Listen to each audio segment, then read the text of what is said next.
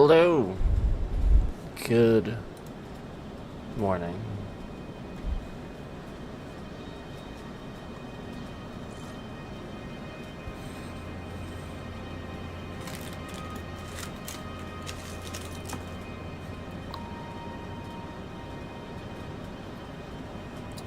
Good morning. So,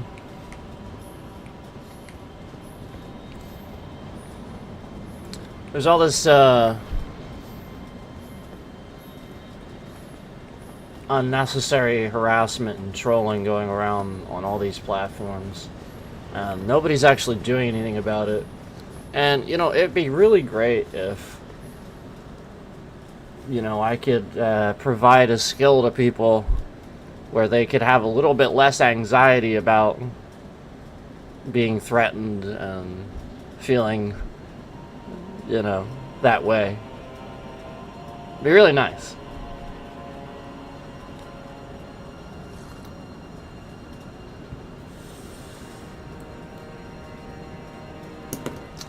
It's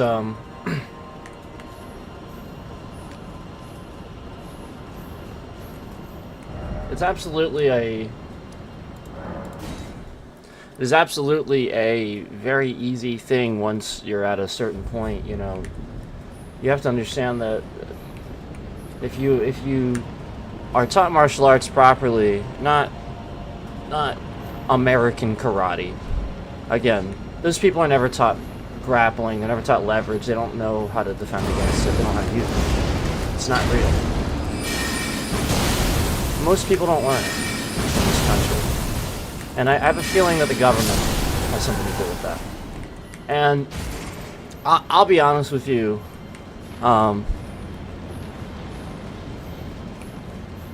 they do act weird when I come on here and I say I'm going to show certain things and stuff like that. And look, this stuff is just basic stuff that they all have. They call it Krav Maga and stuff like that. And not only that, but they don't know it right. They're teaching it wrong sometimes. And then, it's literally called having a bad instructor. Like, if you always learn something a certain way from one person, and that person's wrong about a concept, they just think it works that way. I've already discussed with you at great length the very the complexities of the fact that if I had never learned Kung Fu, if I had never taught it from the instructor I learned it from, I would have learned it from just the same type of, even Kung Fu. It would have been the same thing where I was learning it from somebody that was doing it for sport or competition, and it's stop-start point sparring nonsense where they don't do continuous even sparring and learn how to do that. So if I hadn't had that instructor, I wouldn't have the knowledge base to be like, well, you do need to be able to do every technique and everything that you need, everything on somebody larger than you, on somebody smaller than you, on somebody the same size as you. You have to be able to modify that if they're lunging at you, if they're, you have to change these techniques for the situation. Most people can't do that. Even karate people, like second degree black belts and stuff like that, I'll be honest with you, 90% of the time these guys would come in and they would spar me, and the very second they would spar me, the first thing I would do is knock them off their feet.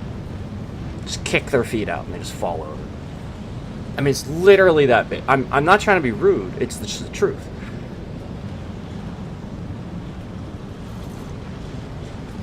And Kung Fu has techniques specifically designed for that. So in like a second, this guy is just on his ass. So my point is that when I can do this so easily, so can you. With different things. I'm not expecting you to do some crazy sweep or something like that. I'm talking about easy stuff that I can give you, that I would give, maybe a cop or a soldier or something to defend themselves. Where, again, I look at you as somebody that needs this knowledge base. I think you do. To protect yourself and your family or whoever else you're protecting. I think you need it.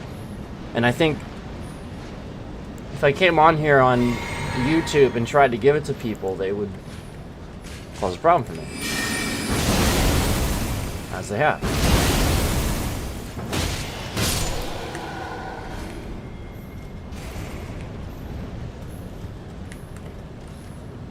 Just letting you know.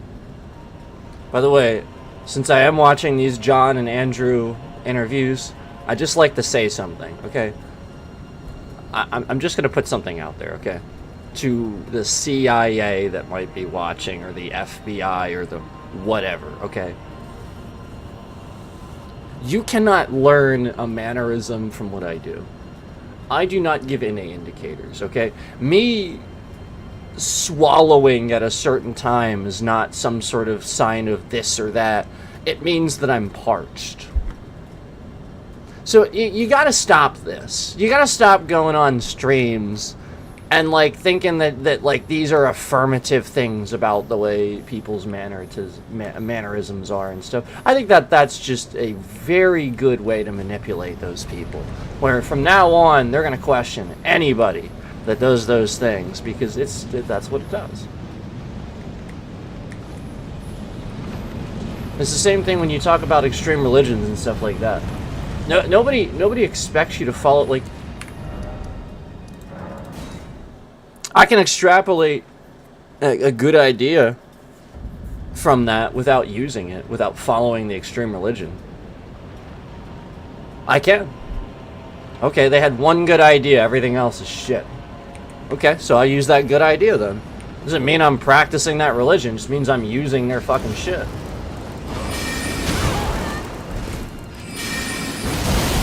I'm just being honest. Like, people live in these confusing, manipulative realities, I think.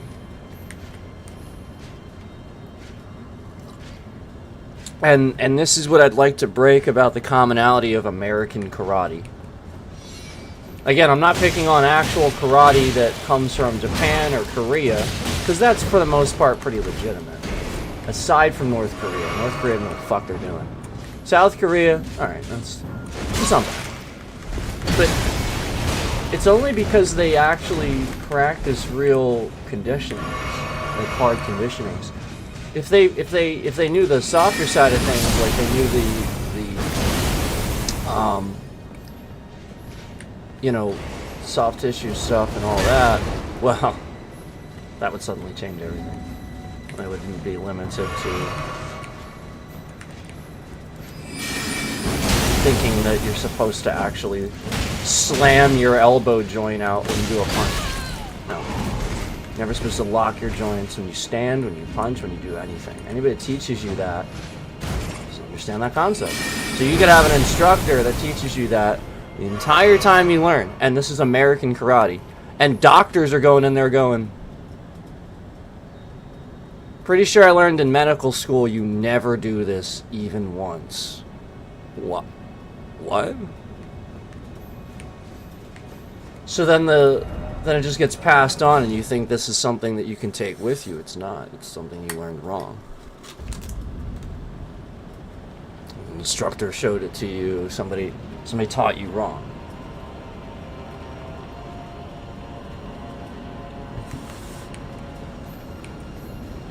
So suddenly, when everybody stands like that and they're second-degree black belt, and then you kick their feet, they're gonna go down, aren't they? Because they're not standing right. Is that basic, man? So when I do it right,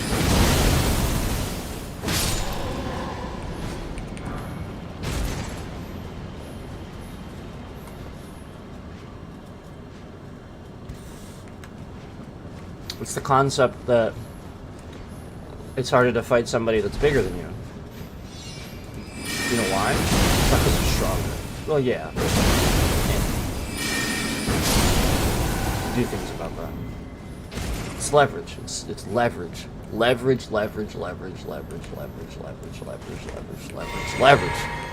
When you change that leverage, and you know how to, suddenly, it changes everything.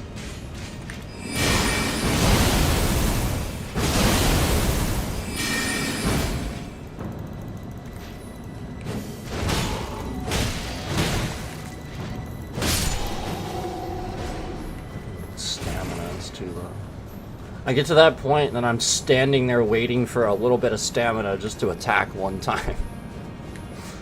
So stupid.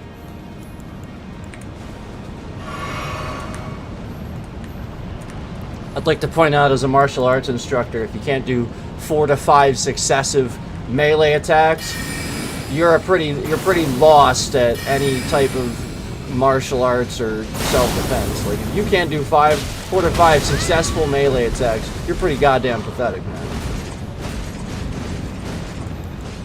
Like, you need to rest after that? You're pathetic.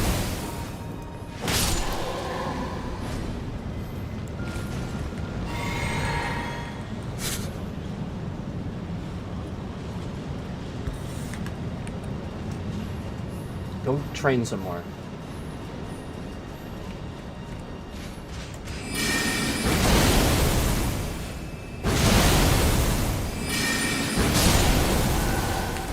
So anyway, a lot of this stuff looks like the stuff that, you know, again, Krav Maga type stuff where you like to see it on TV and stuff. And then you think it looks fake. It's like, how could somebody do that? It worked so well. No, it actually does work like that. You just have to know how to do it. A lot of times they do it wrong on TV, though. Because it's just an actor doing it.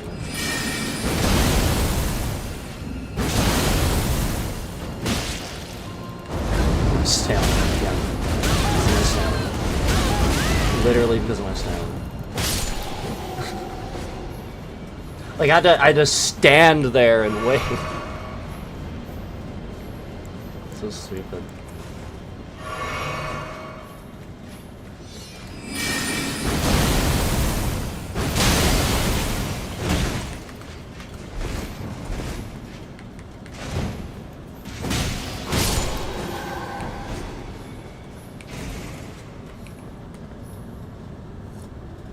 There's actually concepts like this game uses, where most martial arts, American karate these days does not teach you how to properly get around an opponent or utilize that type of concept. And that's everything. You don't stand in front of somebody. It's not self-defense. That person's gonna hit you. No, I'm gonna be... No. I'm gonna be confusing the hell out of you. I'm gonna be all over the place, man. I'm doing martial arts properly.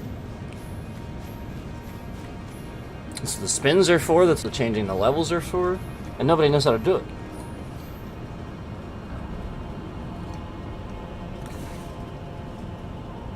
I have seen too many UFC and MMA matches to know that nobody knows how to spin.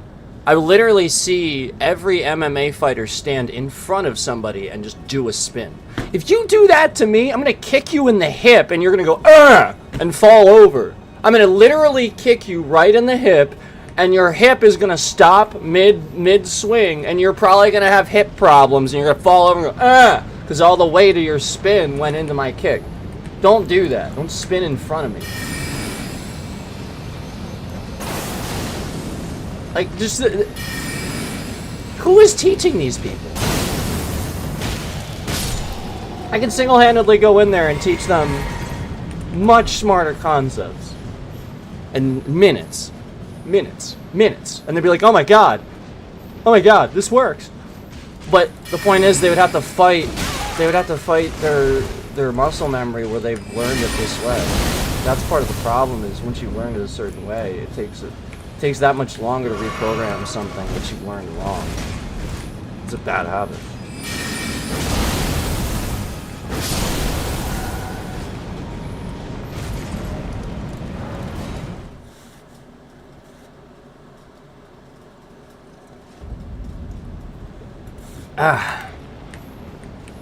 So anyway, a lot of this stuff that I could provide to somebody that's just learning self-defense, that is not necessarily doesn't necessarily have the time to become a martial artist, what I can do with that is, again, that type of Krav Maga that you've sort of seen, where it's very effective at dismemberment You know, breaking, dislocations, soft tissue. But you still have to know how to do it. You have to know how it works. It is very easy, but you have to know. So,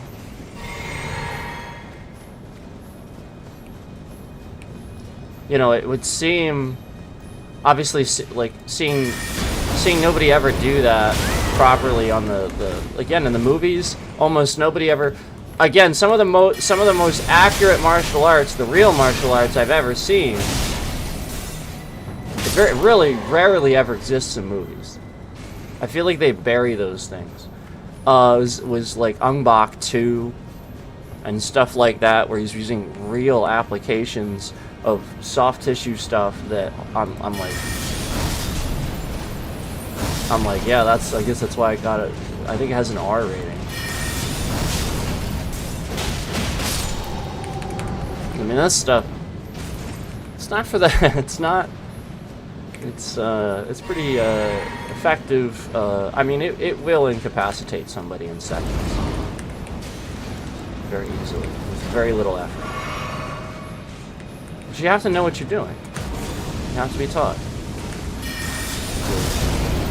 Something that requires a certain discipline, for sure.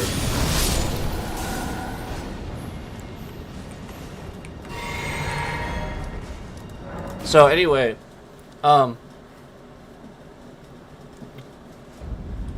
it would be nice. It would be nice to pass this along because, like I said, there's a lot of threats, harassment. Anybody, really. Jeez, if Asmund Gold wanted to win. Love that.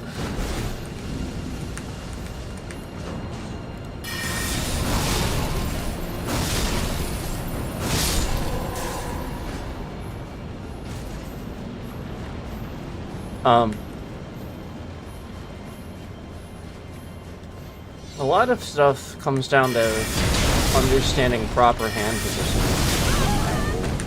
Because, you know, like you said, leverage, everything is leverage. So you have to gain leverage.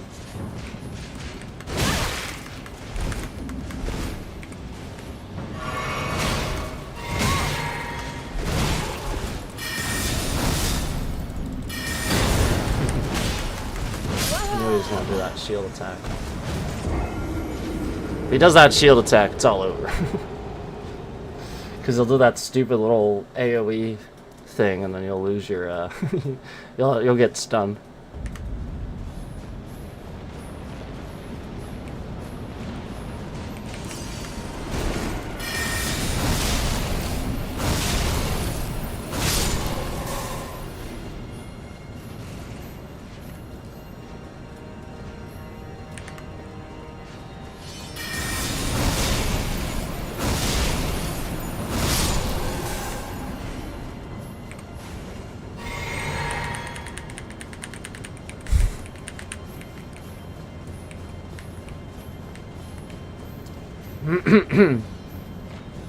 I also enjoy talking about it with people, but I don't... There's a lot of stuff that I can't say that educates the wrong person. So it's nice to be able to talk about it with people, too.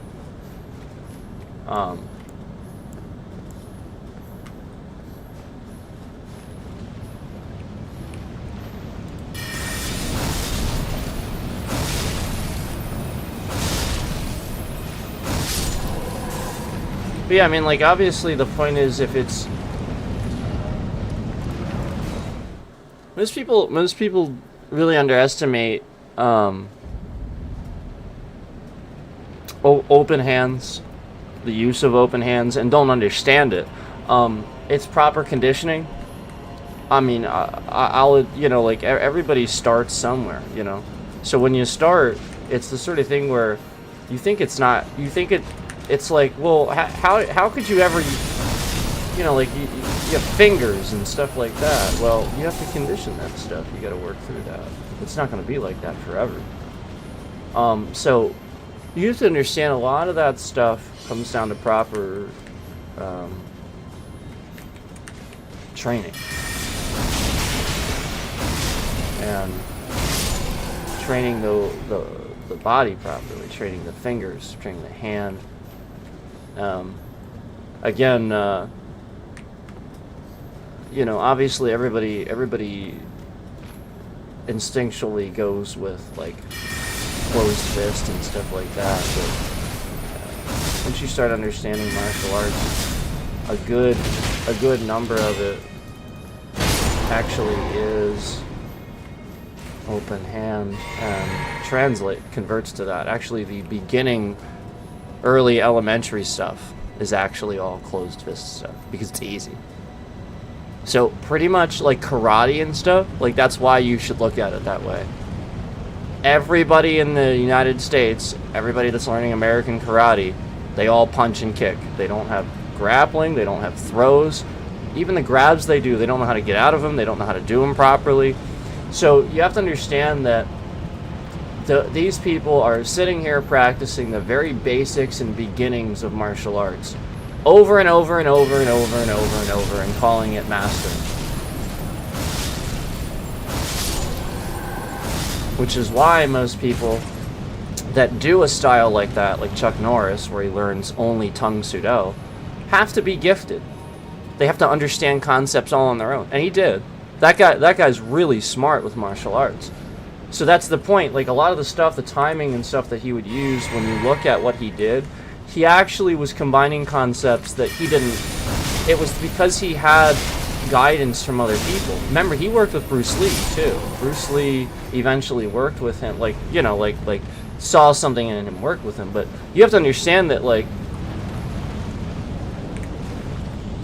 it's very minimal. Most people won't do that, and most people won't understand those things and be able to extrapolate that from those martial arts.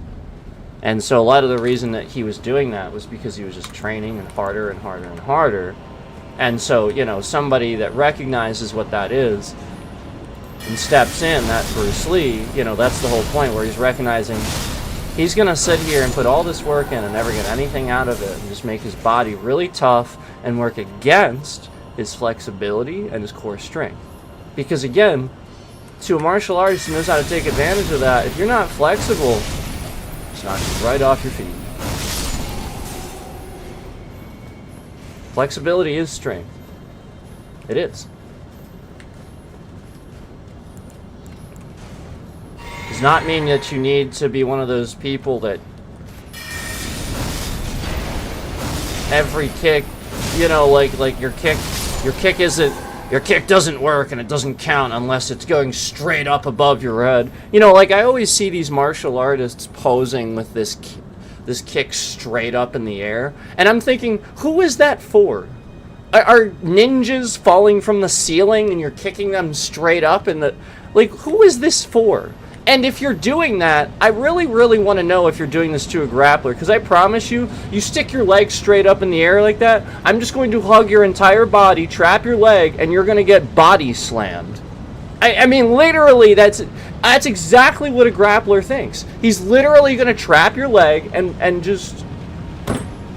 I mean, it's literally what he's thinking. So you lifting your leg way up in the air like that, just a... You better have a really good fucking axe kick, man. You better have a really, really good axe kick coming down on my head. Like, it better be worth it, man. Otherwise, if I trap that leg for even a second, you're done.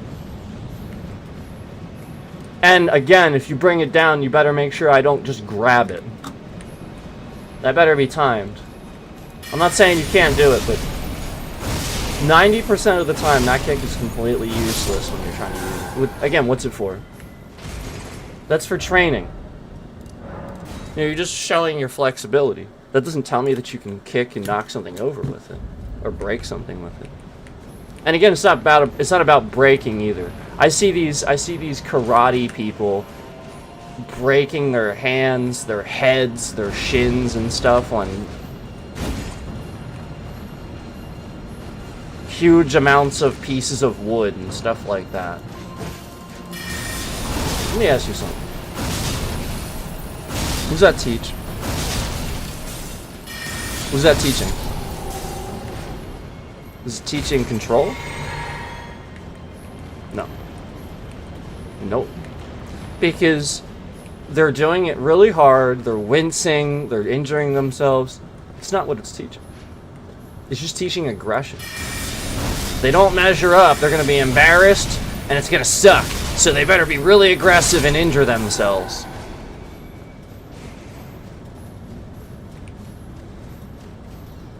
No. You can teach those concepts. I can break cinder blocks, man. Like Kung Fu people, they learn to break cinder blocks.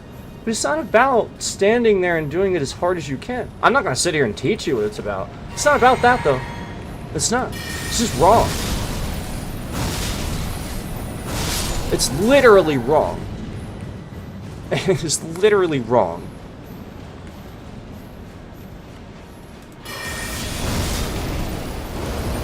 It's like thinking that Mike Tyson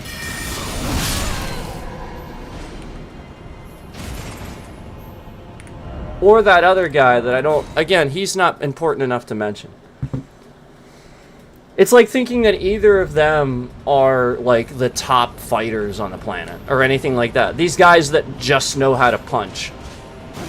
Dude, if I walked up to Mike Tyson and he tried to hit me really fast or something dumb like that, first of all, I would have known it was coming because, again, I have that knowledge base. I can detect... You know, it's training. You start detecting these sorts of things and having training for aggressive behavior and stuff like that.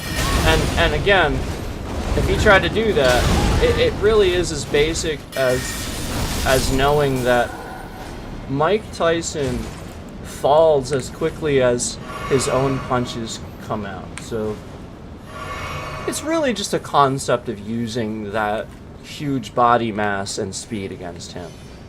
If you know how to do that, if you are relaxed, if you are practiced, oh my god, he will have no clue. He will have no clue what hit him. He will think it's a magic trick. He'll think you're the best fighter on the planet, and it's just a concept. And people know this. People know these things. Like, they act like people don't know these things. I finally saw one of the guys that does, like, somewhat recently, this was a suggestion. I saw a karate guy that typically does, like, he'll train with, like, lots of other people and stuff. Good. He's one of the few that's doing that and expanding his repertoire, and I think that's awesome. And recently he recognized and I think worked with an actual Shaolin.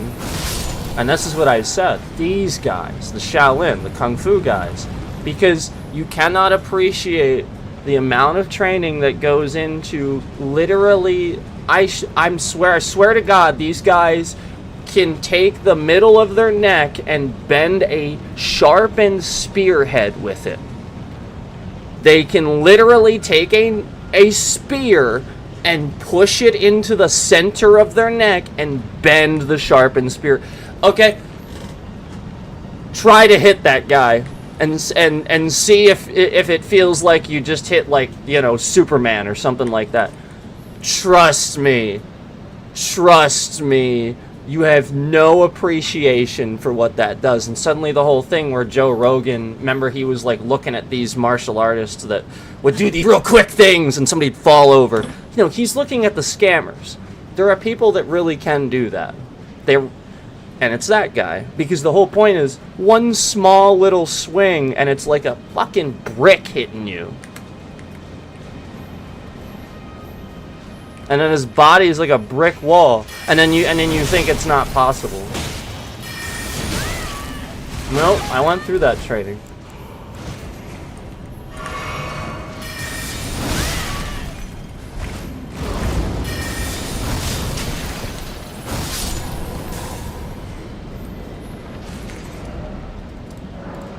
I mean, yeah, you have to appreciate.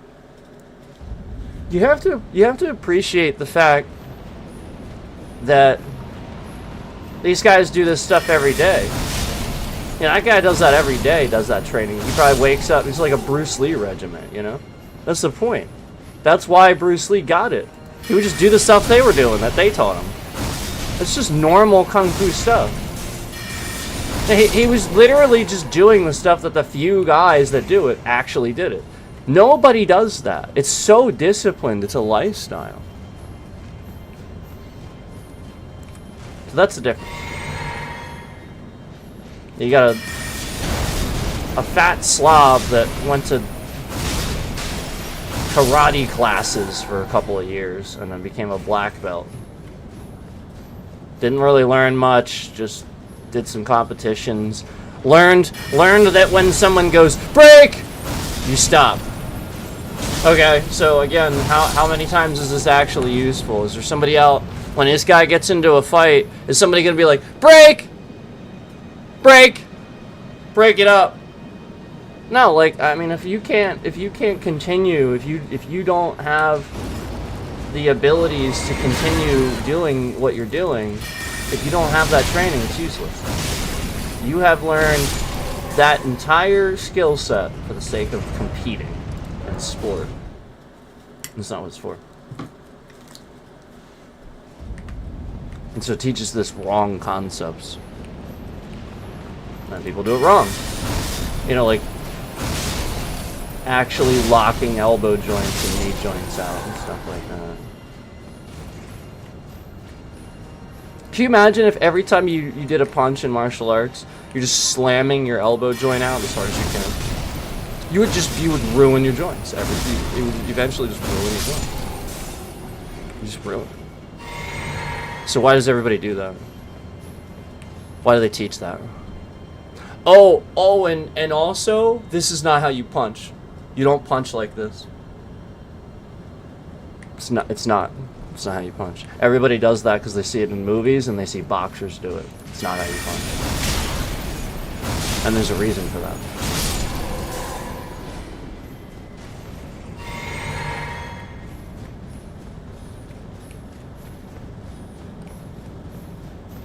I could teach you those things.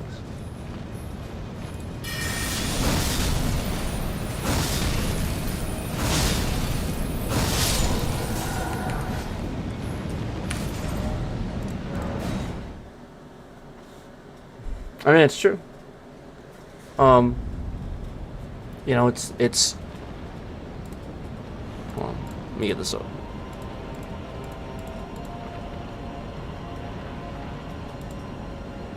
No comment, just gameplay. Well, that needs to go away. I'm gonna get rid of that.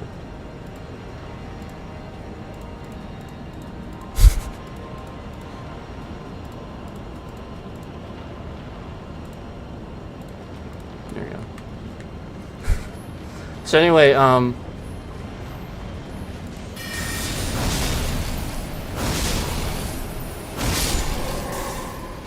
I know I've been through that already, but it's the truth. You know, that's sort of what I started with, but it's the truth.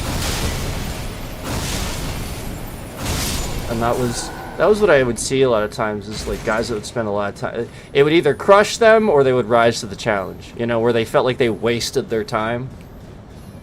You know, like they would come in, they're second-degree black belts. They expect to at least compete with me, you know, and I just knock them on their ass. It's nothing.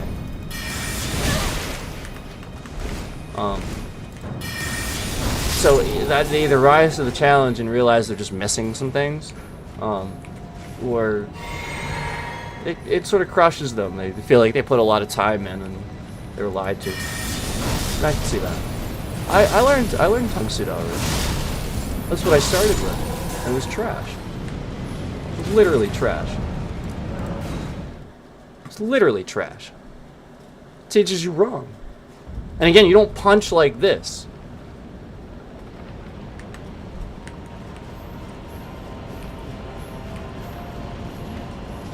Let me ask you a question. If you do every punch like that, how is your elbow position? Do you have leverage on them, or do they have leverage to push your arm down? Let me ask you a question. Hold your arm out. Do it with somebody. Hold your arm out like this. Just straight out like this, slightly bent. Don't lock your... In fact, maybe even lock it. You know what? Lock it. And notice how that actually makes it worse. Lock your wrist, and then again, you'll have the ability to bend your wrist and you'll be able to adjust. If you lock it, your whole arm just goes fucking flying down at the floor. Yeah, you know, like it's basic concepts. And not only that, but like, you know, all that weight and stuff goes into your joint instead of your slightly bent joint that can take it. Like, it's just stupid. It doesn't even make any sense. So again, I want you, like, these are basic concepts. You can try that yourself. If you were supposed to punch like that, again, if you're holding your arm out, it wouldn't be so easy to push down. Like this.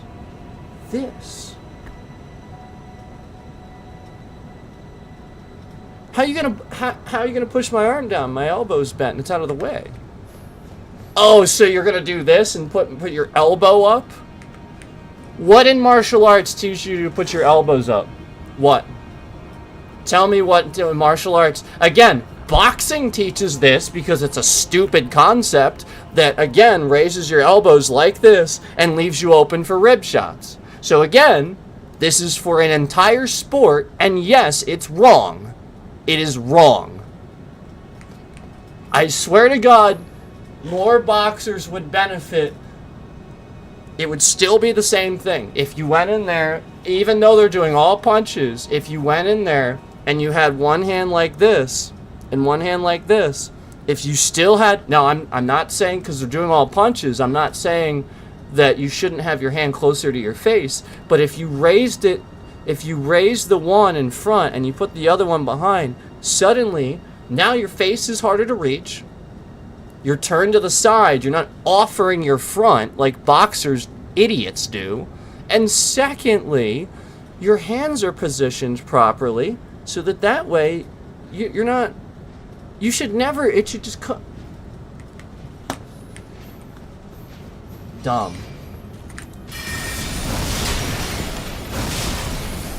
Mike Tyson doesn't know how to punch. Never did. Never did. It's not about how hard you can hit. Yeah, I mean, the guy's big. It's not about how hard you can hit. It's not about that.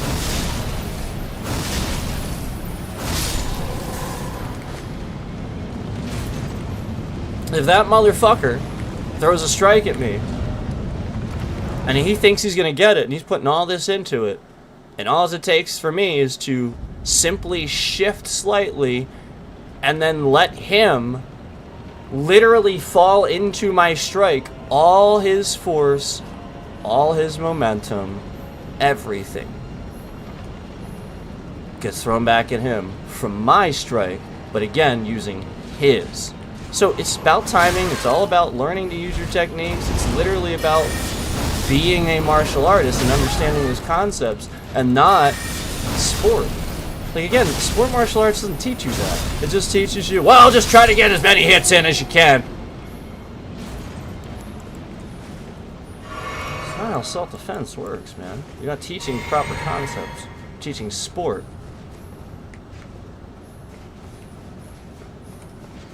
And then, so, like, that's the point. They think it translates. It doesn't. You know, and in self-defense in the real world, nobody's gonna be out there going, look, man, you can't hit me on the knee. You can't mess up my windpipe. I mean, a lot of it's that simple.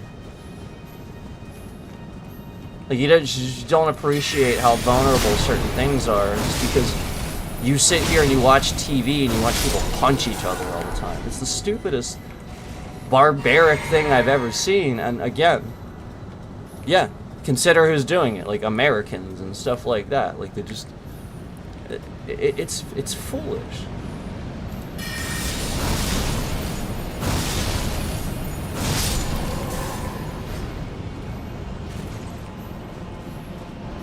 But then, like, on the same token, you almost never see real martial arts from a martial arts movie too, because when you get a good martial arts movie, foolish people go, oh, that was so good. Oh, it was so good because they're like flying around and stuff. Oh my god, Kung Fu practitioners can't fucking fly around. Everybody knows that. And stop trying to pretend like they could sit here and do like jump across trees and stuff like... No, very few people could do that. They were very top level people, and it was like, holy fuck, watch out for these guys that can actually do that. It was not a regular thing. It was very few people that could do that. And yes, the concept was that they would train walking on rice paper. Their feet were so light they could run up a tree. Yes, that was real. But it doesn't exist anymore. You can see Jackie Chan and stuff sort of do it, but he jumps off of things using leverage. Even he can't run straight up a fucking tree. Okay? We're not... These are not modern concepts. These people literally... They would live like half-lives and stuff like that because they would actually train so hard it would damage themselves to do that type of training. You have to understand, like, some of this training was not necessarily healthy. So that is an extreme amount of training. That's obviously not what I'm talking about. You can do it to a more modern level where, you know, you can get what you want out of it. But yeah, like some of those guys that do the legit stuff, like the iron, you know, the iron body stuff. That guy, the Shaolin. Yeah, obviously that's legit. He would measure up to those guys too. He would.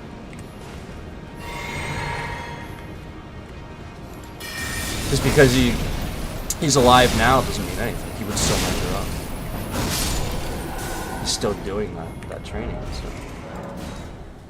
So, Ip Man, that's why I liked the first Ip Man. No wire work. They weren't lifting them off the ground with wires and stuff. Then the very next movie, they're just...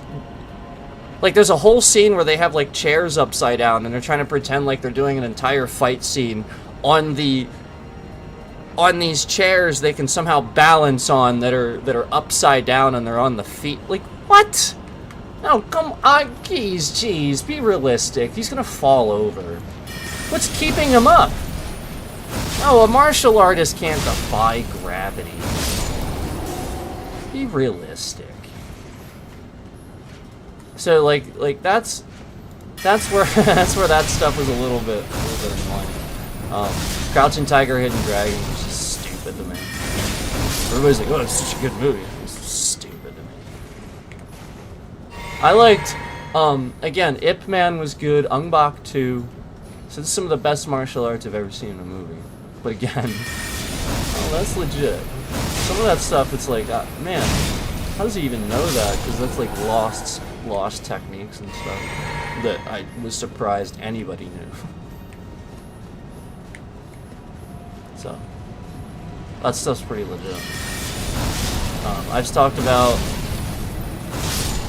the legitimate original training regimens. If you want an example of that, watch a movie called 36 Chambers Shaolin. That'll show you how they actually train. And you have to understand it was very cult-like. Like obviously you don't do that now. You understand like how that can affect somebody. But yeah, that's how they did it. It is how they did it. And it's very oh my god. It's insane. These are some of the best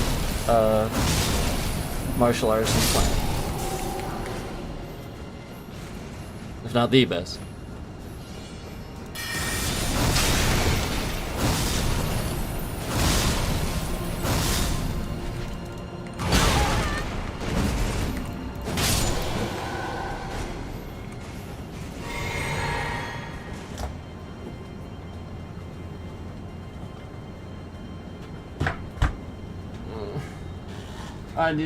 I did a drink.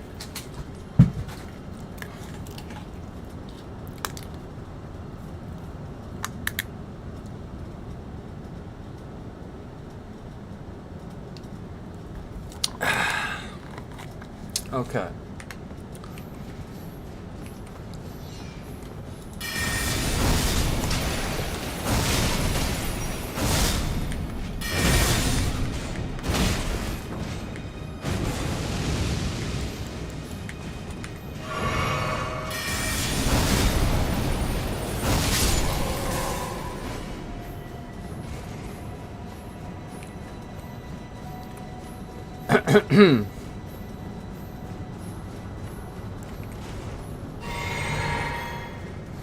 So, the way it works is you have to actually have real techniques that somebody's willing to give you, and then you have to have like a real system that somebody's willing to go with.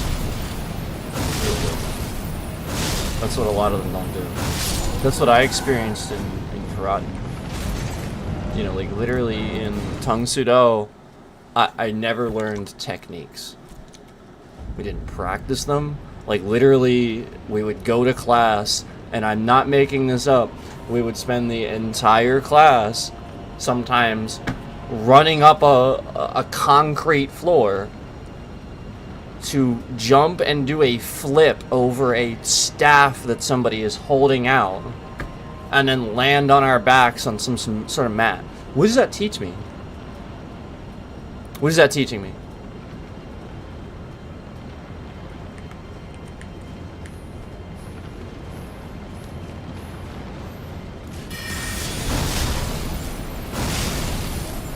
I mean, I understand doing it a little bit, but the whole class, this is every class.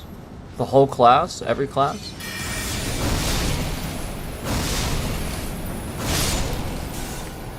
It's a karate class.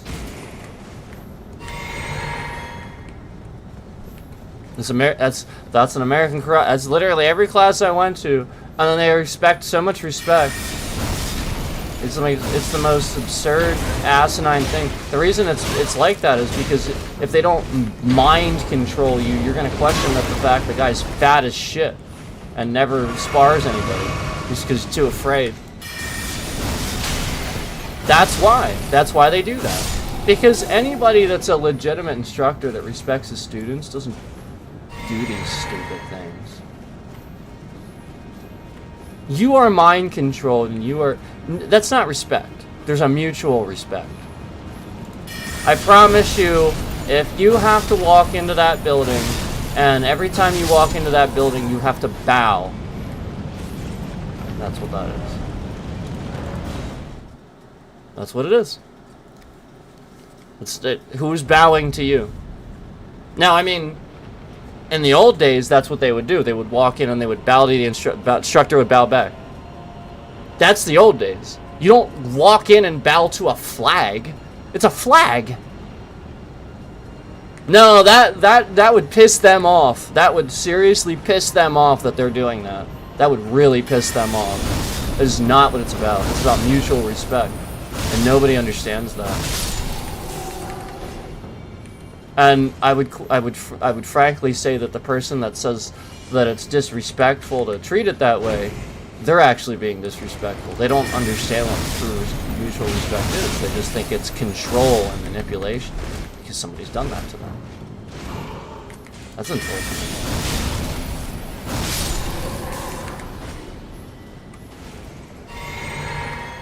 Like, you know, like the stupid thing where people slap their sides and bow.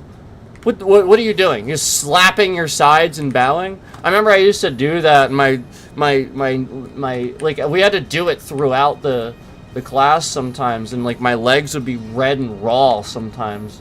I'm like, what the hell is the point of this? What am I doing?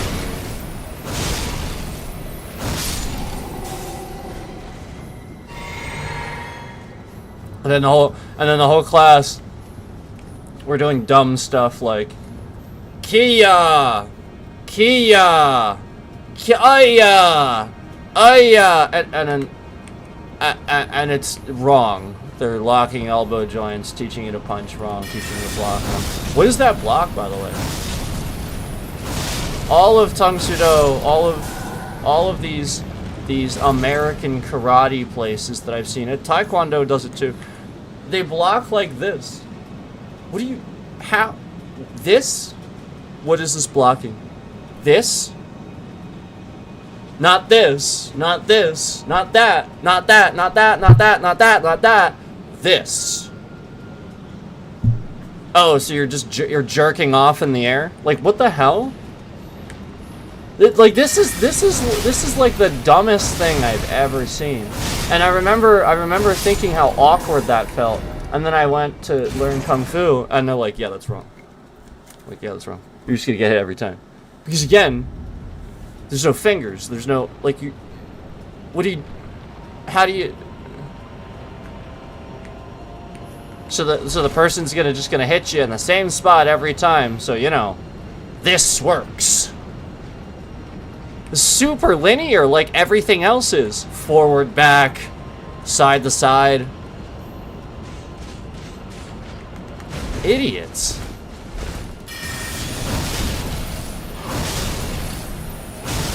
Just saying. You're an idiot if you think that works. And again, in all of the actual martial arts, that I've done over the years and stuff like that, and never at any time did I ever do that as a successful block and have it actually work. Ever. That is not a functional block. It will never function. It will never work. It is wrong. They're teaching wrong. It's the same concept that if you think that this blocks anything over your head, it's also wrong. It's not how it's done. It's about half right. This is not correct. Sort of half right.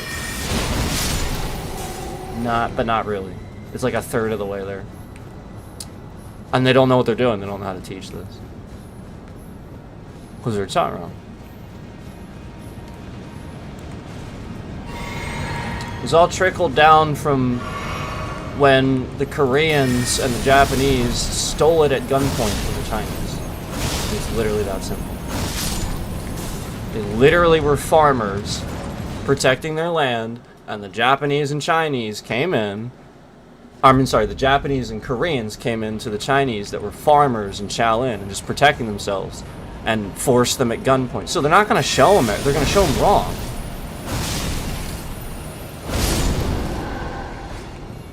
So I mean, like, all that stuff, like, that's long past, and people act like, the psychological warfare is still there, though. Like, it's still embedded in the society. It shouldn't be. They should be long past that stuff. So, I really want to help, people understand that, because you can't watch MMA or UFC or even learn from that and expect it to be a valid self-defense medium. It's just not.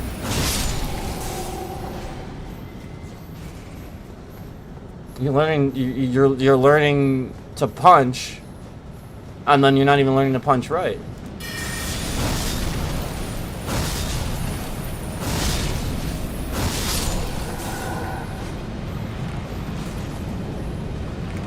Let me ask you something. When a kung fu practitioner like Donnie Yen, Jackie Chan, any of these guys punch, when you see them punch like this, aren't they to the side? Where they have now shifted their body?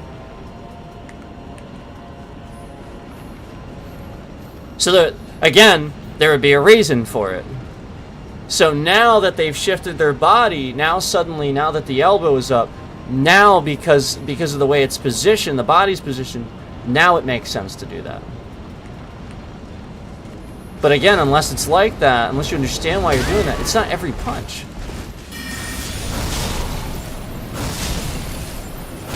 I bet it probably went something like this. Like the whole showing them at gunpoint and stuff. Your punches are obviously way more effective than ours, and you can do them at much better speeds. We want to know how you're able to do that. And they probably just literally dumbed it down and went, well, the most effective punch is like this. You just have to do that. And then didn't teach them the other, parts of it where, yes, but it's wrong to use that in the wrong context. Like, there's a time to use it and a time not to use it, just like anything else. They just think this is a generalization. That's how you punch. Do they? No. Oftentimes, that's the point. Karate doesn't teach you what Kung Fu will teach you, where your punch will be at whatever angle your body is positioned. So a strike comes at your head, you dodge out of the way and throw a counter strike.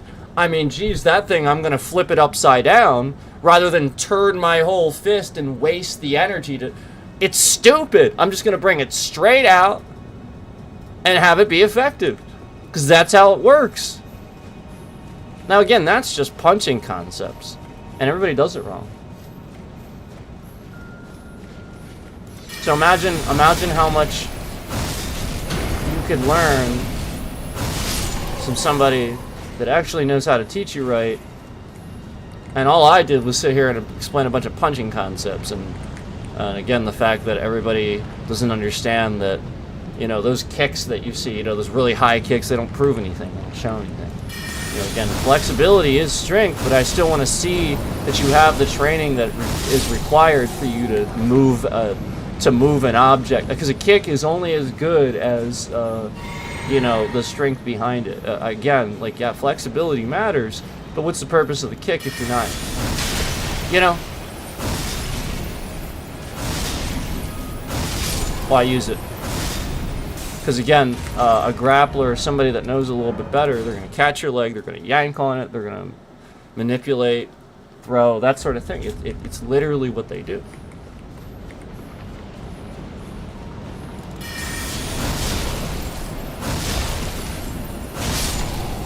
And I would even add more to that to say that a lot of times a grappler, you know, somebody like that,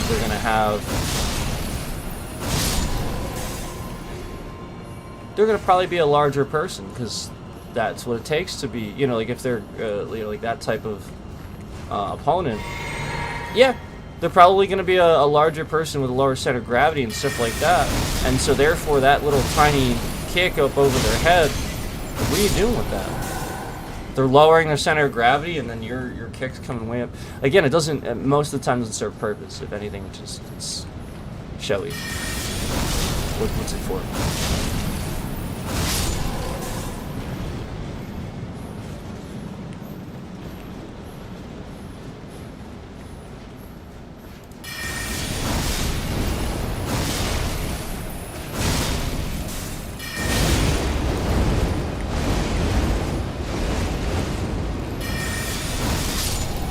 So it's like the flying sidekick. I'm sure you guys have all seen the kung fu guys, or I'm sorry, the karate guys. Like, this is like the biggest thing they can do. They can jump through the air and do a sidekick. You know, like that's really impressive. You know, and you know it does look really cool, but they do it wrong. I didn't figure this out until karate or kung fu. I was doing it wrong until Kung Fu taught me how to do a sidekick. And then I learned a sidekick, and I combined the knowledge between the two, and I could instantly do the flying sidekick effectively, instead of just jumping in the air, projecting my kick so that anybody could literally just grab me out of the air and toss me on the ground, which is what originally would happen. But because I combined my knowledge, I knew how to do it.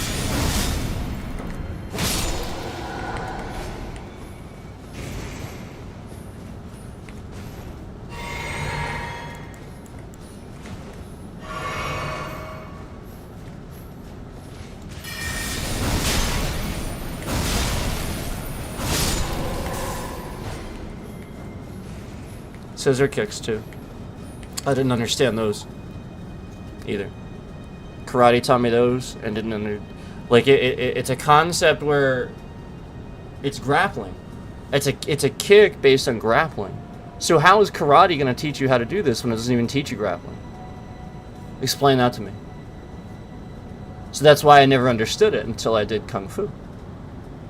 And I was like, oh. I'm not literally kicking somebody like a scissor. It's not how it works. That's how they want you to think it works. It's not how it works. It's a grappling technique. Do you know the thing where you constantly say, well, if you kick me, I'm just going to grab your leg? That's what it's for. It's for that. You're not supposed to jump in the air and fucking scissor kick somebody. You're supposed to wait for them to grab your leg, and that's when it's used. It's a defensive technique. Why the fuck would you jump across the air for somebody to catch you mid-air and just, you know, like punch you, you know, so you just fall on the ground? Like, it's just ridiculous. You wouldn't. You would trick them, just like any other technique. It's chess.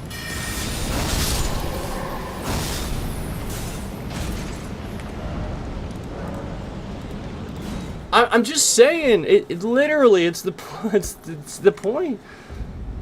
It is not what it's for. You do not, again, you practice this. You have it for your, you got to be able to jump through the air and do the scissor, because the point is that's how you practice it. So that you can do it. That's not what it's for. And people think that because there are practices and conditionings and stuff like that for these things, that that's why you do them.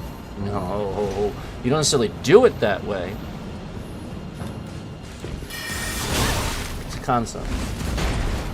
But that's not everything, and you'd have to know, you'd have to know which ones that is, You need an instructor. You need a valid instructor to constantly tell you these things.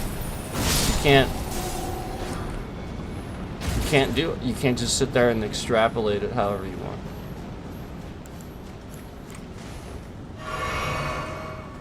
And you would still, like that, especially with a scissor kick, especially, you need to know how to fall right. Most people, when they do that, they don't know how to fall right.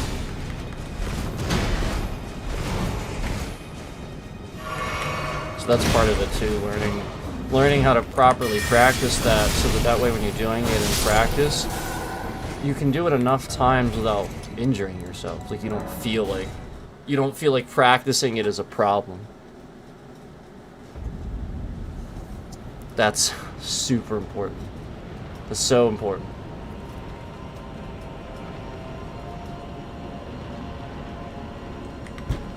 There's a way to do things.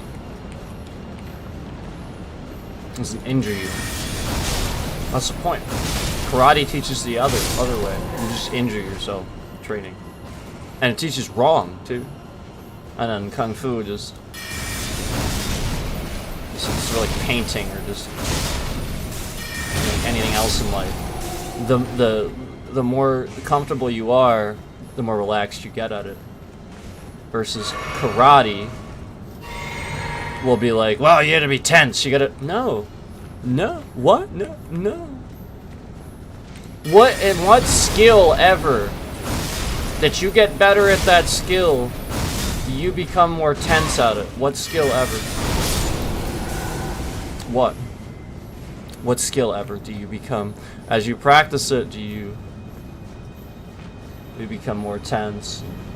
What skill? Ever. Look at the likes. I want to direct your attention to the likes.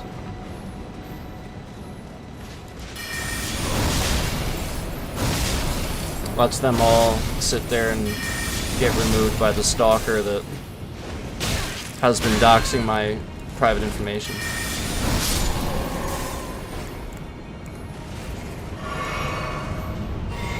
So just direct your attention to the likes if you could.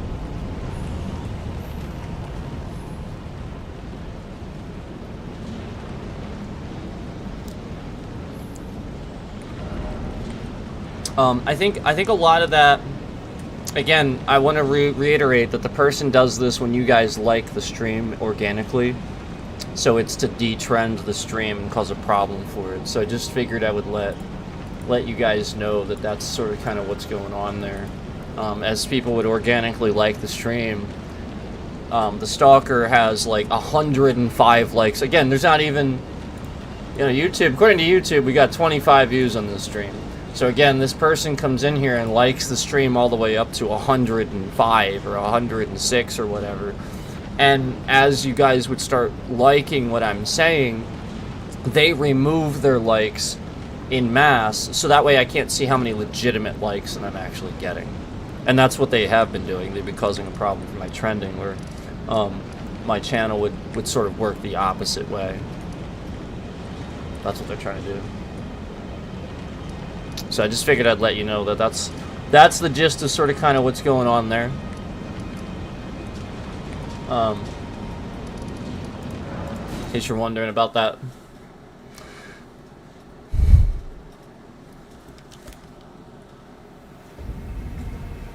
But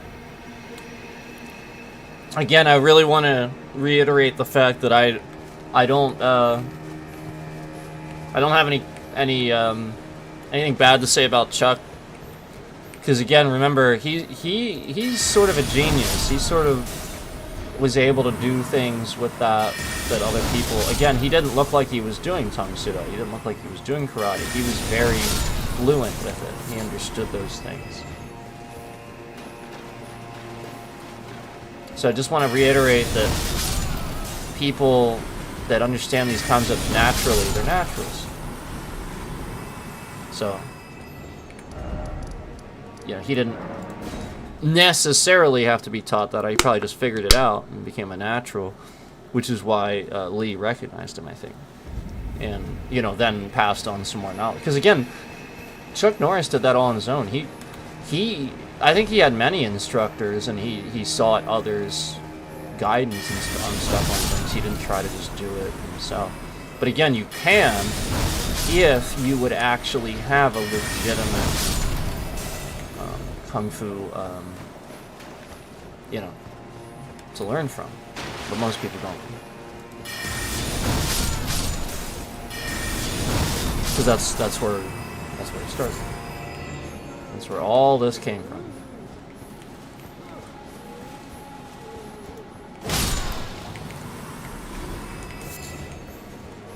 I mean, there's other martial arts throughout history and stuff like that, but you know, like a lot of the really, really effective stuff that you see, you know, like that stuff can just essentially be extrapolated from kung fu.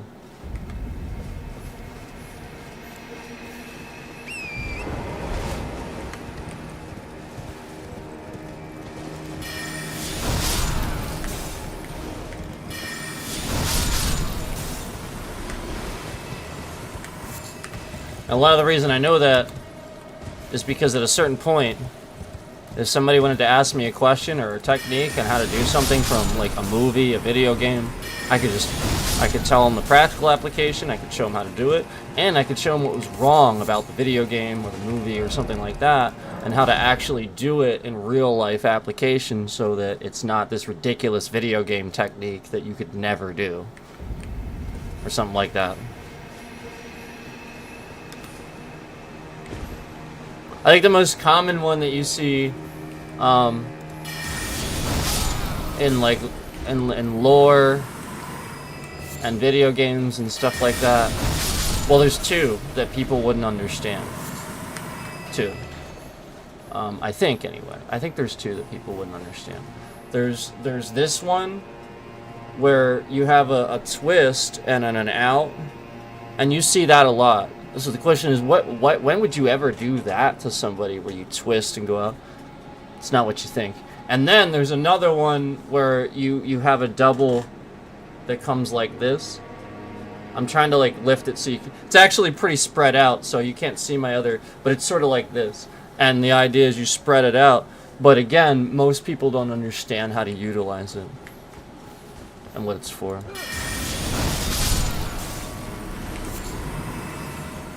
You don't just do it.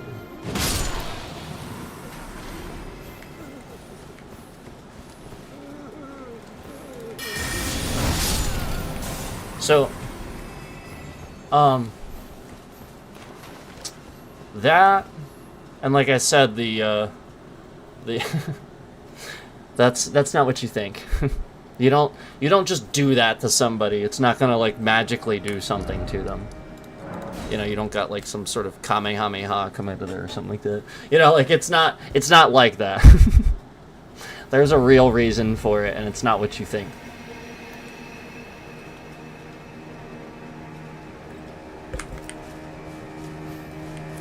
These are techniques that people just misunderstand. That's grappling, believe it or not. It's grappling. I'm not going to tell you why. I'm not going to tell you how. I'm not going to tell you how it works. It's grappling.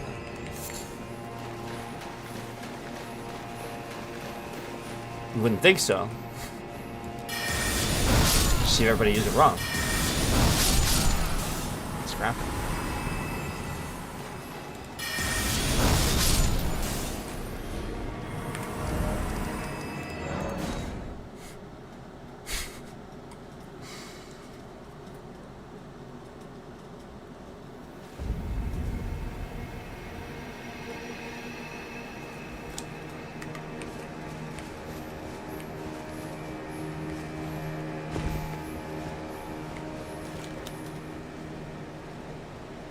Damn it. I got something in my drink because I took the tap off. I should stop doing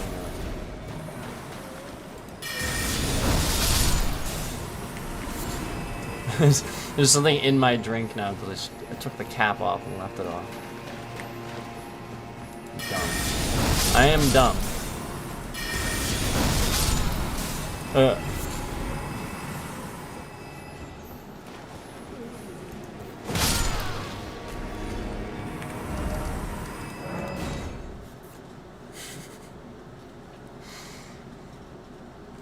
A Sifu can have a sense of humor. It's okay.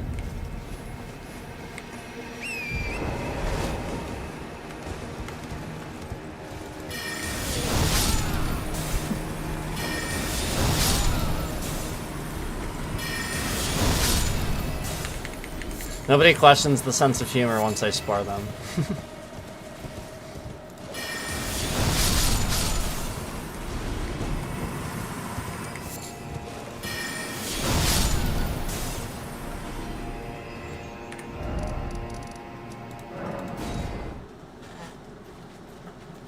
Oh, man. Oh, there's shit in my drink. Just, not drink that. I don't know what it is. I don't feel like stopping to get it out. I'm not gonna sit here and... I mean, I don't know what it is.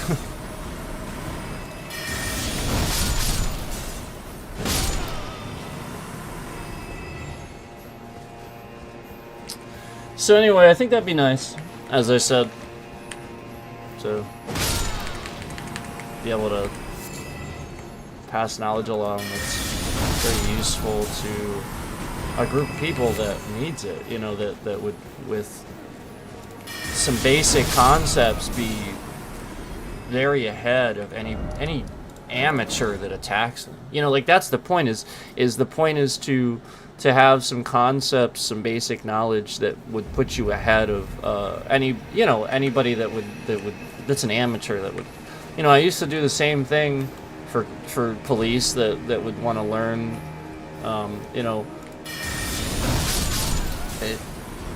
I'll be honest with you, it was very rewarding to, you know, be able to help a first responder understand, you know, things like, you know, if some crazy dude has a knife or a gun or something like that, you know, there's some really basic stuff that you can do to feel a lot more comfortable. You don't have to feel scared about that stuff. You know, like, there's some basic stuff that you can do to feel more comfortable with that. So that way you have that training to feel like you can handle that, because it's just about comfortability. It's about having a prerequisite of techniques where you know this works, you feel confident with it. Otherwise, that anxiety happens because they're not given the tools. They feel like they're not given those tools. You have to understand that. They're just trying to do a job. They gotta go home too. Yeah, just people. And that was very rewarding, you know. I've done that many times, you know. One of my favorite things, again, was to show them how to use their own squad car. I mean, trust me, you can use that thing. That thing is a solid object. Their car, even, the person's car. That thing is a solid object. Useful. Useful. So, I mean, even that, I'd be more than willing. Any cops.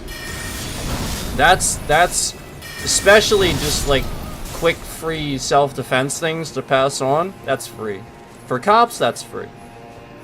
You want to learn some training? Alright, we'll train, and that's not necessarily free, but because like it's time and like wherever I gotta go or whatever. But you know, like cheap. I'm not gonna sit here. I mean, they honestly they deserve it for free. That's how I look at it. So if I can do that, I would love to.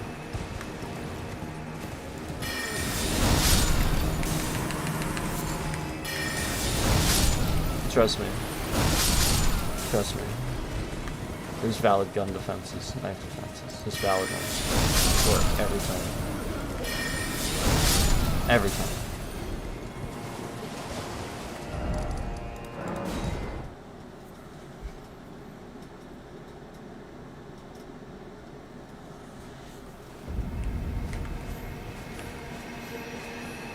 Well, it's about being smart.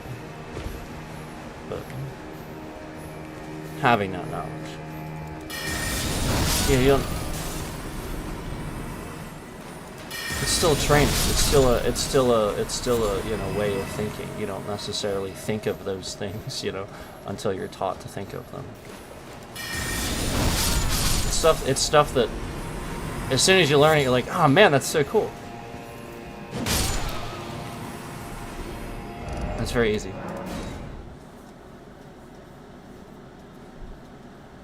Very, very easy basic concepts. Stuff that wouldn't require very much effort.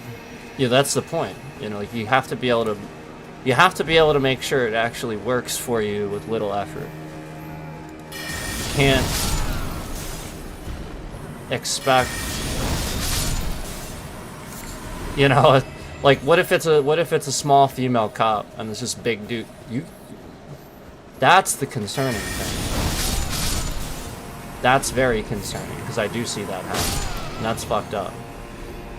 So the whole point is, like, you got to be able to protect people and give them the tools to feel safe doing that job. Because you know that happens, you know, just because somebody's small, they'll take advantage of that. They just see a smaller person than them. So that person, I'd love to give those people, anybody really, doesn't matter who it is, but you know, especially people that have to do those jobs every day and not feel secure with their own self-defense. Yeah, I'd love to change that if I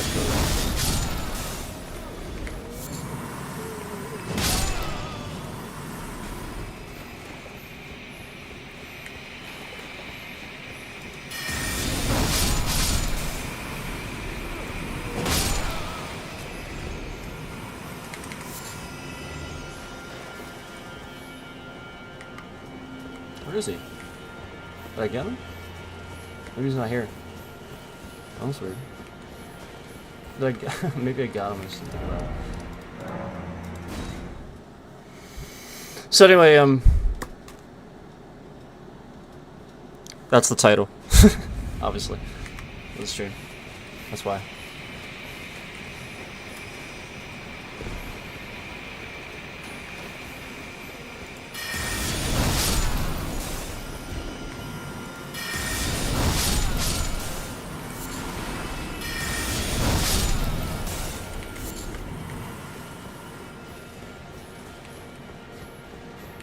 Some of this stuff too, you have to appreciate some of this stuff actually goes transferable, like the gun and knife defenses go hand in hand. They're the same thing. How cool is that? You'd have to learn different techniques. They're basically the same concept. So now knowing that, how much easier is that to learn?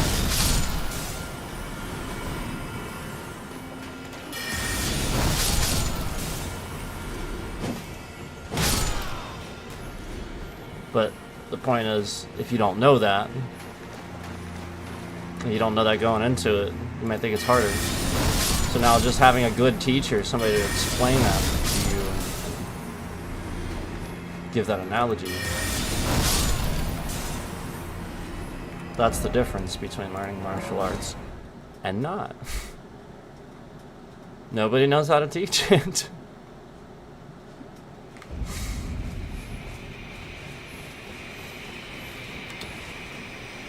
I mean, you could be. I've seen guys that are some of the most That seems crazy stuff. You know, like stuff that people would think is like a magic trick, you know, and this person can do that because they're that good with the martial art. But then at the same time, that person then may not even necessarily be the best teacher in the world. It takes a certain understanding, a certain person. It does.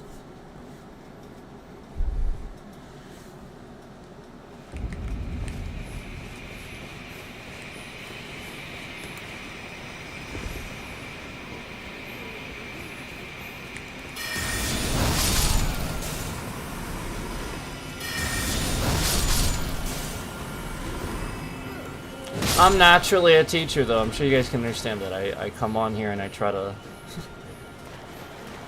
That's just what I do. I try to help people understand things.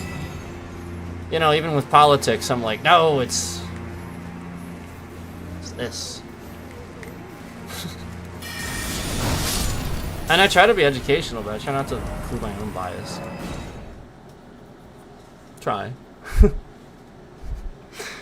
It's hella hard not to today in today's modern world because I mean, come on, how many times can the current president lie about something and you just think that's somebody you should believe? I mean, come on, learn your lesson.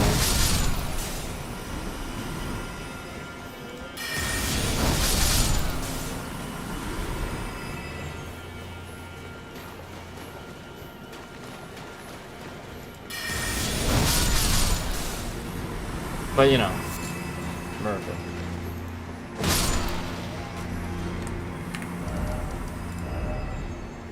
Oops, what'd I do?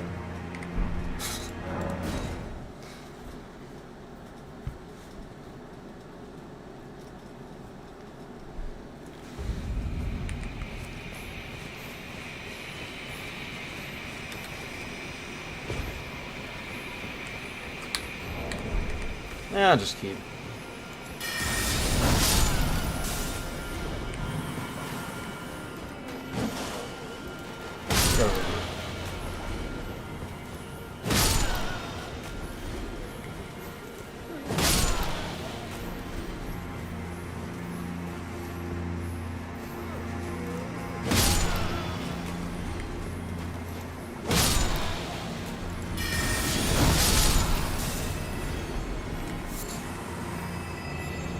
I'm gonna be capped on these things.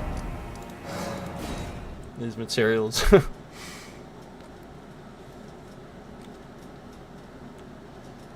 It's actually why I'm doing it, so I can get capped on it and just and then just not have to worry about it anymore. Sort of like the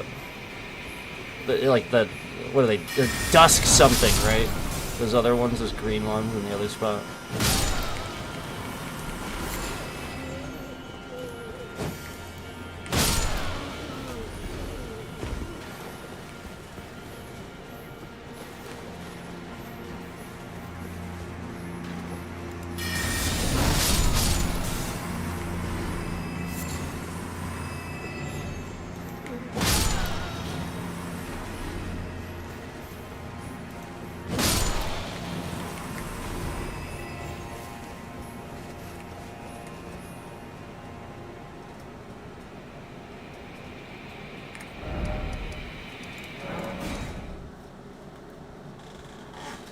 Alright, it's time.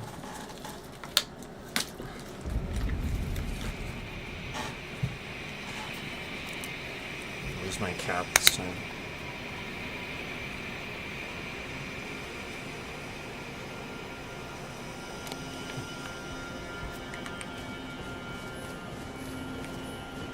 It's just it's just annoying. I'd rather not the cap, but it's fine.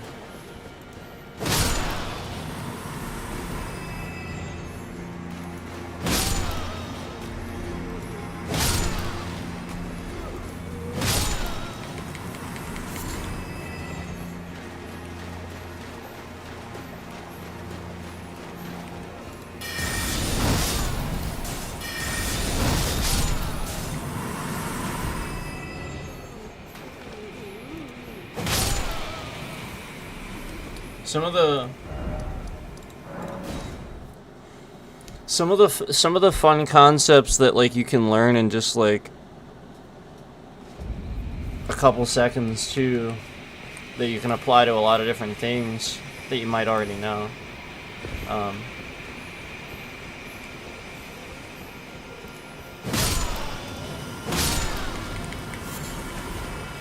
Picking up various things.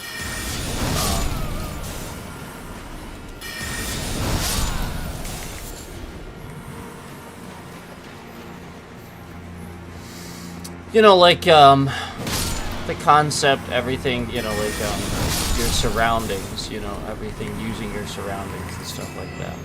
I don't want to give too much.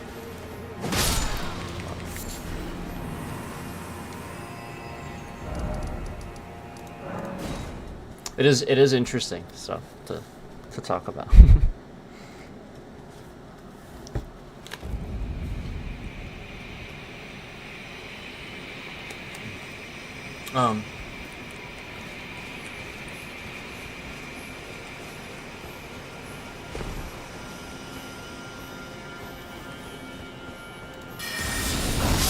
Yeah, the reality is that on top level, you know, the style and stuff like that, the reason it's so effective is because originally, like way back, this stuff, you have to understand, was developed for warfare.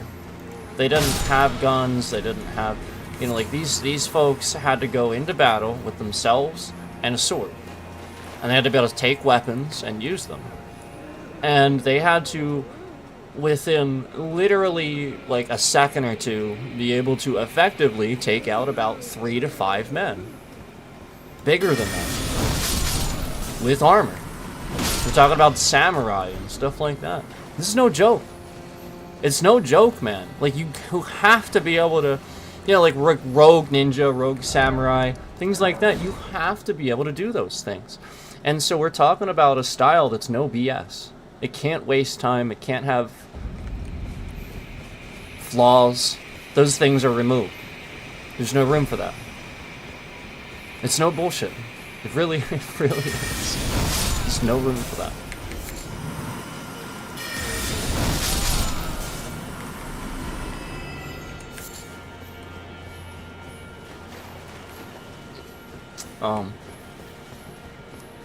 So understanding how that, like a style like that would work, you know what I'm saying? Where, you know, the concept is exactly that, concepts, where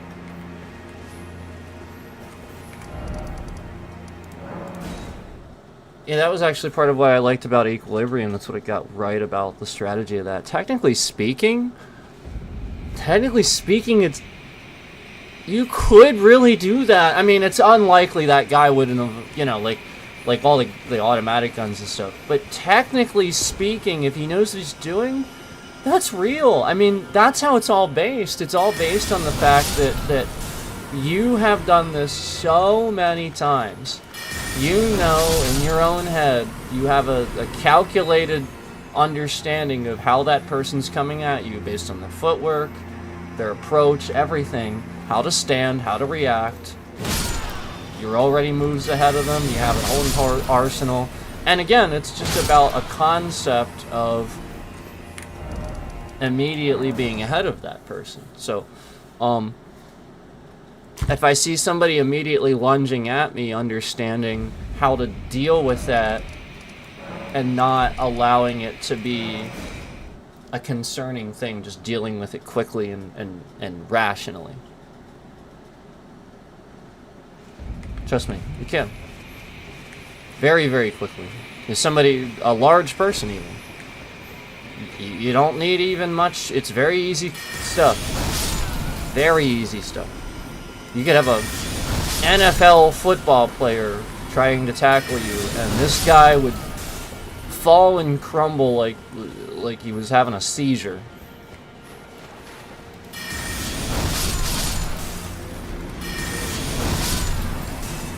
It's just concepts.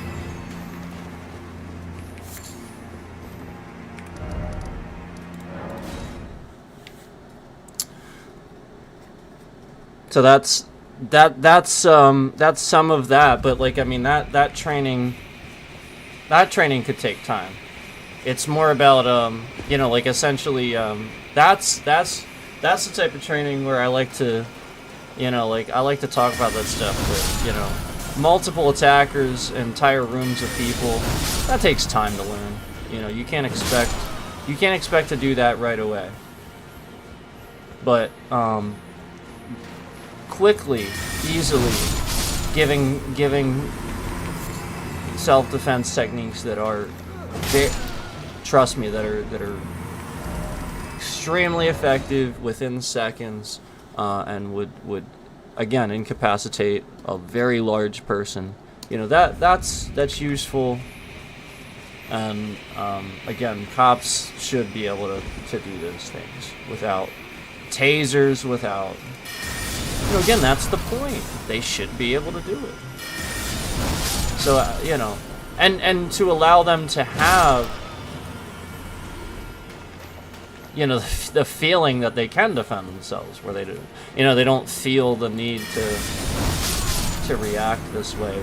You know, like you know, like get defensive a little bit, and so because they're not concerned about, you know, if the person were to suddenly lunge at them or something like that, they know what to do. And I can help you with that.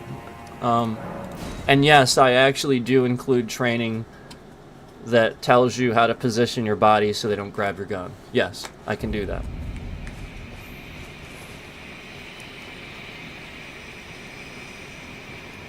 Done it before. But I mean, again, they get training. I'd love to help the pen testers, Scambaiters, that do this stuff, that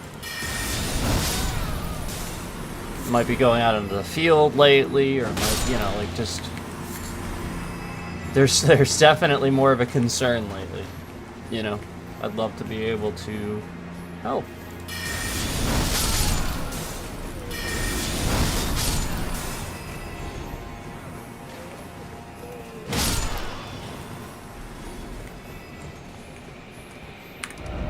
But yeah, like again, that multiple like just talking about multiple opponents and stuff like that. You have to. That's a concept that takes many years, because you have to be able to quickly and effectively do your techniques and move on, and know which ones to use.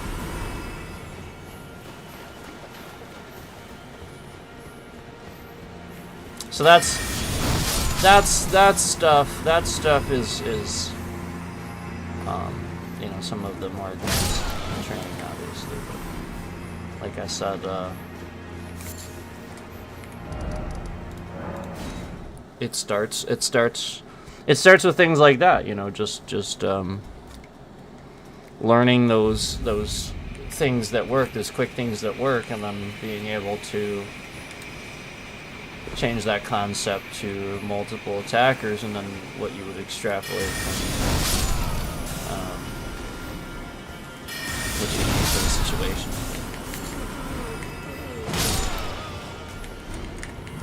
And then obviously be able to do that within an instant. But you're already doing that. It's, you know, it's about being aware of your surroundings.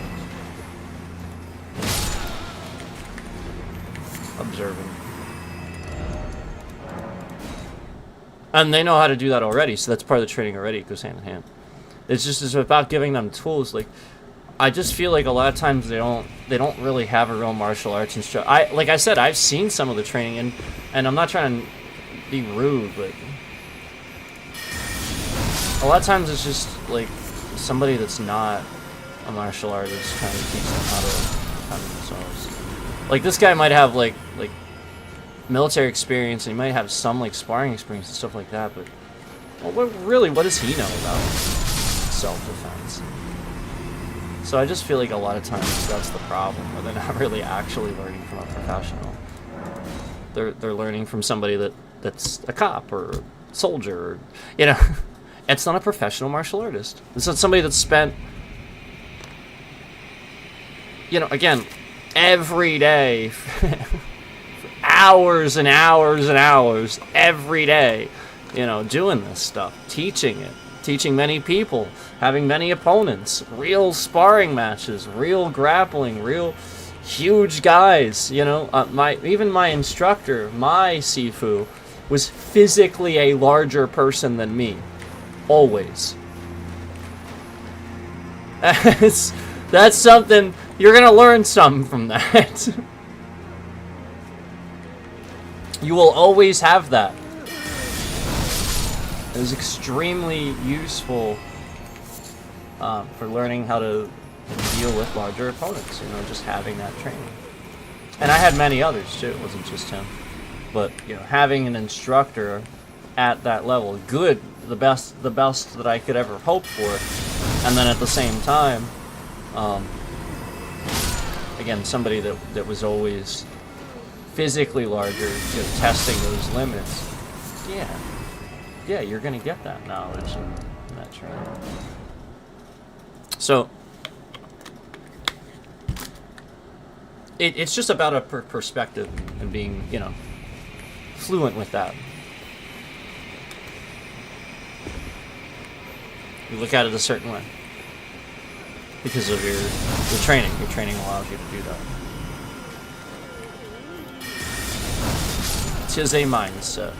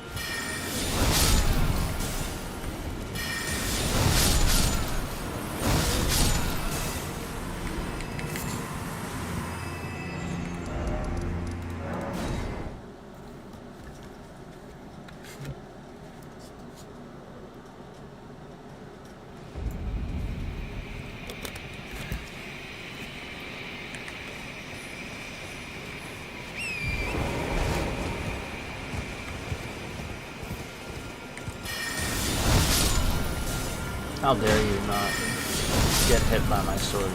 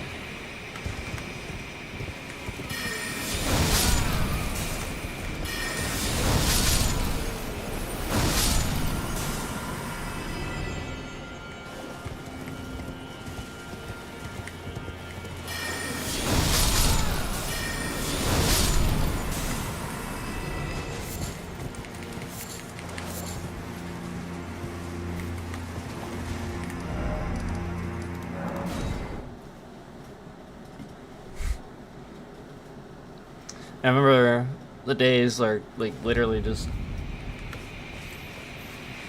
Every day after school. Straight to martial arts class for 3 hours. I mean, I did that for years, man. But like, for like 3 days in a row, I would just go for 3 hours. Most people go for 1. They can only handle 1. I go for, and then we do full contact sparring, grappling, all kinds of stuff. I just get tired for 3 hours straight. At least 3 days in a row, every week. I mean, that's no joke, man. That's a skill. That's no joke. And I did that from. I mean, geez, from the time I was a teenager to by the time I was a Sifu in my early 20s.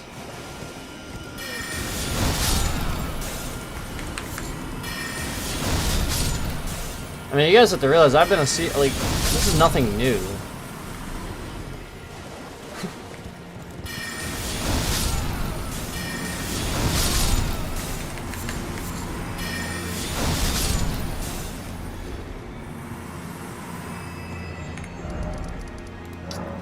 And I just remember you know, doing all that and putting the time in, and you know, getting home, and maybe I got like time for like 30 minutes of Metal Gear Solid, and I just fall asleep because I was tired.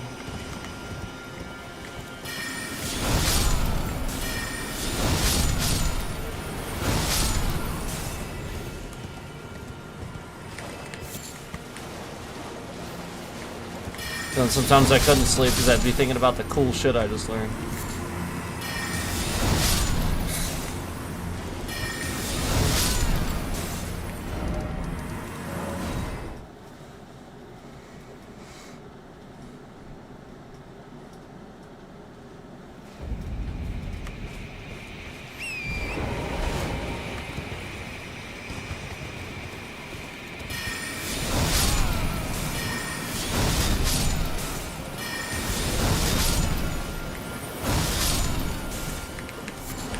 A lot of toxic people in that business, so you have to understand that. There's a lot of toxic people in that business. Everybody is all ego. I'm better than this person. You know, like it's all ego. That's the problem. That is a real problem with that business. I gotta go to bed. Right back.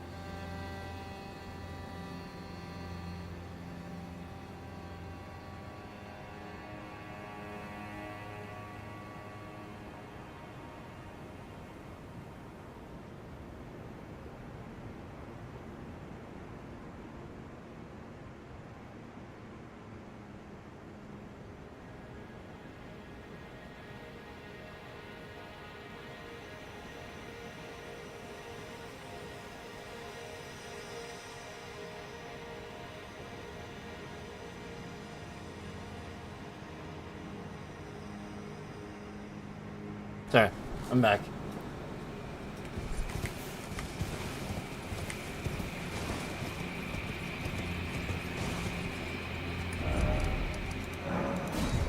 Just, you know, just don't be staring at those FBIs.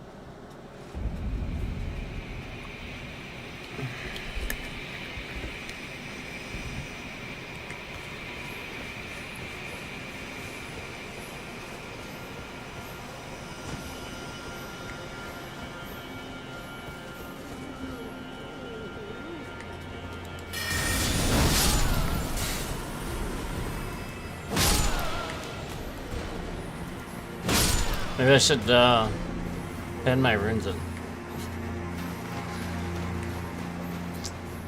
It's just that, like,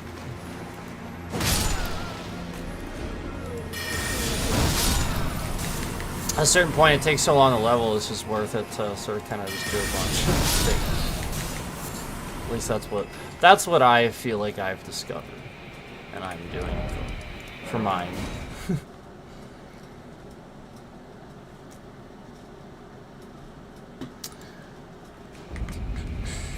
Look at those FBIs. Don't look at them. Don't look at those.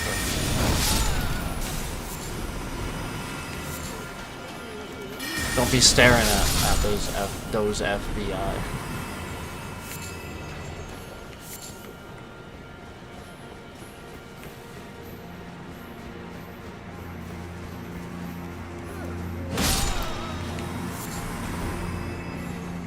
Do you know what I think? Do you know what I think? I think they're all passing around like COVID or like some sort of like the flu or so, because he was sniffling, and then just the other night Trump was sniffling through his whole speech.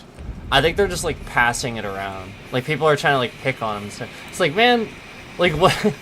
Are we really picking on these guys because they're sick? Like you can use plenty of other things other than their health. That's kind of messed up. I wouldn't do that. I mean, that's just my opinion. I guess I just draw the line there, but I feel like there's so many more intelligent things that you can use other than their health. Obviously, if he's falling asleep, we can talk about how he should be getting more sleep. Like, I just feel like there's smarter ways to talk about it. Sit here and use a million other things to say are bad.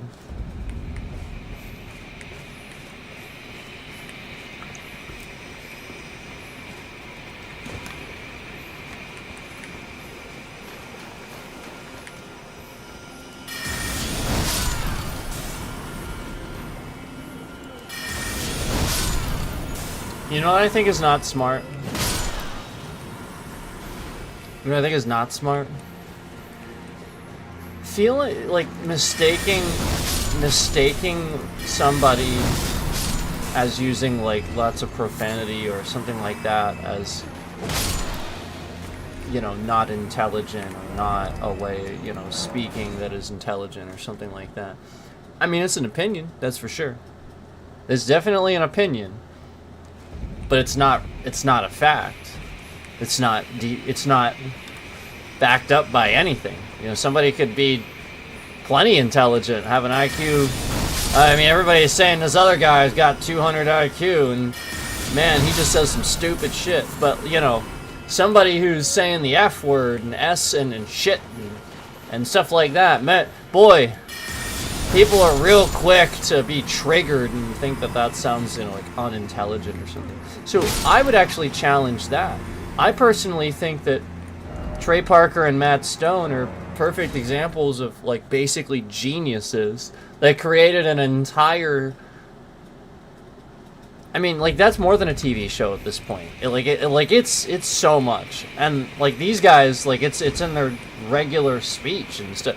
And you're gonna actually try to say that has anything to do with, remember, these guys do all these voices, these incredible characters, they write all this stuff.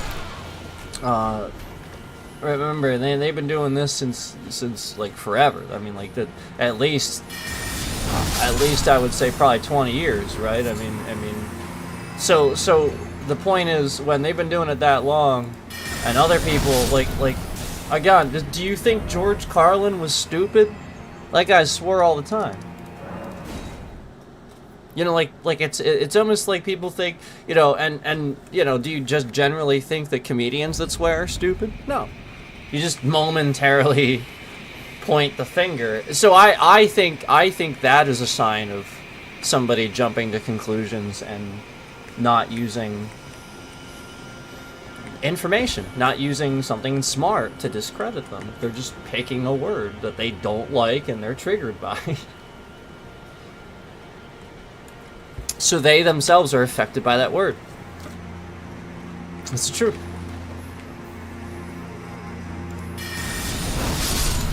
And then you'd actually think somebody's less intelligent just because they utter the F word? Why?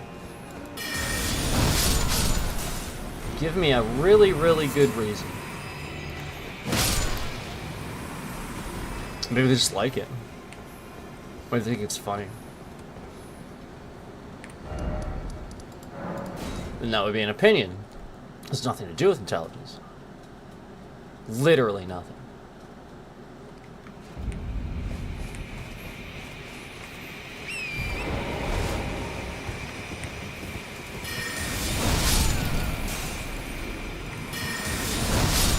Look how it's all dark. Remember this was happening the other day too.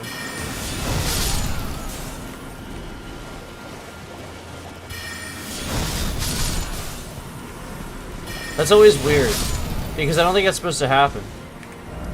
It was happening the other day too, every once in a while when I would fast travel, and then, you know, you'd fast travel and suddenly not that way. Because that's supposed to be that way.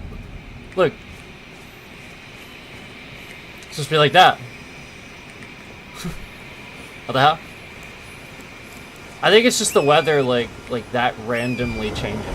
You know, like changing that quickly from the fast travel. I think that's what it is. Still seems, oh god, still seems a little weird. Torrent just went right off the edge. I was like turning. I was literally turning. Torrent's just like, no, I'm going straight. I was literally like turning back the other way. Torrent's like, no. Nope. Not doing it.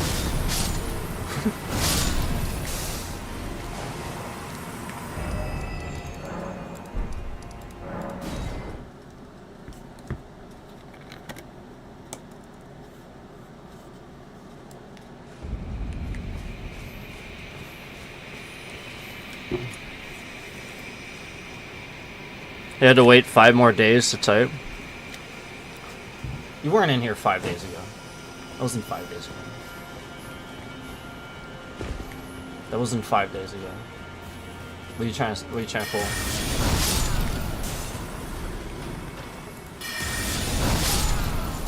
Five days.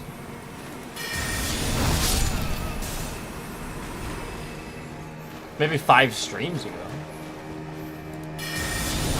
I would agree with that. Maybe 5 streams ago. Some of those 5 days. But I appreciate it.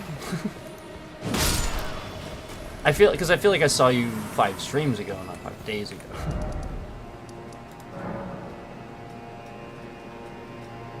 Is that really what it said? That's funny. I believe you. I believe you. I mean, maybe it's right. I just feel like it was only you. Because I've just done a bunch of streams.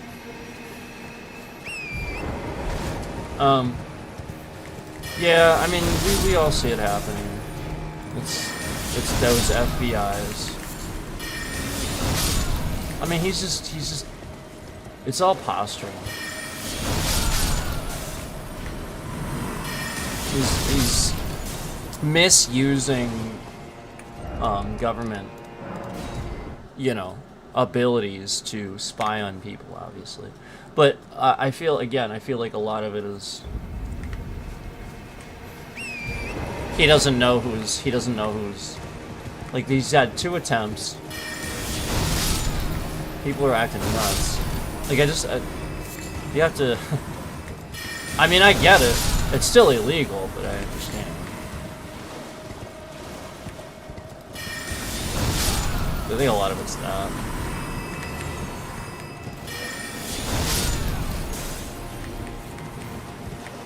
I'm being serious. Like, I really think a lot of it is the fact that he's concerned that he's so worried about another attempt. That's why he's like reinforcing all of DC with police and stuff. He doesn't care about crime. Why do you think he has them in California too? So that way he can sit there and track people and figure out if they're going to DC or not. Like, it's that basic. I swear to God, like, this guy, like, it's a lot of it's posturing. Truthfully. He's concerned. He wants to build a new statue in DC. Of course he does. Of himself, right? Why not? Let him. I swear to God, let him. So what? I don't care. I don't give a shit. Like, you gotta stop this stuff. You gotta fucking stop. Stop it. Stop fighting him on everything. So what? He wants to build a fucking statue. Okay? Knock it down. I don't care. Like, just stop bitching.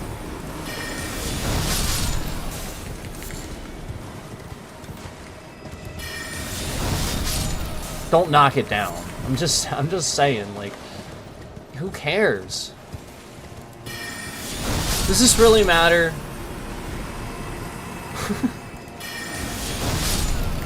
That I don't give a shit about.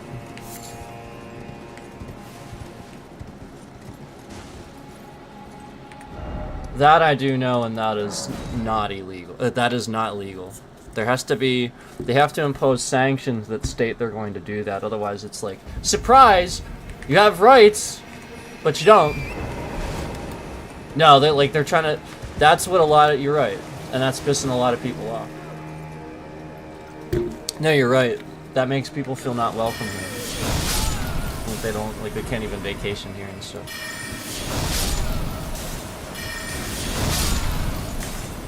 You glad I speak the truth to it though? What about the statue, or just in general? I mean? I try, but that's truthfully how I feel. Like I could care less about a statue. I don't care about stuff like that. I know the Epstein files looks bad too, but again, he didn't do it. So like, just I know it makes him look bad and he removes himself, but again, yes, that's what he does, and yeah, he shouldn't do it. It's obviously illegal. Obviously, address that. That's what you argue. But again, I literally don't. He didn't do it. He didn't. It was Epstein, right? So again, criticize what was taken out, and then like if you find out what was taken out was him accomplishing or assisting. All right, then fine. Then, but until you know that, shut up. Like it, and then these rage-filled people that find out about Bill Clinton just because they see a picture and stuff like that. How old is that guy? And then people are calling for him to be in a jail cell. I understand. I get it. I truthfully get it. But again, what good does it do to punish a guy that's literally going to die 2 years from now? He's probably got cancer. He's 80, isn't he? He's 80? And that guy 80? What good does that do? I'm not trying to say he should not. I'm not trying to say that. It's not what I'm trying to say. I'm just trying to say, what did you do? You know what I mean? Like, what did you do? Like, how did that help? I'm just trying to say. Obviously, the fact that somebody got rid of Epstein. Obviously, that's what all this is. All the triggered, angry people want somebody to pay for this. So Epstein is now gone. So people look at it like somebody didn't pay for this. The guy died. Calm down. Like, stop it already. He's gone. Like, this is the problem. Like you have all these really triggered, angry streamers that are, honestly, quite frankly, if you act that way and you act really triggered that Bill Clinton's not going to a jail cell again, it wasn't his island. They were all, like, again, it would have been legal. It would have been like going to another country, this is legal. And again, I don't agree with that, but that's how you look at it, and he didn't do it. And he's 80-something years old, and you're just finding out about this. The guy that did it is dead.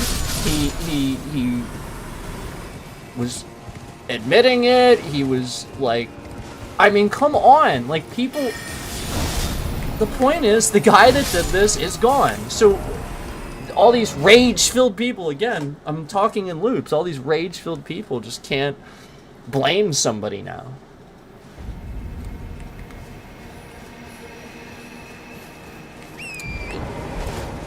Just in general, it's all a distraction, in my opinion. Yeah, I appreciate that you let me know that.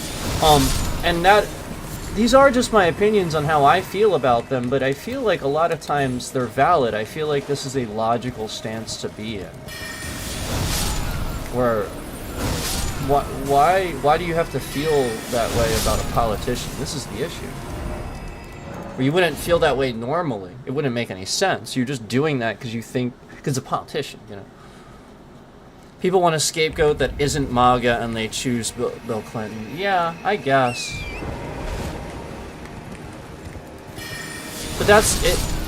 It's Trump that did that. Trump did that. Trump created the idea that Democrats are the bad guys, and people that vote for him created that. So yeah, that's a good point. You know, just wanting to endlessly blame them for everything. Like, I get it. It doesn't. He didn't do it.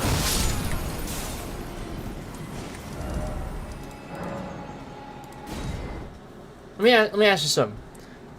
How many of you know that when you go on a cruise ship and you're on international waters, you can drink beer at 18 years old? How many of you knew that? Did you know that? So what's the problem then? Is the problem Bill Clinton? Or is the problem the laws that exist in international waters?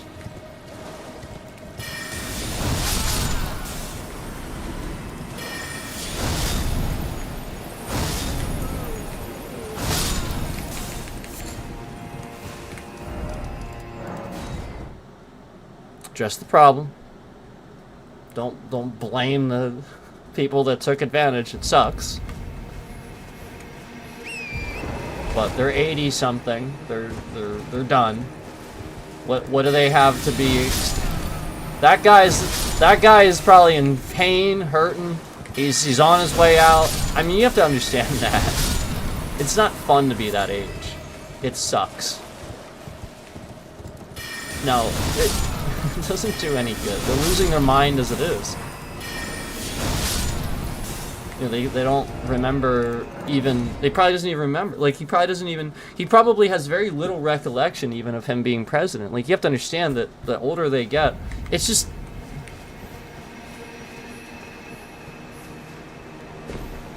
They want Bill Clinton arrested but support a literal felon. Yes! Like, there's one picture of him sitting in a pool, right? No, there was another one I think people were surfacing too. But like again, the Epstein did this. I'm not saying, you know, it's not still good that we found out and stuff like that. I'm just saying, you know, so that you can find out and address those issues, but you're not addressing the issue. The issue is clearly something's going on in international waters where they can get away with this on an entire fucking island. I tried to tell you, how many of you know if you go on a cruise ship you can drink booze at 18? How many of you knew that? At 18 years old, you can go on a cruise ship. Look it up. I swear to God. I swear to God. At 18 years old, you can drink beer. Not liquor, beer. Because it's international water. It's not U.S. soil. It's not anything. There's no rules, there's no law. It's whatever that island decides. I swear to God, that's how it works. There is... And that's why a certain someone destroying boats and stuff like that. Because you probably found out about this through that medium. kind of trying to use that a little bit. He found out what else he could get away with the concept. I'll be right back.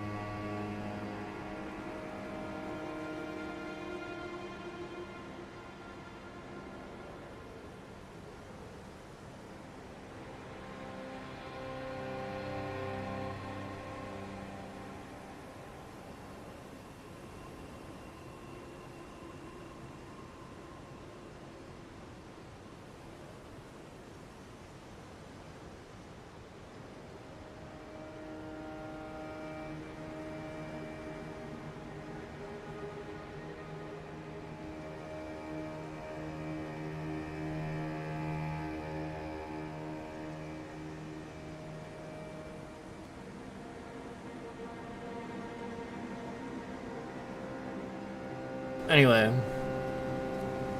I think that's actually a fairly logical way to look at it. I've heard judges looking at things that way before too, like where somebody considers somebody's advanced age, you know, and stuff like that before, you know, making a judgment call. Because what's the point?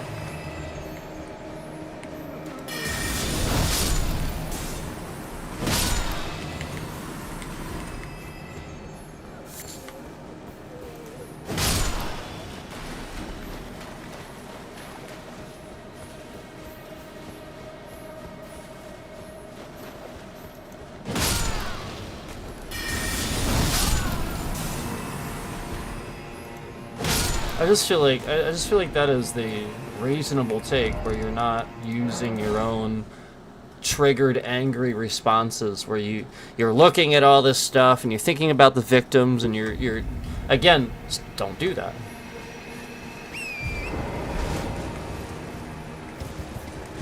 Why? You're allowing it to make you angry and hateful, and it affects your judgment.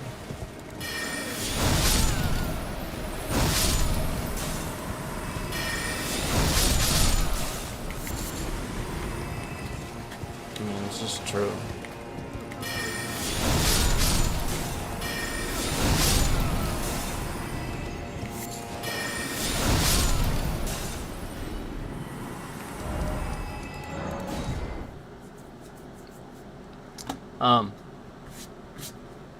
But yeah, obviously it looks really bad, and they didn't even really release it. They literally just lied, and half of those pictures look like they were taken now, like after the fact. Remember we saw the one thing, like, that didn't make any sense. It was like, it looked like medical equipment they were gonna send back, and it said, attention, this goes here. And then when I looked up the address, it was a historical building. Like, literally a historical building in New York. And they're gonna send this medical equipment to a historical building in New York? What? So what they're doing is they're taking things from the Epstein Island and spreading them out and hiding them places.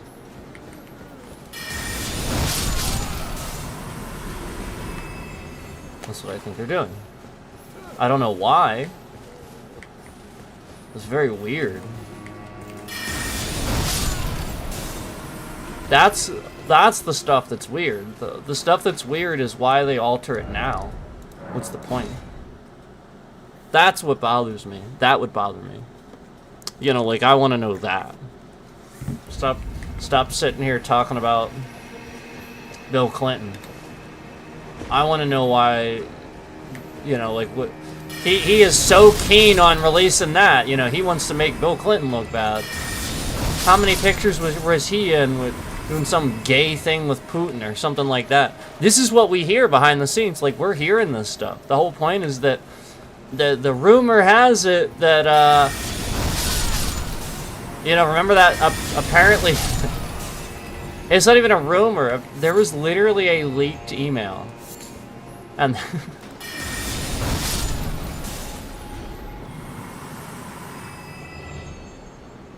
it's so bad. Basically, the leaked email sort of confirms Putin's gay.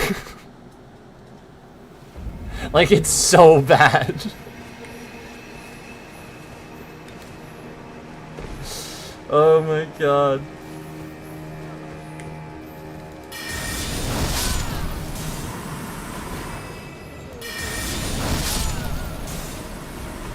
So I think it has a lot more to do with them and other world leaders having been there. I saw something that looked like... Now, here's what you have to be concerned about. Putin banned a song calling him gay, too. Yeah. So, obviously, we know what that is. Here's what you have to be concerned about. Not just Putin, but, like, princes and stuff. Princes were there. That is very, very bad. They will go to war with a country specifically so that their country doesn't find that out. And it literally was right on a picture. One of those pictures we saw in the background where Epstein was standing there with somebody. That guy kind of arguably looked like a prince. So this is what you need to rationalize. What are they hiding there? He's giving planes to Qatar. I'm sorry, he's taking planes from Qatar. They're giving him planes. They're bribing him. I'm sorry, other way around. That's what you gotta be... Like, that's really, really, really interesting. And Qatar is our enemy. So, this guy's an idiot. And he will sell out the government just to save face. He'll sell as many secrets as he can. So yeah, posting pictures of Bill Clinton.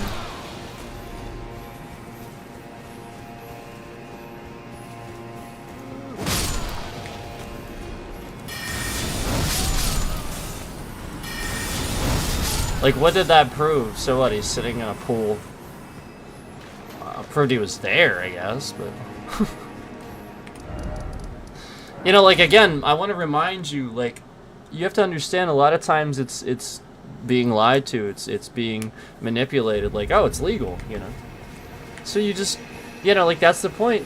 How many of you knew, just like I said before I told you, that you could drink beer on a cruise ship at 18? Probably didn't know, did you? It's actually Epstein's New York home, and that's why the pictures were of. Wait, so his home is now a historical landmark? Are you kidding me? Because I know what you're saying, but when I looked it up, Google's indicating to me that's a historical landmark up in 24 hours. I swear to God. It was really weird. That's why I said that was really weird. I looked that up, and that's what Google told me.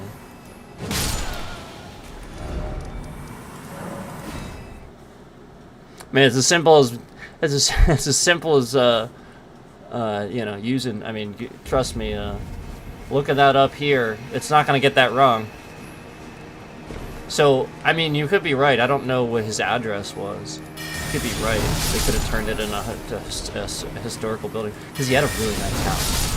I think I saw a picture of the outside of it one time. Yeah, I mean, like, yeah, like, obviously, yeah. But I don't know. Maybe that's what. Maybe it was turned into a historical building.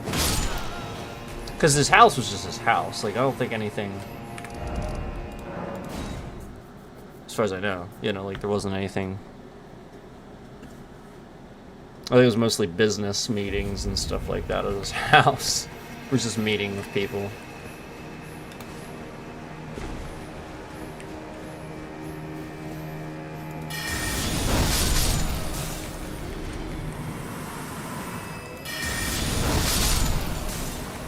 It's a historical building, that's why it's classified as that, you think?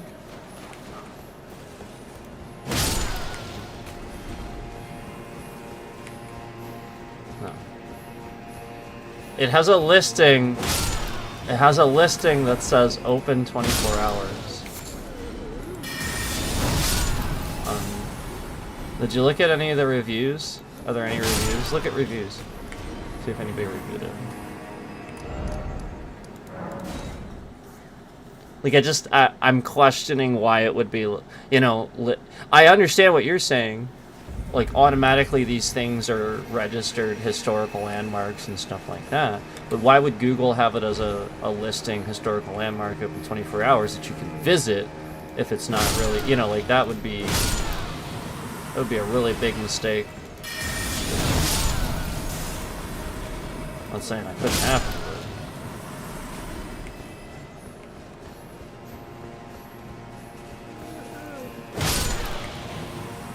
Like, yeah, I get what you're saying, and it's like cars, you know. At a certain point, if your car is a certain number of years old, it becomes historic. You know, first it's historic, then it's an antique, right? Isn't that how it works? Maybe I'm getting the wording wrong. It's not historic, it's something else. But first it's something else, then it's antique, right? So, you know, like, I get what you're saying. Just the law considers it that old, so it's entered into like a registry.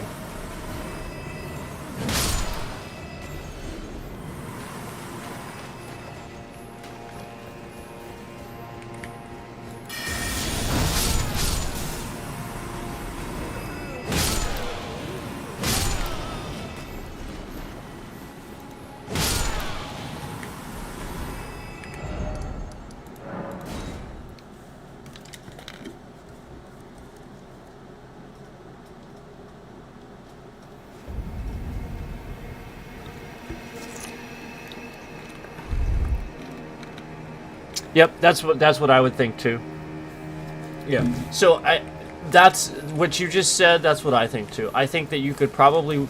My guess is that like they have like an open area, like maybe a foyer or an outdoor area, like you're saying that you could do. But I don't know. I just know that was really interesting. That you know what I mean? Like my point is. Why would that go there? I'm still questioning. Why would that go there? He's not around anymore. Who's getting that? And why is it going there? So somebody still has that property and controls that property from that organization? That seems weird. Where was the island? I have no idea. I just know, I think that it was in international waters was the idea. It's not really an island on a territory. That's why. I think that's the point. The law doesn't... I think that's why. It's not U.S. territory. It's not anything. It's technically U.S. It's technically like international U.S. territory, I think is the idea. So, international water laws, which means you make the law. It means whoever owns the island, whoever owns the boat, the captain, whatever, the law is theirs, basically. They decide it sort of on, you know. And if they decide that 18-year-olds can drink beer, then...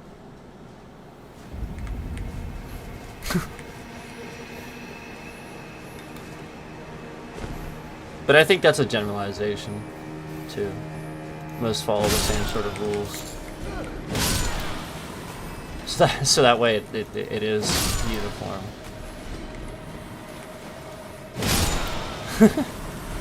Yeah, maybe. Just bad Google listing, maybe. I don't know. I mean, that's what I said, too. It just seemed weird, that's all.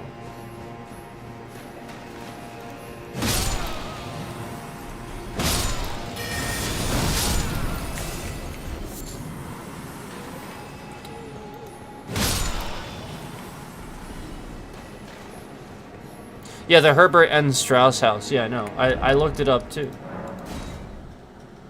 So yeah, like obviously it's a nice house. That's my point. Is I think it is a historical. Like that was my point. Was why is that being sent again? Like why would it? Why when? That's my point. There's an entire Wikipedia article. It seems like a historical thing now. It belongs to probably the Historical Society of New York, if that is something that exists, you know, like whatever is there that exists for that, they own it. So why is that thing being sent there? Like, I'm just, you know, like it's really weird. I'm not saying that it's on whoever is there. I'm saying it's weird they're sending it to them. You know, almost like they're gonna get it and be like, what the heck? Why?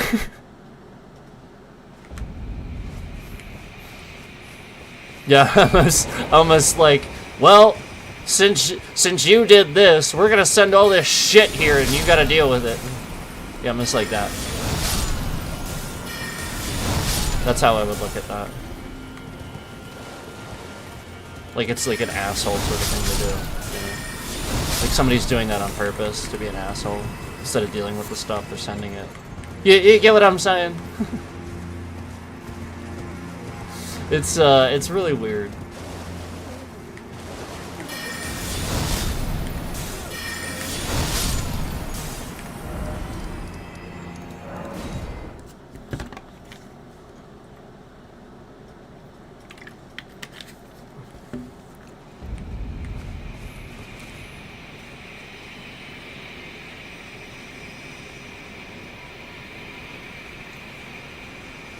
Right. And I agree with you that it's not legal. I'm just saying they probably thought it was. I'm just saying that's usually how it goes. Like, they're probably... You don't know what they were lied to about. And again, I'm not defending him, because he probably went there and knew that is fairly sketchy and stuff like that at the time. So I'm not defending that. I'm just saying, if somebody's 80-something years old and we're just finding out about this now and it happened way back, and again, the picture is the person in a pool, you know, again, there's... Yes, it was there and he knew about it, but again, what good does it do? The guy doesn't have much time left, probably, and I get it, but my point is, it wouldn't help anything. It's not going to do anything. It's just pointing a finger at somebody that they're angry at for also taking part in this, and I understand. I do. I'm just stating that that's all it is, and it's not going to help anything to go about it that route. It's just a very angry, hateful way of dealing with it. Again, Epstein. And then, you know, he was unalived, obviously. So,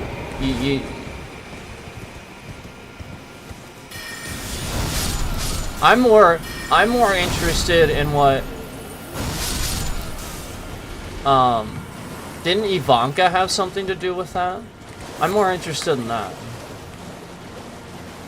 Didn't Ivanka have something to do with recruiting these women or something like that? That's concerning to me. Especially another woman being taught to do that. That's very concerning to me.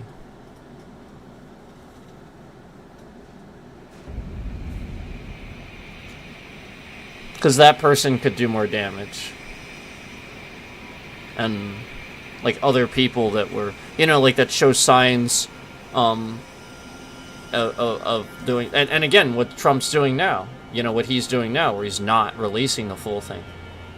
Well, that would suggest to me maybe he is covering for her and Eric and Donnie Jr. and whoever else was involved.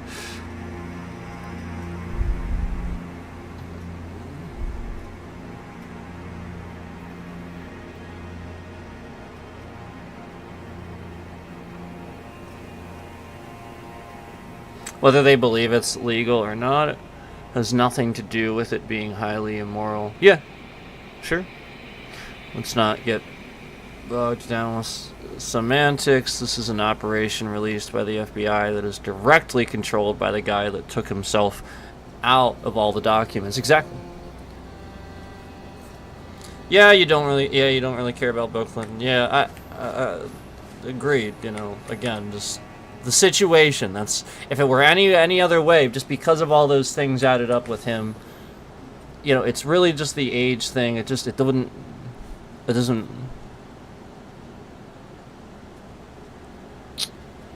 Yeah, exactly. It's usually women for that the potential victims will trust a woman more. The point is that when you research this stuff, you actually find out that there's evidence of this happening in the past, where that's the point. They groom that person to sort of recruit them. And because it's a woman, it works really well.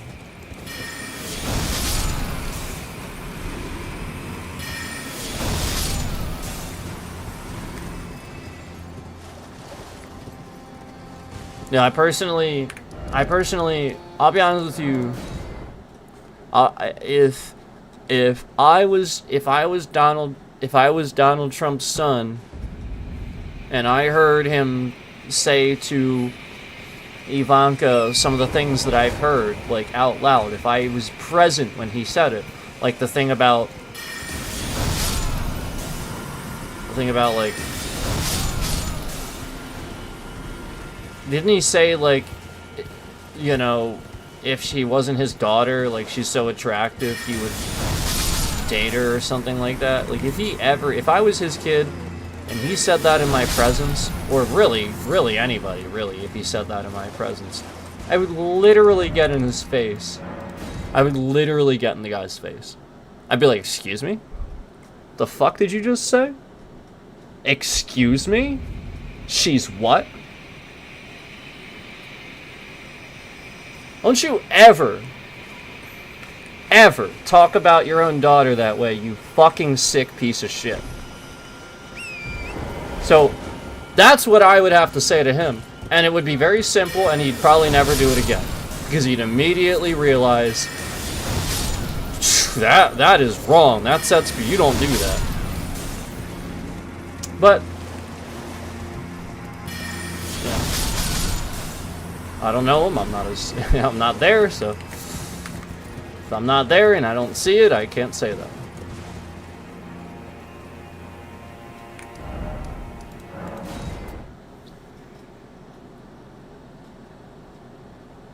He didn't say that. 3K Mamba 986, he didn't say that.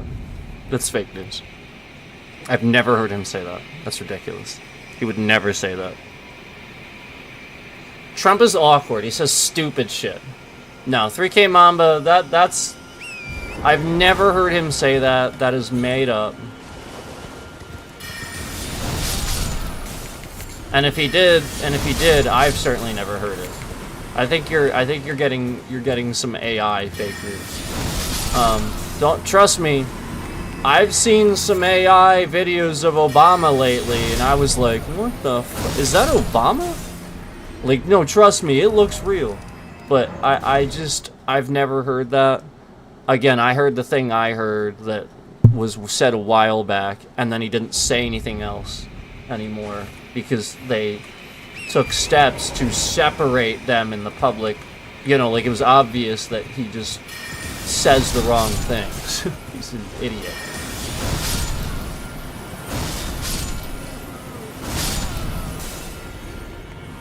Yeah, that alone should make his involvement with the Epstein pretty obvious. I agree.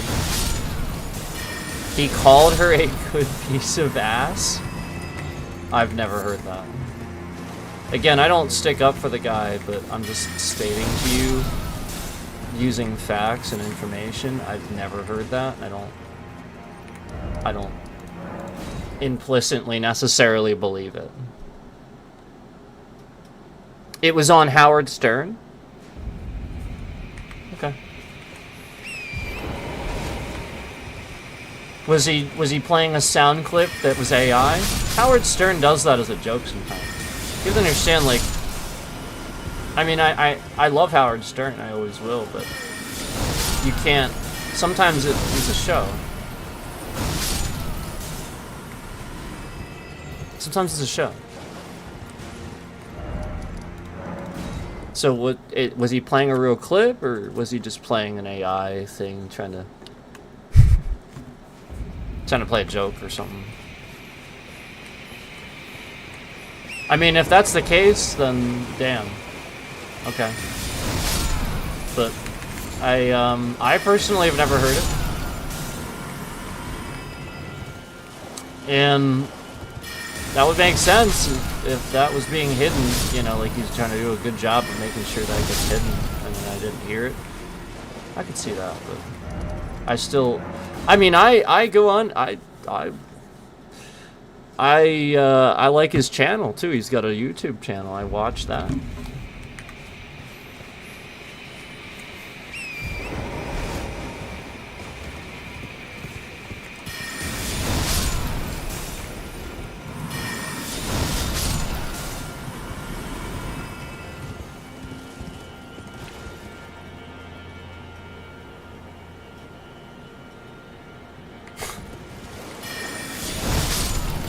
Okay, let's not be rude to Michelle Obama.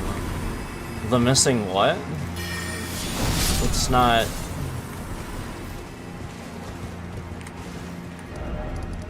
Like, what are we talking about here? If we're gonna be rude to Michelle Obama, I'm gonna remove you from my chat. All she ever did was be nice and respectful to people.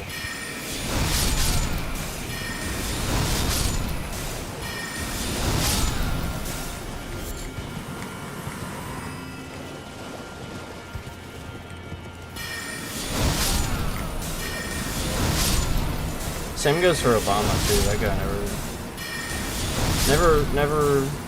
he never did what I did. He never did what Trump did. He rose above it and never did it. Yeah, like, so to go that route with them, it's unwarranted. They never stoop to that level.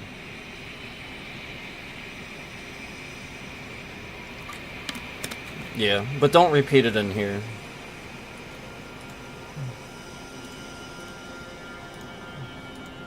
Don't repeat that in here. I don't want memes in my chat.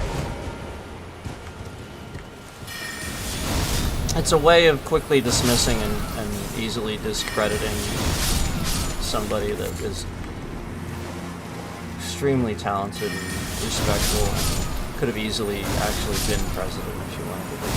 Could have done the job. A lot of people wanted her to. So I understand what you're saying, but have some respect. Why do these elites treat women so badly? Elites?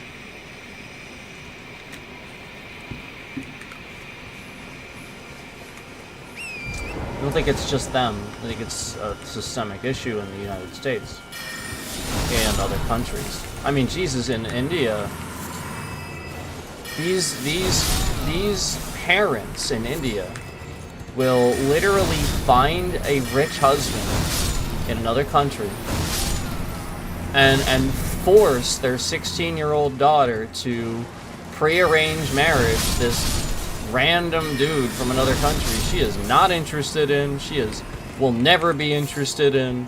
And you think the problem is with elites? No, the problem is culture. The problem is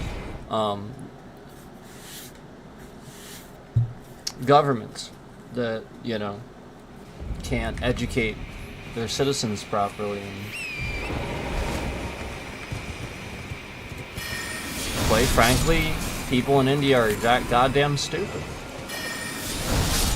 I mean, that's terrible.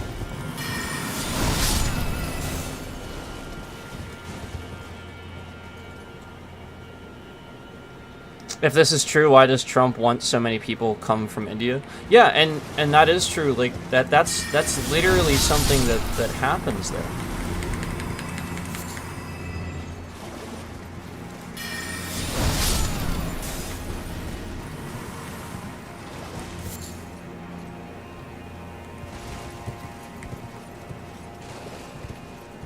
I understand Andy. I'm just saying I didn't want it in the chat. That's all.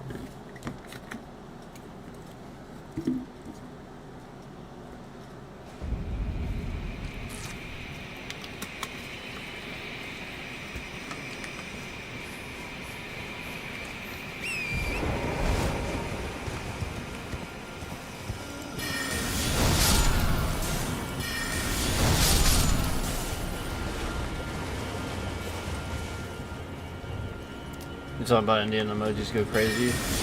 The emojis are going crazy from the stalker who's trying to throw shade on literally anything I'm saying. So. I mean, that's not anything but that.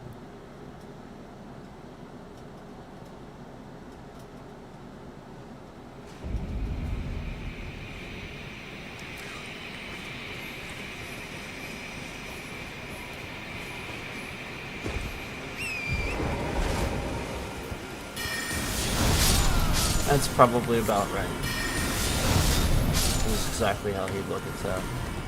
That is how he looks at things.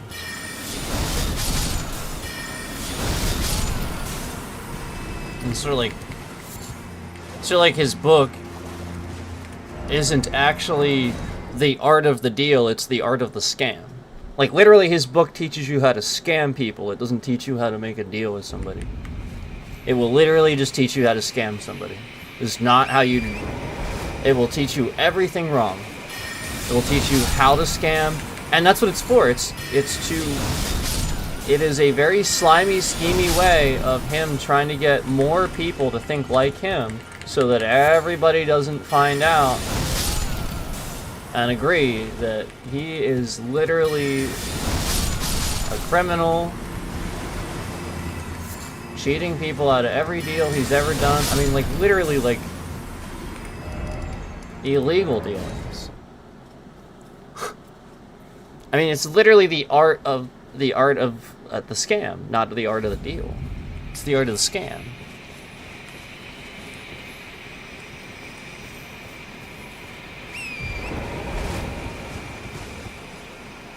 I think Hillary would have been good, or just the least bad option. No, I think Hillary Clinton would have actually been pretty decent. I think that if she were president, the issue is that she would be dealing with a lot of people. She does anything, you know, like she imposes sanctions on Russia or something like that, and then everybody's like, you know, like, oh, she's a communist! Oh, you know, or something like that. Like, it's literally just, she does anything. It doesn't matter what it is. Doesn't matter if it's good, doesn't matter, like, literally, does not matter. Does not matter what it is. They just hate her because she's a woman and she's a Clinton. That's it. Clinton's name got dragged through the mud. And she's also a woman. That's it. That's all it takes. It's literally that simple.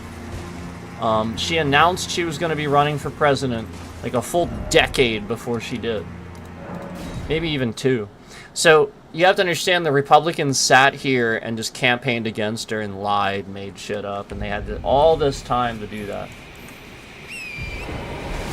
To plant ideas and get people to hate her. It was stupid. And that's why they're doing what they're doing now, where you have no idea. Because if you do, they're just gonna sit here and manipulate and lie and make the person look bad. Because it's all lies. It's just made up shit. And people actually believe it. That's the problem. Hillary Clinton had, like, I think 3 million, like 3 million, right? 3 million more votes than Donald Trump. She won millions more than Donald Trump, and Donald Trump somehow won the election. Millions. Millions. That's a landslide victory.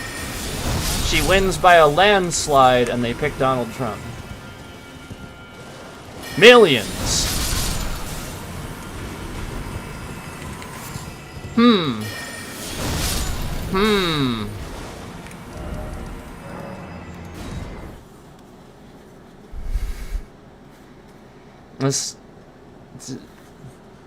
Without attaching herself to the Clinton name, it's actually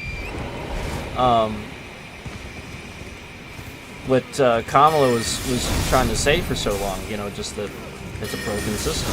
You know, like, stop thinking that, like, all your votes count. Stop thinking that they don't, because the whole point is, if you show up in numbers, they can't. It's a lot harder to scam than you, just like with me, what you see going on with me. So this is all just a test. Whether they can sit here and break the voting system. They're doing it with YouTube's numbers to test it out. You know, like, it's very clear what's happening. You know, where they're sitting here lying about the numbers real time. That's what you need to realize. YouTube has real legal means to protect their views and count them. And they're sitting here very accurately deciding and lying about all of them. So this is the person, and these are the people that are going to rig the election and lie about it.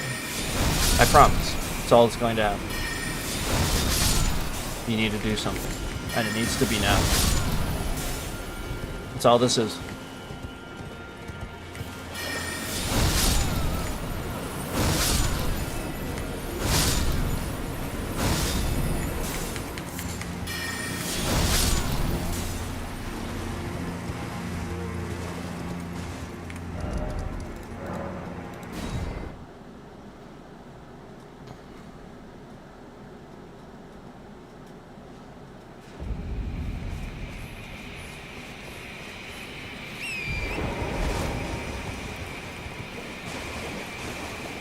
Yeah.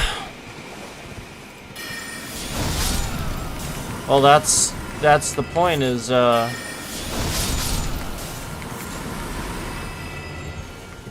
if you don't vote blue, and you don't change it. Because remember, voting blue, even when all the Democrats had control of things and stuff like that, there was never a threat of undoing democracy. There was never a threat of taking your rights away or anything like that. Never. And now that threat is very apparent with all Republicans in charge. And that's why. Like, it's obvious a threat to our democracy. So who's the actual problem then? Mitch McConnell? Yeah. Republicans? Yeah. Donald Trump? Yeah. What a piece of shit.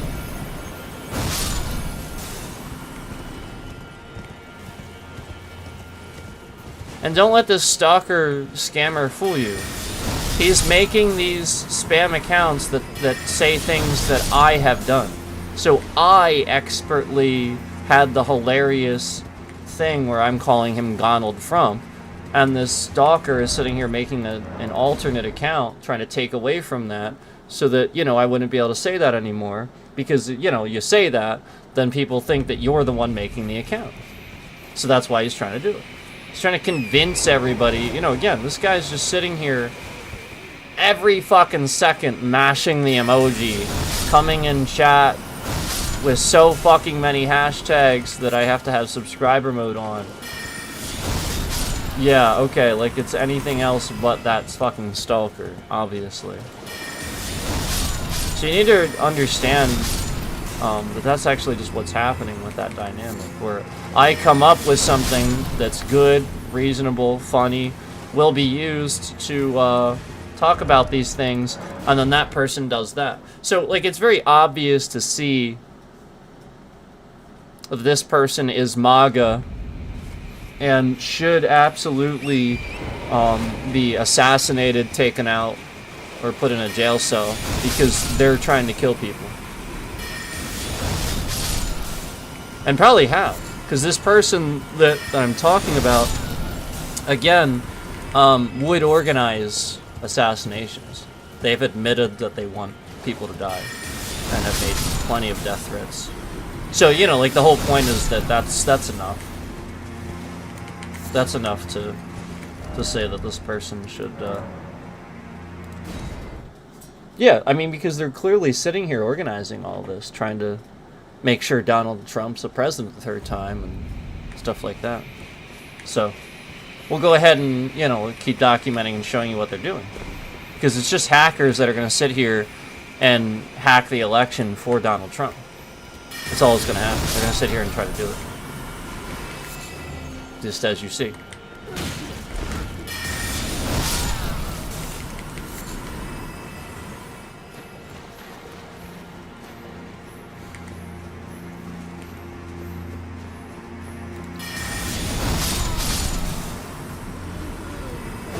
Well, right, in reality, that piece of trash that's your president, he doesn't deserve to be there. He's a piece of trash that was just given a shitload of money, and he was always given everything and always had people to do things for him. He never accomplished anything. It's all because of money. When you have money in this country, you can actually go places. If you don't, you don't. It's that simple. That's the problem. It's not America. That's a rich country. That's not God's country either. It says right in the Bible you're not supposed to be rich. Go read the book of Job.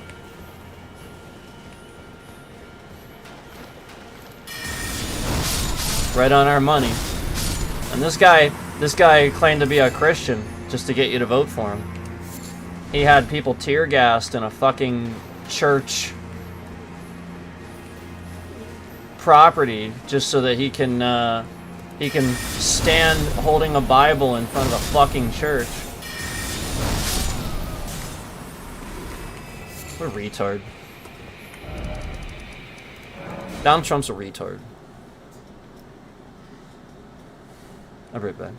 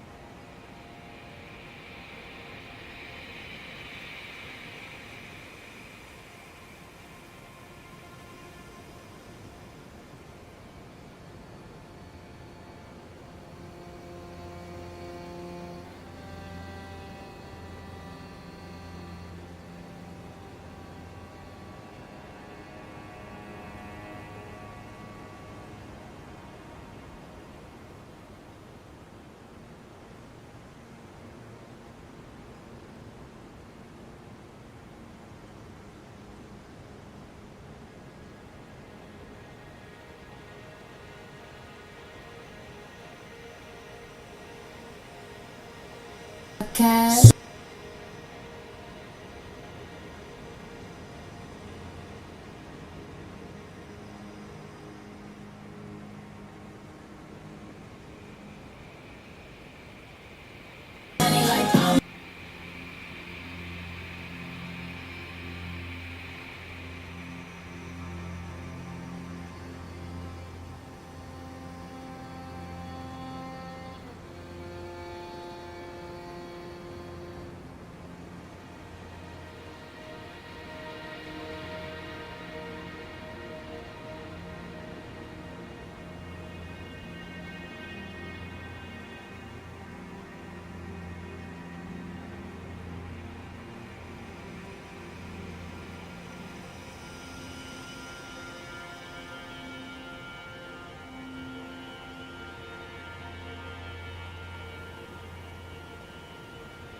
To my FBI.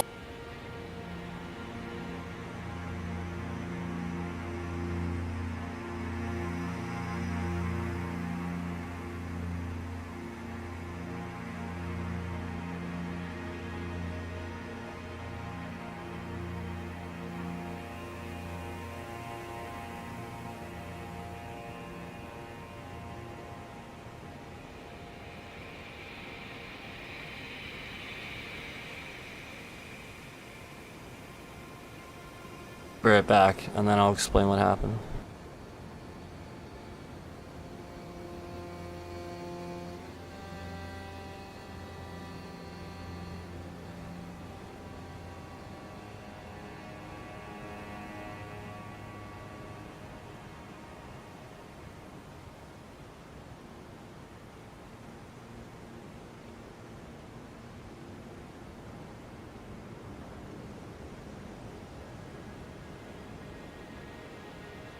Notice how the concurrents are going down now that I said, give me a minute and I'll explain what happened.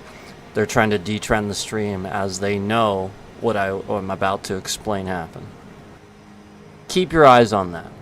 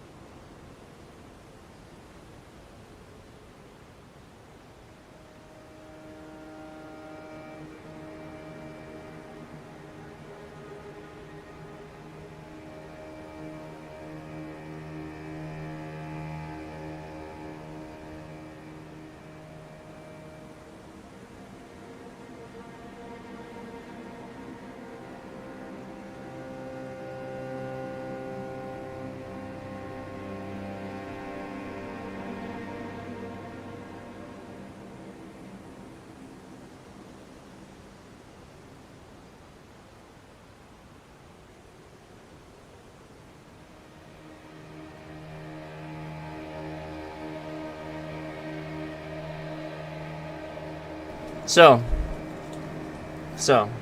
are you looking at the likes? I hope you're looking at the likes.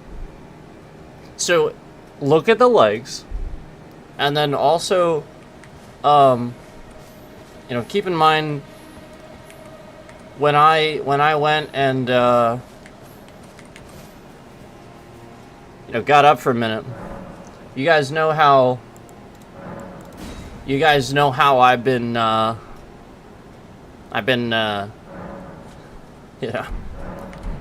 they're illegally doing all kinds of stuff. So I've been making them hear. I've been forcing them to listen to those FBIs. You guys know how I've been doing that.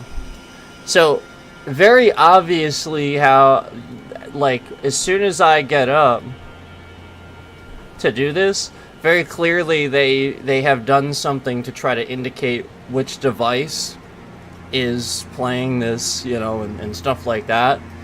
And they're trying to do this.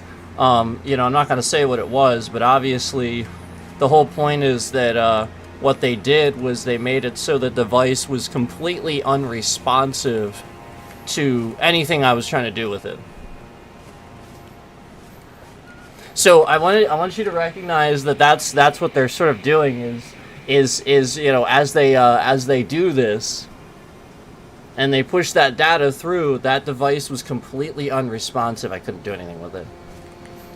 Conveniently, as I'm sitting here playing FBI's, right when I get up to go to the bathroom, I'm just gonna play it really quick. Yeah, I mean, how long is that thing? Like I was just gonna play it really quick. It's like 2 minutes. so I was just playing it really quick, and then that happened. Never happened before.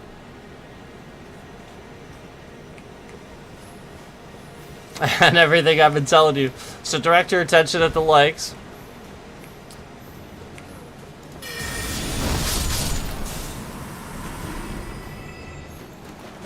And I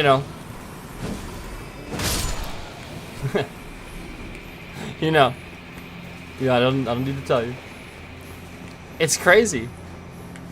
It's crazy how immediate that was.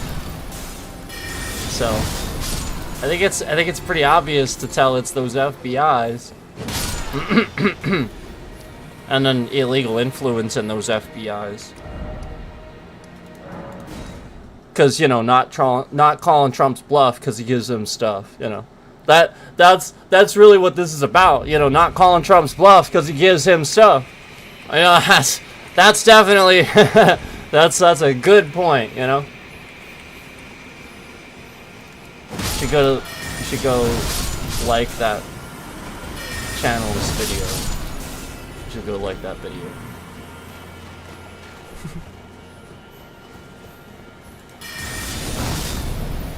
So funny.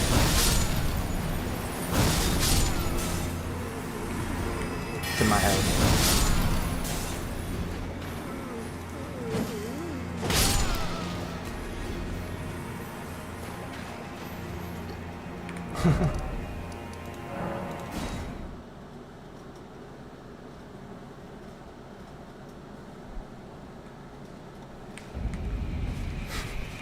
Just unresponsive.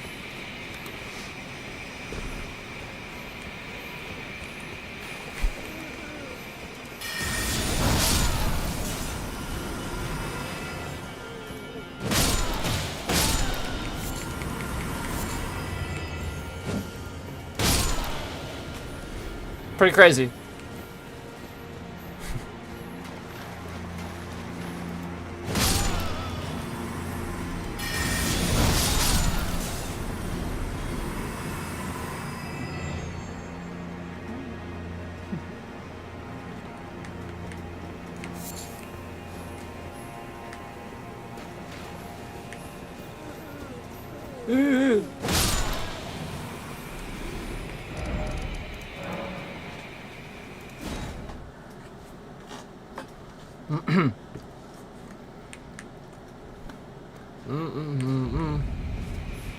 Look into my FBIs.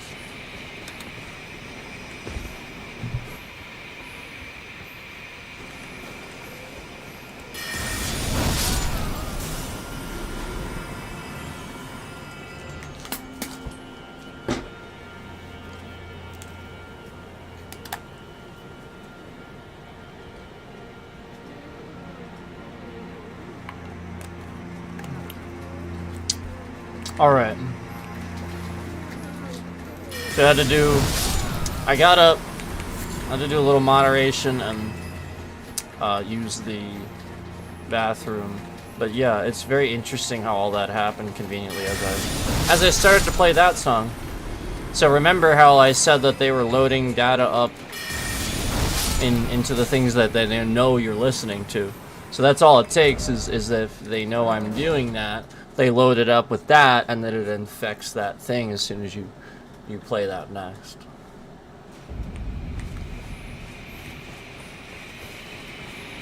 So you know. That's how it works.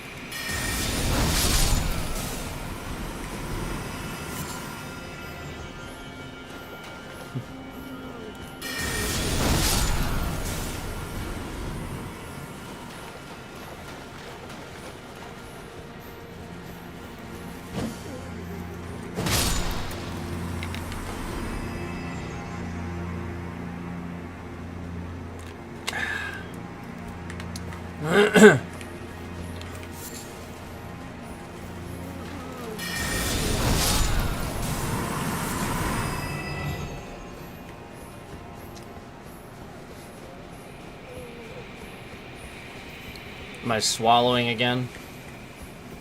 I'm sorry, CIA.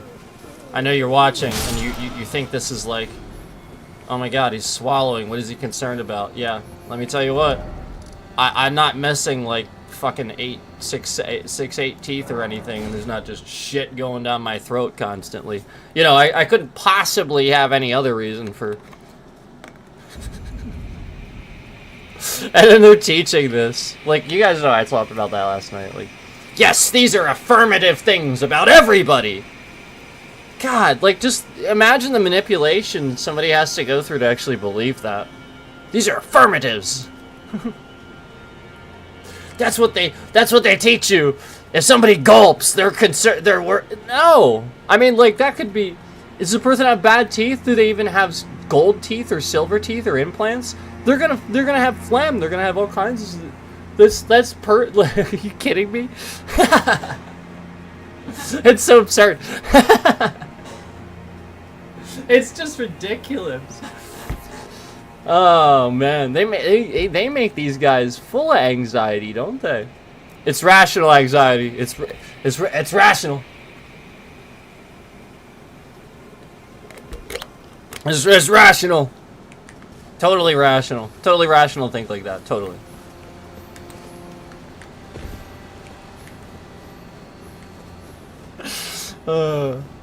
It's not. It's not. They lie. It's all manipulation. But again, I want to remind you that, like, that's systemic. You gotta fix that. It's not like they're like doing it on purpose. They're taught to do this. Same way that the other person is lied to, and it's just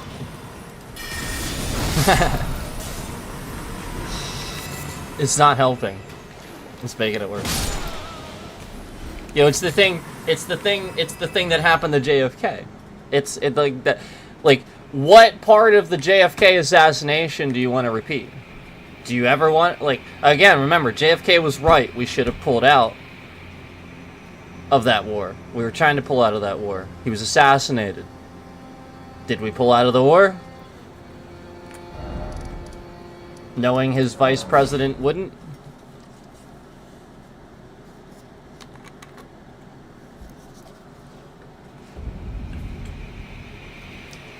Come on, man. Come on. Come on, man. Come on. And then this is the agency that influences things overseas. Come on, man. I love Biden for that. Come on, man. I just love Biden. I hate that everybody hates that guy. What did he do? Except be awesome. Dude's the coolest old guy I've ever seen. He just wears sunglasses and gets shit done. What did he ever do except be fucking cool as shit? I'll wait.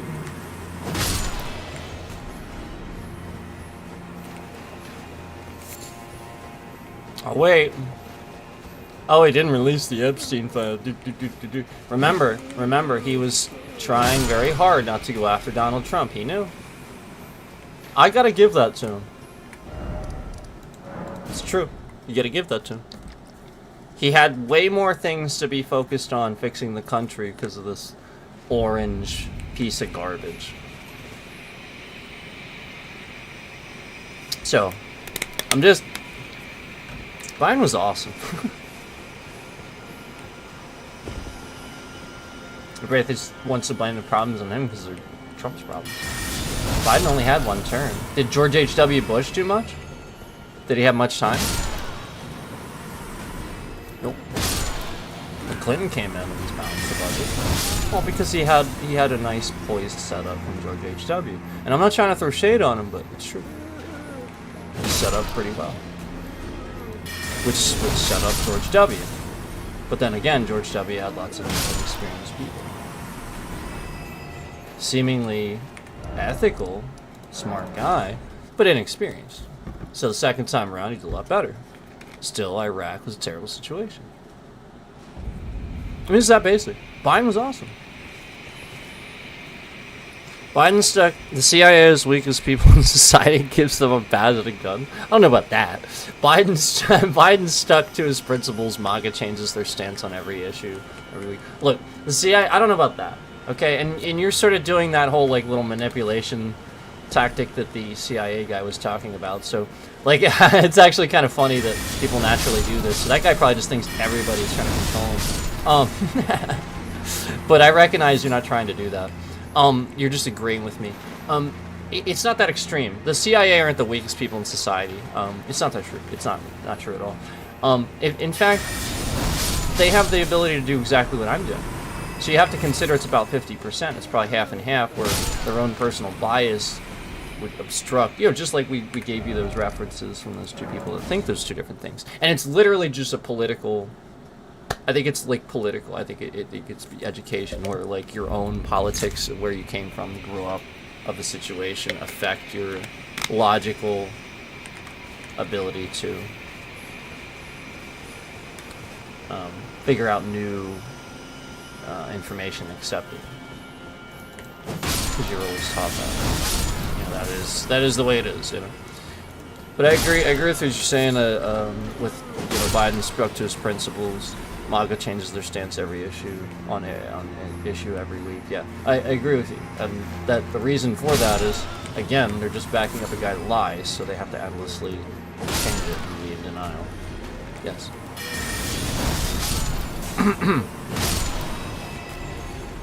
Is Trump in control of hiring at CIA? He could be, if he wants to be. If he wanted to be. Unfortunately. What you have to realize, though, is now he knows that. A lot of times he doesn't know things. So, shut the fuck up.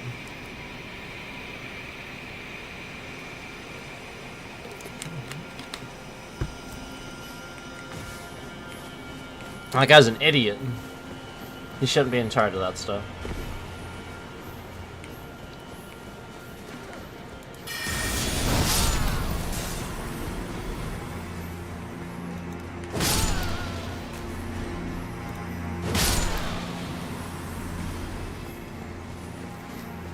I mean, like, you do realize that his administration watches everybody. Like, they are seeing what you're typing there. I hope you realize that. He's already seen it. You have to understand, he is this paranoid. He is listening to everything I say, everything everybody says. I swear to God, he's this paranoid. I mean, I don't think that they think, they have anything reason to be concerned about me. I think they're worried about people that come in here, and you're saying that. So, like, just calm down a little bit, like... like that guy, he's got enough things that he's trying to get his hand in that he shouldn't be. He should trust the people that do that job to do that job. He's got way too much on his plate. And I'm not trying to tell him that he can't do it. I'm trying to tell him, again, you can only do so much as one person. Don't try to do that.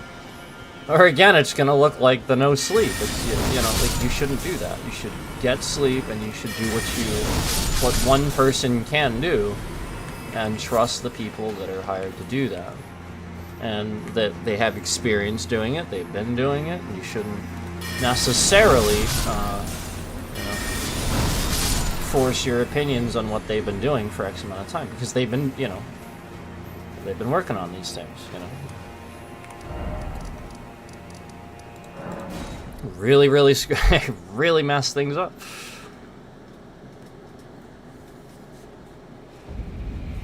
Well, I don't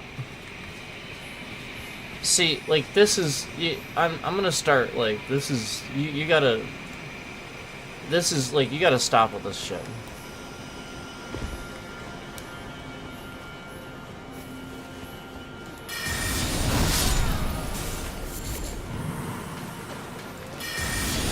Like, I'm not trying to control what anybody says, but, not trying to be rude, but, like, if we're constantly saying, like, things like that, the reason I don't want that out there, and I don't want that here, is just mainly because, that isn't true. That's misinformation. Specifically, the states he's coming after. He's coming after, he's trying to redistrict states, and so, I think it's more important to say that, instead of being combative and saying I should be okay, and from this, don't create it as like a problem. Just like, again, remember that he is already trying to redistrict states to be more red and stuff like that, and you shouldn't do that. It's illegal. We do it when we do it for a reason. It's due process, and I mean, just, he's already trying to do that stuff and go beyond his scope of what he's supposed to do. So I don't want the misinformation thinking that anybody's suddenly safe or okay because they're in a blue state. It has nothing to do with anything. Again, remind yourself, all he has to do is invoke the Insurrection Act and lie and say there's a state of emergency or whatever, and he can just go do whatever the hell he wants with the military. He knows that. I don't have to say that. He knows that already. So I just think that everybody needs to stick to the same common cause, that no, you're not safe, and it's because of him.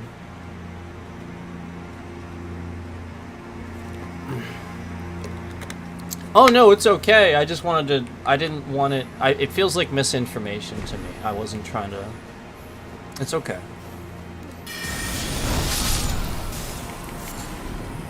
Though I'm removing that because you shouldn't tell us where you live in chat. Sorry. I know it seems like I'm removing a lot, but I'm trying to moderate.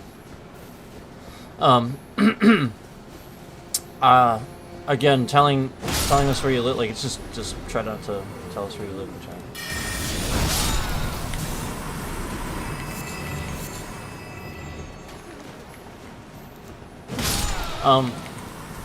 But yeah, I mean, it doesn't matter, and that's what you gotta realize, like, you're not safe anywhere. You're not, don't come here, don't come to the United States, do not visit. Do not, if you're a Russian, I don't hate Russians. I actually don't. I respect Putin. I think he just made a lot of mistakes and he doesn't understand. I respect Russia, and I don't want anybody to be misled. Donald Trump is a piece of garbage, and I promise you, if you buy this stupid gold card, it's a trick. He does not want to help you. I don't want to help you either.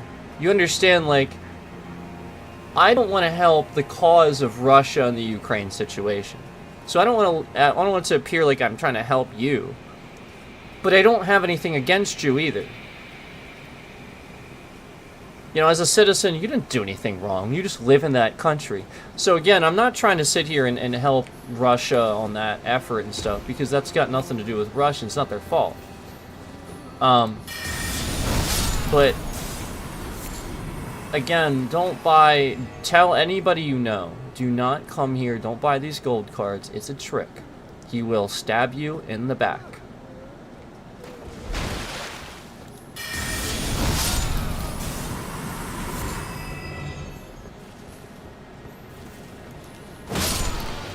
It's not how we do things. We do not trick our enemies. We do not fool them. We do not go swiftly into the night with darkness, with evil. No, we glide gracefully with self-defense and liberty and morals. This is who we are. We do not trick people. We don't need to do that. We are the United States of America. We don't have to make it great. It already is.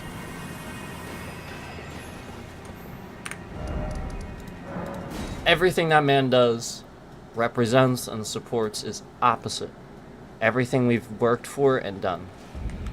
He's destroying it.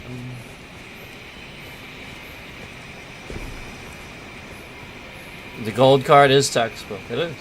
It's a scam.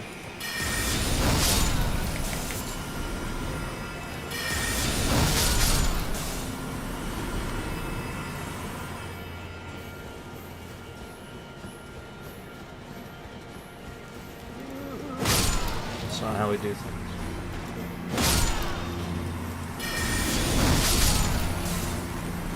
He represents you.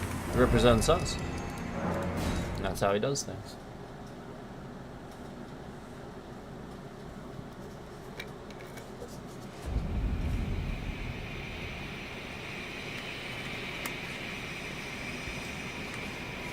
You know, I'd rather be sitting here sticking up for free speech, swearing my ass off, proving to the world that I don't give a shit what people think about what I say. I'd rather that. Yeah, that makes sense to me. Not tricking, though. Not deceiving.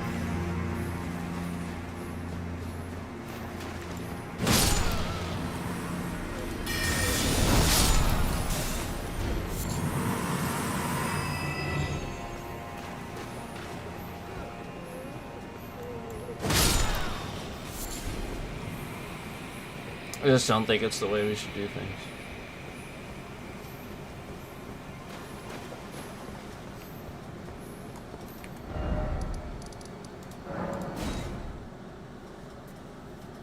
And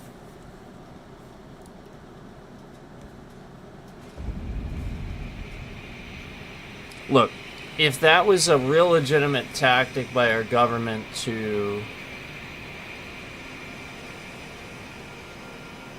trick them, to use some sort of means to catch specific people, and it's like a targeted thing, what you have to understand is doing it the way he did it, presenting it that way, it's not how you do that.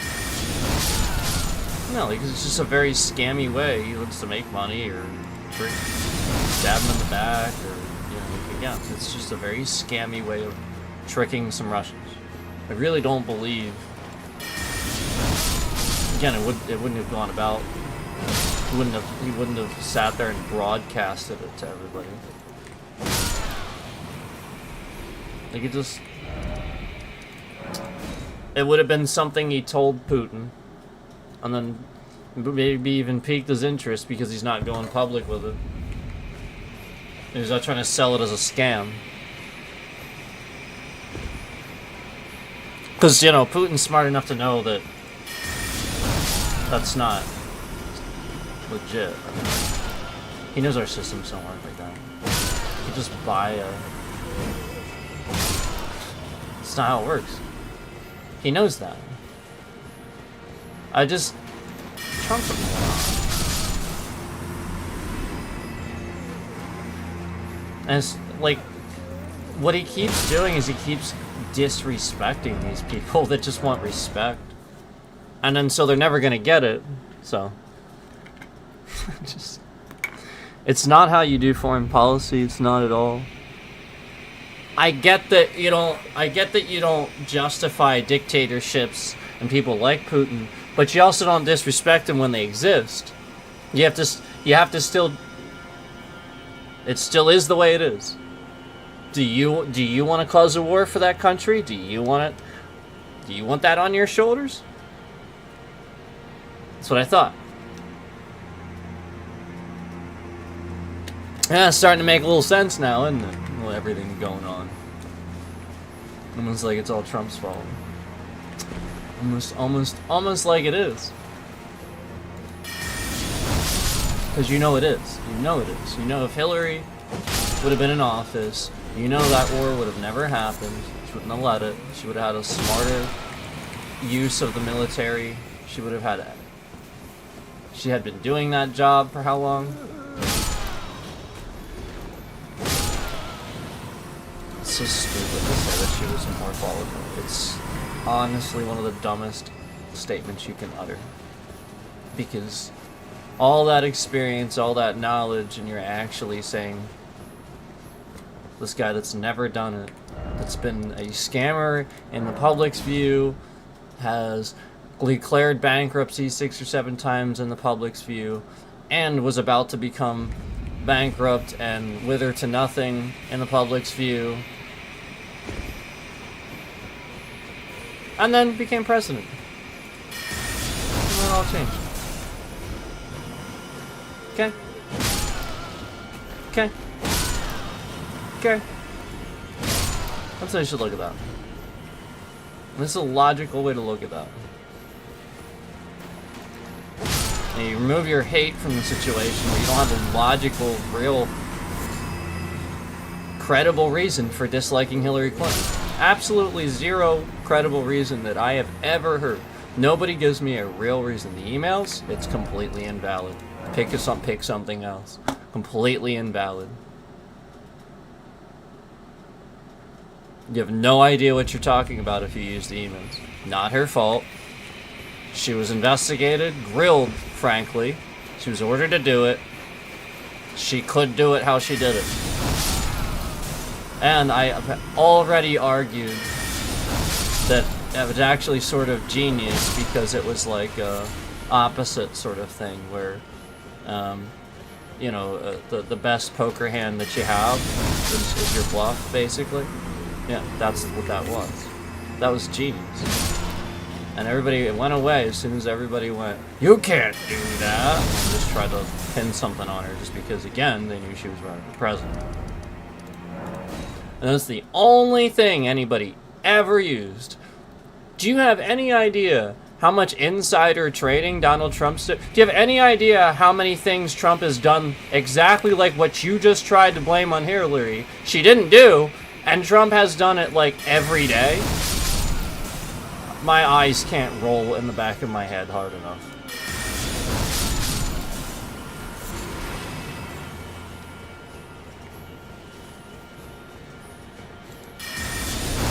They really can't.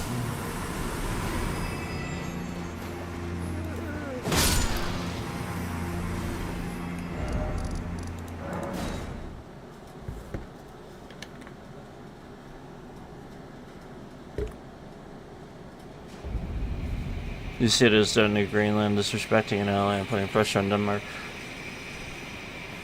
Canada was always our closest friend. Now they're not, because of Trump. Canada hates us now because of Trump. And they're always our closest ally, they'd always have our backs.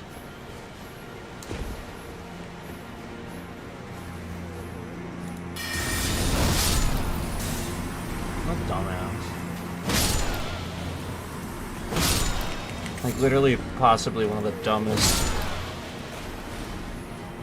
I mean, like, some of the stuff he says about other people, you know he's saying it because he's self-reflecting. Like, you just know it. Like, he says it on a whim, he doesn't have a script, he's just always going off script. You know he's saying because he's self-reflecting. He blames the Democrats so much because those problems are problems he doesn't know how to fix. So then he's expecting somebody to be like, well, why don't you just do this? So that way you can do that. It's a scammy way of figuring out how to do stuff. He doesn't know how to do anything. You just read his book. All he does is scam other people to teach them how to do stuff. He's had a history of doing this. He's doing the same thing to me.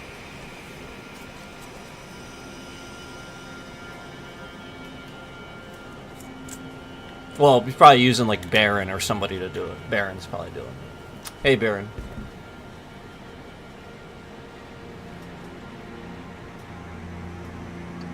Century of diplomacy burnt in less than 3 years.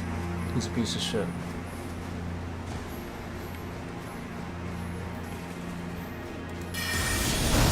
No respect. No reverence.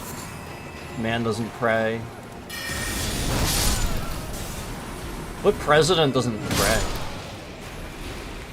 There's never a history of him going to church or anything like that. And like pretty much every president ever, that's been the case. Like it just, he's not ethically the person he should be in that job.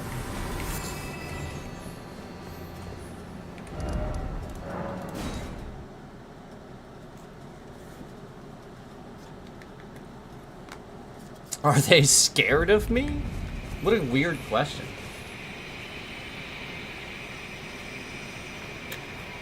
I don't know that scared is the right... What would they be scared of? Concerned. Maybe. I guess. I don't... I do think that he's trying to be president a third time. And obviously that's illegal. So he's trying to lie and manipulate a public view. And, you know, obviously keep an eye on anybody that's talking about the fact that he's trying to do that. I just, again, I really want to remind you guys that it's not going to go how you think. Even if he tries to be president the third time, it's not going to go how he thinks. It will not go that way. It just won't. It won't happen. Steve Bannon thinks it's going to happen. Donald Trump thinks it's going to happen. It's not going to go how everybody thinks it's going to go.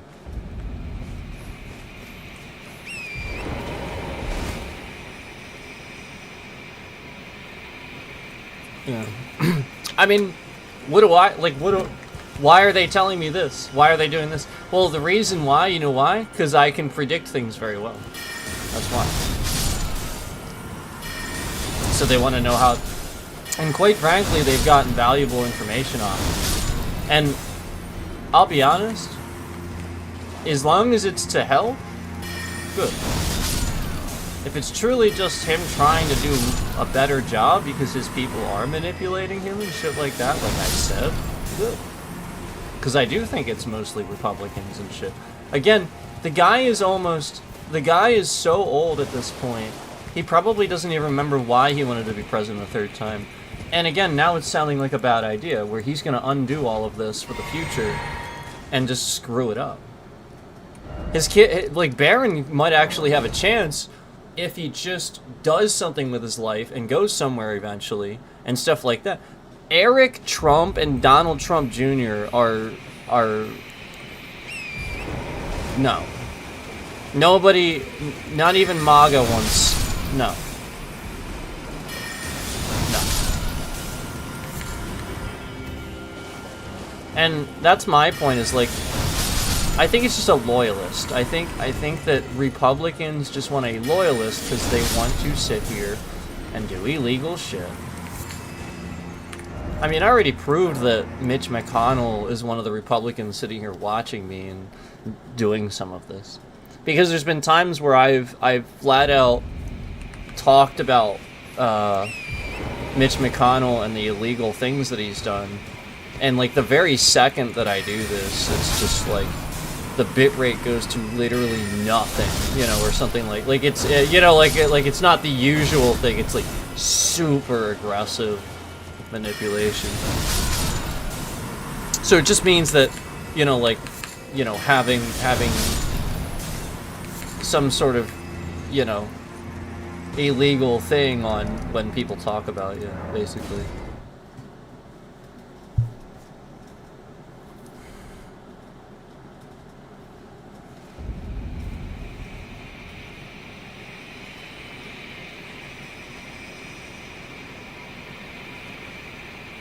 Did they disown? I don't know. Did it? Did they?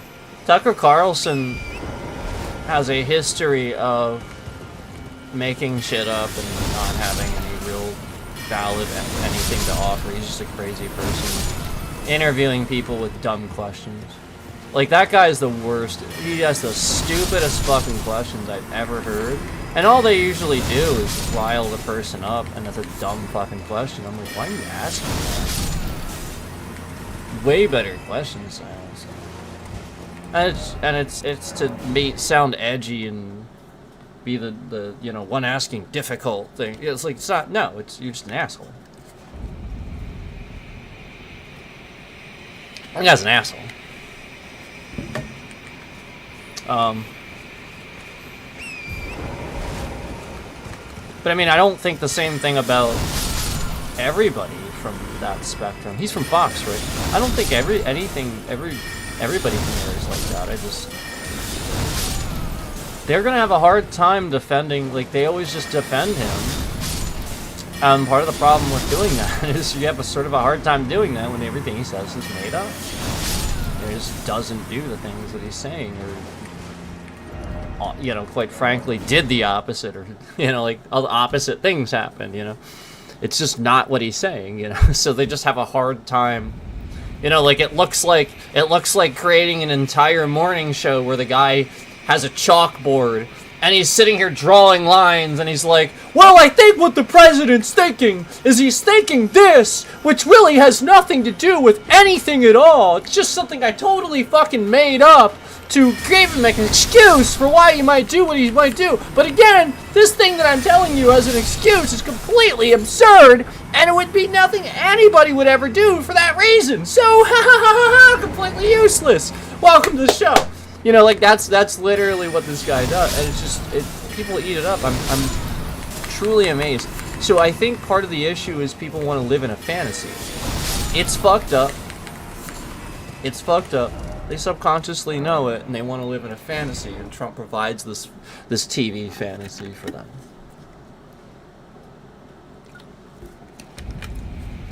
It's people that don't deal with anxiety.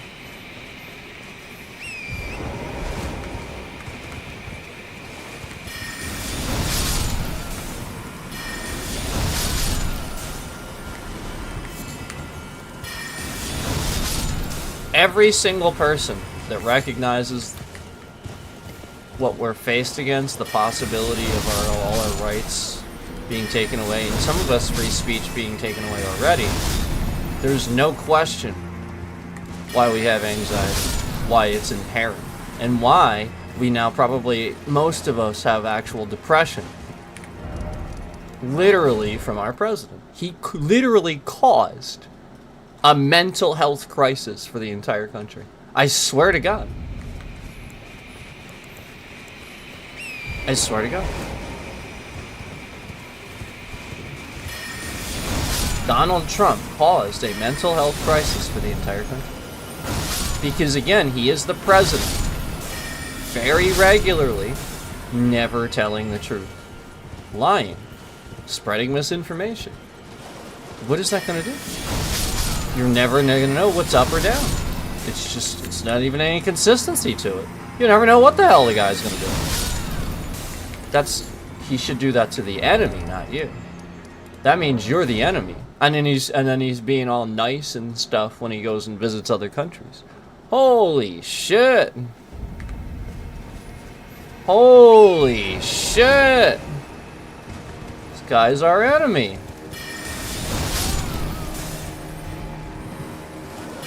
So I just think that he wants to be a dictator, and again, he's not even old, and like, he's gonna die, you know.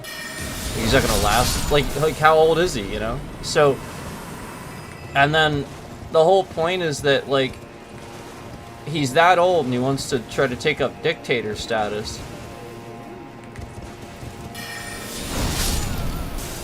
Yeah, I'm sure like some idiot in some country like China, right? Like, China probably lied to him and convinced him that there's some sort of stupid operation, some advanced medical operation where he can live like 200-300 years if he just does it, like Trump's that dumb, he would believe something like that, and they would be able to manipulate him to try to like go for a dictatorship or something. Because all it's going to do is cause a civil war and crumble our democracy and cause a weak military, cause us to fight, and then they're going to attack. So that way we're fighting amongst each other while they attack. That's what's going to happen. And meanwhile, Donald Trump is too much of a retard to be able to deduce anything.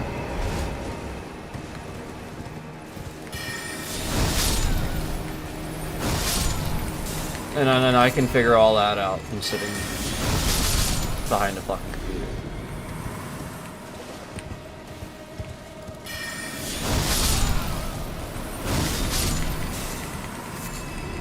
And literally...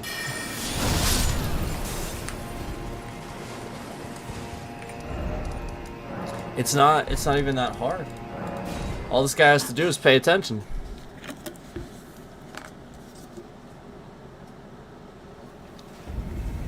Instead, it was like making the people happy that were loyal. He was always like sitting here trying to... Remember he like... He did this thing with like this YouTuber or... Maybe it was a Twitch streamer. I think it was a Twitch streamer actually. That like was MAGA and like he had the MAGA hat on constantly and he met with them and he did all that stuff. Like Trump's been aware of like live streaming and stuff for a while, I think. And the whole problem with that is that what he was always doing was he was always pandering to only people that, again, just like him, are rich. You know, wear a MAGA hat and support him implicitly. So what you have to understand about that is that's very manipulative and also causes people to hate you. You're not reaching out to people that want to know that you're a good person and that you're there to represent them. You're only reaching out to the people that, yep. So like, not what Biden does, not what Obama does. Remember, Biden is the guy that's telling you the story about how, you know, after speaking to some people somewhere, you know, they tried to tell him that, you know, well, you know, Trump's, you're not really the you know, I forget what they called him, but I'll just say ass clown. We'll call him ass clown. You're not the ass clown that Trump says you are and stuff like that, you know, after he spent some time with him. You know, the whole point was Trump was calling him names and stuff like that. He didn't have anything credible to say. And then Biden just goes there and, like, I think he, like, I don't know, like, the whole point is he just had fun with him. Like, he wasn't... He was trying to... The whole point is he's trying to get to know him and show him that he cares about him and that he's willing to do what they need. And so, like, you know, like, the whole point was to communicate that and learn what they need and stuff like that. Trump will just go there and just tell them what they need. You know, he'll tell them what they need. And, you know, like it's just different. It's a dictator.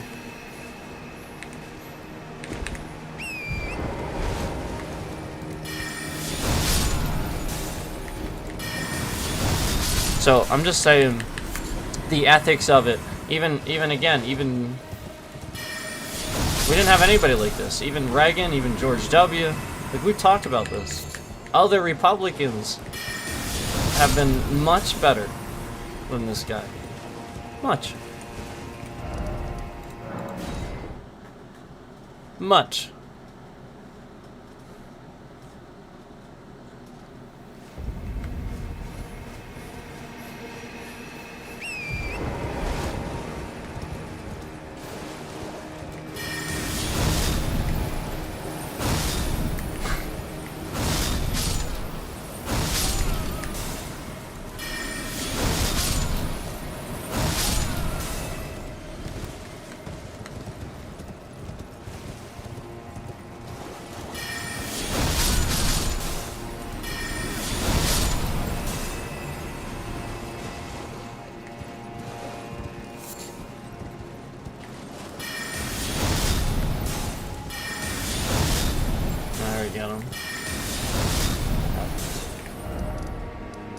That happens.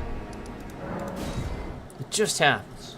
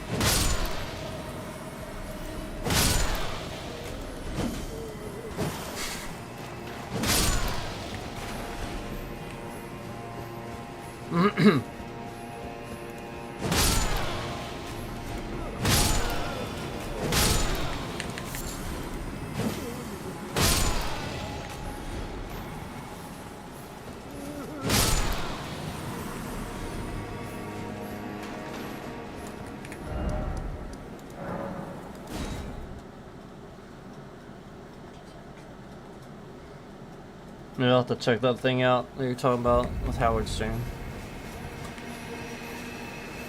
He's, honestly, he's one of the best interviewers.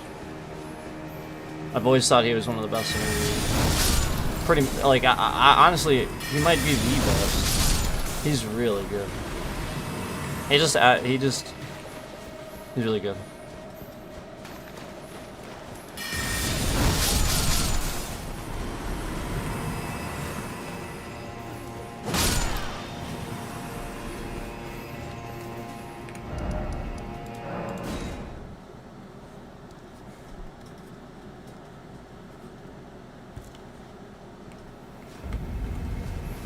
His movie was my introduction to Paul Giamatti. I never saw him in anything before that. And that's a great actor. Great actor.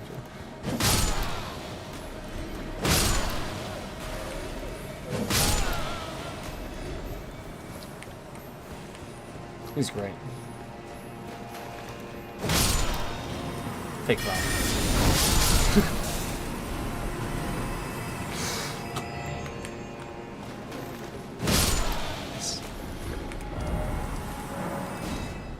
So great.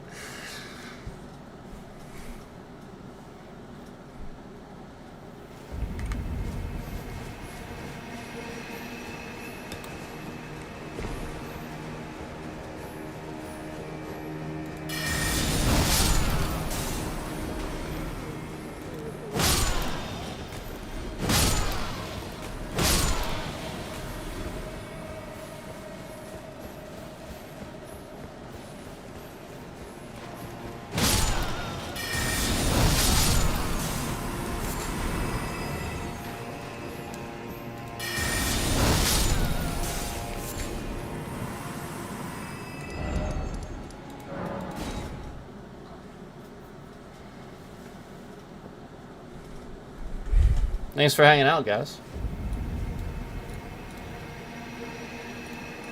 And don't be staring at those FBI's. Oh, alright, I'll be right back.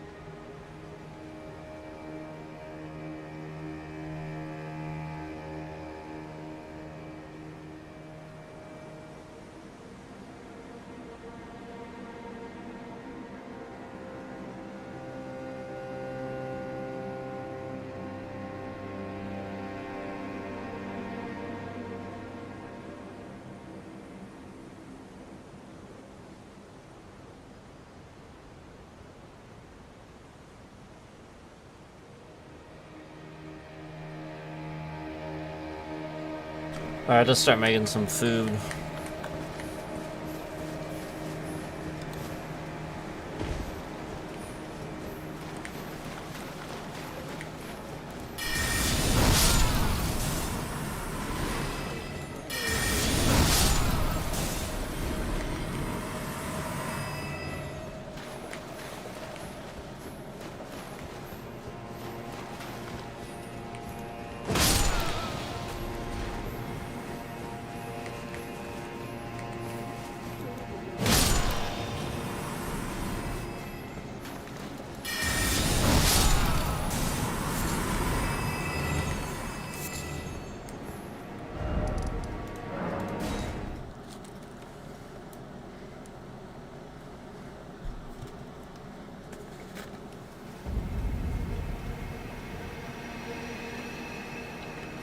Ah.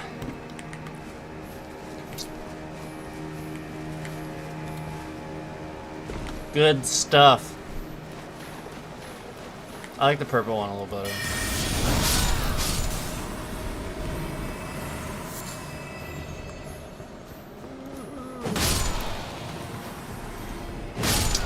Grape.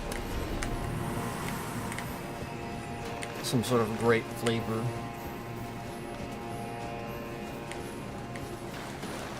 This one's fruit punch.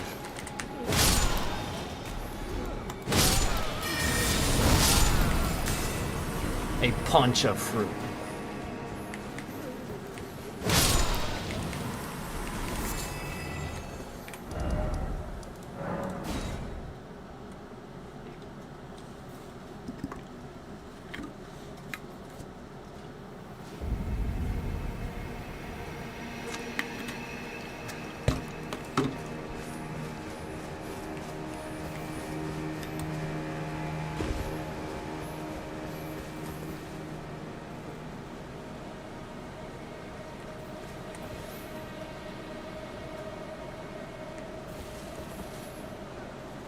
Shadows look a little funny on that one.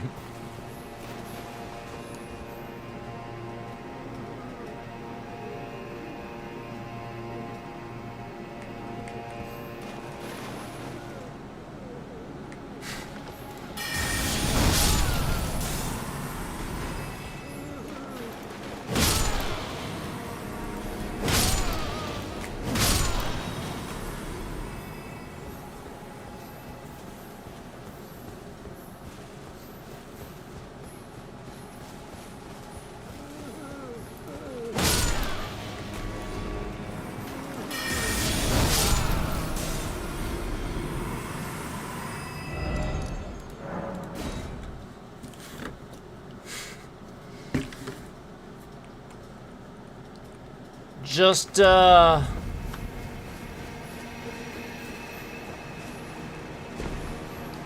get some food here. I'm gonna get some food.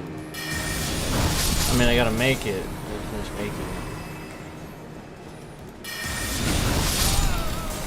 But, just gonna get food. Damn.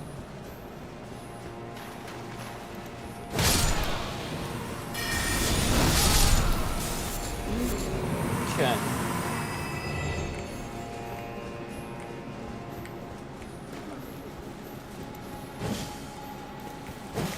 Oh my god. It's right there.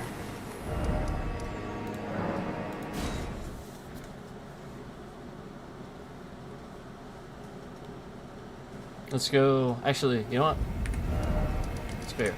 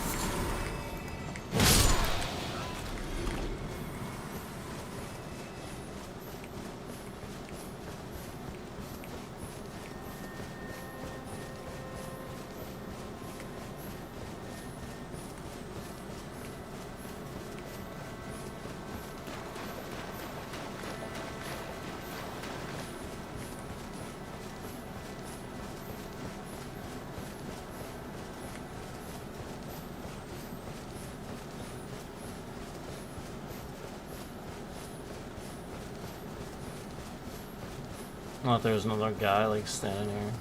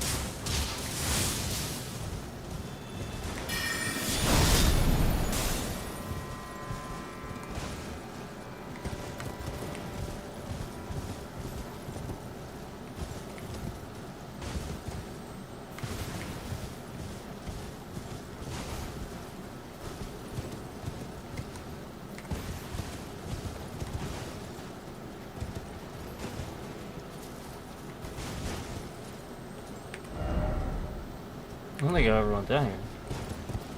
It looks like I can. I kind of don't want to test it with the amount of runes I have, though. Maybe it's the other thing. Oh shit. Maybe I gotta fast travel and come back here. If I can drop down here and not get back up, it's fair to say I can drop down.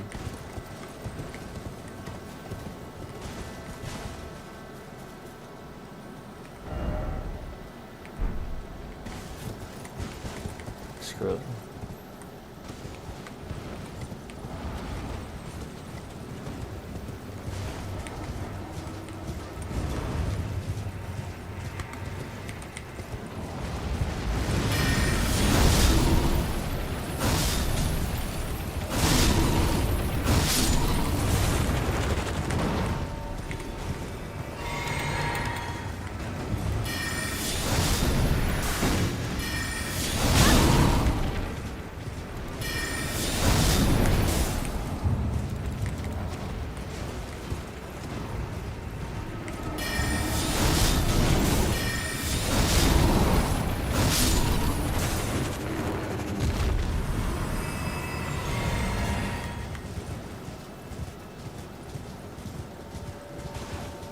Maybe I did come down here.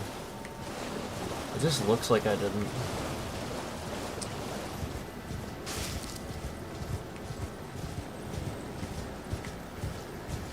Yeah, you know what? I just didn't know about that spot. I had to have come down here because I remember this. There's nothing there. Probably would have been an item there. Yeah, so that's actually where you go down. I just forgot about it. Yep, and then looking at it from this way, it actually does look familiar. So I was just never down on that spot.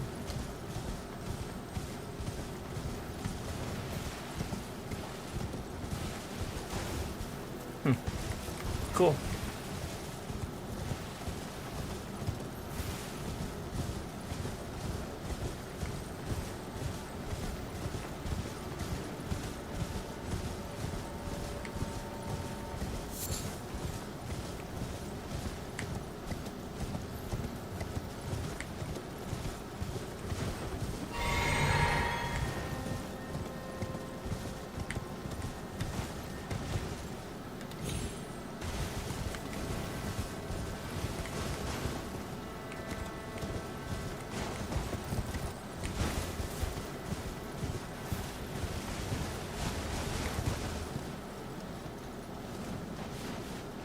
I gotta check on my food really quick.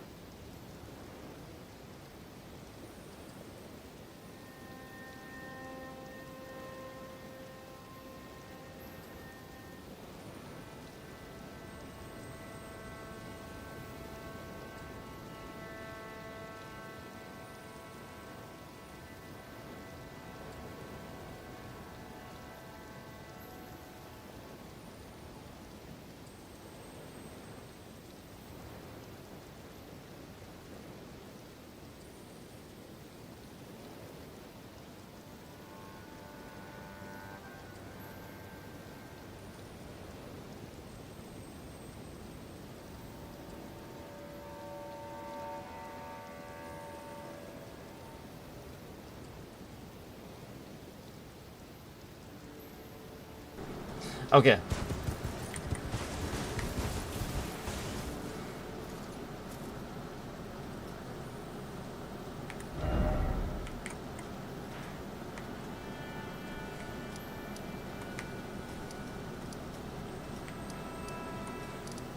Should I go here again? Was it here? He was here. I think it was that one. Yeah. That's why, because it says a different thing when I show up. That's why I was confused, because I remember seeing that.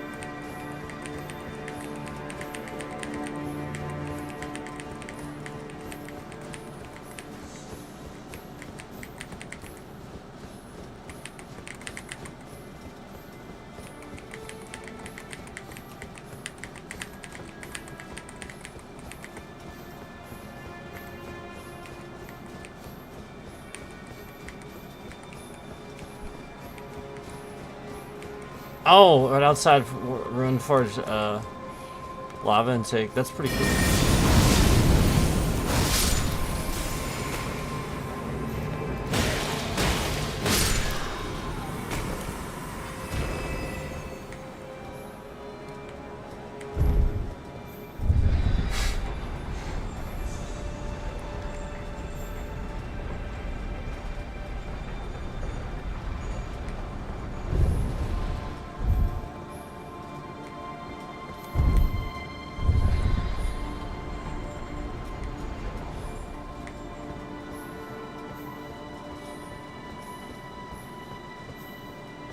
Wasn't there a reason I did this before?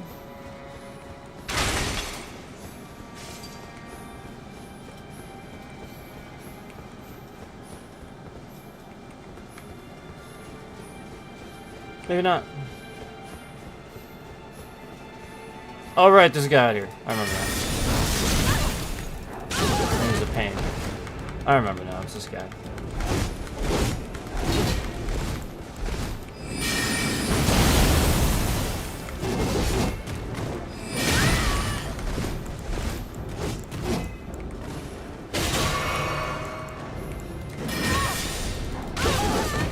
Oh, no, no, no, no. No, no, no. Oh my god. No, no, no. None of that.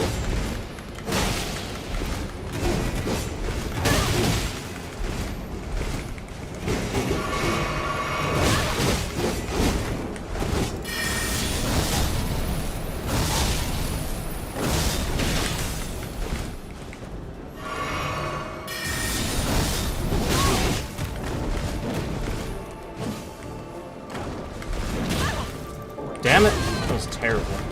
It was terribly timed.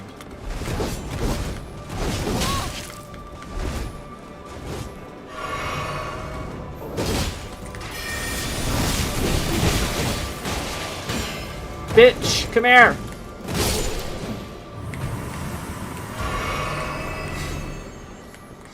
Damn it. Way too long.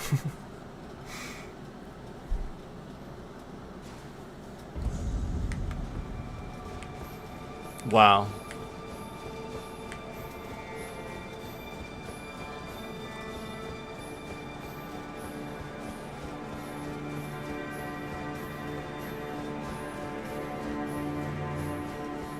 Wow.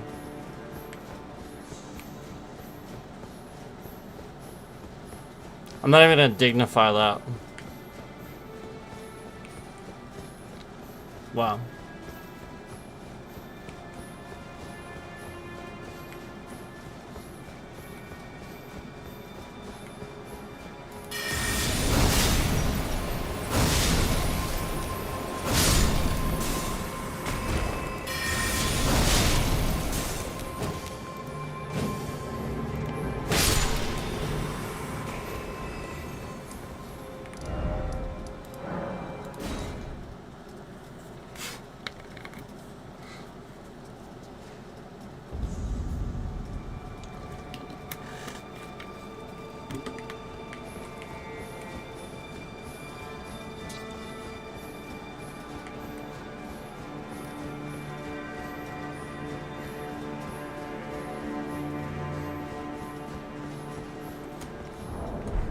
Let me go.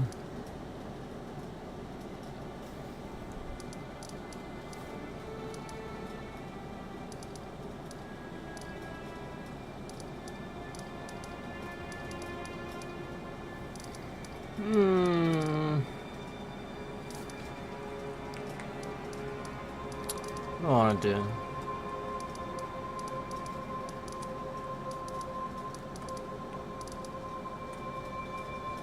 You know what? This is always fun.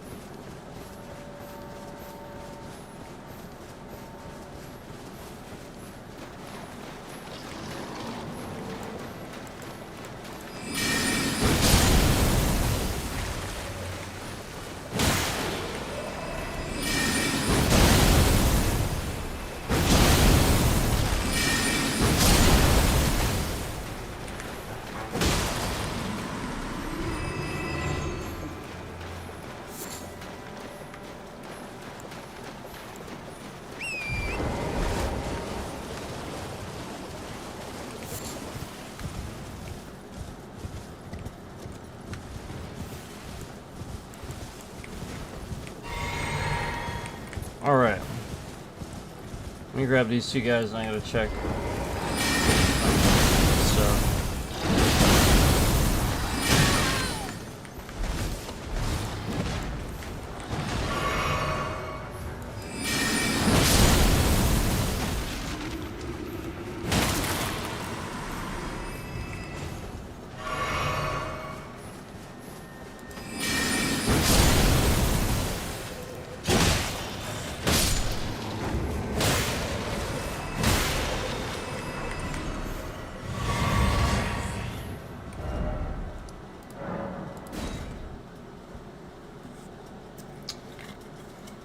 All right, I'm gonna go check my food, I guess.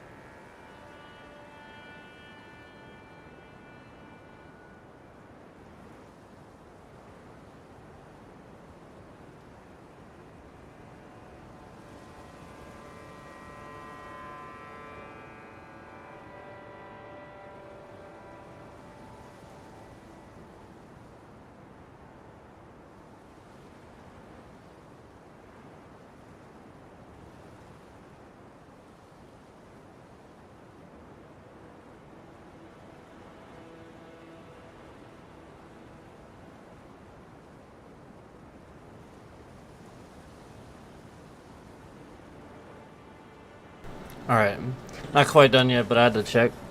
Like, I just again, like, what is this? What is this? Fucking 20 questions? Like these last two questions in a row are little kind of fucking obvious, strange bullshit. So again, the first question: do you do martial arts? Again, I mean, weren't you watching the beginning of the stream? I spent the entire fucking first hour and a half, 2 hours talking about how I was a martial arts instructor. Not only that, but Sifu is literally a fucking title.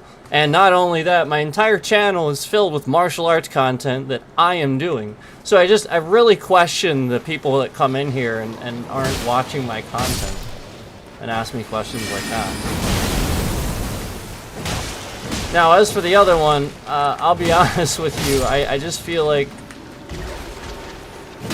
a lot of people play this game and expect everybody to remember. You know, like the people that play this game to the extreme degree expect other people to be able to talk about it in the exact same way. So, I don't have some memory list of fucking spells that I got in Erd Tree versus the normal game. I have no clue, man. You expect me to first playthrough, only astrologer I have. How the hell am I supposed to know that? That is completely absurd to think that I'm gonna be able to just randomly pull that out of my ass.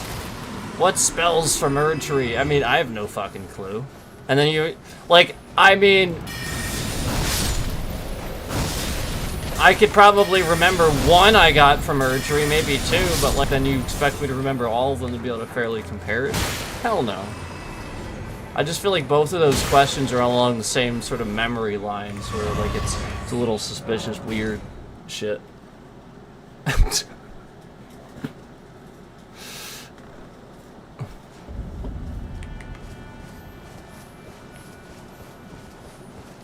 You've only seen me test some, but not use them. Yeah, there's a ton of spells in there. There's a ton of spells for the caster classes that are for very specific circumstances. Ton of them.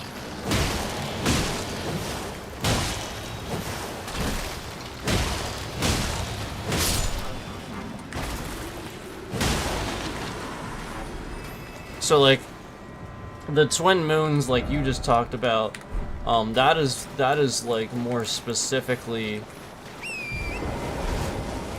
you know, obviously like AoE, so like you have a group of guys or something that might be a little difficult. That's gonna, you know, like that's it. You know, it's just very specific. I mean, obviously I like that and the hammer and the cannon. But, I mean, you know, like this one.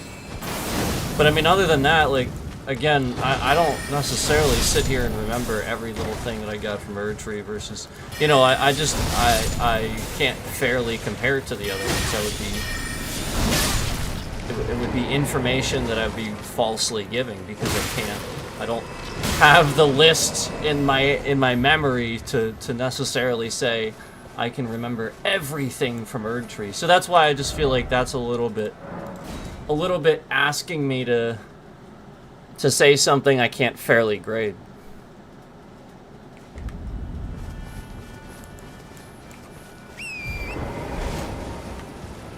But yeah, as for the martial arts, again, that's such a weird question.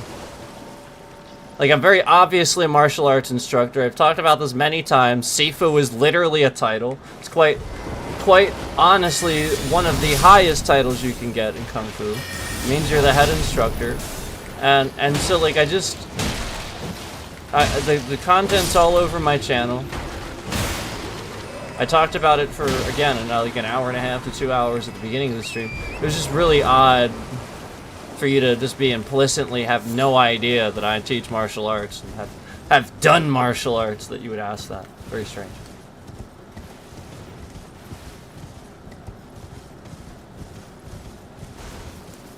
My base opinion? Well, yeah, then I'll just say basically again, if the canon, you know, I think the canon isn't this Erd Tree and then this too.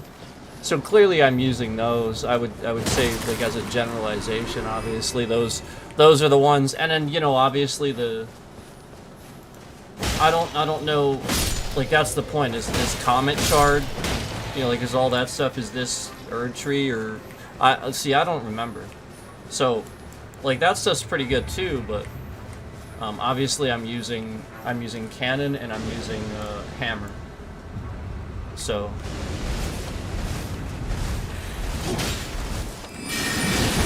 I mean, obviously that's awesome. So yeah, as the generalization, I mean, obviously I'm using that. So I don't, I'm not gonna use something I don't like, you know.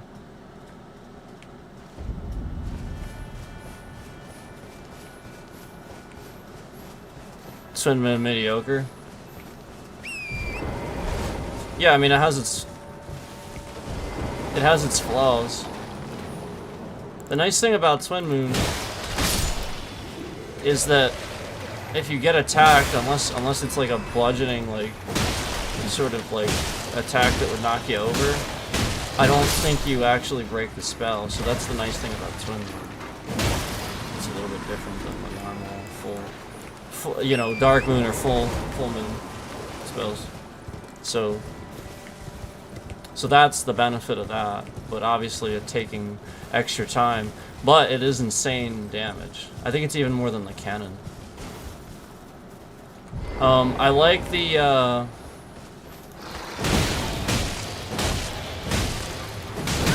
you remember the AoE I was using on the, Microcosm? Isn't that what it's called? The one I was using on, Millennia?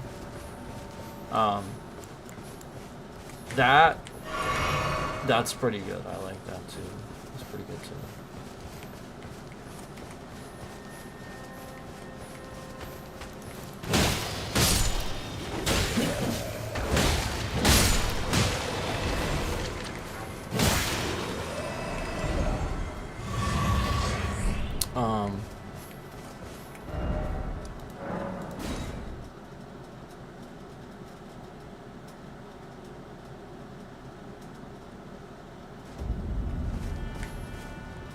Yeah,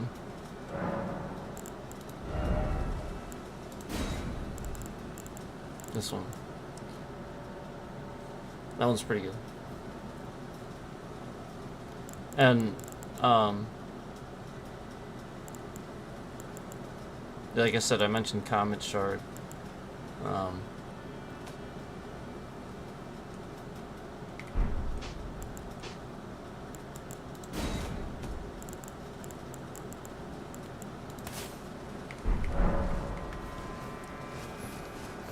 So yeah, with Twin Moon, that is the benefit, is you get to sort of continue to cast it as you get attacked. So I could potentially do this, pull both of these guys and just do this. No, except I clicked off the screen when I went to cast it. So that happened.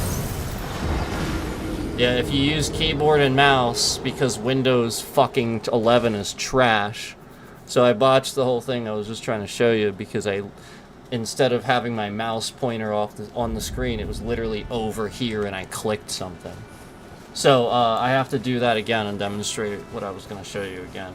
Because again, the fucking Windows is like literally just fucking trash, and it can't, you know, again, if you use full screen mode, you know, it's gonna fucking crash the game and stuff if you want to do anything with your second screen. But you know, if you use this one, that happens. So he is doing this guy's doing a bludgeoning attack, so I won't be able to do it with them actually.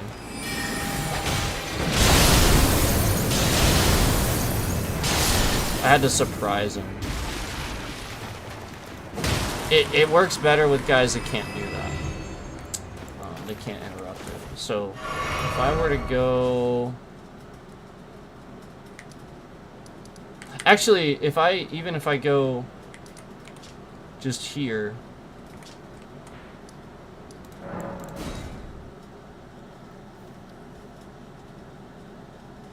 yeah, I have Night Comet.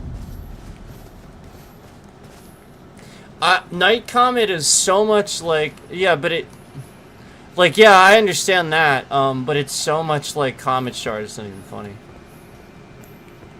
So,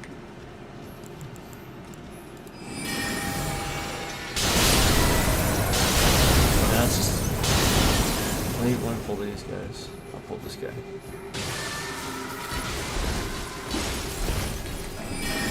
Okay.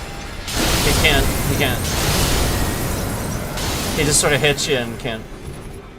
So that's kind of nice. No, it can't. Like, that's my point. Like, not really. Not really. It has to be a bludgeoning attack. It's just that guy could do that. It was a bad example. See what I mean?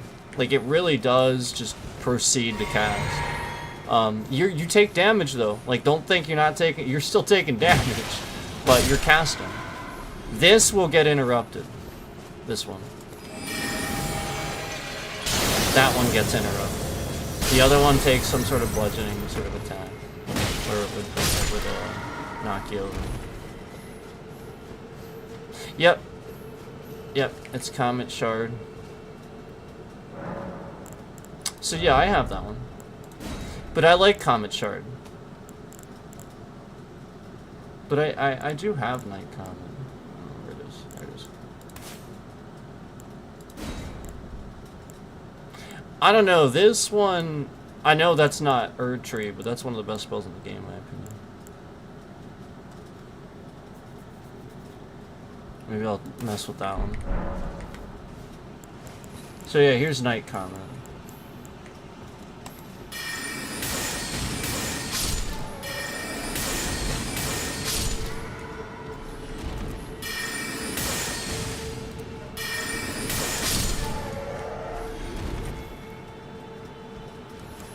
Yeah, the mist is the mist.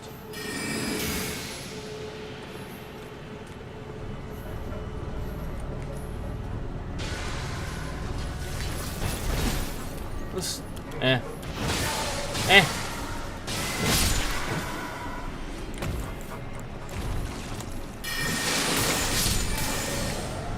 Yeah, Night Comet's cool though.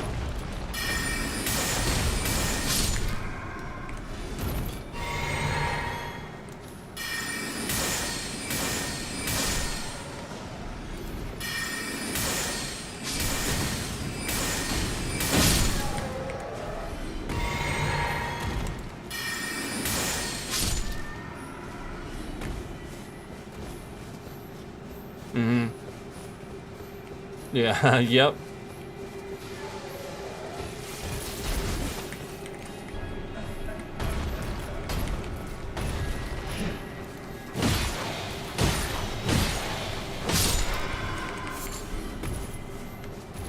That's called peripheral vision, by the way.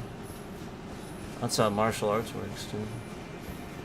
Sometimes I'll know the attack coming at me so well, I'll be reading chat, and I'll just know the timing, and I'll just, like, roll. It's just not even... Because I can see him coming at me out of the corner of my eye.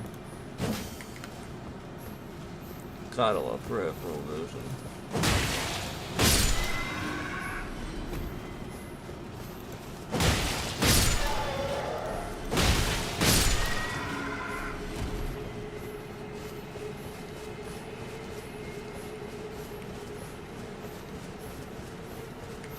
Yeah.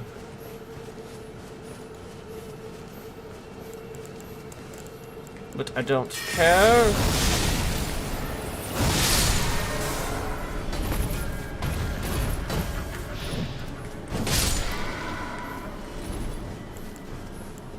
I don't care.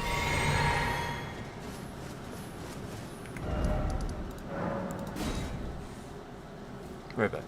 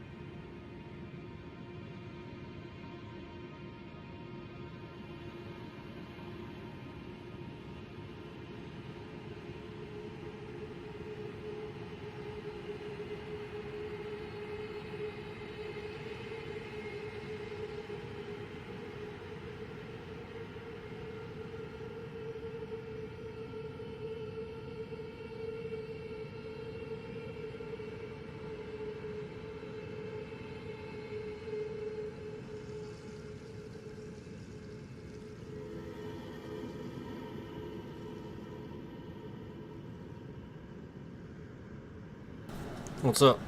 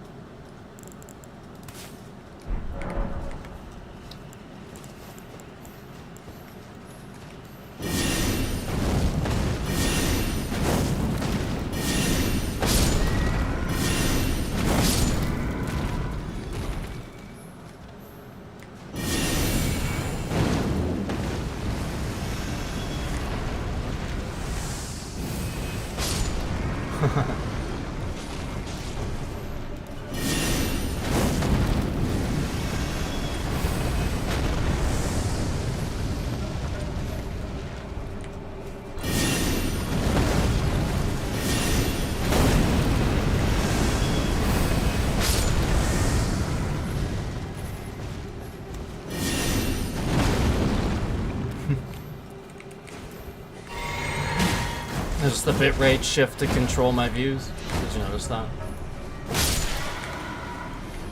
Because I'm using the Magma.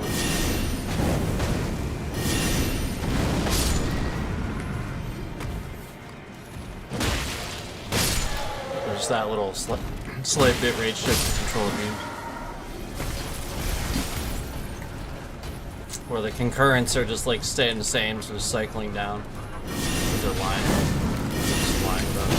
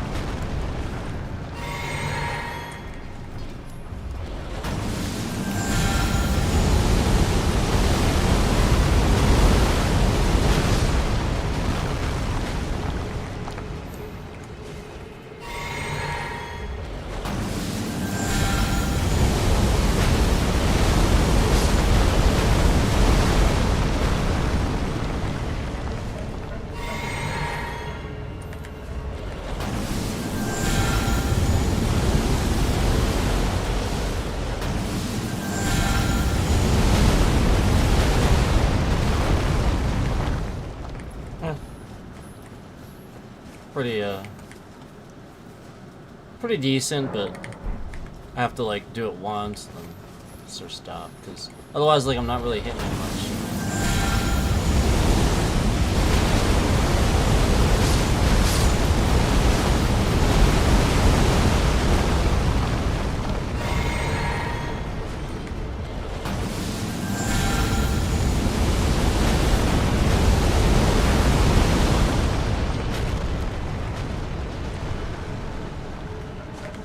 I got really wasn't that much.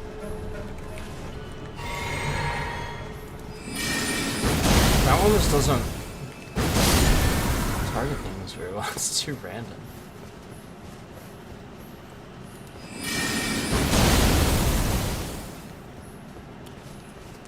Yeah, yeah, exactly. It's just so.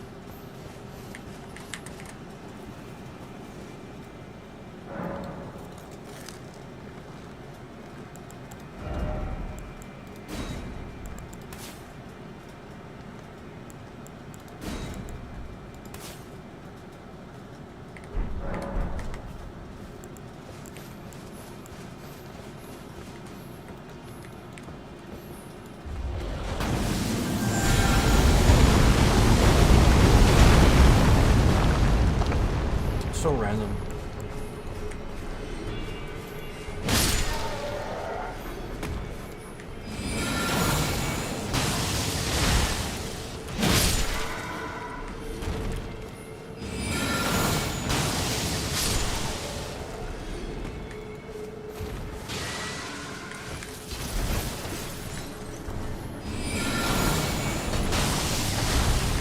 If only the targeting would have worked. Where I wasn't flipping around all their things.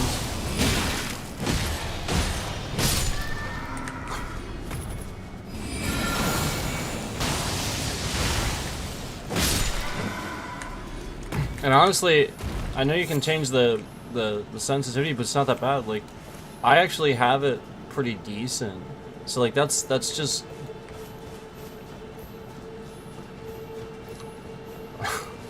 it's just dumb.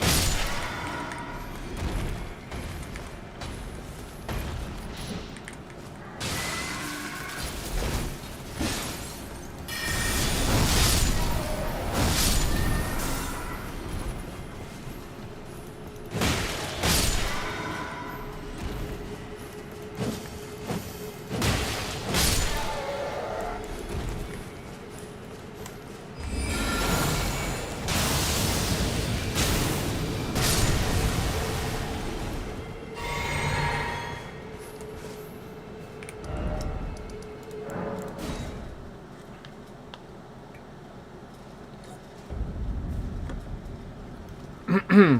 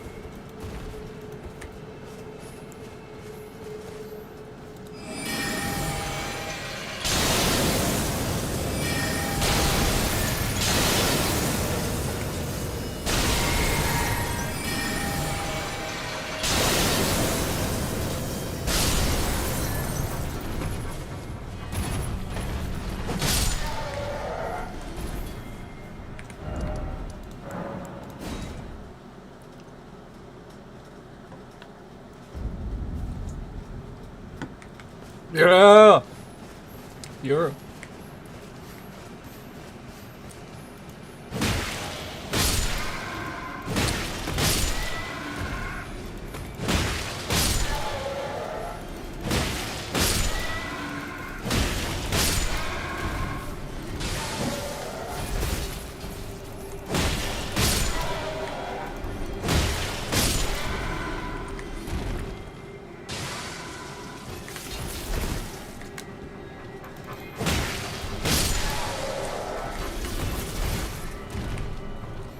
Come here. Come on. Come on. Ah, he's doing his dumb cartwheel. Do the other cartwheel. Oh, you're supposed to go off the edge.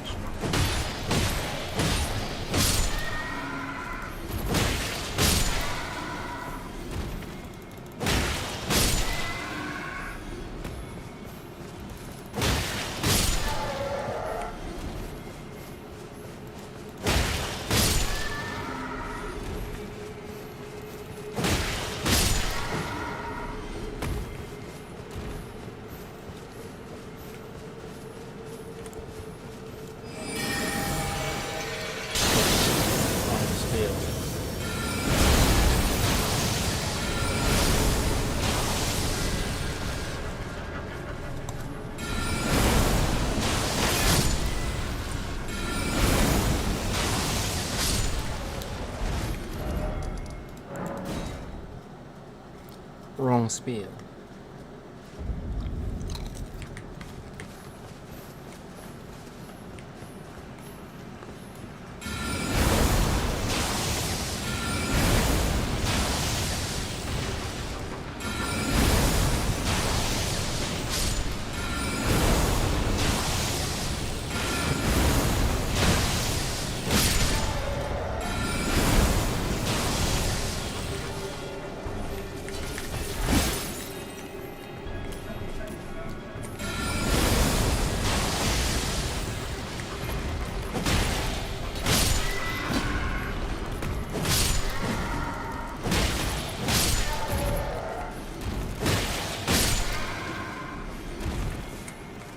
Oh god. What the fuck?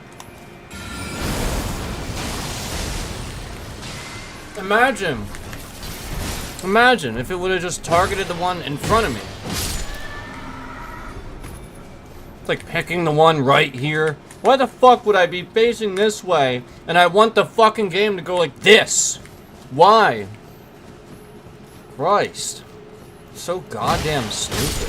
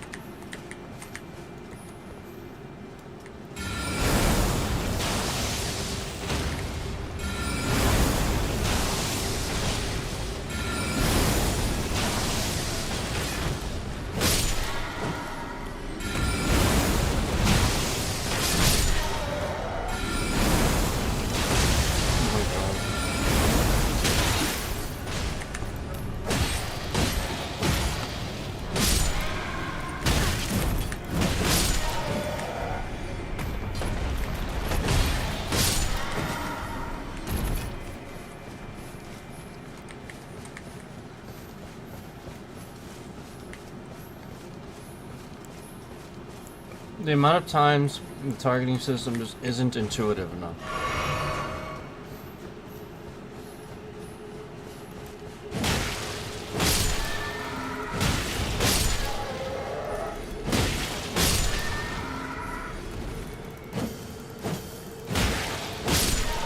Interesting.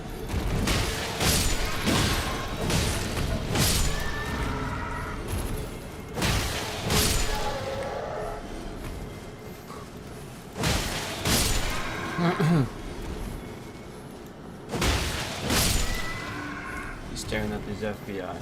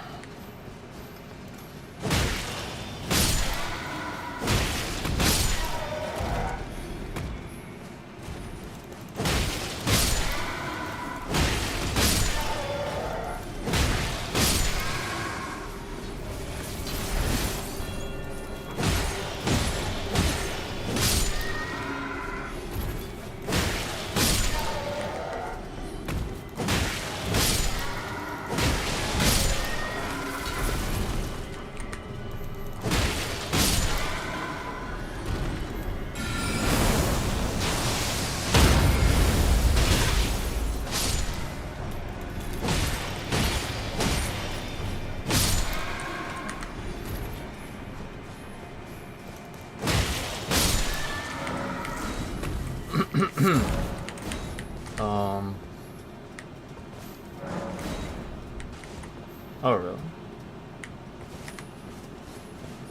Capped on that now, too.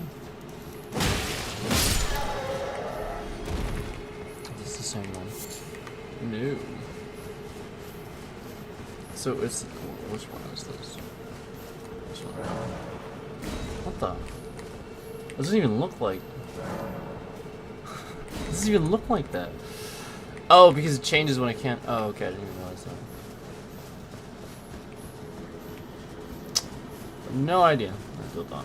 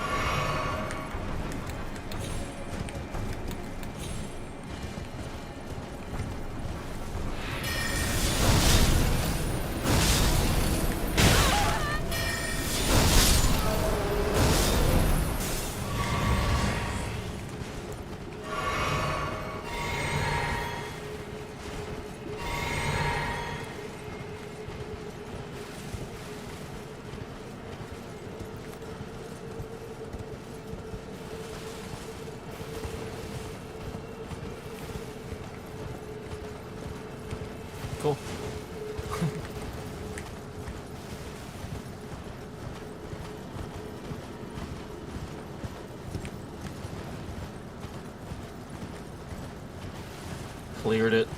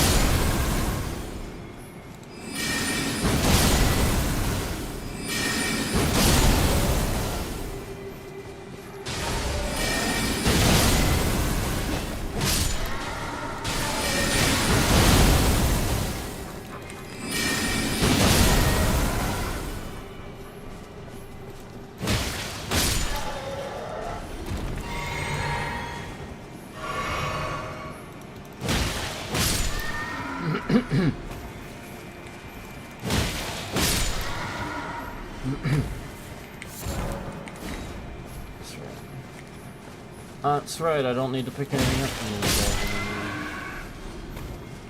Well, until I craft. Well, I would craft something.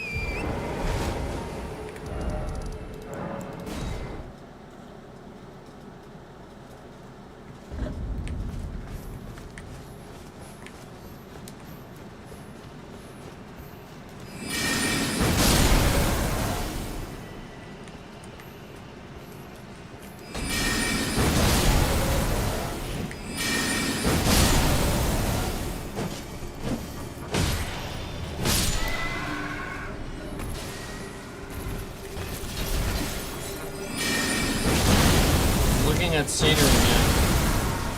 How dare you?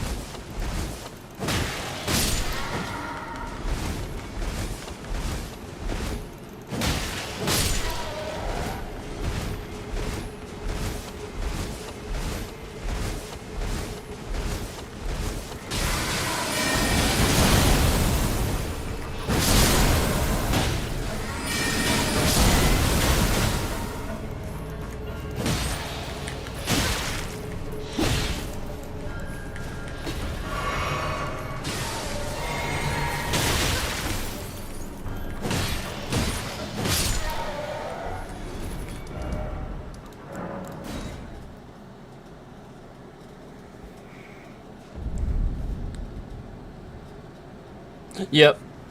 No, I know. I already did all that. You doing all that. I've already looked up everything for my class. You don't need to do any research for my class. In fact, stop giving me help in chat about my class. There's a lot of cutthroat competition going around. And, you know, what you really need to realize about that is it looks like somebody comes in from another channel and helps this creator, and that's the only way they're good at the game, or something like that.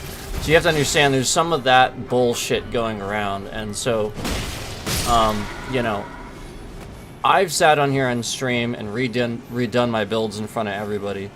You sort of kind of came out of nowhere all of a sudden and started, like, suggesting all these things that I've already tried, including the stuff that I know does more damage in the hand that I'm using. So again, for the build you do, whatever you do, fine, but just please stop. There's been some memory things today and some very obvious, you know, weird stuff in chat where, you know, instead of normal shit, we're causing a bit of a toxic nature in here, where it's just gonna start going a certain way. So, you know, I don't mind if you're helping me try to figure out some stupid puzzle that's like, I'm never gonna know what the hell this obscure thing is, where it's like randomly somewhere on this map that I have no idea, you know, or something like that. But as far as like my build and stuff like that, I don't need somebody else to tell me how to maximize my build. That is what I will do.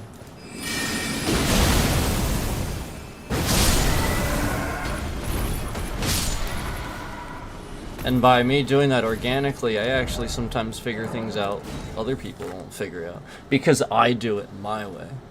I've actually experienced this with Diablo 3 before, where some people, like, that's actually why they were watching before, because like I could tell some people were very confused at how I was doing certain things.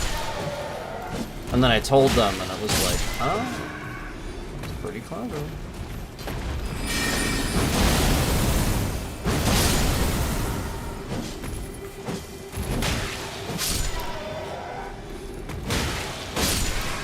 But, I know that you were just trying to help and look things up. I'm just stating for the record that the more you do that, the more that's going to become a troll thing that's going to start happening.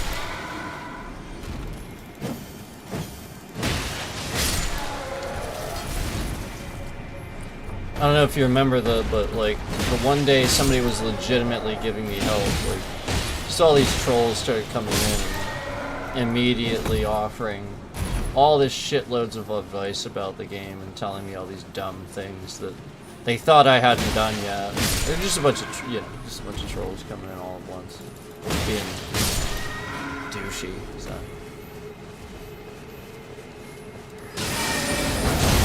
You know, if you're not there to enjoy the experience and stuff like that, you know, like, somebody needs help.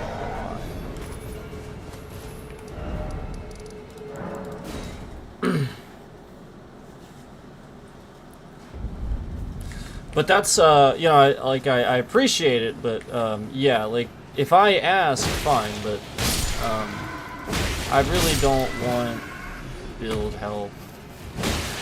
I like doing things my own way. I feel like it's kind of obvious. And I'm aware of the dex cap, which is why I'm using the Radagon. And that's literally what you just talked about. So, I mean, I'm already aware of that. I mean, I might not be using it now. I think I am, actually, but I've switched it out sometimes for various decks. And that's why I lowered my decks, because I actually did have it way up there. But I didn't notice when I had it way up there. The reason I lowered it is because I didn't notice a drastic difference in my spell increase with casting time. Just lowered it a little bit to maximize points elsewhere. But again, my build, that's why I do it.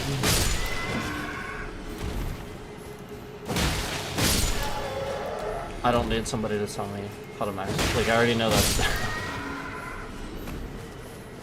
It's the sort of thing where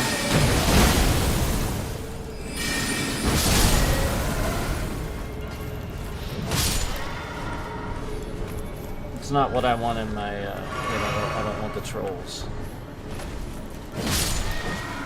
It's definitely certain, certain groups that do that. It's obviously just not. It's not just random, but it's certain groups.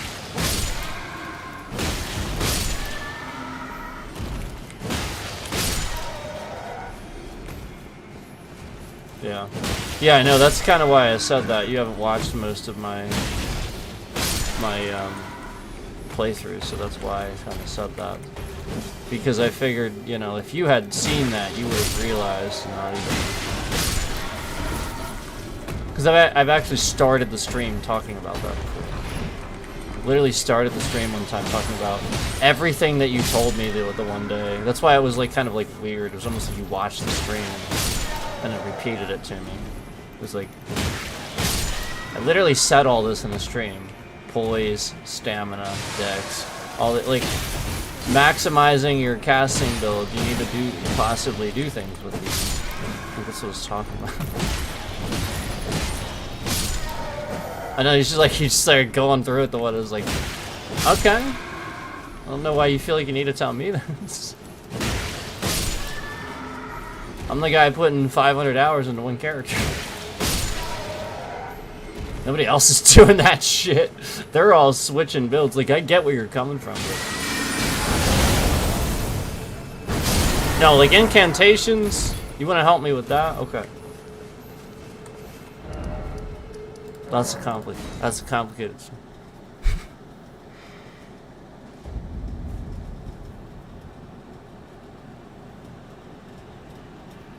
Yep.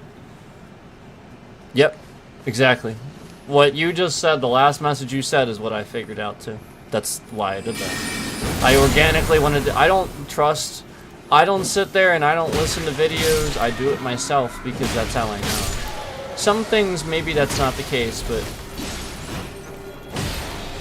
it'd take a lot for me to implicitly trust that person tried everything. You know what I mean? Like, very rarely.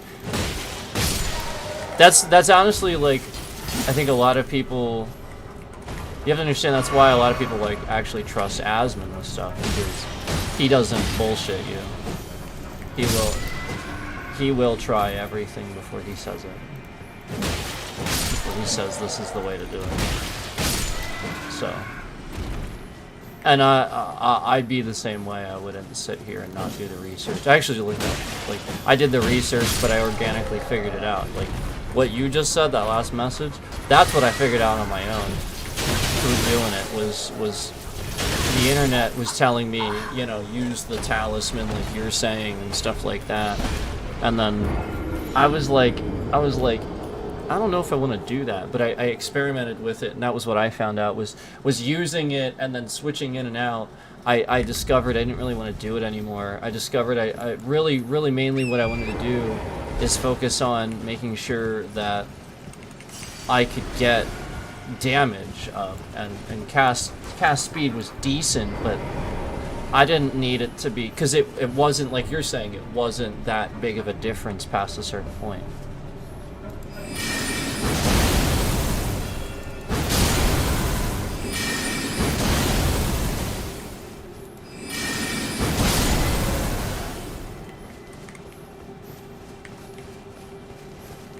Exactly. Me too. That's the point, that's what I do too. I will check and compare notes, for sure. And that was what told me about the talisman, but I don't think I have it. Oh, I do. No, it's yeah, it's there. So that's why my dex is a lot lower. Because it's like low. I think you said it's like lowering it by like a virtual 30. Yeah. Yep. So, you know, I don't need a ton. I just need Rock Sling to not suck. And Full Moon. Yeah, that stuff takes forever.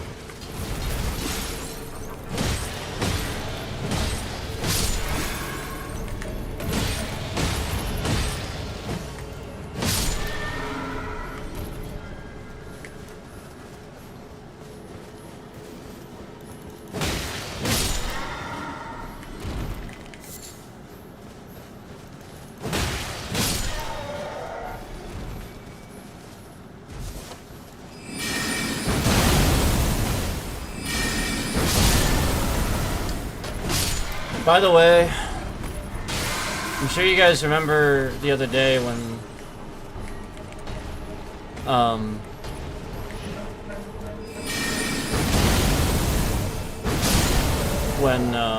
we got 365 came in chat and gave me, you know, like obviously access to the bot, but at the same time, that was a little weird because first of all, that shouldn't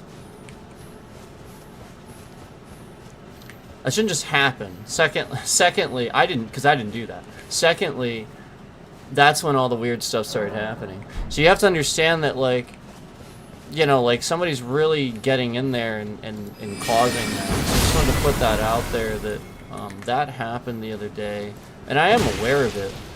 But also, what you want to realize is on the chat last night, I actually tried to use one of the Stream Elements games that I'm supposed to be able to use, that I have, you know, set and stuff like that, and I physically couldn't get it to work. So,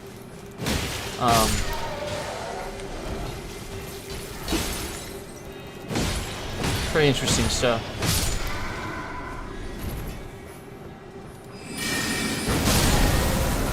Right when he came in chat. And he's a mod. So, like, that's the point. Right when he came in chat, that happened. And he's a mod.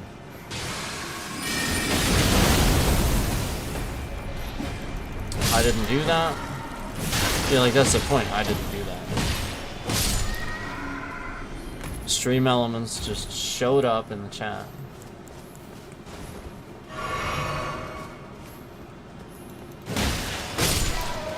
Remember that.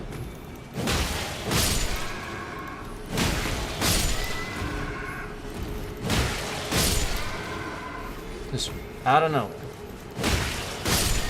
Right when he came in the stream.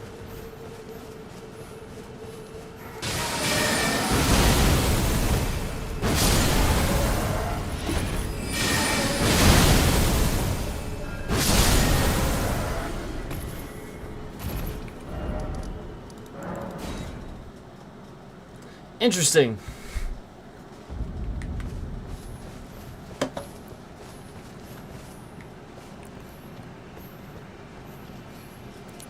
No, not Nightbot. Stream Elements. And Stream Elements is not something that again, you have to add that. You have to go in, log in. So again, I didn't do that. So right when 365 came in chat, a mod on my channel, again, I would have to have logged in to Stream Elements and done this myself. And I did not. I was just starting a stream.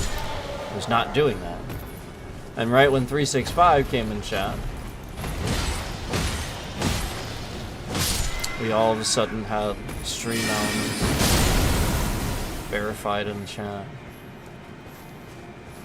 And then I was soft, like I was auto logged in when I went to the website, even though I clear out all my data, so I shouldn't have been logged in. Isn't that interesting?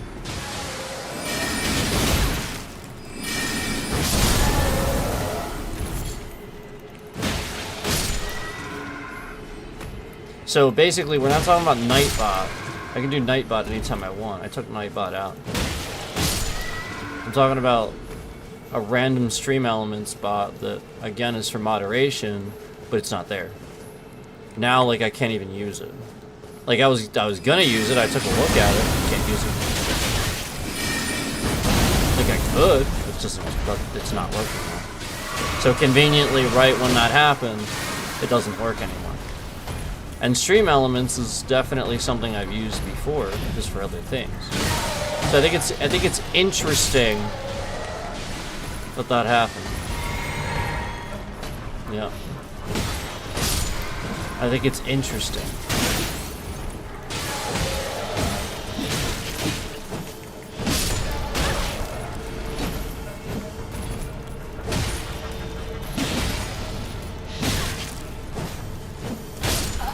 I think it's very interesting.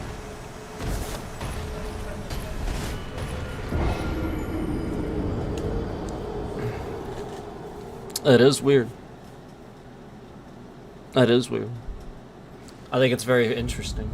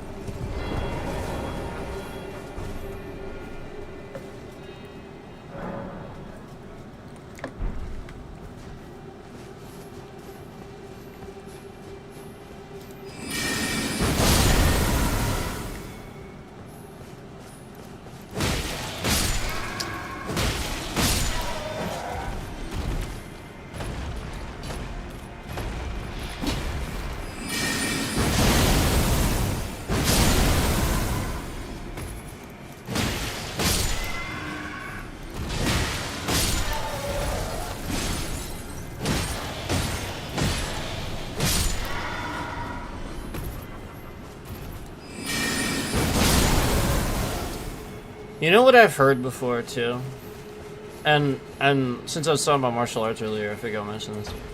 I just want to clear out this misconception for people. A martial artist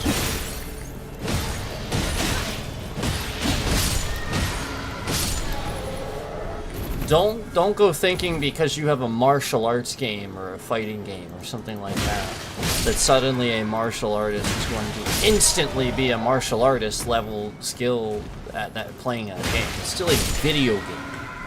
It's still a different skill. So I feel like this might actually be a real thing where people think that looking from an outside perspective because they don't do that, you know, to that level. And so they don't know. It's a different skill entirely. I mean, you're pushing buttons. You're holding a controller.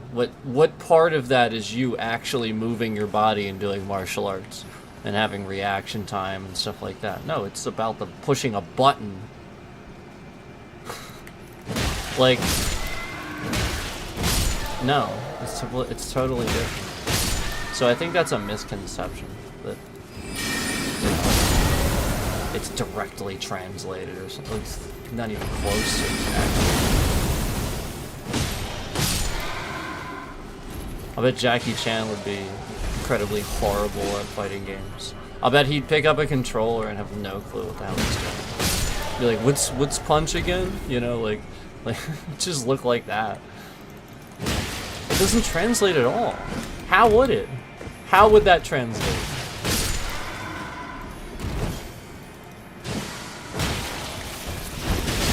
We're 14 years old.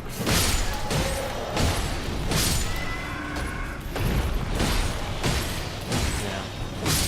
That's a good point. There are some people that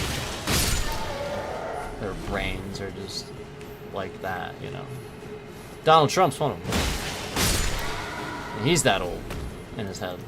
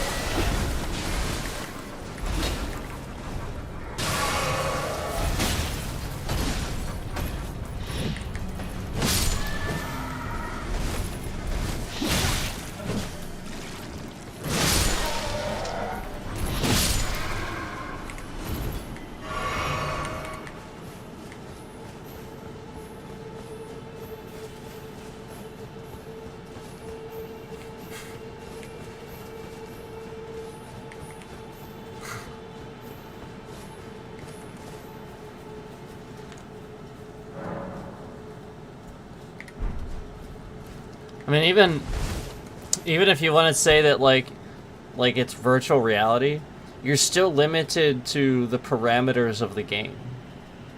Like, it's not real.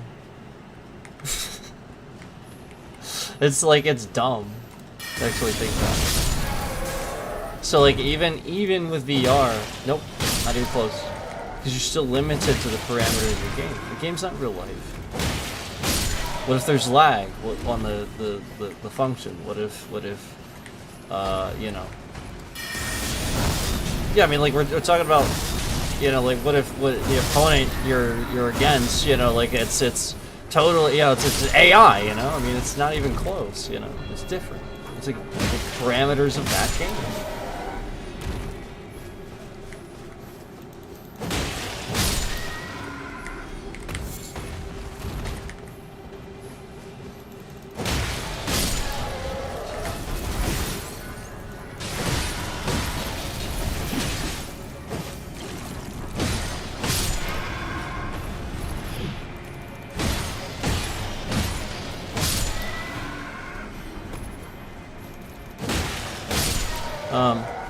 I know that when I started actually recording, like, stuff where I was trying to show how fast you should be at application and stuff like that, I started realizing that you can't record it. That it, like, that's why in movies it looks a certain way, because you have to slow it down or you won't see it. And even then, there were times where I was so fast, I slowed it down, and my hands were actually missing from the frames. Like, it would just literally look like my hand didn't even extend. Because it was so fast that the FPS, it literally couldn't pick it up. So, I've experienced that, and that's what a top-level martial arts would experience. Like, that's the reality. Is, you know, they're faster than that.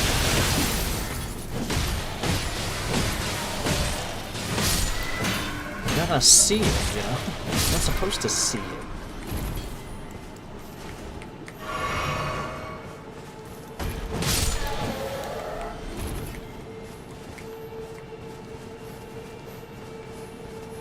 Yeah, that's possible, but, you know, it's also possible,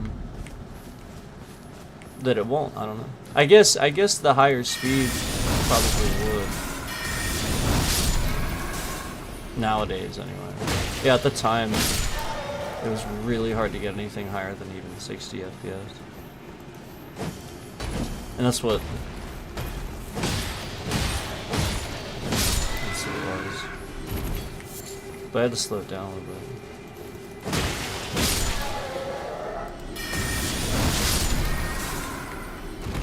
There's some of that stuff that I was doing on, like, the grass area where I was doing stuff. That's why it looks like it is slowed down. I had to slow it down because you wouldn't have seen what I was doing. Some of that stuff, the hand movements are fast enough too. It is hard to tell what I'm doing. And that's slowed down actually.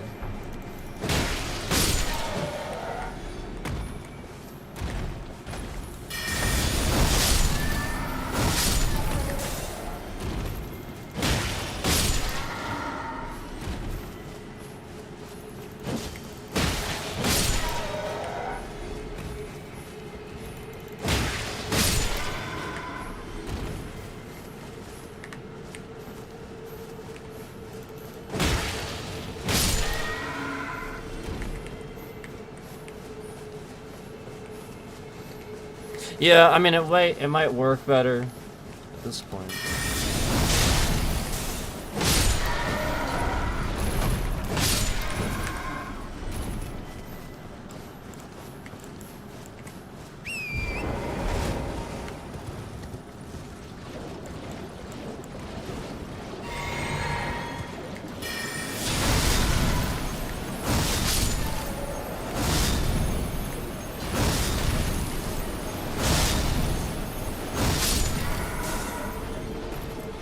Yeah, that was the problem.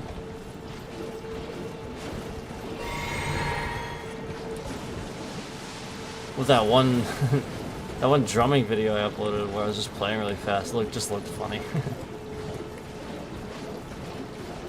It was a terrible recording too.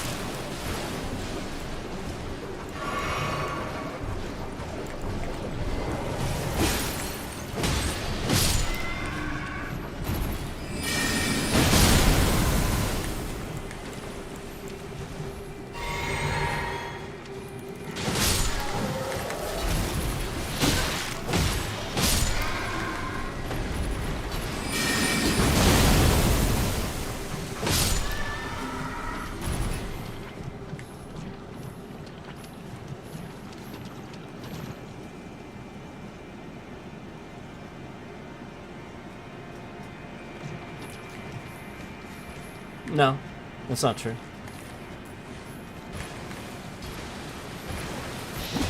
It's not true. You can do it very slow. You can do it as slow as you want. It's not true. And if you can't, that is the difference. Between somebody that's mastered it and somebody that hasn't mastered it. Accomplish the understanding necessary to execute the technique properly. No, you can't. You can see it. It's actually part of the training.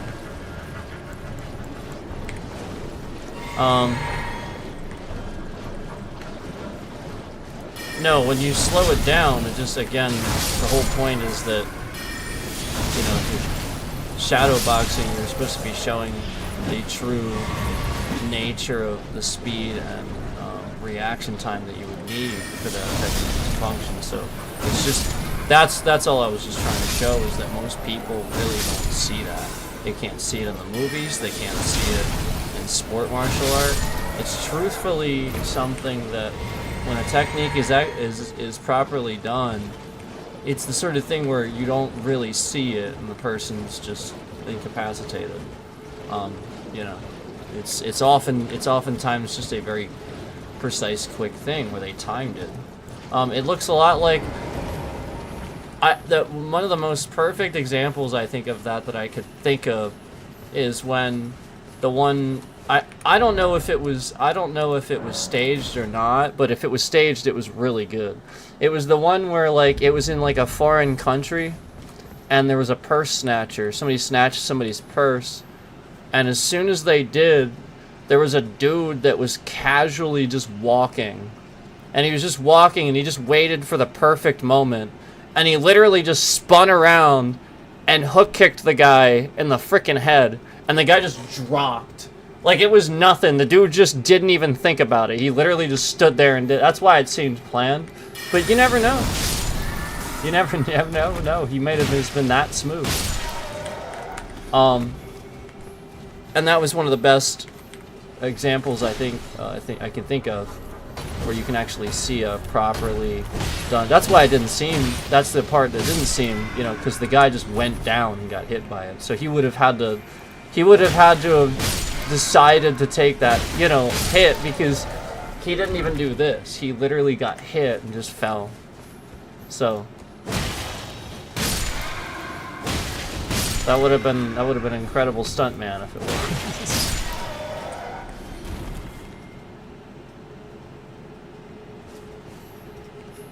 No, I'm talking about the videos that I did where I was shadowboxing to music. See, you haven't watched them either. There's all these people on this channel that ask me about martial arts, and they don't even watch my martial arts videos. So you haven't even watched them either.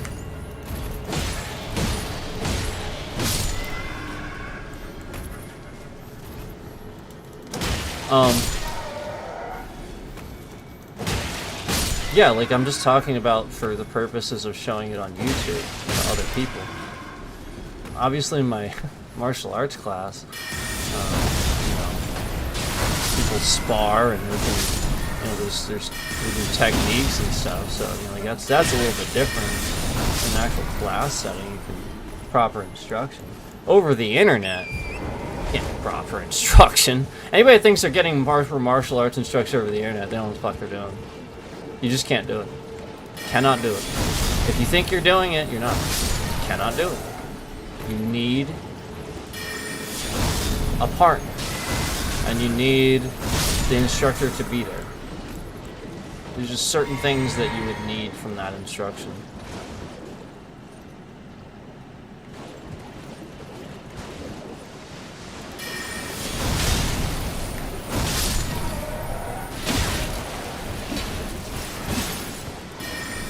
Yeah, you should watch.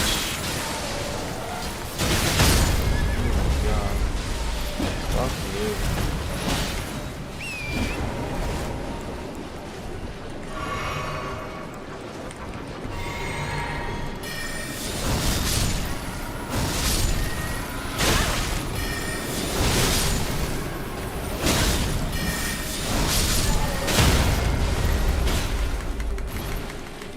Get the fuck up, like, Jesus Christ, did you see that?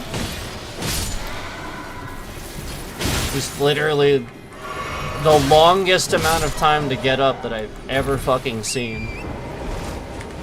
Ridiculous fucking stupid bullshit. Okay.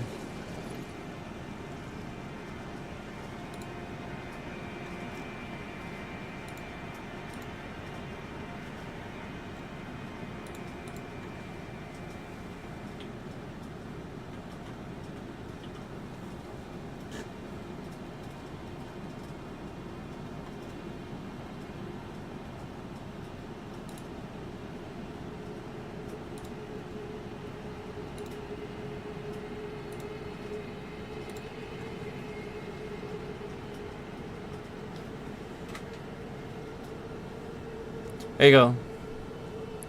That's what I'm talking about, like, that stuff.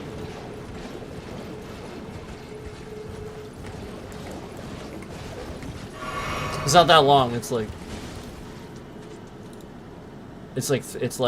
just about 3 minutes.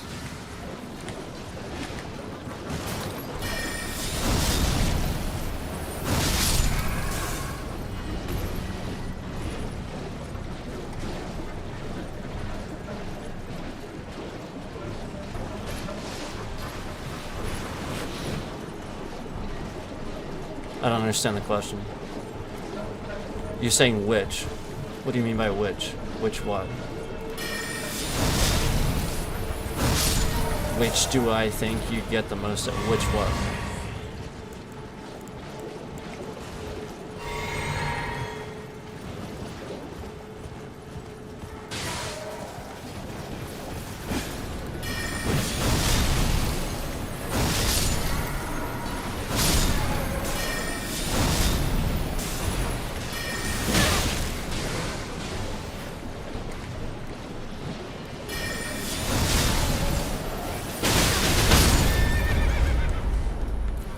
3 hours later. Jesus Christ, that's so fucking stupid. It takes that long to stand up.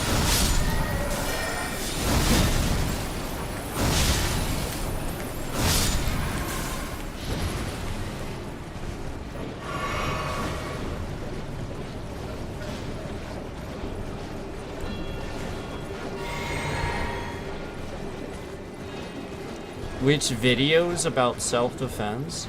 I didn't do a whole lot of self-defense videos on my channel, I'll be honest with you.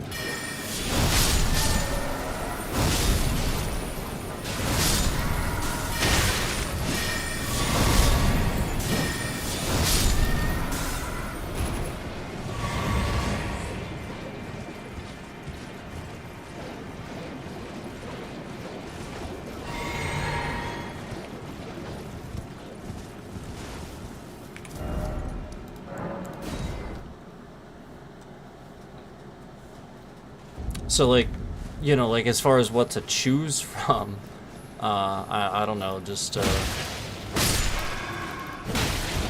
feel like I only did really one that said anything about self-defense. Because, again, I don't want to just put that stuff on, you know...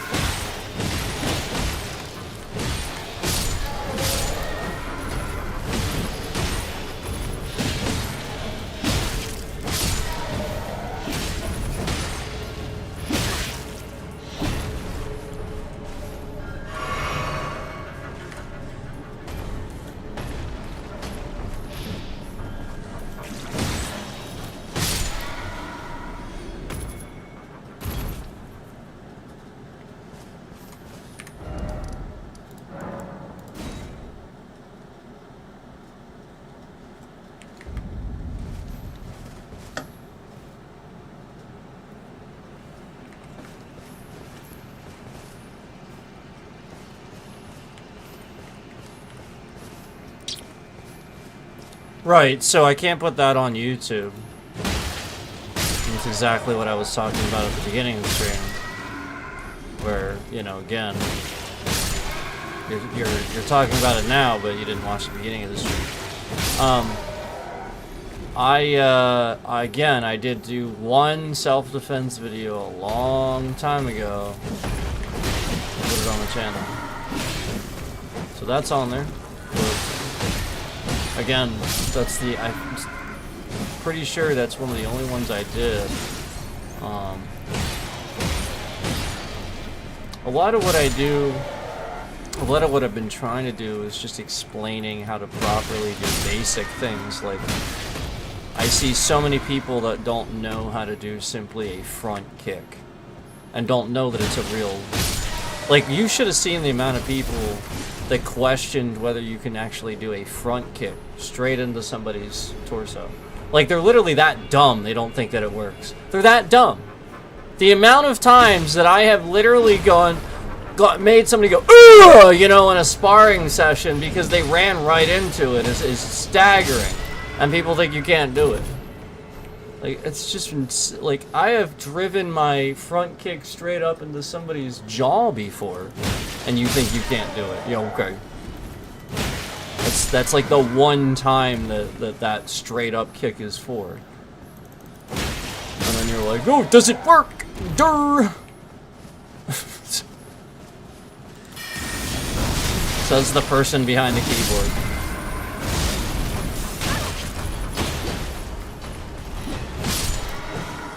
Not you, but you get what I'm saying.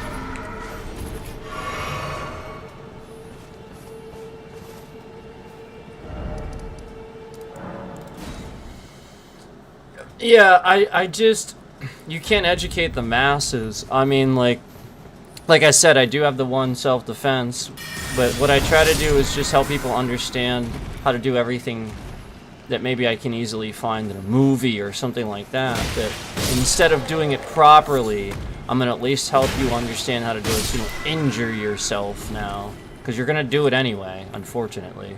So yeah, the thing with the punching, like, this is not the proper way to punch. It's not how you should ever punch. It is stupid.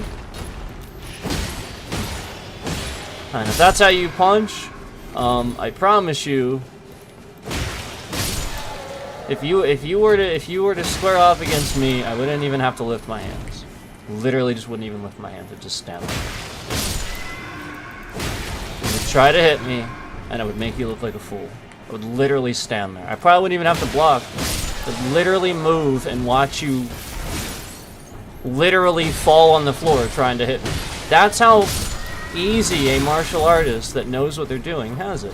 Where, you know, you're just punching improperly. So yeah, I've learned to dodge every single one of those because they're slow as shit to my eyes that can see a punch that's much faster. I'm used to sparring people that punch way better than that all the time. That's what you need to appreciate.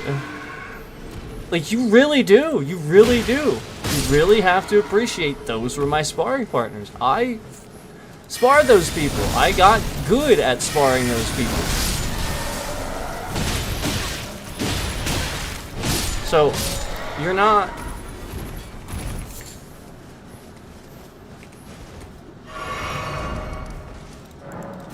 I mean, I know I have that. I mean, I know I have that. I definitively know that. I have a training regimen in my memory to prove it. So, don't even have to use my hands.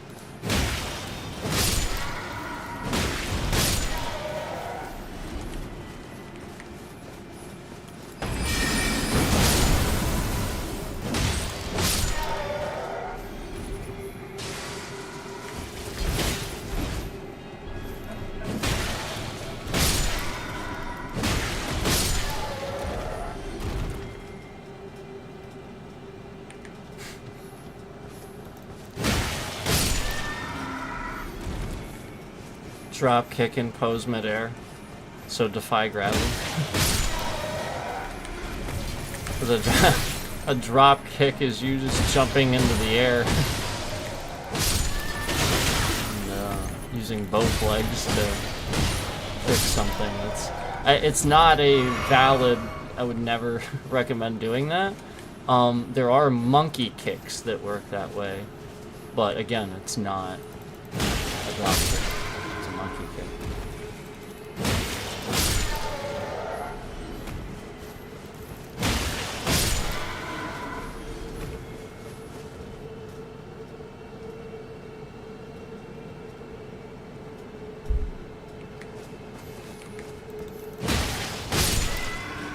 Right.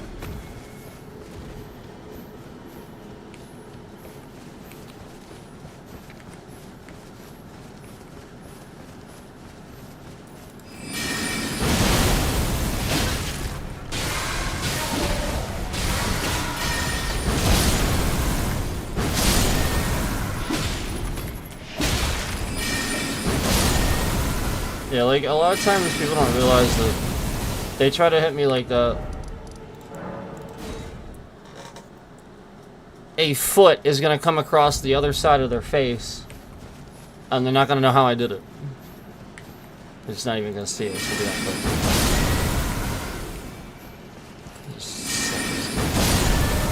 Like, you can't hit an experienced martial artist like that. It's lazy. Lazy, it's lazy, it's lazy. It's not doing it right.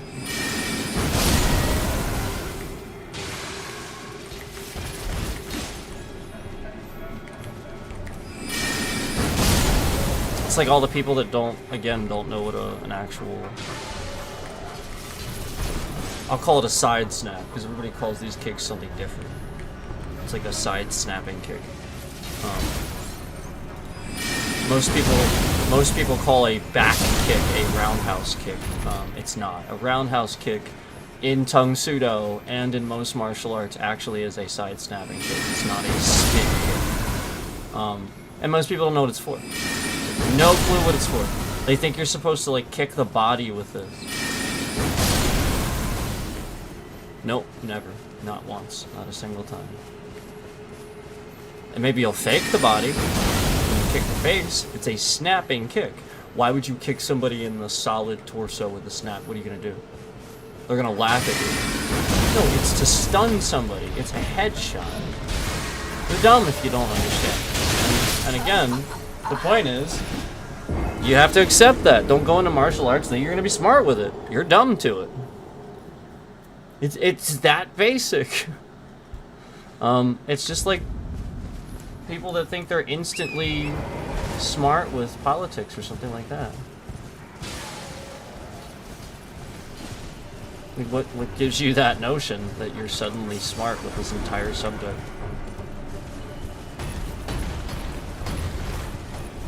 No. You have to experience, you have to knowledge, you have to practice.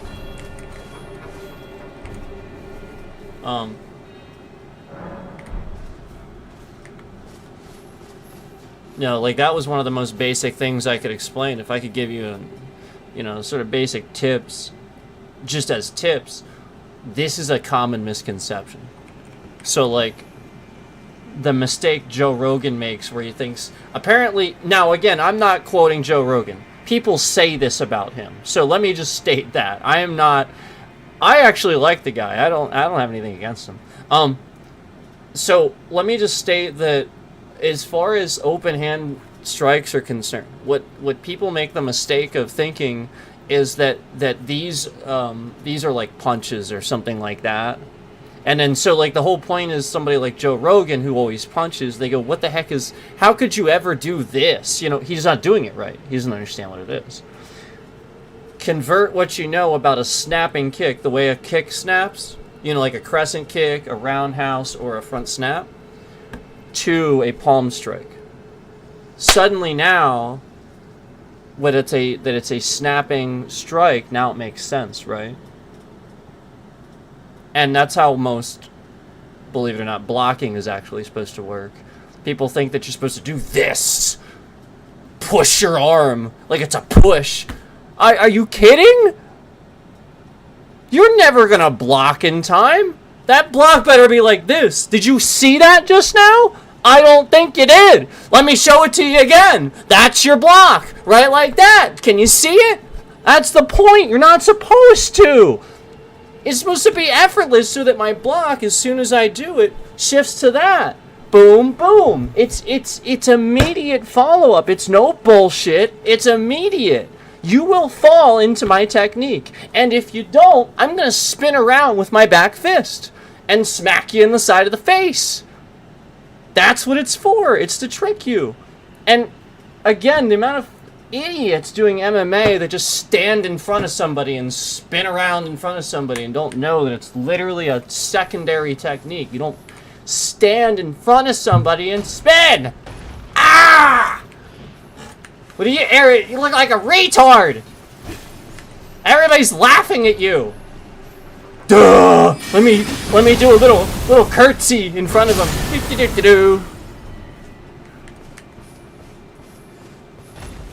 Now you see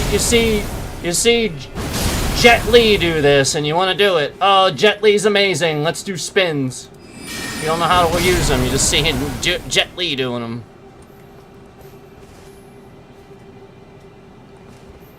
Yeah. Listen, the guy is seemingly intelligent, but yeah, he does arrive at the wrong conclusion too slowly. Yes, he did back Trump. Now you have to give him credit though when he's separated himself from it. Give him credit there. And I also give him credit anytime he backpedals and he knows he's wrong, because he does do that. He doesn't try to be a know-it-all. You gotta respect that. I do. I think that's really important. You know, giving people chances to, you know, just accept the new information, change their mind. You know, that's part of the issue with the whole MAGA thing is people feel like they're gonna hang it over their heads forever if they admit they're wrong.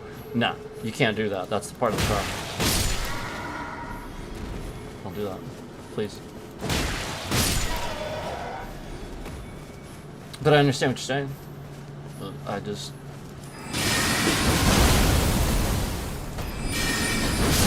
I think it's the wrong message, you know. But yeah, I get it. And that's your opinion, that's cool.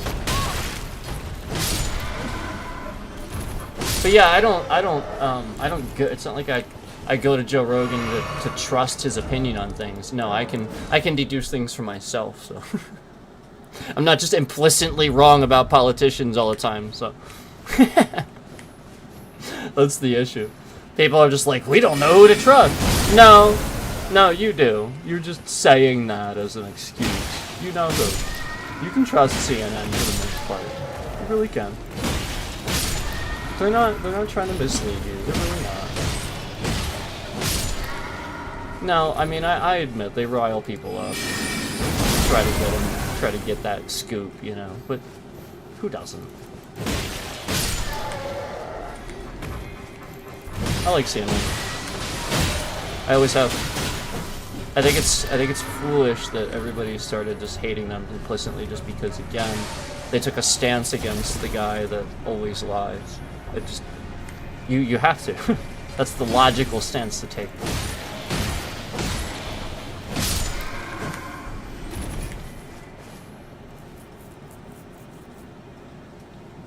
I think he's an idiot, but I also think he just wants to get interesting people on and talk shit without much further thought behind it. Talk shit. I agree with the part about getting interesting people on. I don't think he wants to talk shit. I think like any interviewer, he wants to get the juicy details. That's a good interviewer. I don't agree that he talks shit, that he wants to talk shit. But I do agree that he tries to get the most interesting people on. And I will say that I think part of the issue is that his questions to an academic, to an intelligent person, sound a little elementary. Sound a little like, I already know the answer to that, why would you ask that? So, I'm just saying I think that's it. I don't think it's... I really just think to you it sounds like, well, I already know that. Why the hell is he asking that question? And then to the whole group of people, they want to hear the answer. But, you know, you and I already know it. And we've been telling them, but they need Joe Rogan to ask it. I mean, it's true. They just need their guy to ask it. That they need to feel like it's not a Democrat or something like that. Like, it's so weird. There's just this anti... You know, and that's Trump, obviously. Because that was never... You know, that's a cult against Democrats. That's all that is. You should never just implicitly hate... No, again, the Republicans are the ones giving Trump all the power. They arguably are sort of conspiring. That's... The evidence supports that. That's different.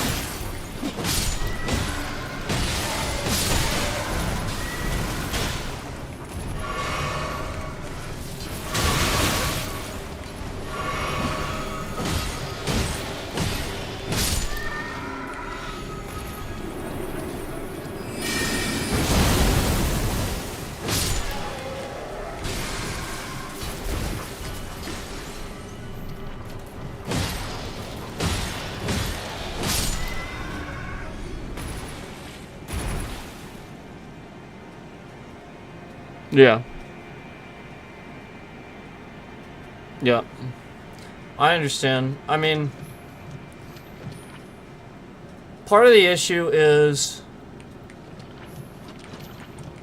I can't remember if didn't you tell me you're outside the US, or you don't have to answer that.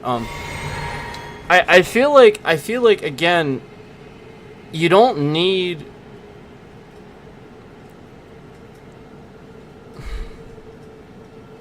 You don't need to learn a media, a big news corporation's bias to learn whether they're telling the truth or not. Like, I feel like that's invalid. I feel like if you're trying to do that, then you don't get it. Then it's the sort of thing where a basic thing like bullshit eludes you. Like, as soon as the reporter starts talking, I can literally just be like, bullshit, bullshit, bullshit, or, oh no, that happened. No, that happened. That sounds right. And then look it up and say, oh shit, I was wrong, or, yeah, I was right. They were right. I mean, there's still a point. Most of it is, honestly, most of it, people aren't appreciating the fact that you have to understand that it's about the fact that most of them here, at least, are just going to report basically the same thing. So when you can confirm this among all these different ones, it's not some big fucking conspiracy. It's literally just them individually reporting the same things. So that's the comparison. We have freedom of the press. If we didn't have that, fine. But bias doesn't have anything to do with it. Freedom of the press means that that person will get paid a shitload of money and get lots and lots of advertisements, and people will invest in them because they got to the truth. They investigated and got to the truth. That's it. Everybody wants that scoop. So they do not benefit from mass misreporting. Trump benefits from mass misreporting. And Fox News benefits from mass misreporting because they're backing him. Nobody else does. And that's the truth of it in the United States, because we have that freedom of the press. If we didn't, fine.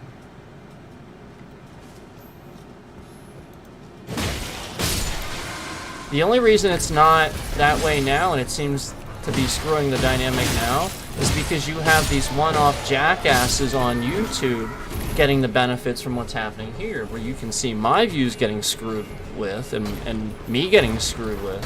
But meanwhile, all while simultaneously talking about all these bots and all these views and these idiots on a stream wearing a MAGA hat. And all they gotta do is say, oh, Trump's so great, do-do-do, and wear their MAGA hat. And they get shitloads of views. It's never been like this. No, that's fascism. You know, Jimmy Kimmel was literally, I mean, they tried to take Jimmy off the air. I mean, that's ridiculous, man. So, no, it's not a bias. Like, you don't have to care about that. It's a matter of caring about whether they're misreporting or not. Bias is not. Like, did the Trump administration release all the files, or did they not? And is Fox News trying to... So that's the only bias you have to be worried about. Did they or did they not? So now the bias would be how they're going to sit here and talk about that.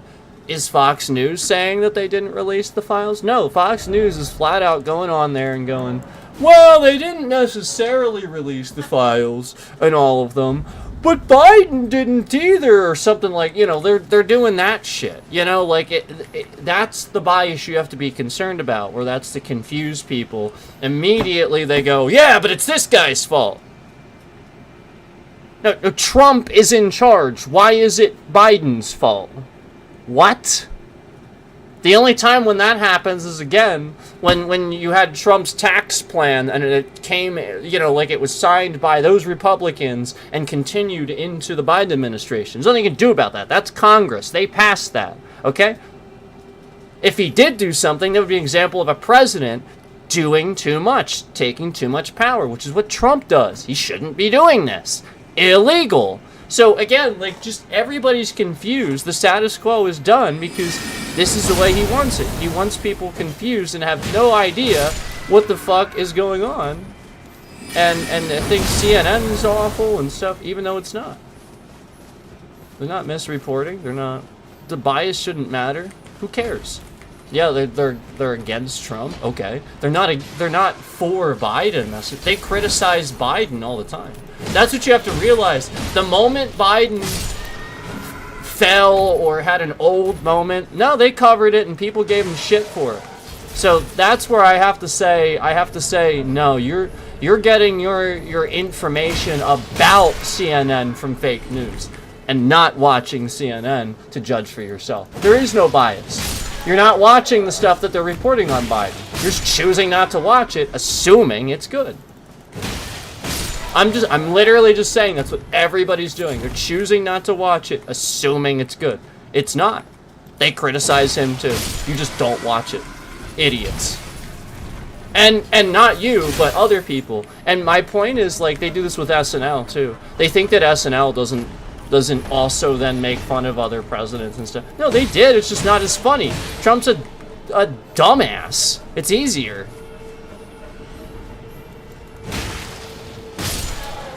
Just easier. All he has to do is show up and say and do the things Trump does. And it's funny as hell because, again, it's dumb as hell. Except it's not going to be funny when, you know, he tries to continue doing illegal stuff, taking rights away.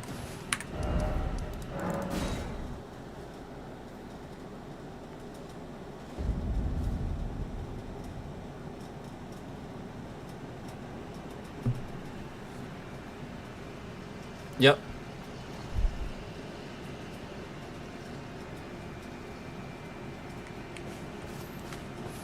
It's pretty easy. A lot of the time they'll use real information, they'll use video footage, they'll use facts. If they're just stating something, then they're just stating something. There's no facts. Like, show me the facts. What are these numbers? Show me the report. You know, like, if it's information, that's not a misreport for the most part. Trump, he'll come on here and he'll just be like, it's gonna be big, it's gonna be great. There's no information there. What's your plan? Nothing.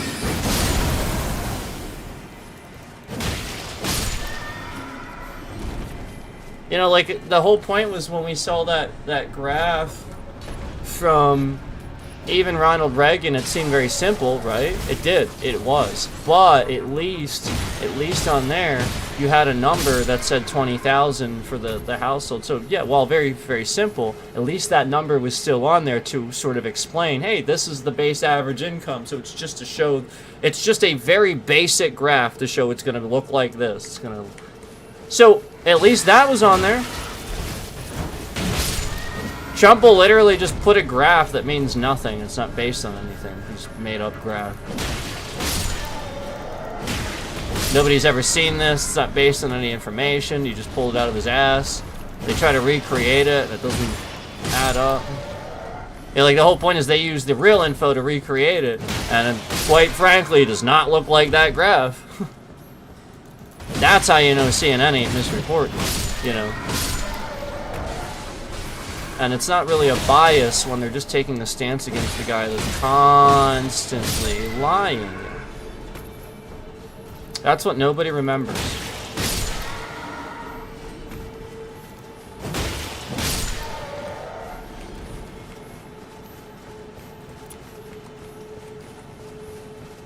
It's easy to present fact than lie by omission.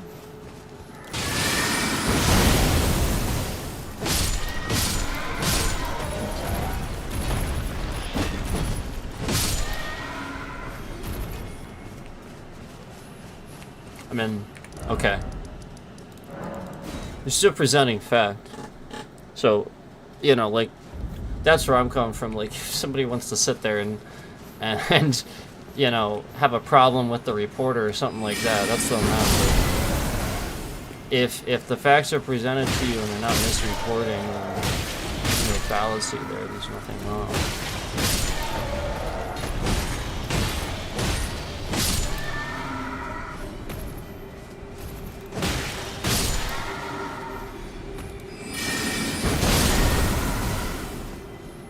Like, with misreporting, facts are always wrong. They always change. Like, they're just going to change them. They're going to lie. And then a million other people are going to be like, no, it's this. And not only that, but you have, like, we have our government websites. We have our data that we can actually look at. You know, like these you know, it's like you want to look at the debt anytime. You just look at the national debt clock. I mean, that's basic. People didn't even know that existed for sure. And then I got my bitrate shifted around. People, like, seriously, no lie, I showed this on stream, and nobody knew it existed, and I had my stream abruptly ended, my bitrate shifted around all over the fucking place, and I was talking about it, and then the very next fucking day, like a big streamer, I don't remember exactly who it was, I feel like it could have been Asman. Somebody was on stream the very next day, and it's not his fault, but like the point is somebody mods or scoping out content on it. So they just go, did you know that there's a national debt? And they just show them the website so that way, again, they abruptly end my stream, cause problems for my stream, so it de-escalates, and people don't find out that, you know, essentially that initially happened here. Because otherwise they would have found out.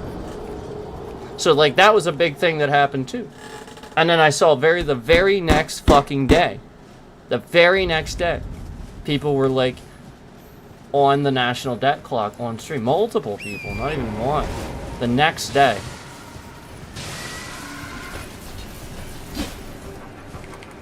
So, people are just stealing content ideas from me because they don't know anything about politics. And quite frankly, other stuff too. Quite frankly. Look at my bitrate shifts lately. Bitrate's a little shifting around a little bit. That's to control the views, so that the views are not impacted by what I'm saying. Like they're just messing up my trending on purpose. And that's how they're doing it. So they learned that shifting the bitrate around causes a problem for viewership. So, you know, they're just gonna do that to, you know, and again, that's YouTube's fault. Obviously, YouTube shouldn't have that issue.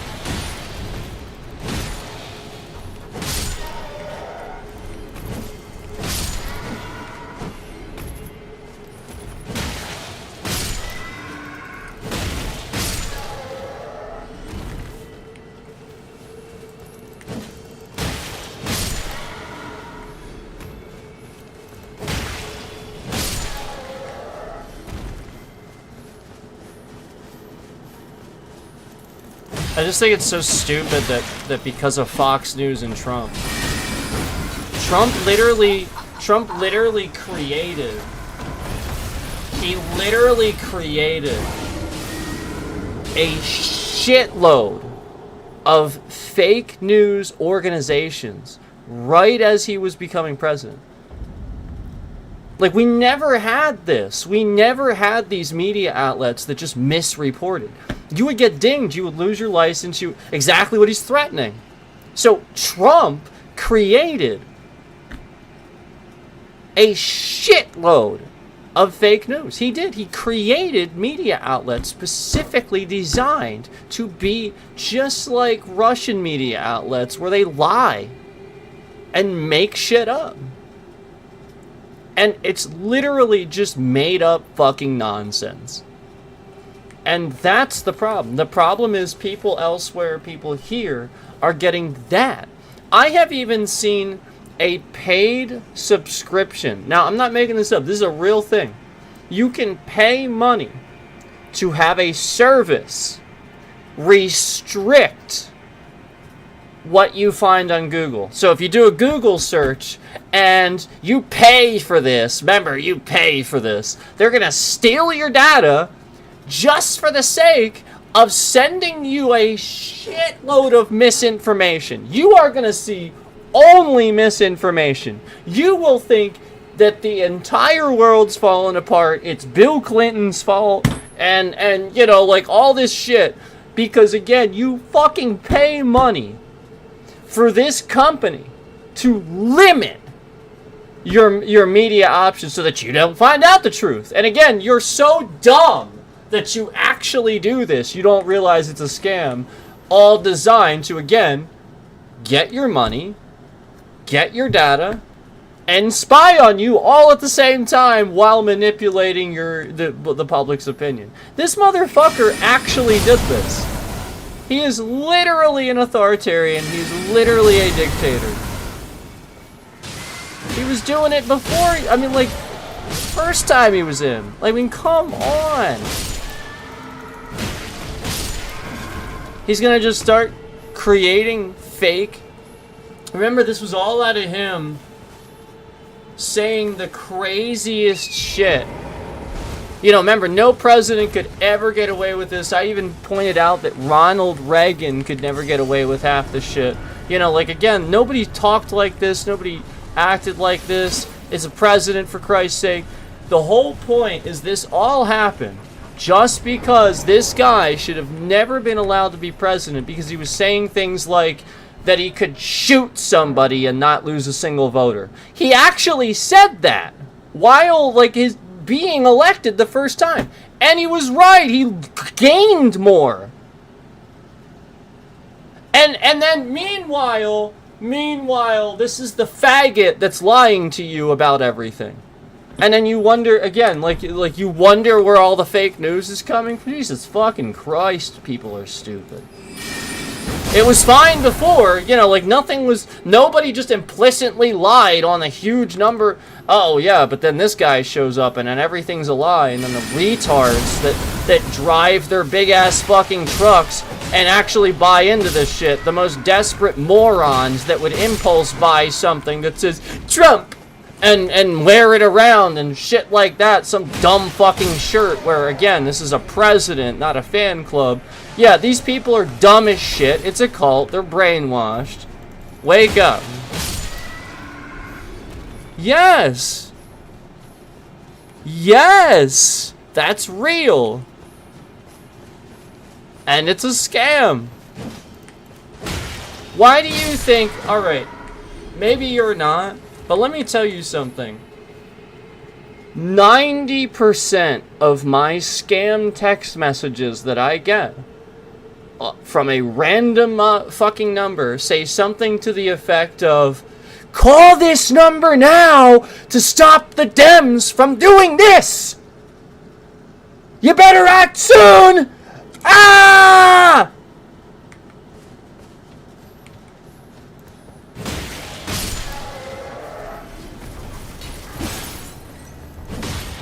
Like full brainwash manipulation bullshit. They're just trying to manipulate old people. It's unbelievable.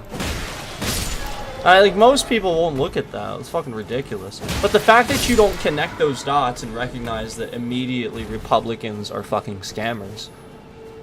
You're a moron. You're literally a motherfucking moron. I never get them for literally the other way around. Never. Not even a single goddamn fucking one. Never. The Republicans are gonna do this. You better stop. No, never once. Never even in... I don't even remember a single fucking time that has ever happened.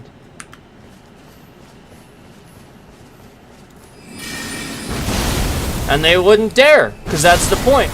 The Republicans know they're doing it. So the moment that happens, the point is, yeah, that's the point. Democrats ain't doing that fucking shit. They're not. They're not scamming you.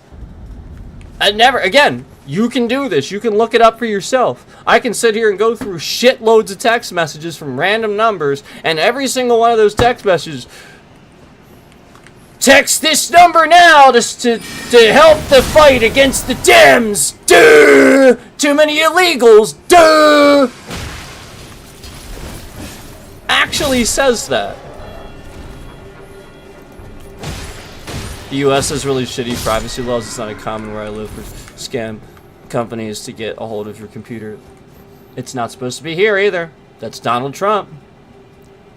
Trust me, the U.S. has privacy laws. Trust me, they have a shitload. A goddamn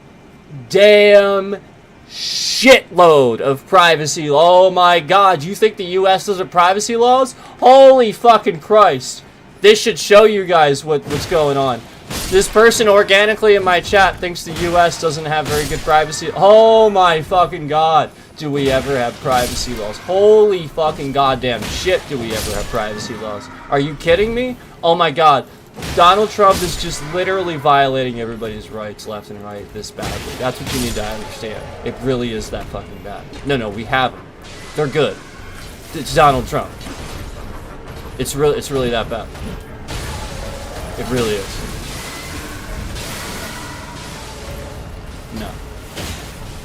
No, we have privacy laws.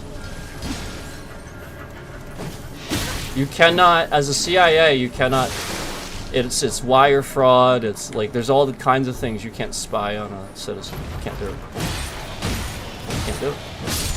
There are laws for that. Most of them are state-run, but there's federal laws too. I know in my state, there's a whole bunch of laws for that, but there's federal laws too. So you can't just spy on somebody. You can't do it. You have to have, and again, even probable cause. You better be FBI, and you better like be looking for drugs or something. Can't do it. An invasion of privacy. That is literally a thing here. It's the whole reason why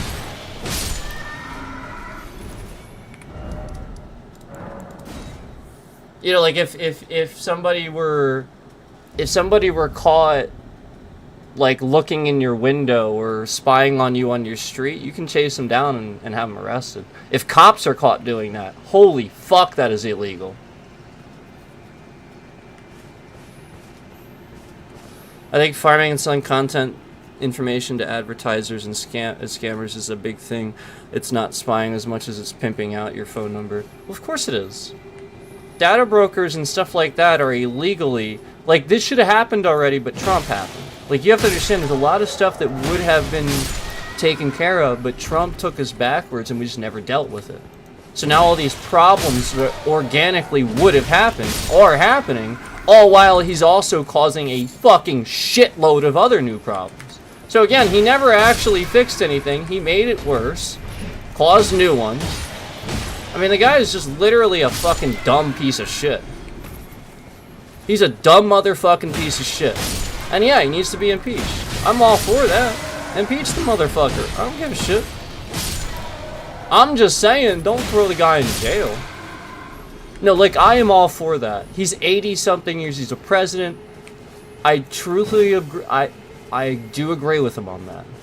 I know it sounds weird. It's sort of like a service military thing. I actually sort of agree with it. Because it has certain connotations for other countries if our president's in jail, even if he's a convict. I agree with him, unfortunately. Unfortunately. He unfortunately does make a point with that. That is legit. It's unfortunate, but it's legit.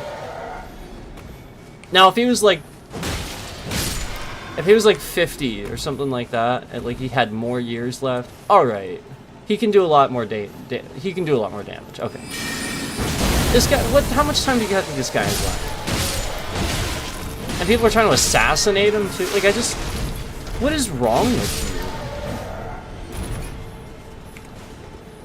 And then you think that's gonna make him not hate you too. Like, he's already the most hateful piece of shit, and then you try to, like, what the hell's, are you stupid?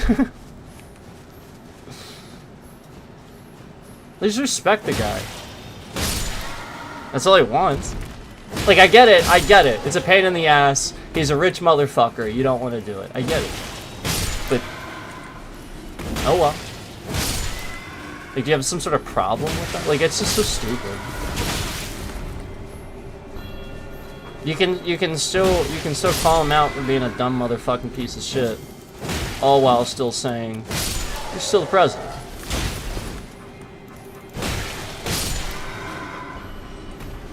You can. Just don't normalize it. Don't normalize the behavior. That's all.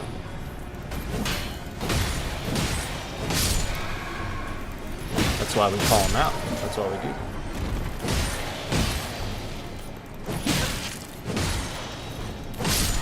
But yeah, that stuff that you're talking about, it is illegal. It's incredibly illegal. Data brokers, what they're doing, is federally illegal. It's incredibly illegal. Nobody's done anything about it yet because, quite frankly, to be honest with you, quite frankly, nobody's done anything about it yet because,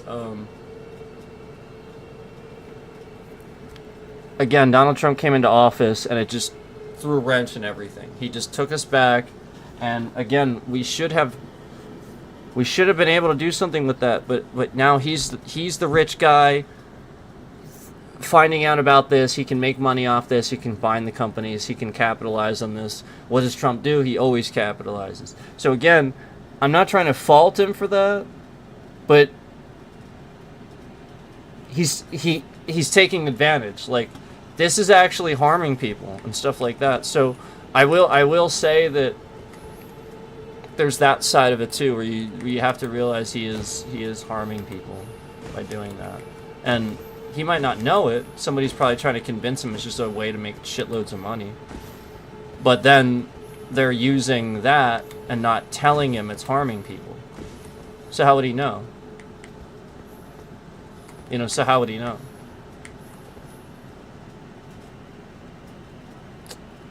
How many people knew this was here? Did you know this was here? I'll bet you did, Andy. Some people don't know this is here. You can jump up here. I think I got on the other one too. Maybe not. I feel like I did once, but I could be wrong. It might have an invisible wall. I feel like I did it with Torrent.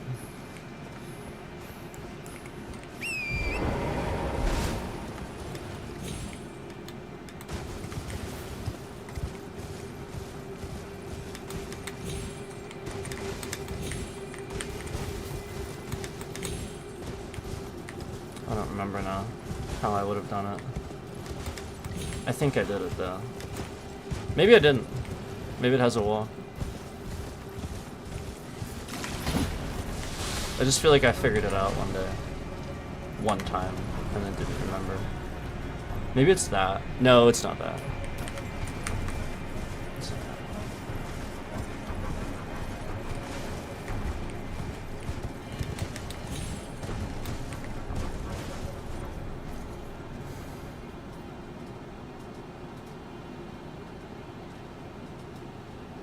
Yes, exactly. Like, somebody's taking advantage of them. And that's how I look at, like, the whole... Like, this whole other thing, too, that, like, it's Epstein's thing. It's not his thing. He's just, knew the guy. And I get that people are concerned about, what happened with him and stuff like that. But again, at the advanced age, what do you want to happen to that guy? Come on. He's already miserable. You can just tell. Like, just let that be. He's gonna, like, how many years? Like, again, how many years does he have left? That's how I feel about Clinton too. Like, they're older, just.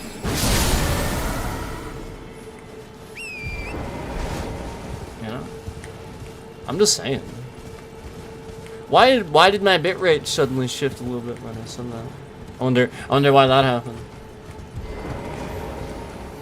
And remember, I'm not saying, again, if I was saying if he was even 50, okay, fine, like, he can do a lot more. Okay, fine. But, like,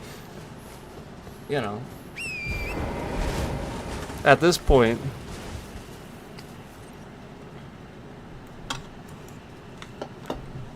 oh yeah, I understand that. And now here's what I do agree with. I just think that's the wrong focus. Like, again, you can focus on that, but it doesn't he always has that counter argument where I'm saying, yeah, but he's old. What you have to focus on again is the fact that he's not releasing these things. That is his fault. Focus on that. That is a good argument, and I like that one. Because remember with me with politics, you have to understand personal stuff. It's just not a good argument. It's really not. You have like. And yes, law and stuff like that, but how many other laws could you use that you could say he's broken? So you could use that stuff too. Again, you have to use the smart take. The smart take there is he's not releasing it. The smart take is what CNN did, where the guy came on with his phone and showed you he was swiping up his phone and he had entire blacked out documents. That's smart. That's what you attack, because why is he doing that? Who else is he protecting other than you? Get what I'm saying? That's the concern.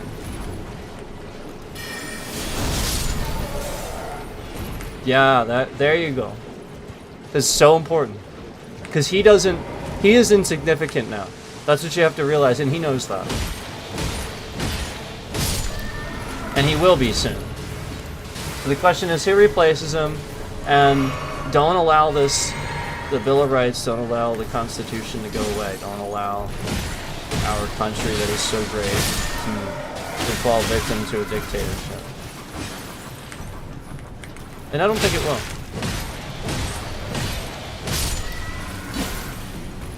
Yes.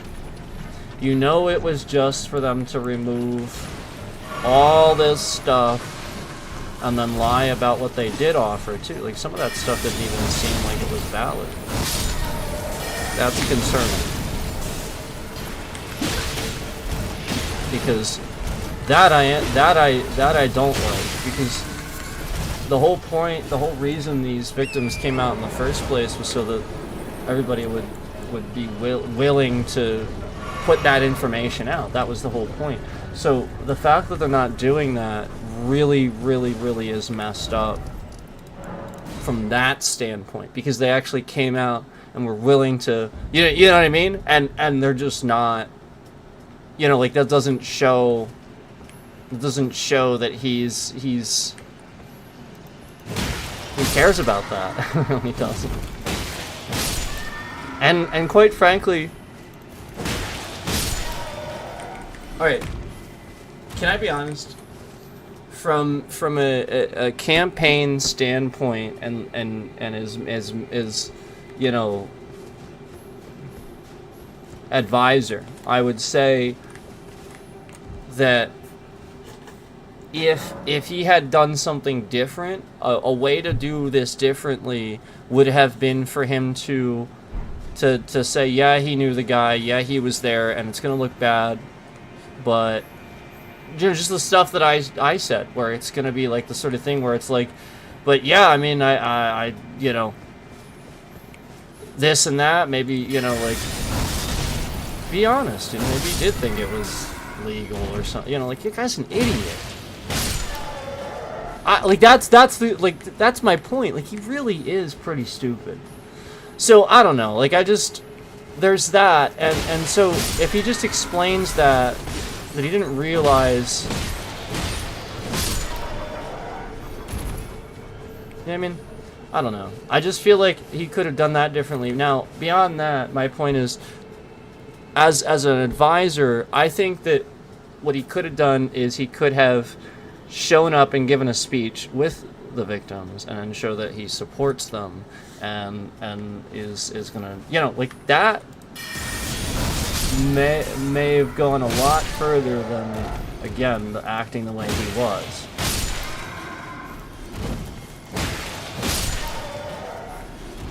I'm just saying.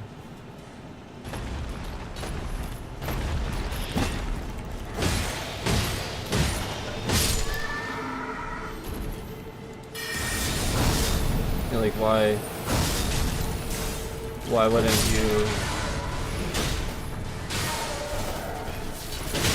condemn that? Sort of like the Charlottesville attack, like nothing that he ever condemned, sort of like all of that, where he just never condemned anything that was terrible. It doesn't stop with this. So use that. That's all I'm saying. Like, use the smarter stuff. There's better stuff to use to have a better argument. That's all.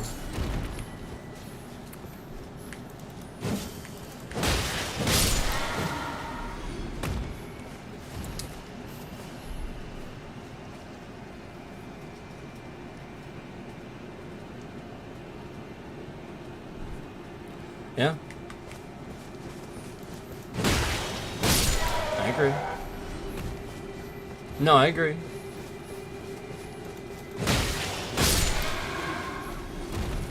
I agree. And that's why I'm saying, like, I want to know what he's hiding. I want to know what's not. You know what I mean? I want to know why it's blacked out. I want to know why he took the time to...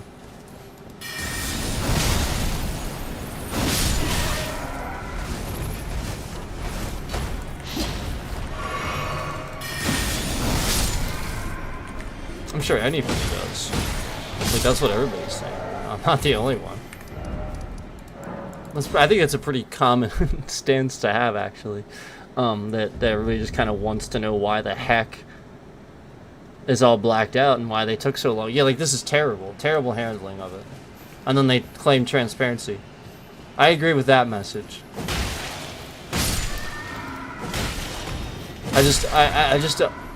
I'm trying to help people understand to stop being hateful. Like, just stop being so hateful, that's all. Like, I get you want a consequence if something happened, but I just remember, again, use facts, use better arguments, try not to be so hateful with politics. I think that's a better, because you have to evolve and move forward in the correct manner and not let this happen again.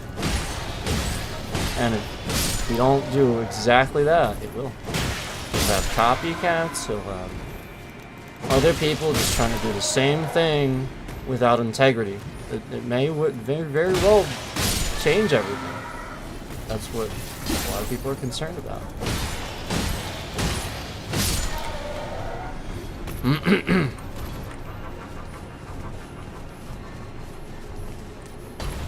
Right. Well, I mean, even some of those pictures that we looked at was pretty conclusive, obviously, that it was really bad.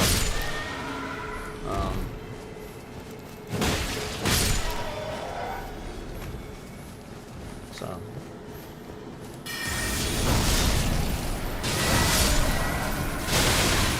And yeah, it's not funny. I don't know who's laughing about it. I heard some people are laughing about it. It's not funny.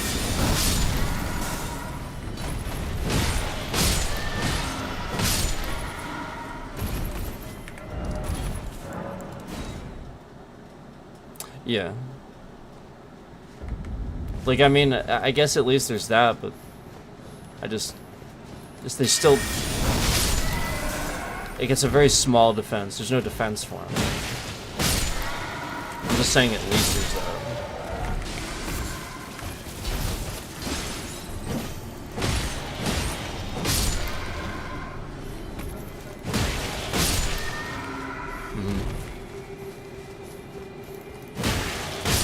Well, obviously he was going to take himself out a little while. We already knew that. I called that.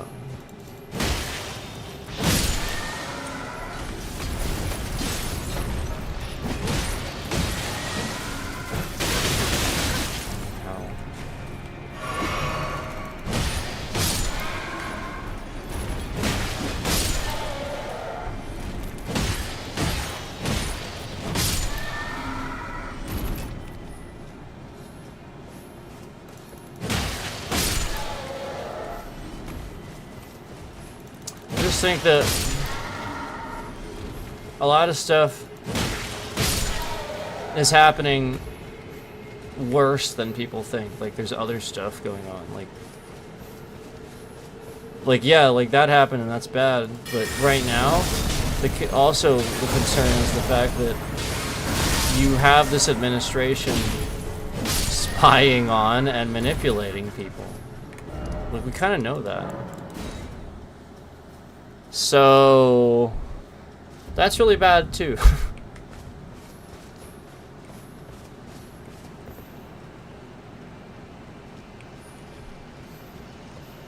Right.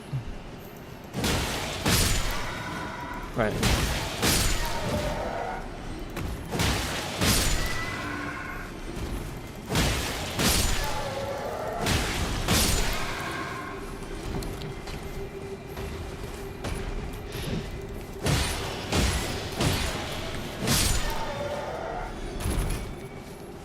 Never trust the I don't know about that.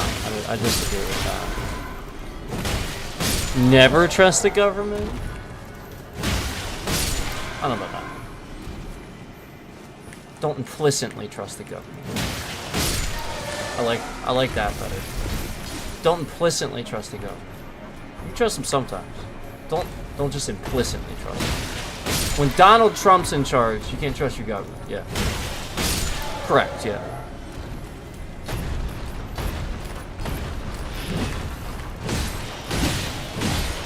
But I mean, if Dems were in control, I mean, like, that's what he's trying to stop, obviously.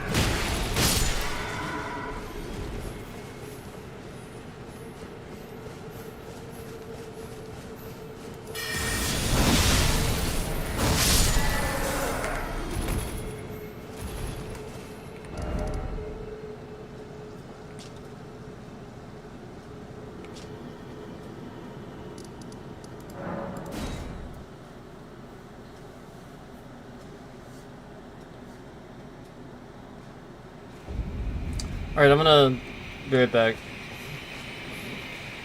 Thanks for the conversation. I'll be back though.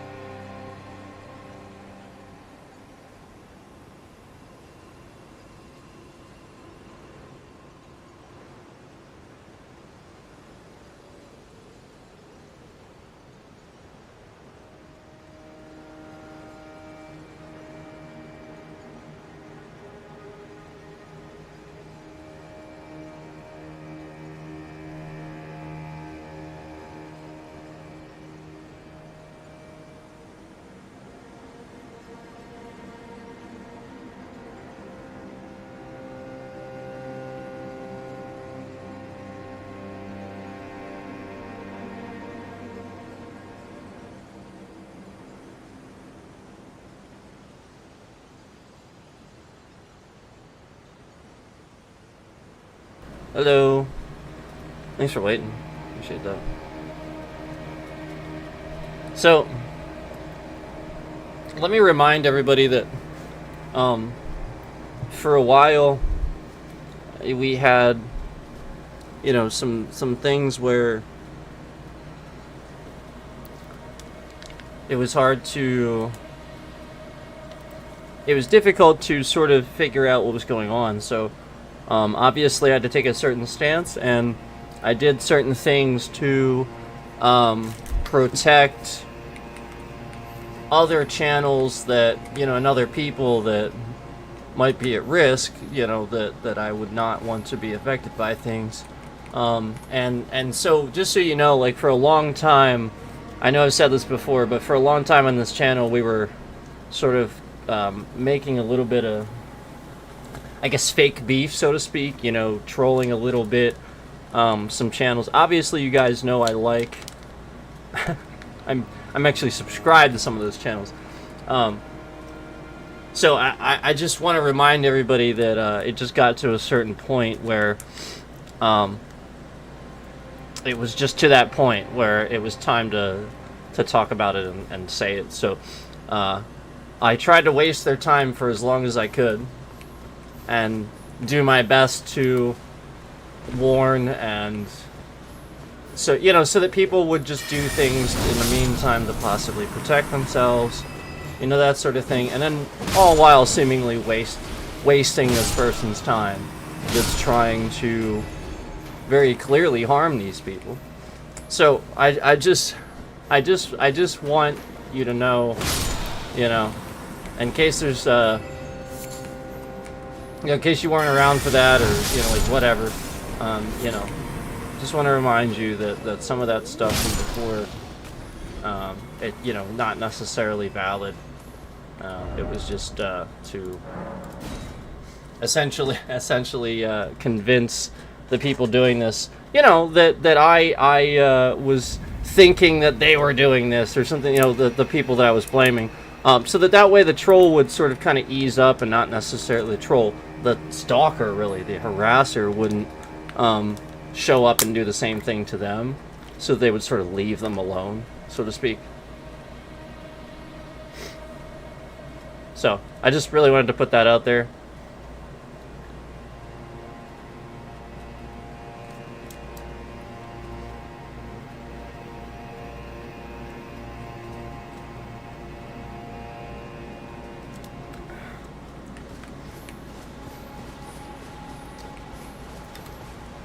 Just so you know.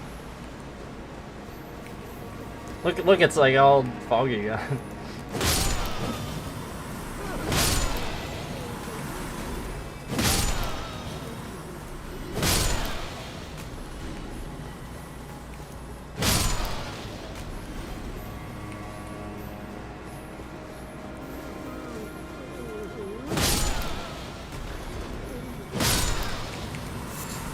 Can I be honest?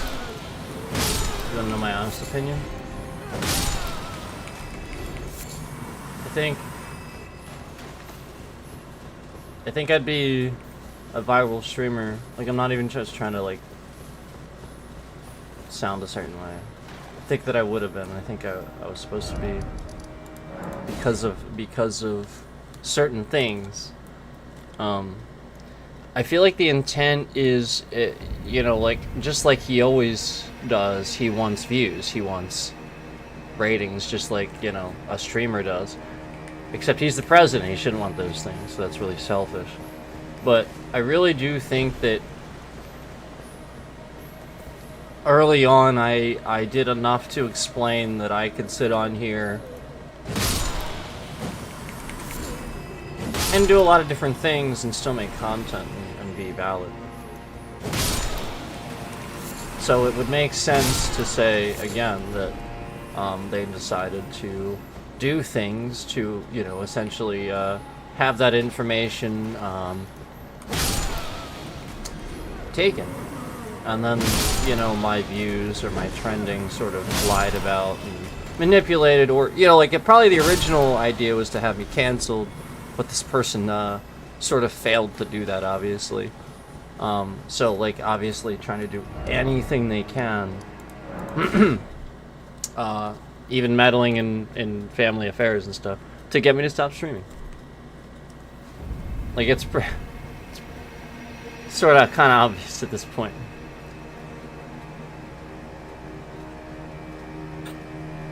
And the reason it's obvious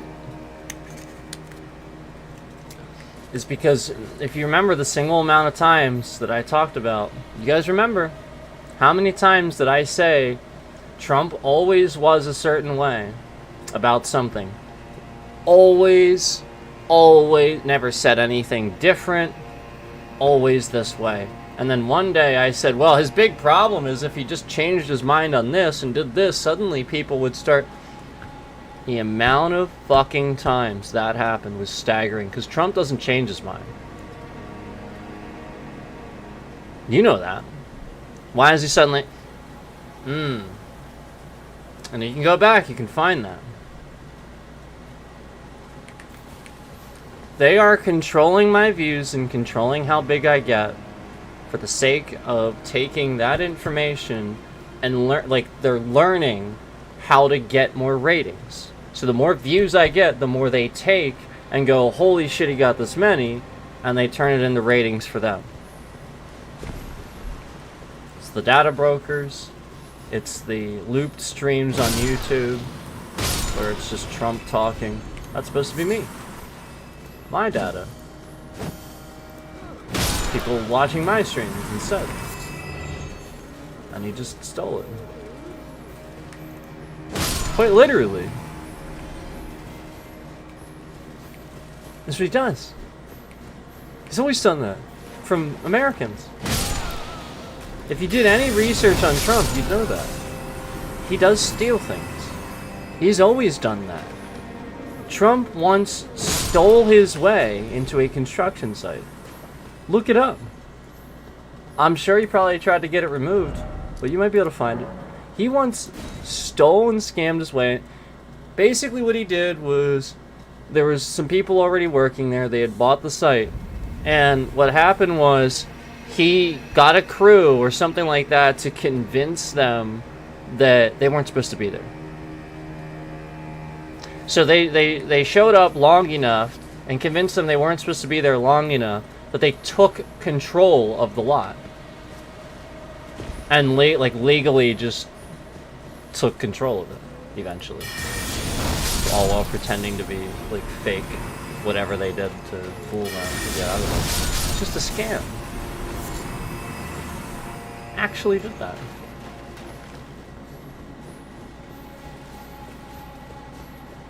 Trump acts like I'm the only one that would know something. Like Obama remembers stuff like that. Obama knows. That's why he's attacking Obama. That's why he's attacking Biden. They know they're smart too. They remember this stuff too. They remember researching him and finding that out. Nobody else did. Nobody did. Nobody fucking cared to research the guy. We did. We've been trying to tell you.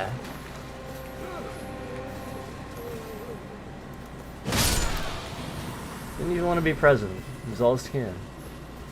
Boost ratings. He's going bankrupt. He's going to close Trump Tower and everything. That's real.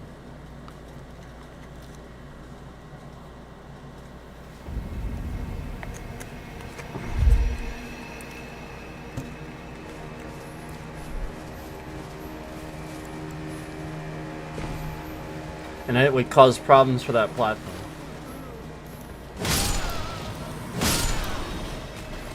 He didn't even know what Twitch was until like somebody recently taught him.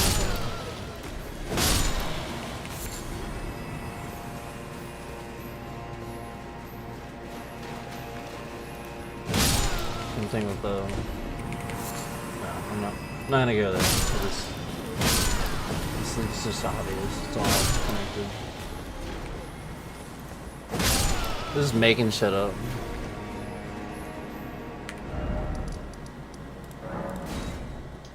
Why do you think he's trying to let Russians come here? Why do you think he's trying to let Russians actually come here?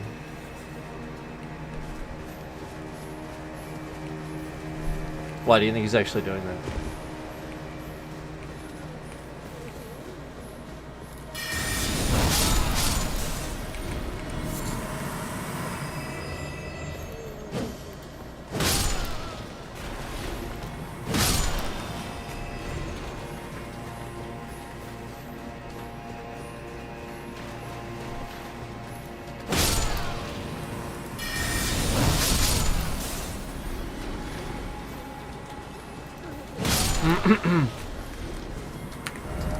Oh man.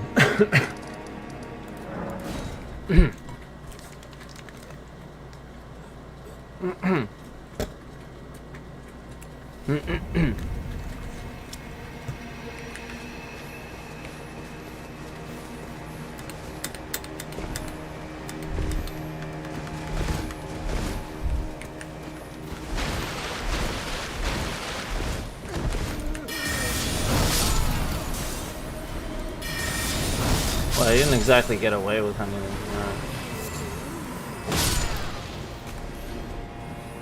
I mean, like, that's the point. He's not really getting away with it. Plenty of people know. I have lots of documentation. I've told plenty of people. I'm a lawyer. Like, it's bad. And he knows, like, because plenty of other people have lawyers, too.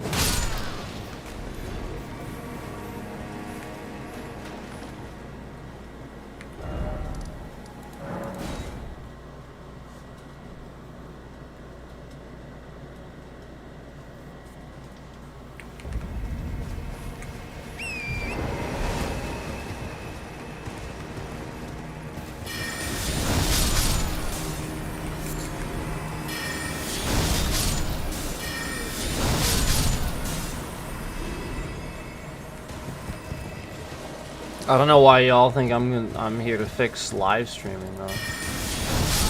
Some of y'all think I'm here to fix live streaming. What am I gonna do?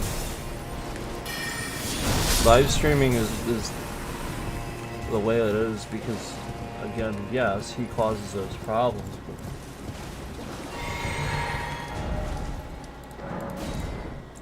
you know, I mean, like, it's you're just gonna take people in office that are gonna start resuming doing normal things with the government that protect you instead of harm you. That's literally all this is. So you sit on stream, you're a beacon to everybody that wants to harm you, while administration is doing that to its citizens. I mean, like, literally the Trump administration is harming anybody that votes the other way. They're doing that on purpose. It looks like ICE raids by the busload. It's not legal. There's nothing legal about that. It's not legal, period. Period. Care if you think you're a cop that knows the law, you clearly don't. It's not legal. Plain and simple. End of discussion. There's nothing legal about it. Cannot just buy the busload. I mean, you have to. There's proper things to do. I'm not gonna sit here and explain the process. I shouldn't have to. If I do, you know what I mean? Like, it's very clear that they need people to tell them how to run the government. So they've been using me as a catalyst and other people and stuff like that. They don't know how they have no fucking clue what the hell they're doing.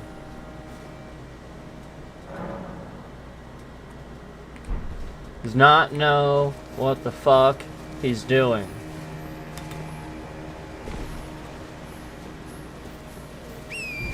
His words, not mine. His words. Those are his words. Yeah, that's right. You're president.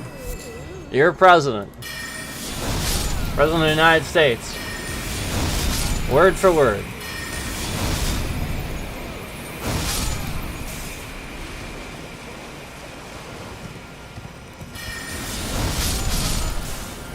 President drops the F-bomb now.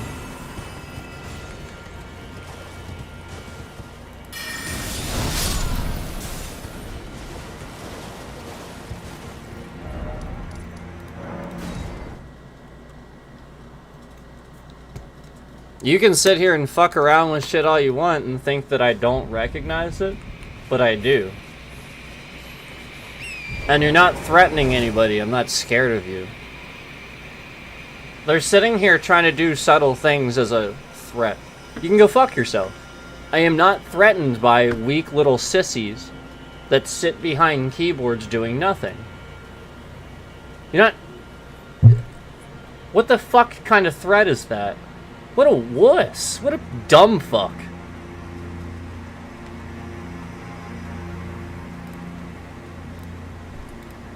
So again, like, there's just like little tiny things they're doing. And it's like super obvious. It's you know, stop saying what you're saying, you know, or something like that. You go fuck yourself.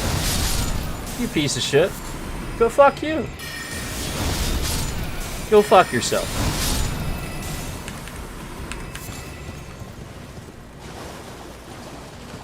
Remember his words.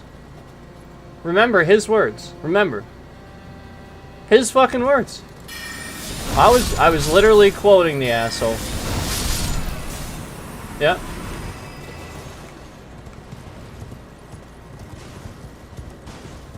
Yeah, I was literally quoting the asshole. He said that. He's the one that said it. It was word for word, too. Unbelievable.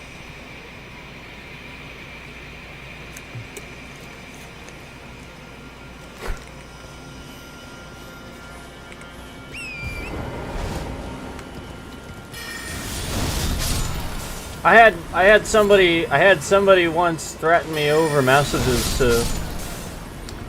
I once had some puny little fuck threaten me over messages to rip my eyes out and stuff like that.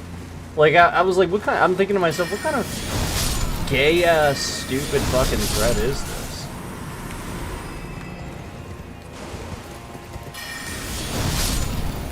You know what I mean? Like, what kind of fucking... Like, people don't make threats. They either do it or they don't. Like, what a fucking homo. Like, literally just the weakest threat. That's the point. Like...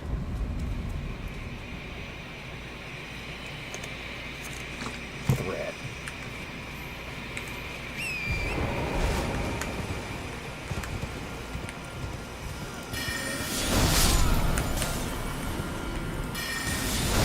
I'm not talking about a tip. I'm not talking about somebody warning somebody. I'm talking about, you know, some douchebag just too frightened to do anything, just making empty threats.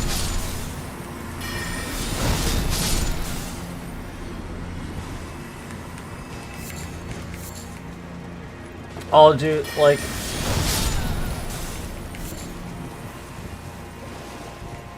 Well, don't get me started on that. I used to have such a problem with that in Hearthstone.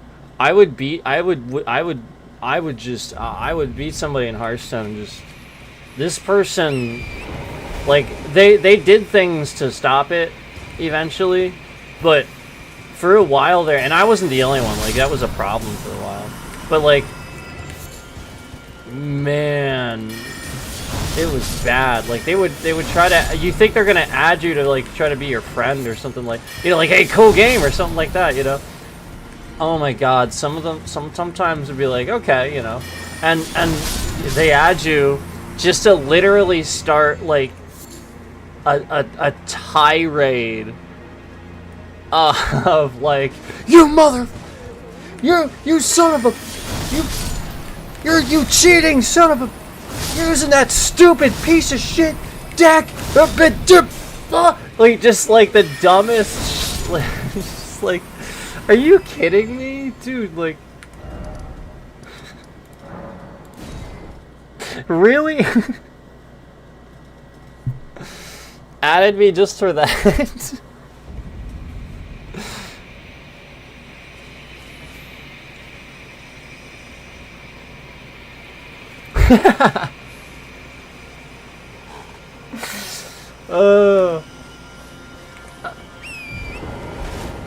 Yeah, the satisfaction you get is just blocking the person. Like, what the hell?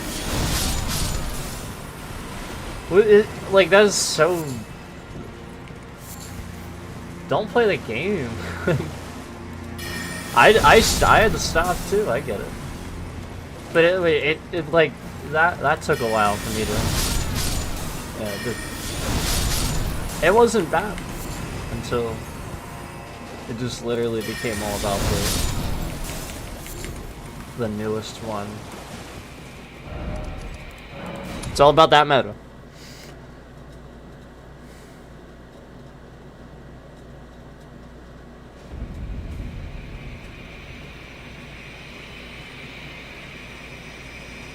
Right. Right.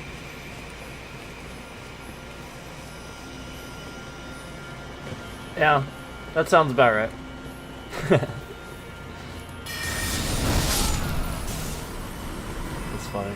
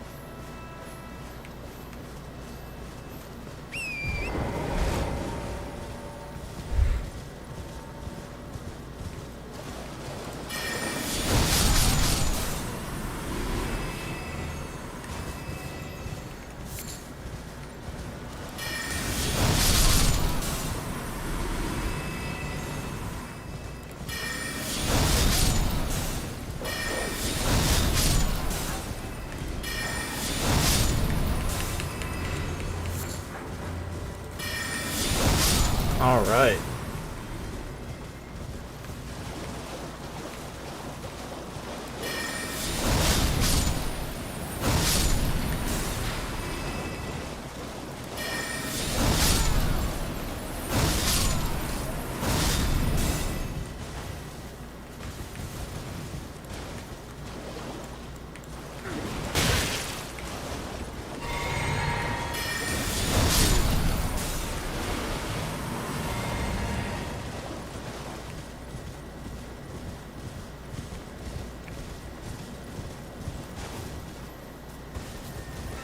Yeah, I've tried it, but it was a while back.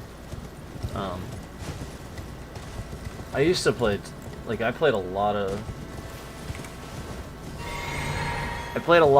Warcraft 3 back in the day, so I did play malls, tower defenses, and stuff like that. Like, I played a ton of that stuff. I played, like, Entos and stuff. That was a game that I played. So I played a lot of them, but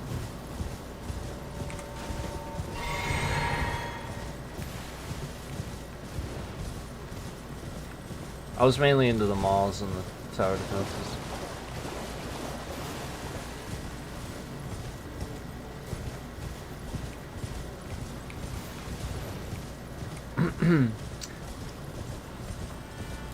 Yeah, I just remember.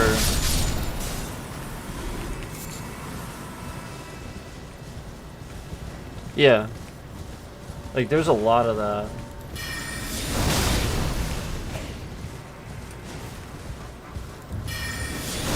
Like, I like Reforged now is pretty good. Like, it wasn't when it, like, I understand when it first came out, people weren't accepting of it, but,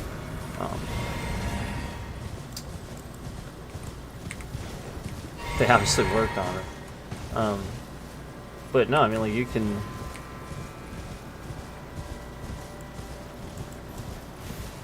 Yeah, I mean, that it's all updated and everything, so like you can you know, play some of those again, and you know, it's like updated. And the cool thing about playing them now is you can do stuff that you couldn't do before. Like before, the zoom wouldn't really work, like especially in a mall. If you would zoom, it would actually make it really weird, where it would accidentally zoom in and then stay there. So like you just couldn't zoom. Now you can sort of do that. And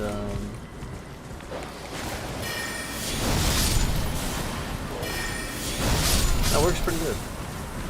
I mean, originally it would.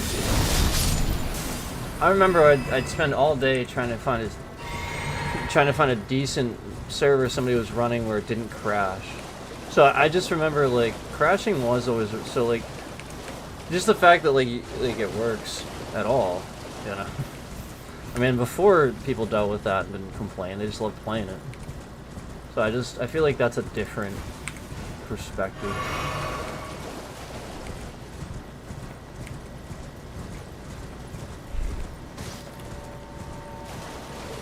Yeah, with games like that in a mall and stuff, you have to be willing to stick to your area and be okay with that. You're going to be limited on resources. That's why I actually liked a lot of times doing it, like limiting. I would like do my own and then like limit the amount of people that could join. And then that way it's like, all right, everybody can like maybe pick a second spot or something. It's not so bad.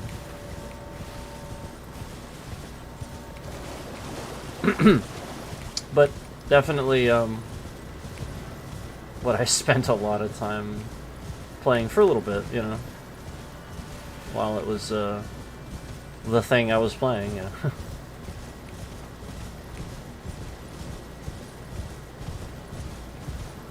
Yeah, this wasn't. Ooh, well, this was a little after dialogue. Not too much after. This was like when I played it a little bit more. Like obviously I tried it when it first came out, but I started getting it into it more toward like Frozen Throne. Like I did play Reign of Chaos, but Frozen Throne was what I got more into.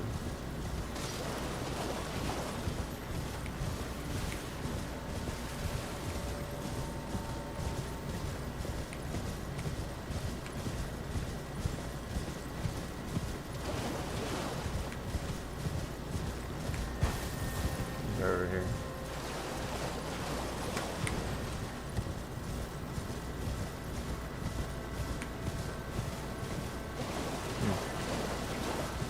I got him.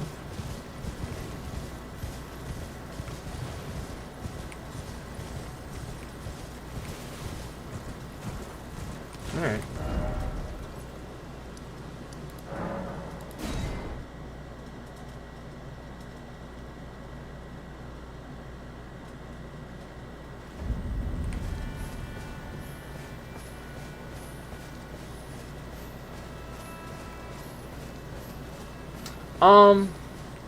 Yeah. That's a mall though. The TDs were competitive. Like that was Element. That's why Element TD became a thing. I love Element TD too on Steam. That's awesome. But Element TD was great.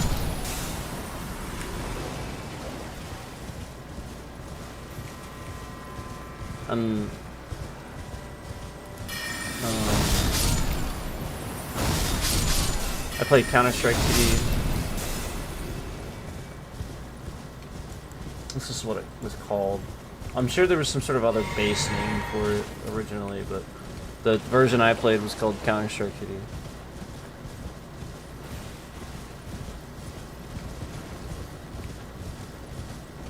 Played some other ones, but I won't. Like I think probably some people used some copyrighted I probably shouldn't have made those.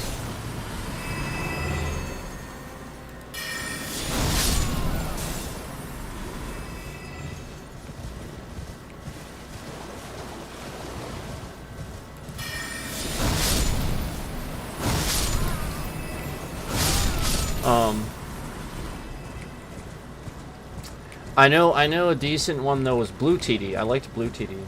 Played that. I get the Yellow TD. Yellow TD is another good one. That one's good. You ever play that one? That one's competitive. Like you can do teams, but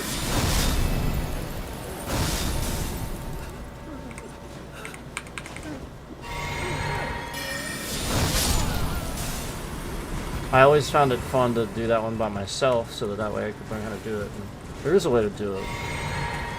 It's just not the easiest by yourself. Obviously, you're supposed to have somebody on the other side.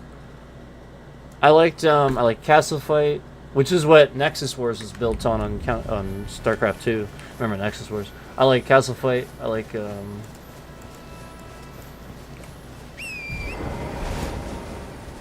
thinking because there's a lot. The Castle Fight was one of the best ones. That was one of the best ones.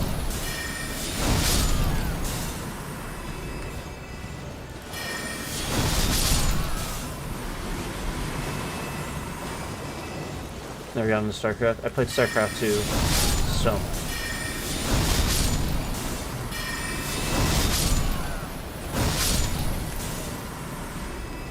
I played mainly like Melee and stuff, but I definitely played like Nexus Wars and like the StarCraft 2 versions of those maps that some people made. And then they made I remember one of my favorite malls was Winter Mall and Warcraft Mall too. Those were great. I remember Winter Mall.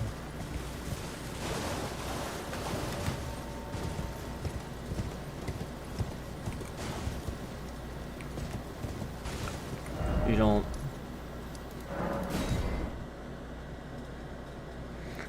like PvP strategy games too much.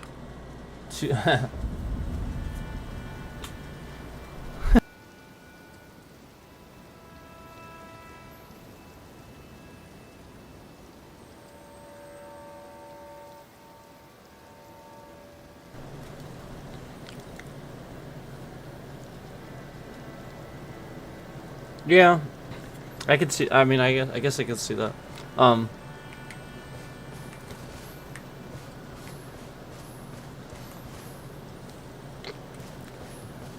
thought WoW did it pretty well.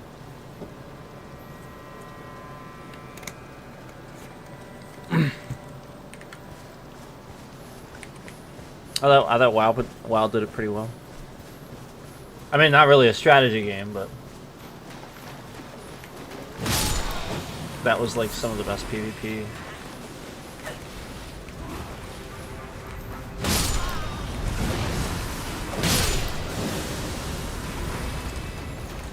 I liked obviously Here's the Storm. That was pretty good too.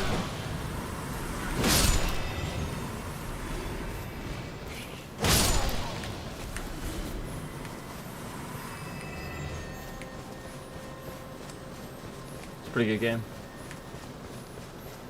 That one you might like.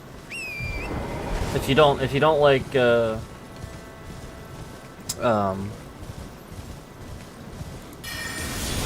necessarily like too much going on, that one's a lot more manageable. Like it's just more about doing the objectives and stuff like that.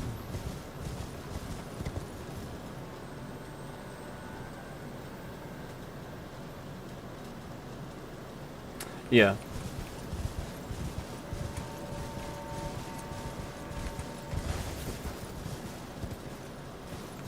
No, I get it. Yeah, no, I was just mentioning that WoW PvP was pretty good, but I liked it. But I mean, if we're talking strategy, I actually like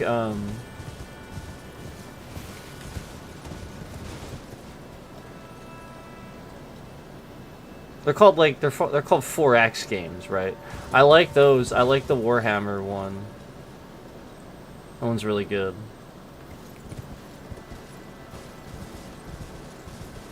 Is it called Gladius or something like that? I can't remember now.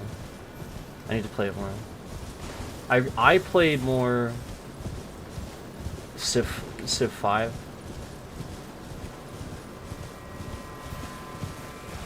Civ 5, Civilization 5, Civ 6. I played that quite a bit.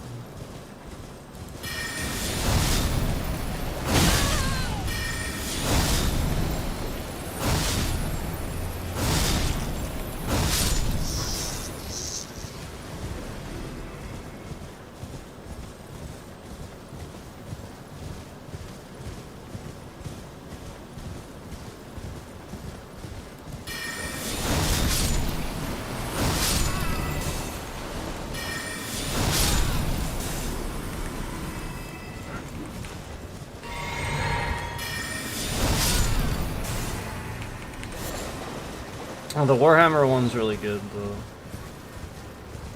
And then, oh man, one of the best ones I played was actually the one they made. It was a Civilization game, but it was called Beyond Earth. It was like it was a space one. That's one of the best ones. Really, it's really good. It's actually kind of surprisingly good. It's like, wow, where was this? I mean, I've had it since it came out. I was waiting for that shit when it came, because I played Civ 5, so I had it since it came out. But I think it's underestimated. I think a lot of people haven't really tried to play it.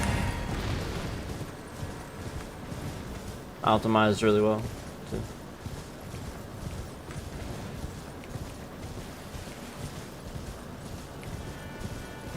I mean, it was good. It was Beyond Earth. Civilization Beyond Earth. That's what it's called. Called that. It's called that. It's called that.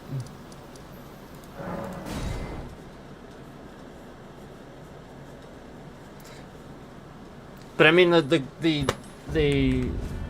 Warhammer one's really good. That one's really good too.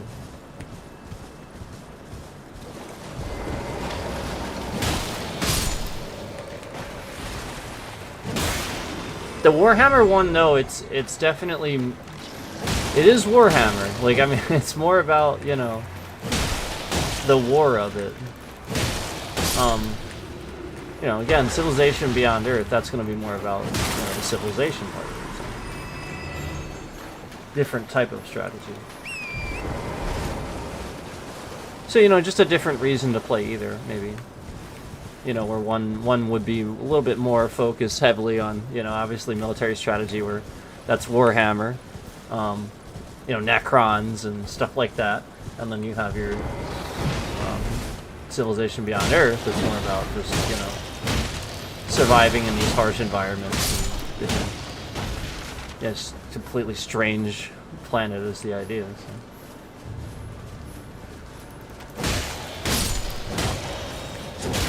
Was it 40,000 or the older timeline? I think it's 40,000.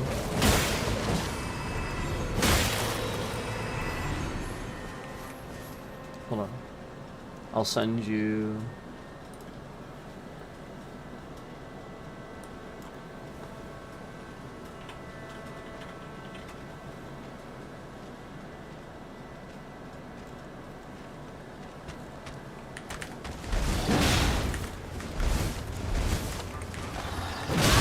Oh, I didn't get him. That's okay. Okay. Did that again, didn't I?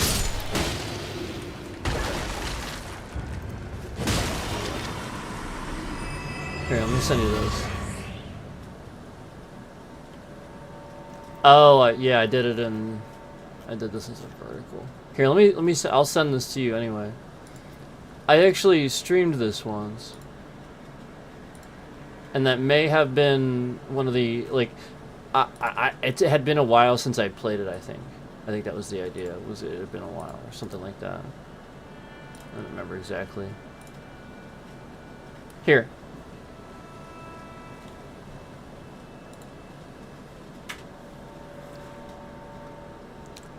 I don't remember unnecessary shit anymore.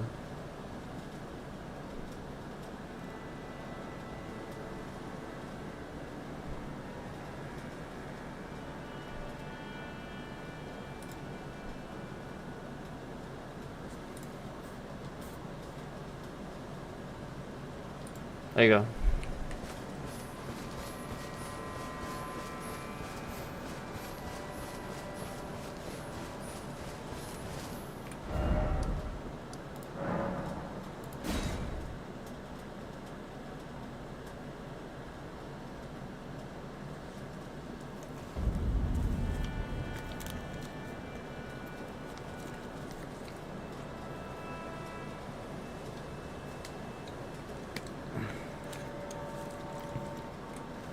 Like you just, you know, skip around, you know, kind of get the idea.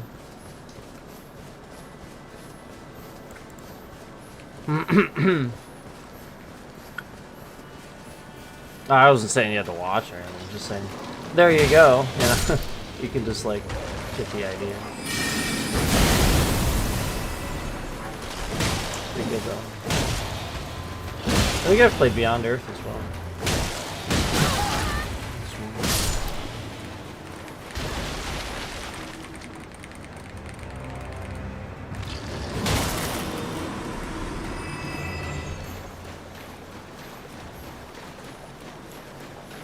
Yes. Yes. I think it's a solid strategy, I should say. I think it's a solid strategy game that regardless of lore, it's actually very easy to follow. This makes sense.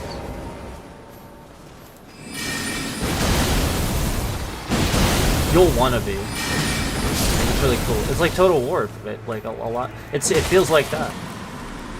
If you've played Total War, like you played Total War, it's that with 4X.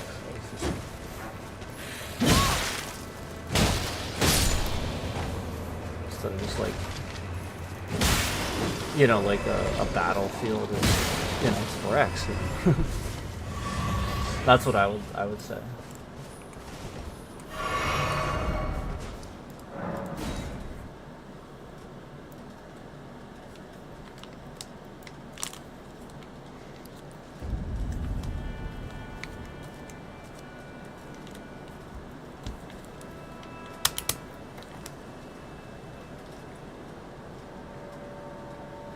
But like I said, I need to play that one more. I need to finish both. I need to play Total War more, and I need to play the ones that I played more. Excuse me. I don't remember these names. I'm sorry, I don't remember the name. Let me look.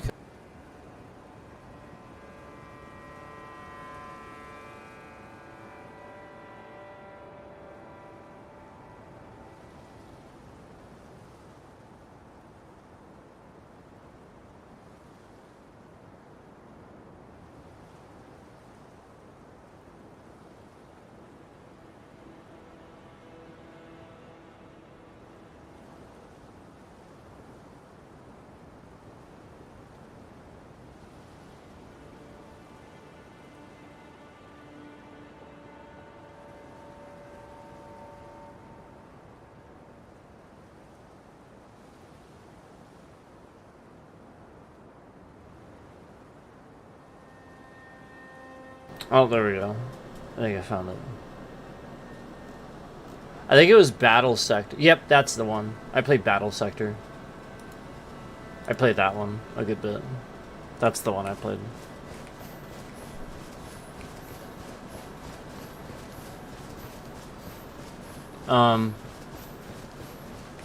Another good one that's similar to that, like if you like turn-based stuff, I actually would recommend...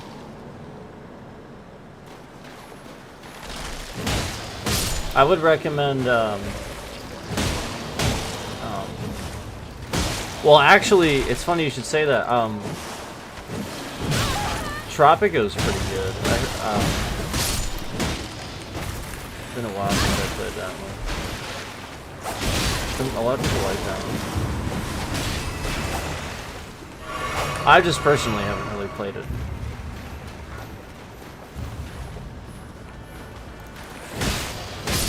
Ooh.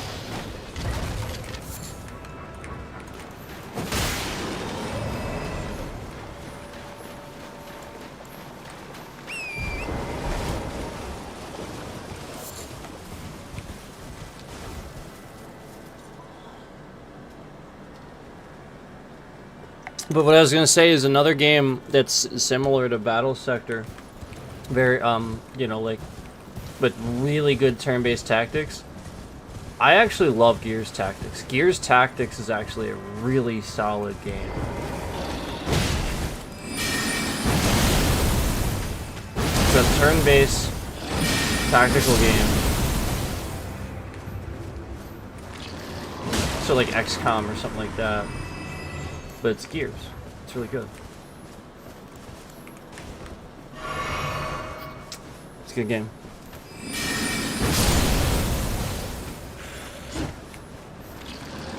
Really fun. It's not easy either. Not at all. You gotta think about what you're gonna do. You gotta really think.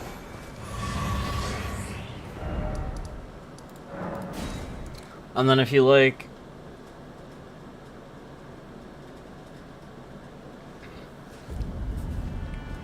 If you like anime style ones, there's actually one, I hope I'm saying this right, because if not, then my bad.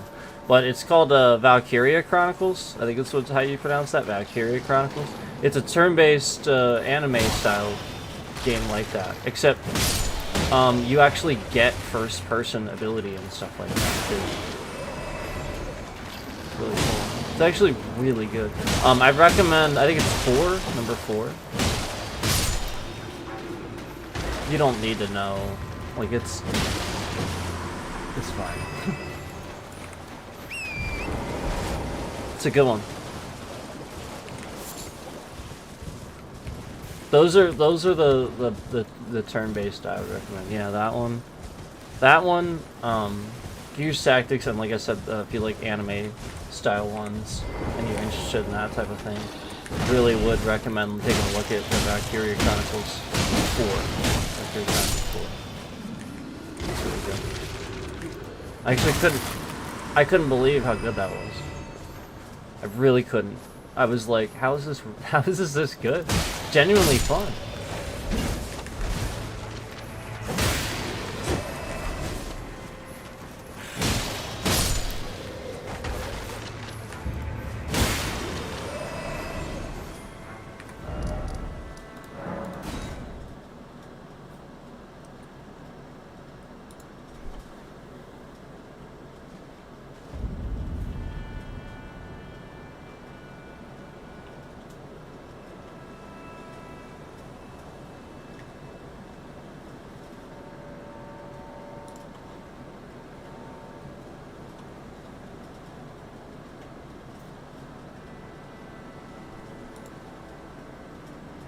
Yeah.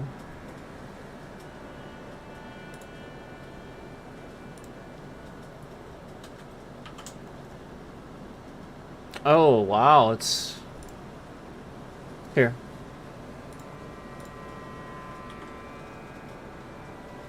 That's Valkyria Chronicles. Am I sit?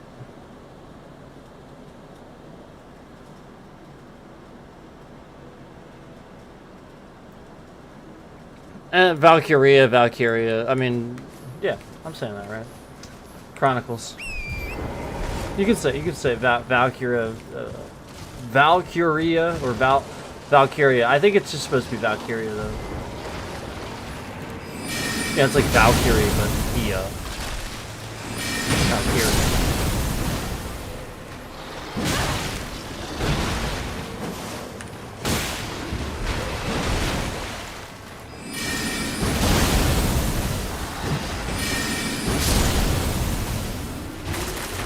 That was a good Tom Cruise movie. Valkyrie.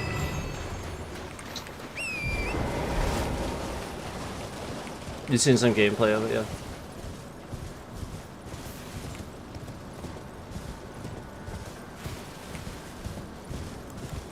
He's like, don't say it. Let's say it. Maybe I'll just do it. Dun-dun-dun. Dun-dun-dun. Dun-dun-dun. Bomb. Dun-dun-dun. Dun-dun-dun. Dun-dun-dun. Bomb. Yeah, that's right. I remember that shit. There's just random shit that sticks with you.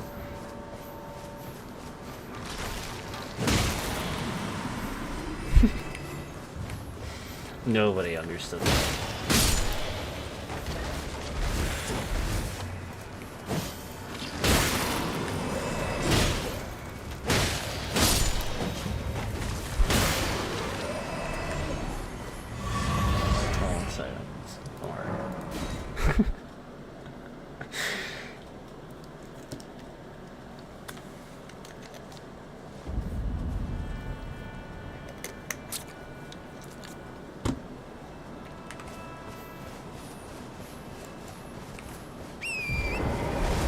They had every right to use it. It was free at the time. It was a free sample. They had every right. This is true. I would not have done that unless they could have.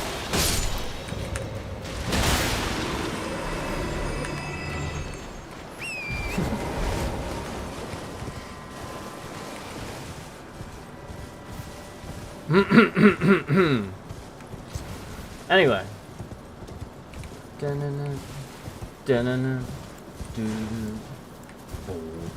Do-do-do-do. Do-do-do. Do-do. Do-do-do. Do-do-do-do-do. Do-do-do. Do-do-do-do-do. Do-do-do. You gotta like throw those in there.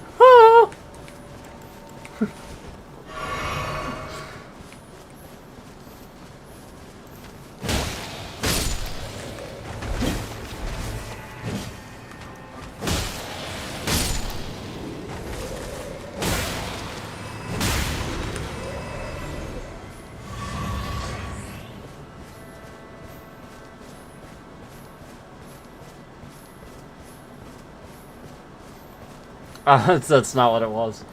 Good. You didn't know what it was. Good. Good.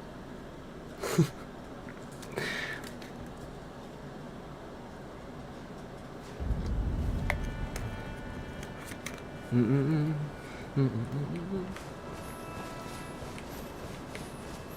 should go watch a movie called Valkyrie. It's a good movie. Good Tom Cruise movie. It's good. Actually, in fact, just go watch the trailer. Maybe just go watch the trailer. Go watch trailer number 1. I think it's trailer number 1. Probably on YouTube. So. Remember, it was a free sample at the time, so you could do it.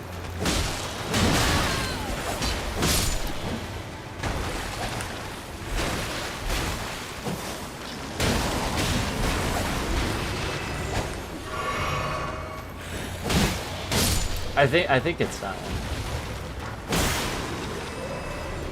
Should I remember?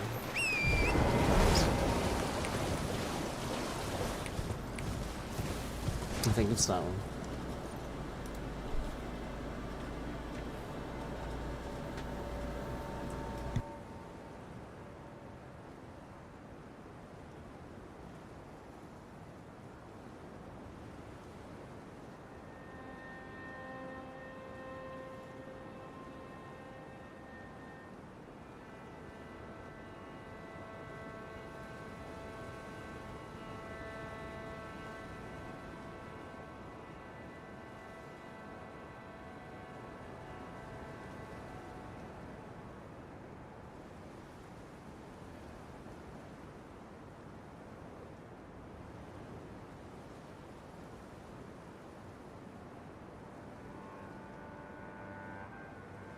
It's not the number. It's not number one. Well, maybe they didn't. Maybe they did take it out.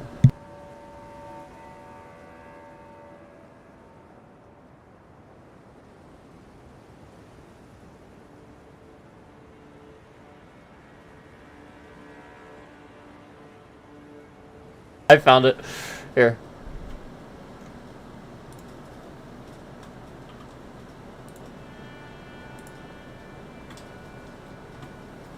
There you go.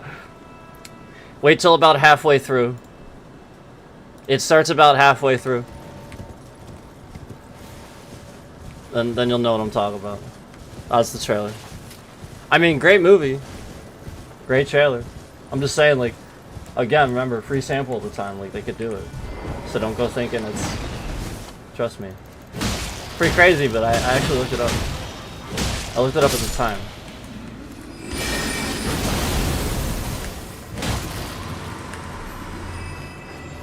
Because somebody was, like, freaking out about that. And I was like... I was like, well, I'm gonna look this up. Let me look this up. Make sure.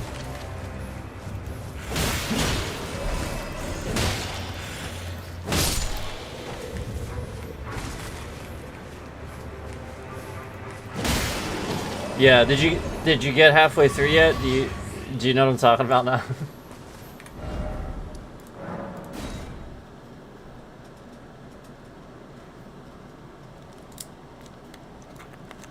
Maybe people don't realize it.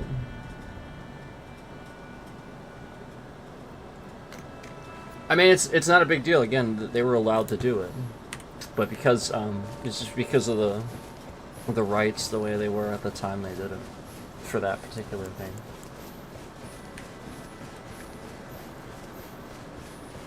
Good. And like it's very recognizable. It's clearly that.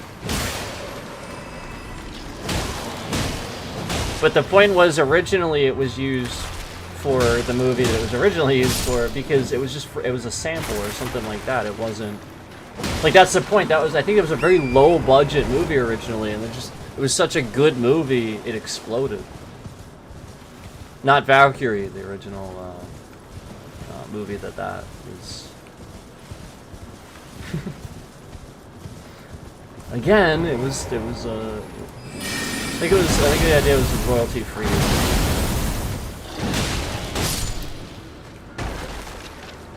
Low budget stuff would use it. Hey.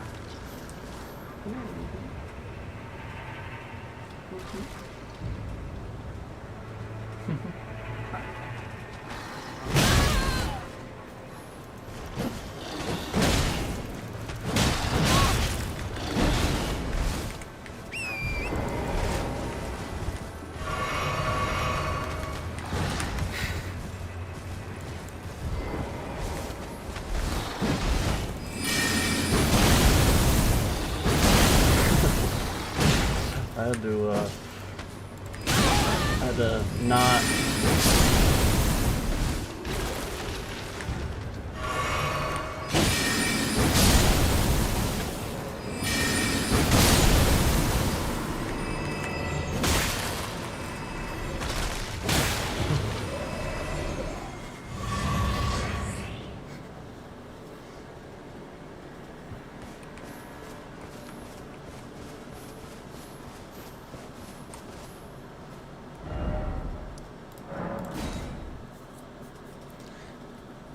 How many people remember the wasn't? I think Chester was in like number 3, right? He was in one of them. He was right in the beginning. Chester Bennington. Did you know that? I think it was 3. I think.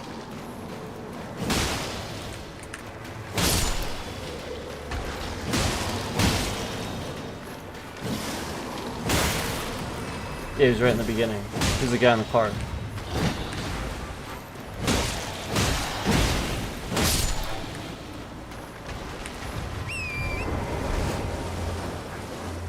I mean, he was really good. He was really good in that scene. I think he could have done that. I think he could have been an actor.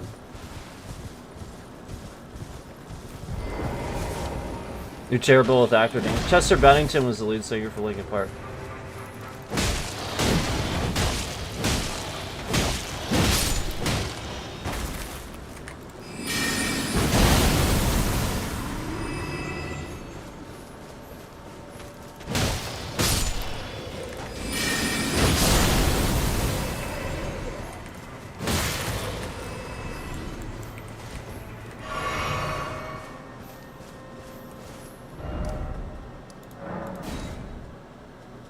I think it was the third one. Hold on.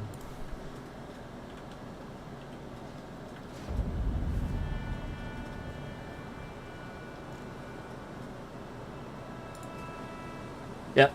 Oh wait. No, hold on. Maybe not. Hold on.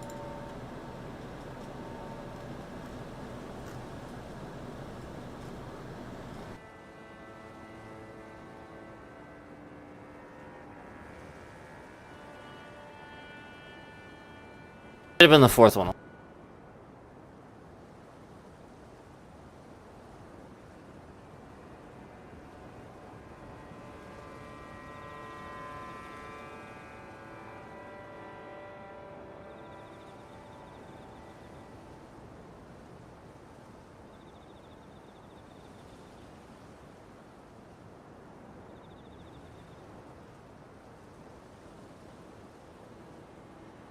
Oh, maybe it was like the last one. Whatever one was called 3D. It's calling it that. I think it was the seventh one. I think it was the seventh one. Whatever one was called 3D. Chester Bennington was in the very first scene with the car. That's all I remember. I just remember the very first scene he was. Oh, okay. Yeah, it's him, the lead singer for this.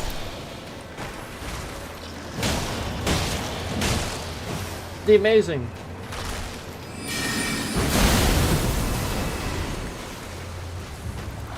But yeah, he's really good in the scene.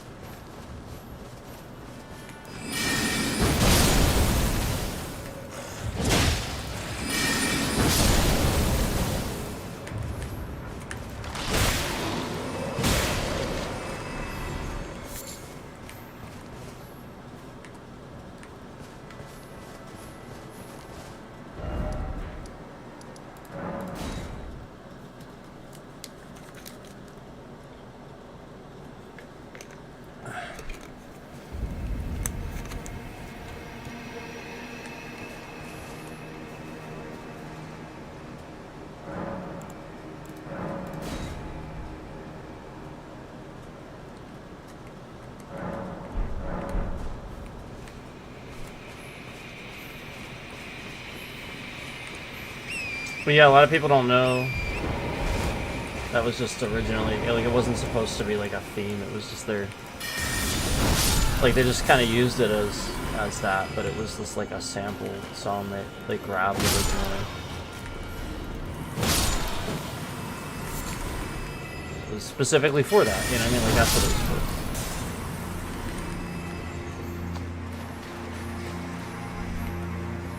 So that's why.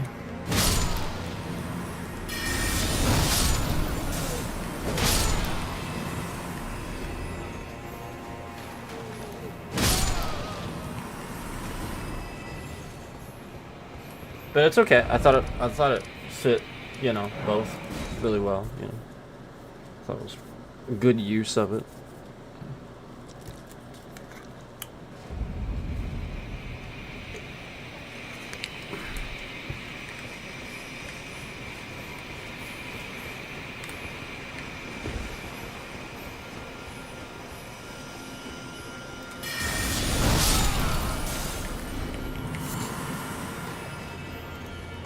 Valkyrie's a good movie though, too.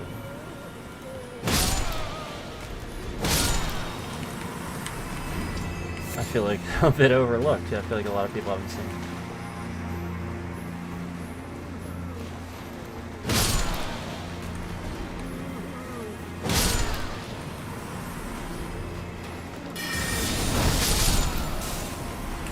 Ever seen Born on the 4th of July? That's incredible. Oh, that's an incredible movie.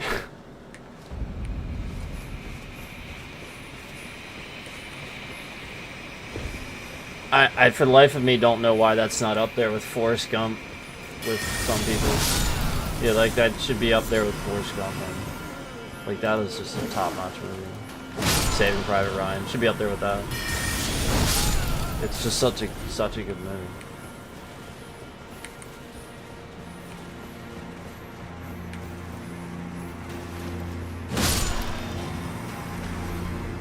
Born on the 4th of July.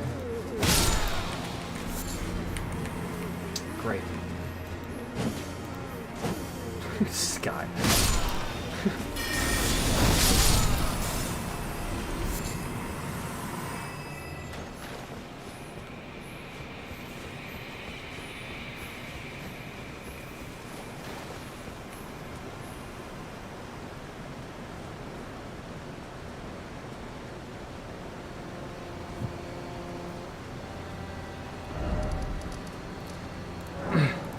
Well, it's not that. It's more like it's more like it's royalty rights towards like that. Like they can. It was for that. You know, like it's just it you know, like there's if you have something low budget, you're not gonna sit here and pay an orchestra, pay a composer, pay a producer. You're not gonna do that. It's low budget. You need to go with low budget. Like it's actually smart. So I'm just saying, like both were that when they when they came out. So, but it was so synonymous that, you know, yeah, obviously the franchise just used it.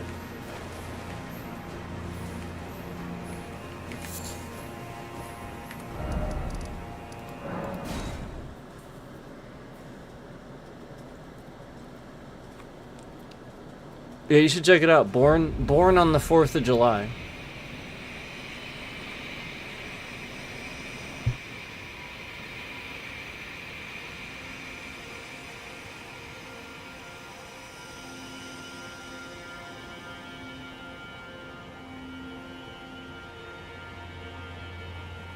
Came out in 1989.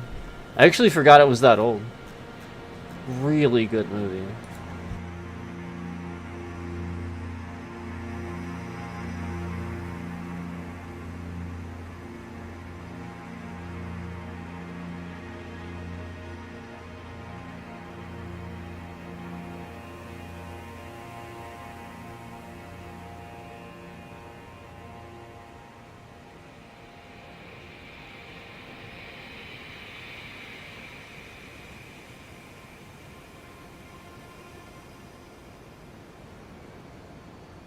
There you go.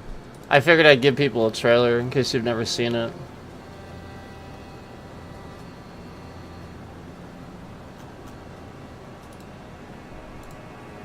It's so good.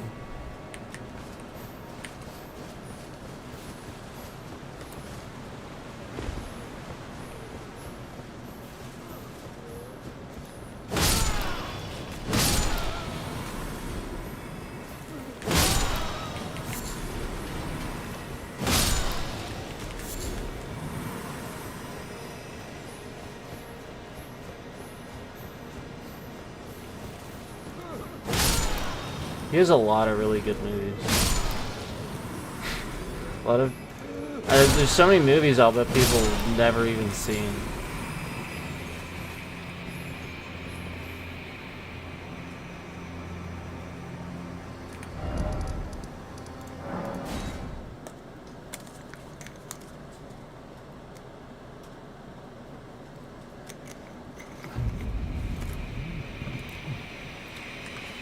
Travolta had some good movies too.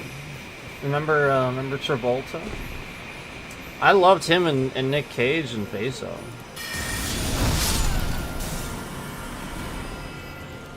Loved it. That might be my favorite Nick Cage movie.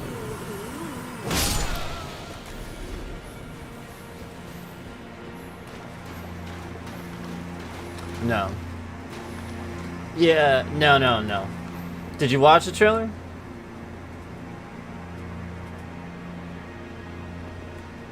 I put the trailer in chat for you. I mean, you don't have to watch it. If you just want me to tell you, but I would just recommend watching it to give you an idea. But, okay. Yeah, if you still have the same question after watching the trailer, then. I mean, it's only a couple minutes. Appreciate that, thanks.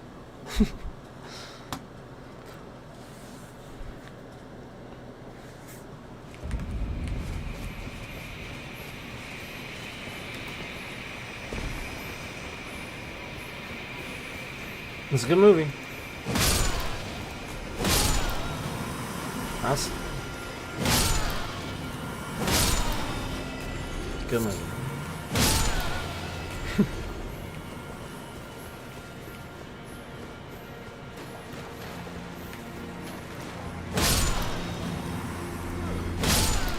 Travolta was great in Pulp Fiction, yes! Yes, he was. Yes, he was.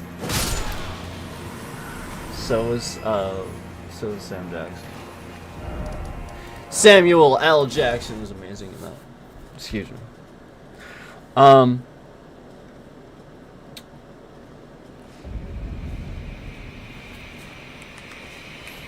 Very random, crazy movie.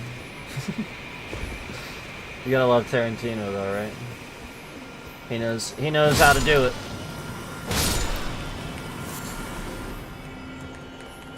It's one of your favorites.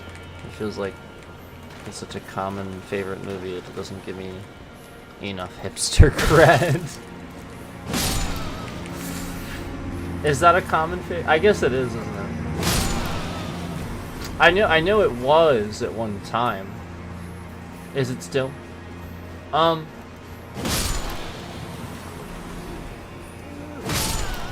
Yeah, I mean, you already know my favorite movies are very, you know, again, I've talked about Equilibrium. I've talked about some of my other favorite movies too. Equilibrium is the top, tippy top. Doesn't get better than that. But, you know, again, another seemingly unwatched movie. I think isn't it on YouTube now? I don't even know. Isn't it on YouTube now?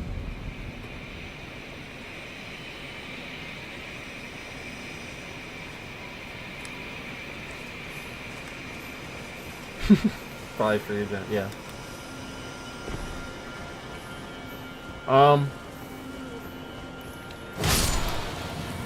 The Last Samurai.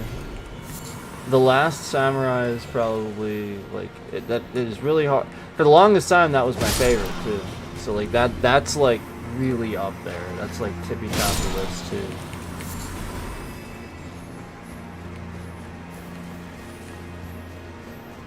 Solid.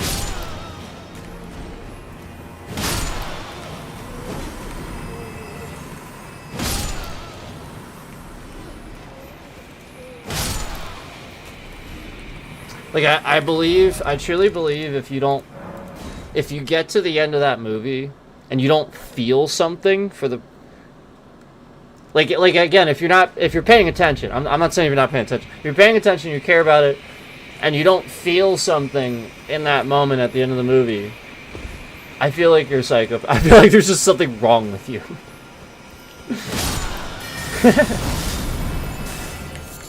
Because it's that good. It's perfect.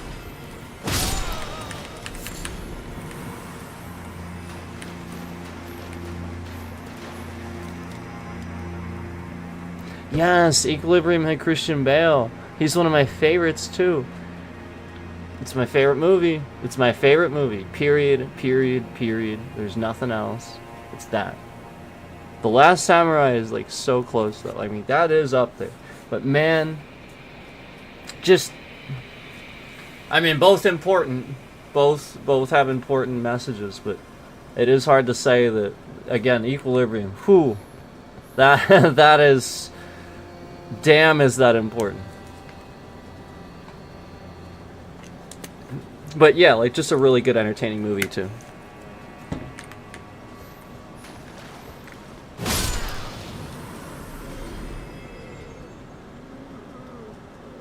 No, watch Equilibrium. For sure.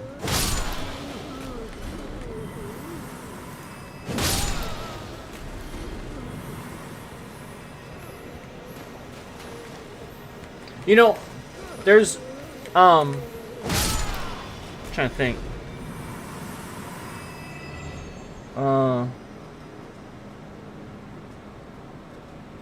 What's it called?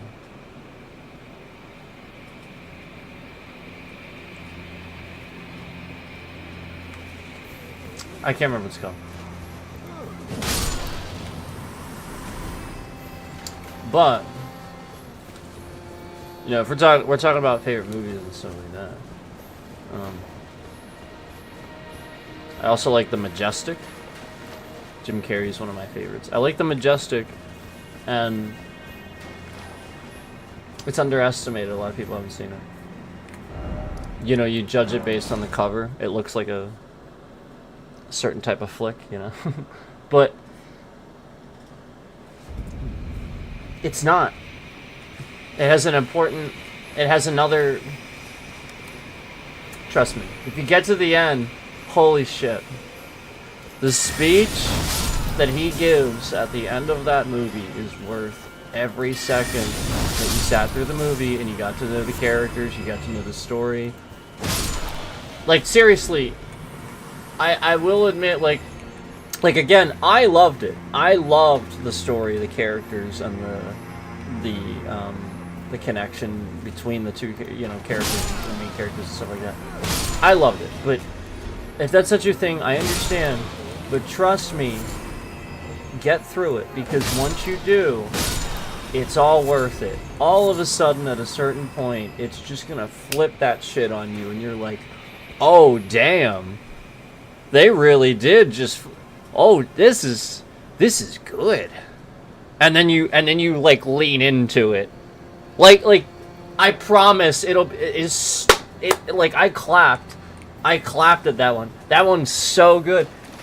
I promise you, if you can get through it, you probably will feel the same way, because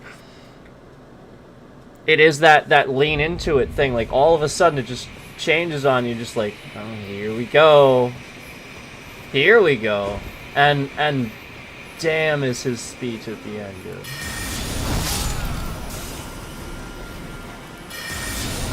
I think it was one take too. It looked like one take. I gotta be honest, maybe it wasn't. No.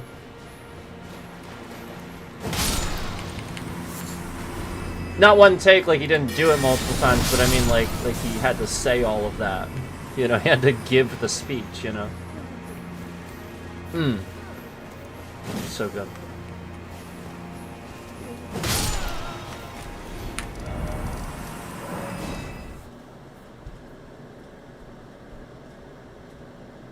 When you see drama, bro. No, it's good. It's Jim Carrey though.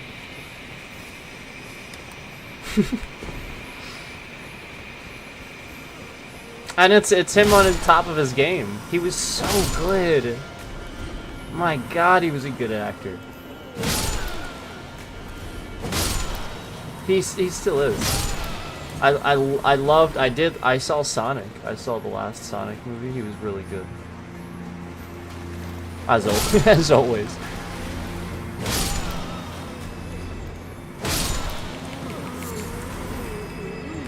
Mhm. No, yeah, like for sure. I mean, who didn't like Liar Liar? Liar Liar was great. The color of this pen. Those are the best scenes. The pen is blue! The pen is blue! The goddamn pen is blue!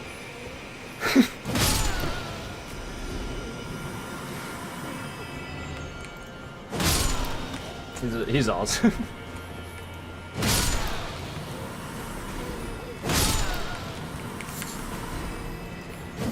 I'm kicking my ass.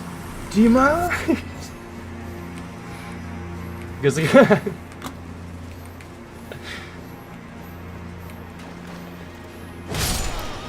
just had such quotable lines. And he, like, that's the point. He delivers them so well.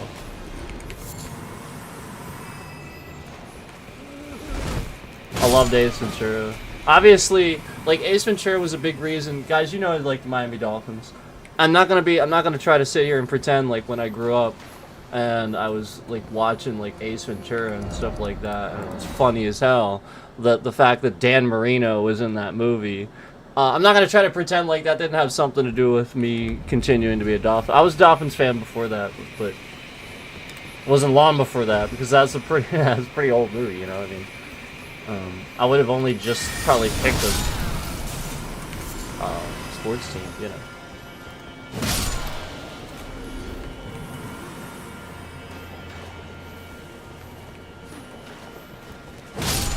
Do you like practical effects? Full screens. My God. I don't think I've seen that. I'll look into it. Let me look here. The Mask? Yeah, The Mask was great. You're right. Wasn't that like Cameron Diaz's first movie? Wasn't that her first movie?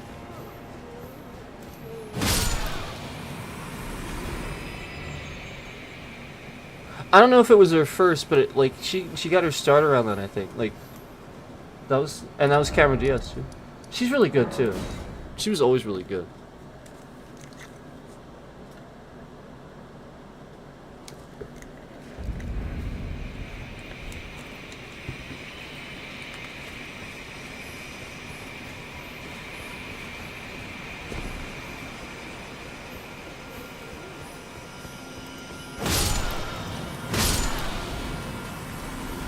See, I know, like, I liked When Nature Calls.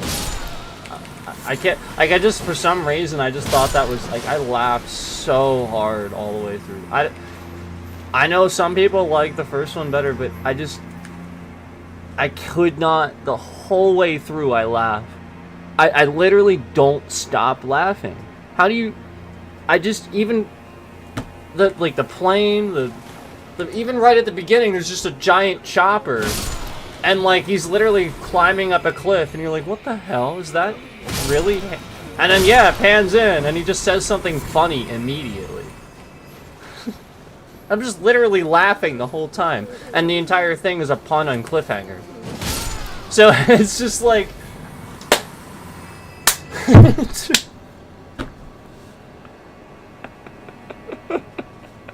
The entire thing is just a scene like to make fun of cliffhanger. You know, like, because remember he's like, no, you know, because like the strap like breaks and everything.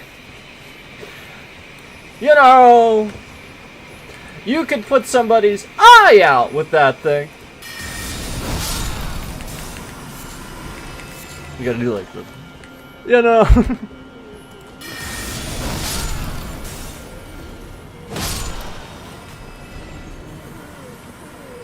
Oh, right, I gotta look at that. I'm sorry. Hold on.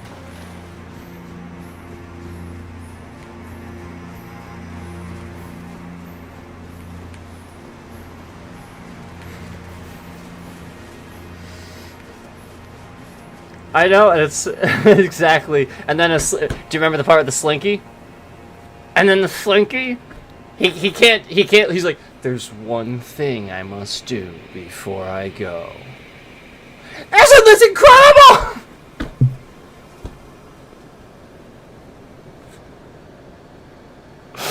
I was dying. I'm still dying. Like, why is that not funny? It's the stupidest thing I've ever seen. Isn't this incredible? Yes, Ace. Yes. Your Slinky is amazing. I'm like crying, it's so funny. Oh my god. You have to give me a second. I started just like laughing so hard.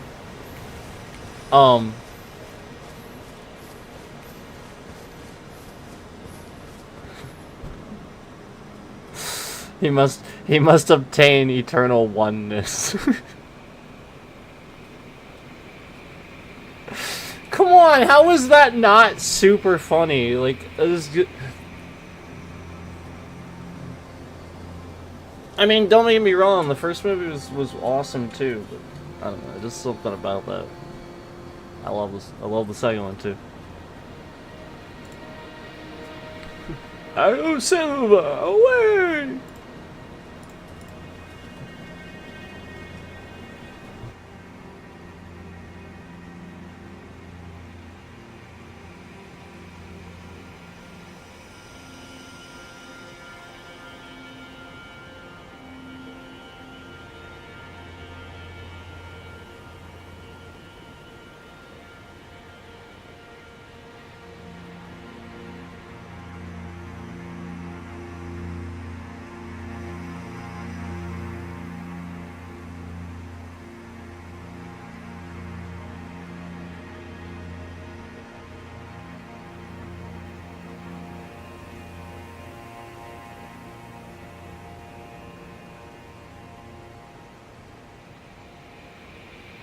Oh, okay. I see what you're. Yeah, I haven't. No, I haven't. That's pretty cool though. I'll have to check that out. This is pretty cool.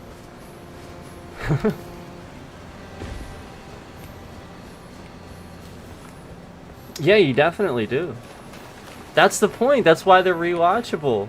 Like, because you start to forget them. And it's like, you know what? Let's rewatch them again. You forget about those scenes that you want to see all over again. It's so funny. It's like I don't for the life of me understand why anybody doesn't laugh all the way through that.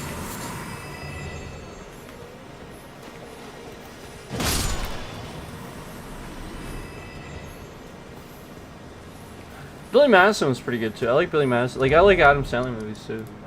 But it's definitely a different kind of comedy. I liked Happy Gilmore, obviously. That was probably one of my favorites. Always liked that one. See, a lot of that though, I loved SNL. Kevin Nealon was one of my favorite cast members. I liked the other, like Dana Carvey was probably, he's probably like tippy top for me. I love Dana Carvey. Chris Kattan, Dana Carvey. Those were my, like, the 90s. I loved those years. I grew up on Wayne's World, you know, come on. You know, Mike Myers, Wayne's World. Wayne's World 2. Wayne's World 2.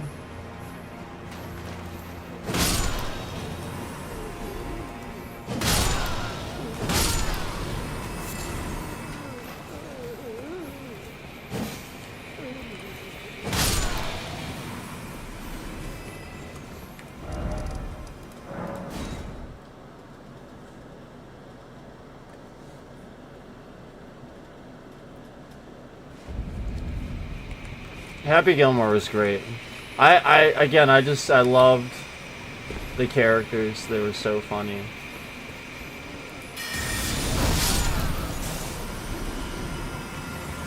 Yeah.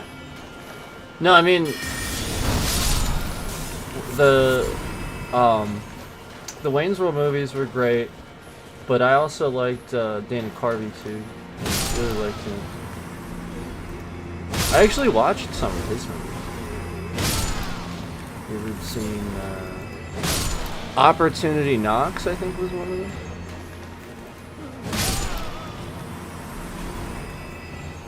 I actually liked some, believe it or not, some David Spade movies too. There was one called The Truth About Cats and Dogs. Phenomenal. Phenomenal. Phenomenal. I can't even describe how good. Like, you have to like romance and stuff like that. But phenomenal for a romance movie. Actually phenomenal. Like, it's funny, it's good. It has Neil Diamond. Hold on.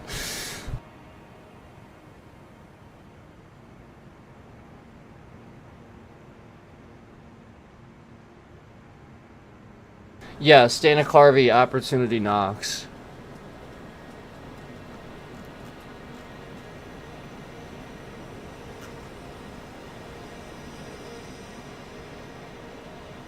I wouldn't say it's by any means a believable good movie. It was just cool to see Dana Carvey in a movie. And that wasn't his fault. But again, like, I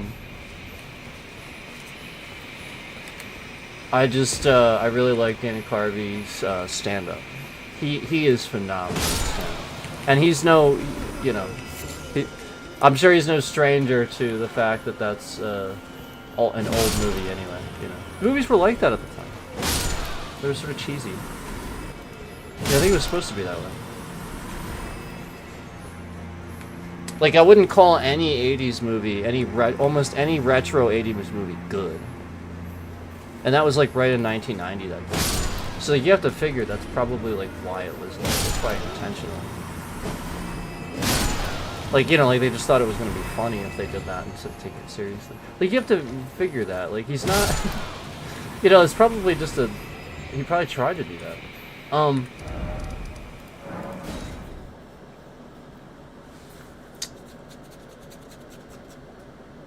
For example,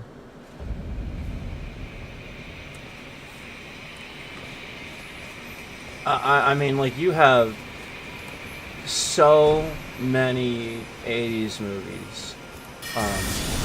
Again, just to even 80s TV shows. So a great example of a TV show would be like Knight Rider or something like that, where entertaining, yes, believable. I mean, come on.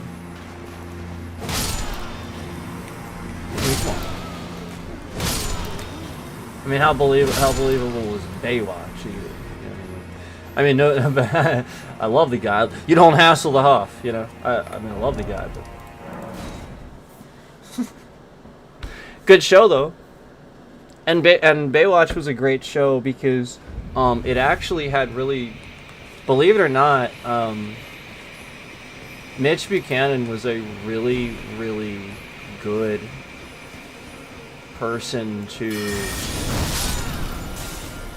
I wouldn't say idolize, but look up to, because he was very responsible. He was a very responsible person that took care of the, you know, like everything, you know, like that was the whole point, was it was more about that with that show. But yeah, Knight Rider was just ridiculous. Nobody, like, obviously, like with MacGyver and stuff like that. There we go. There's another example. Like, MacGyver was completely absurd. The guy would make a bomb out of, like, some gum, a wrapper, and, like, a piece of wire or something like that. Yeah, okay, dude. This makes a bomb.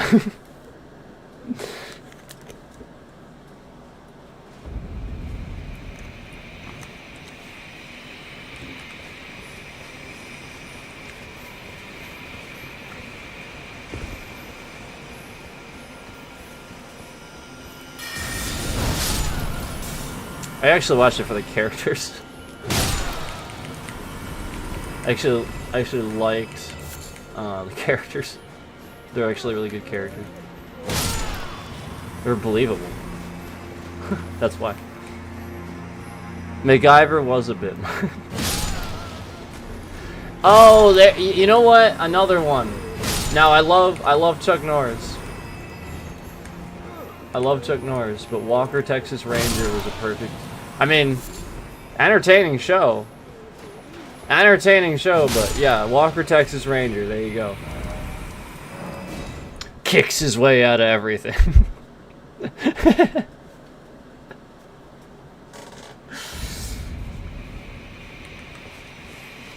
I mean, I loved Home Improvement too. That was more 90s. And even that, like, again, sort of cheesy. Like, nobody thought that any of that was believable. Obviously, it's not believable that this guy is this complete idiot with tools and stuff like that, all while not being an idiot. Like, no, the whole point is that's the funny part. Like, it's just supposed to be funny. Like, he's not actually an idiot. Like, you know, like, the whole point is that, like, it was just funny, you know? Clearly,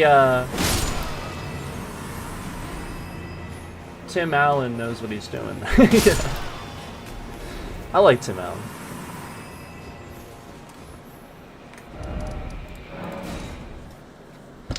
Oh, Married with Children was a great 90s show. Yes. Yes. Dun, dun, dun, dun.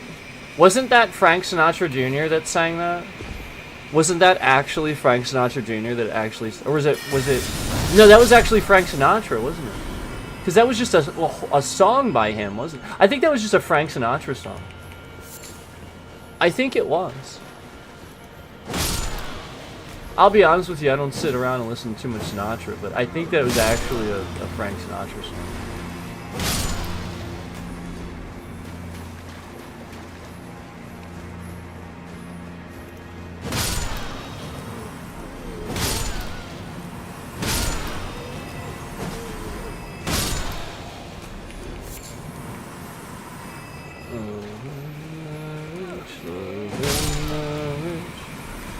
Together like a horse and carriage. It was that.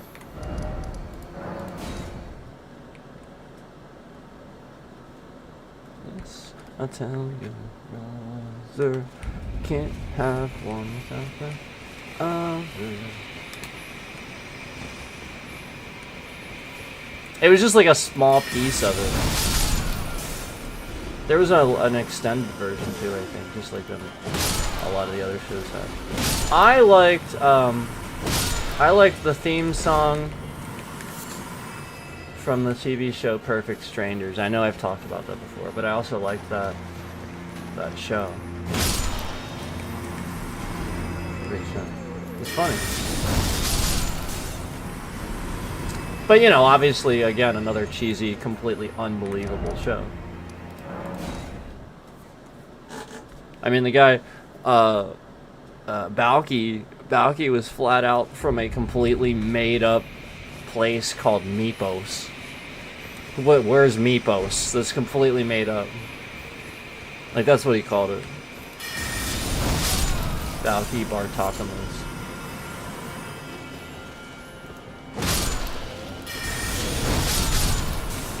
And Larry Appleton.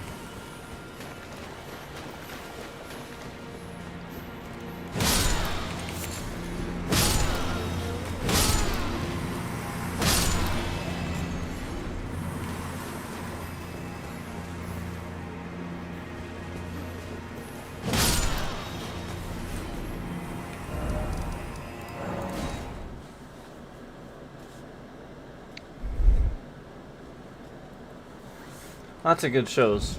But I mean, again, cheesy. You know, like, I mean, who cares? You know? It's just a way of looking at things.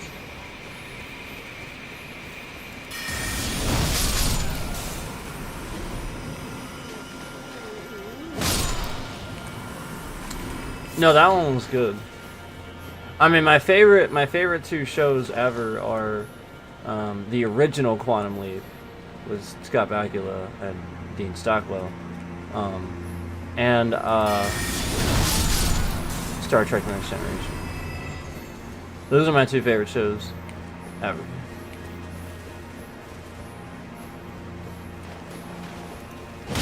And then, you know, like, other stuff that comes close, you know, like House MD. House MD, that comes really, like, it's a really good show.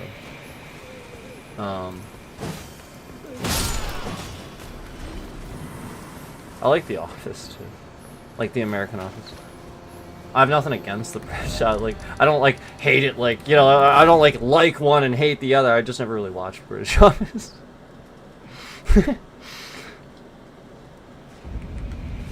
Well, that's good to hear that the next generation's up there for you too. I feel like not enough people make that like their like one of their top shows, and there's so much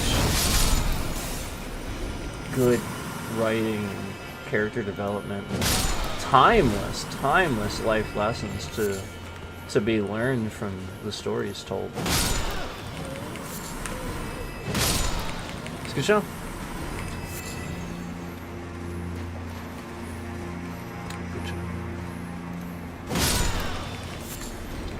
And, you know, even more likable characters. You know, like the characters, you just can't take that away from the actors that...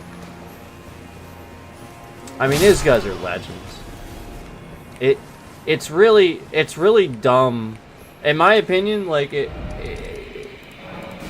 every one of those guys should have some sort of, like, top paid voice acting position or something like that. Like, they are legends to have done what they did with those characters in that show. Especially Patrick Stewart. Holy crap. I mean, he everybody knows he is, though. I mean, he was knighted. He is Sir Patrick Stewart. But, I mean, Jonathan Frakes, same thing. Brent Spiner, same thing. Michael Dorn, same thing. Bar Burton, same thing. All of them. You know, like, I don't want to say her last name. Marina Surt? Hold on.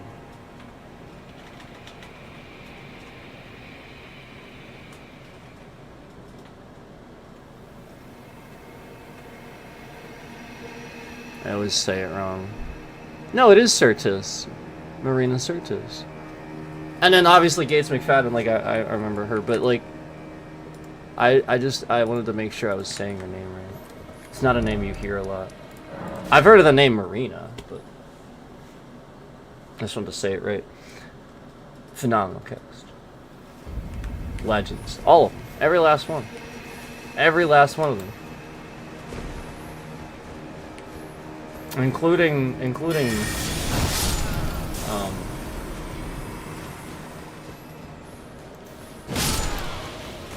Marina Sirtis and Gates McFadden.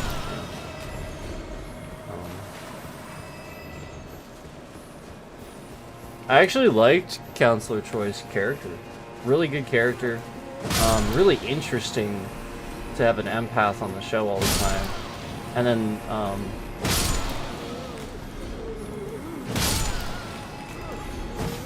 you know, obviously,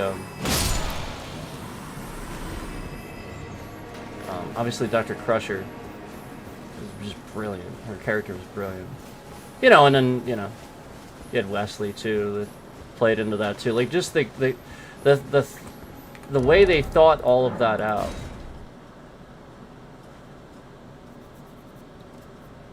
Unbelievable. She was a good balance to Picard. Yes. And you can't that show did what no other Star Trek has done or probably ever will do. It just nothing will ever or can ever measure up. You can get close, but you're not gonna. They're legends. They did the impossible, and they made an entire movie franchise seemingly successful too. I hate to say it, but the original movie franchise, like the original ones, I like Wrath of Khan was pretty great, but other than that, you know what I mean? Like I don't know. I'm not trying to be mean, but like I like the characters, but some of the writing in the original series and stuff I would have done a little differently, and then in the movies too. The characters were great, but just not as tuned and believable as the Next Generation. The Next Generation, everything had an answer. Everything.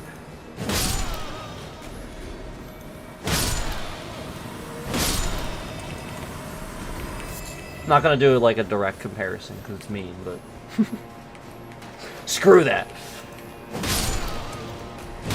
No, I mean like it was more believable, but it was also because of the technology. Like just because technology had advanced, we understood more. So they were able to project, you know, what it would actually be like if things were like this more accurately. So I think it's more accurate to say that's why there was such a stark difference between the two, as far as believability.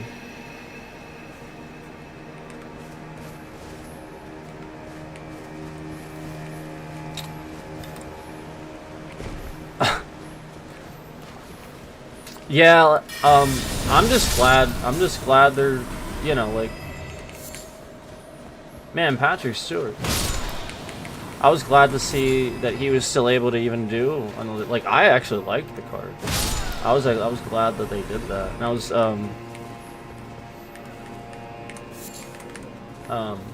glad that he played Xavier again in the Multiverse of Madness. I loved that. I loved that movie. That was a good movie. That was a good movie. I don't care what anybody says.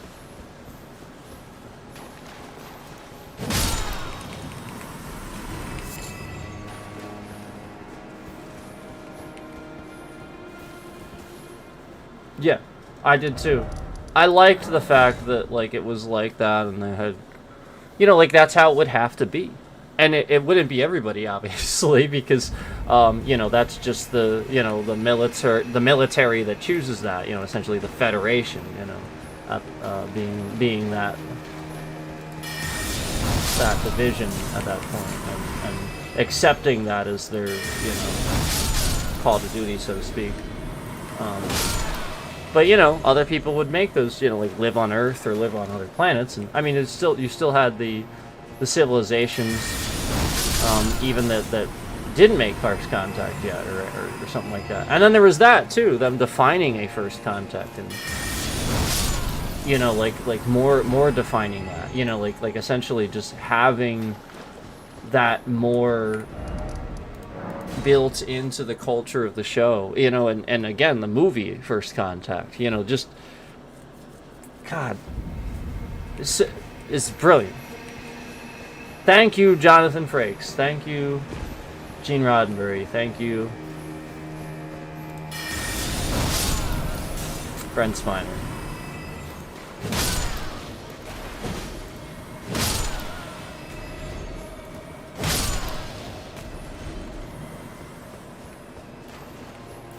Yeah. Yep. Well, maybe. I'm okay, like, I don't know.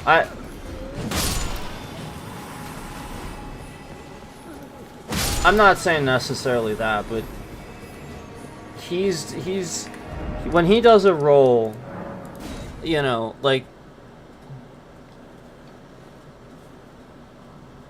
he does it right. He's really good. And he fits that so well. I mean, like, it fits him. That's really a lot of what that, you know, like, it was made for him, you know. Robert Downey Jr. was made for Tony Stark. Flat out. That guy was born to play Tony Stark. Flat out.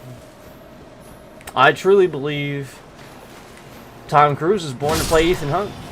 I mean, there's no question. Nobody could have done that like him. Nobody. Period. You know, like, these people, so I just feel like some of these people are just born to play these roles. I personally think Christian Bale was born to play Batman. And he didn't get another chance. I truthfully believe that. He didn't get another chance after Dark Knight Rises. No, because nobody asked him. He was the best. Period. There's zero question about that. Ben Affleck was really good. I am not going to deny that. But Christian Bale.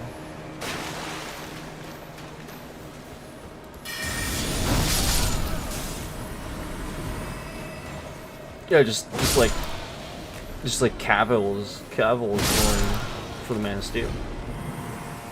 That guy took it as seriously as Christopher Reeve did.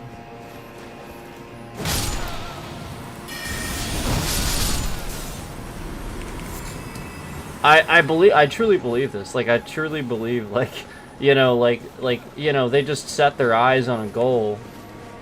It might even be subconscious, you know, with just they're born to play that role. Once they have their eyes on that goal, everything leads them to that point, you know.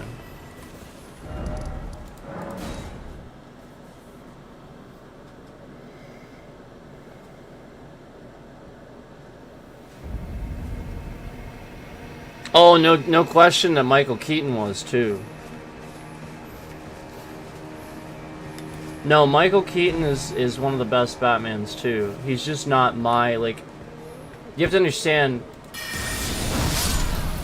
that was a little bit, like, I liked him in, I watched Beetlejuice a lot. And I actually liked Michael Keaton in a lot more of the other roles that I watched him in over the years. I saw him in, like, Multiplicity and stuff like that. So yeah, like I'm not saying, like, he is a phenomenal Batman, and it was amazing to see him come back and play in The Flash. I loved that he came back to play Batman again. He was amazing. So yeah, he's amazing too. So yeah, I understand if somebody wants to use him, you know, use him as your favorite, you know, he's your favorite Batman. I get that. Yeah, I understand. But you know, just my favorite's Christian Bale. But we've had some good actors play it, and I mean, like, we've had some really good actors play Batman.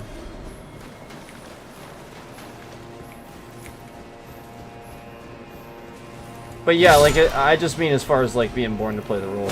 I just feel like Christian Bale, like, as far as, like, everything he's ever done, I feel like that was the I don't know, just something, again, nobody did it like he did it before he did it. Even Michael Keaton, it was different. Like, it was just a different type of Batman. You know? And yeah, you got to appreciate what Michael Keaton did, for sure.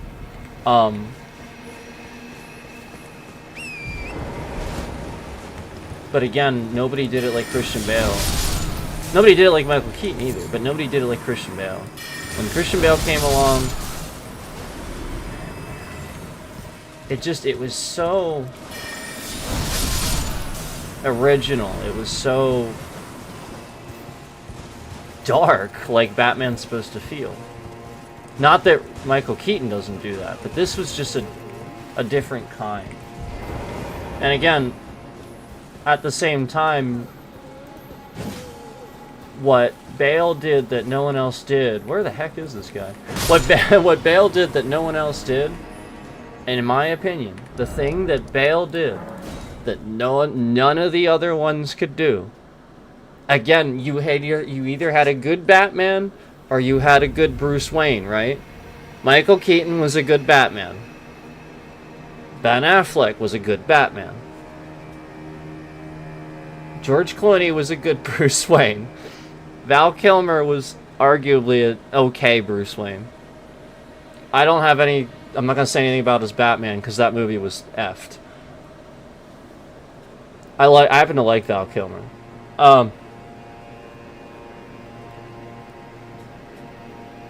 Christian Bale was a good Batman and a good Bruce Wayne. He was perfection. You didn't even question it. He's Bruce Wayne. You didn't even question it. It was so natural. You didn't even question it. Sure would make backing out of the driveway easier. He had this thing back and forth with Lucius. He had... Wasn't that Michael Caine as his... Isn't that his name? As his Alfred. God, it was amazing. Liam Neeson was his... Ra's al Ghul. It was perfection. And and the wonderful Christopher Nolan. I just, I just, how do you get better than that? You don't. I'll be right back.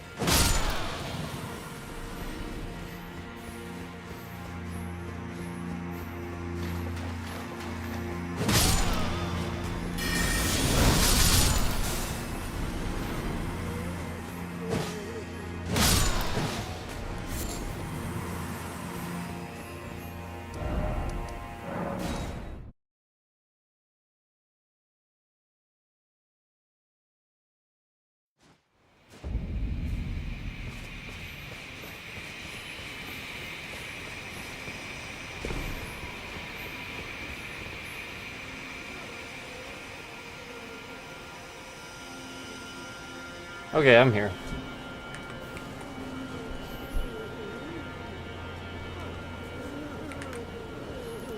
I am here.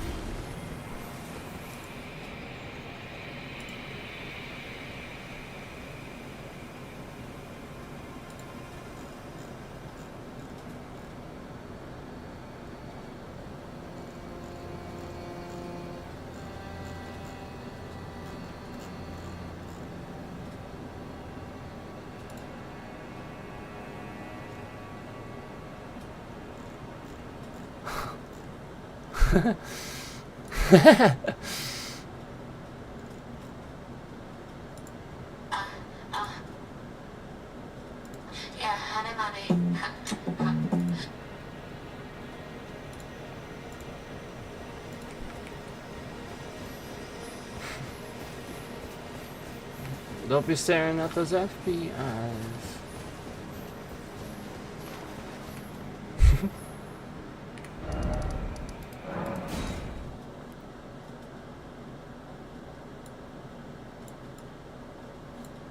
I was totally not listening to Baby Metal. It's totally not what I was doing. It was totally, it was totally not. That's totally not what I was doing. I was not. Totally not listening to Baby Metal.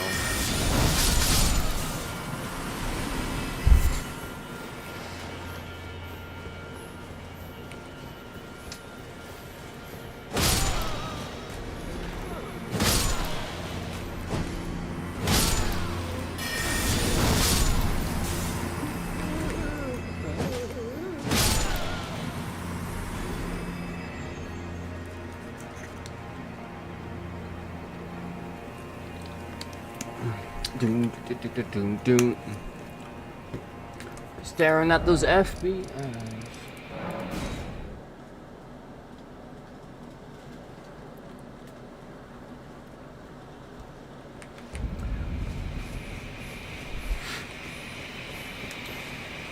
I heard it got worse lately with like the whole eyes thing. So, this is what I'm hearing.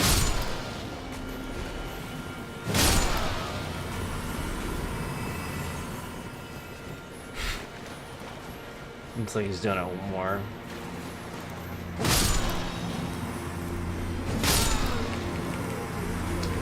Do you want to know why I think he actually does that?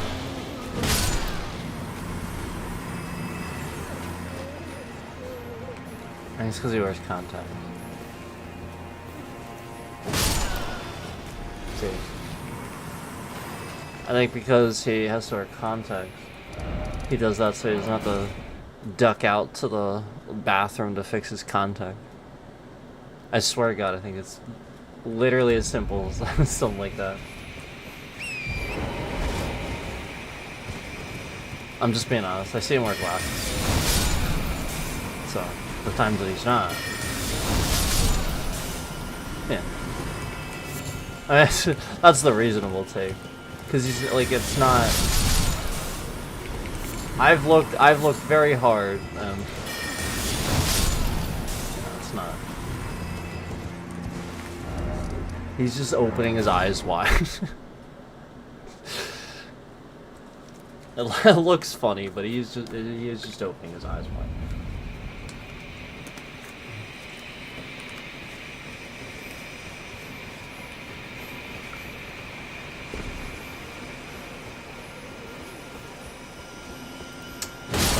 Don't be staring at those FBIs.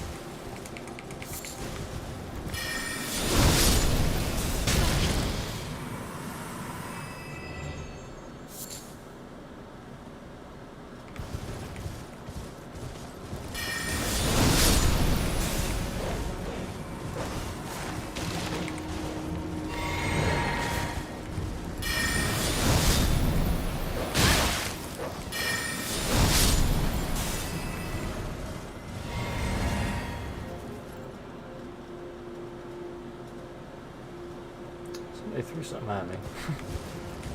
I was looking for the... Somebody threw something at me. I was like, looking for... I thought somebody threw something. Guess not.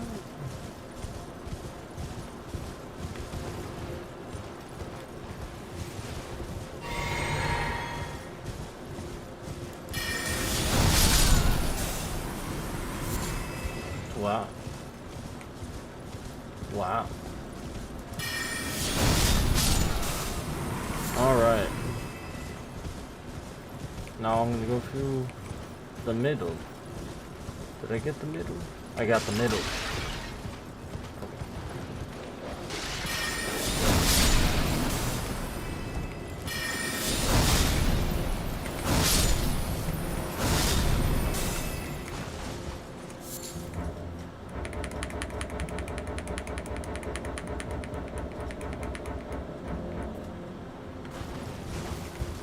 Interesting.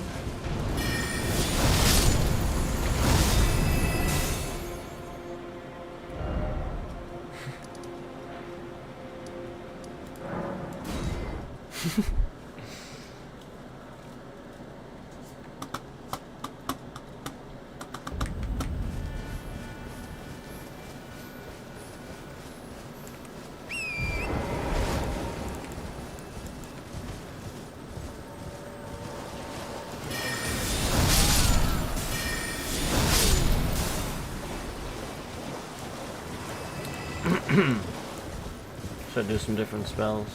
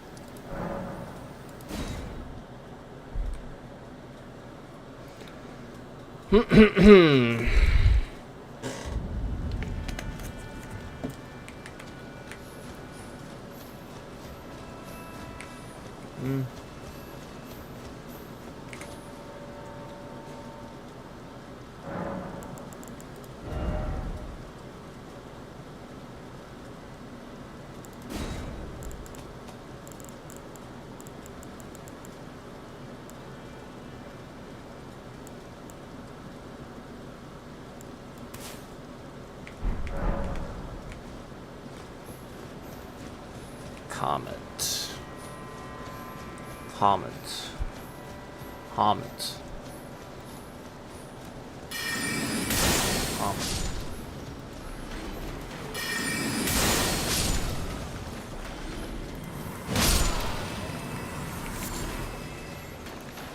We'll use Comet. Let's see here. Boom. Look at that shit.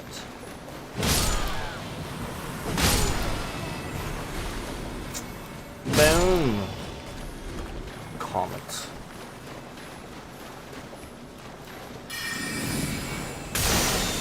Oh.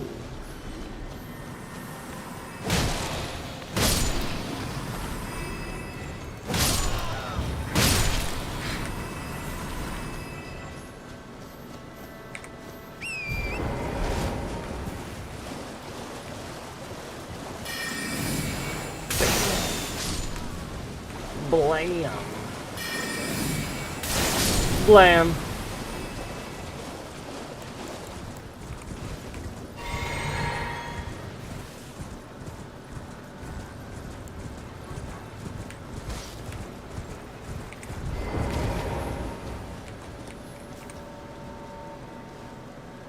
True story. Blam.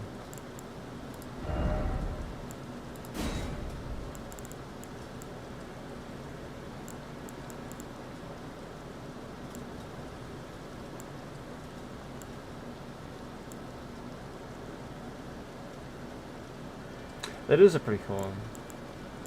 That one's cool too. This one's actually pretty good. Let's see. I think I'm just gonna switch to probably my Comet Shard for now. Nice and quick.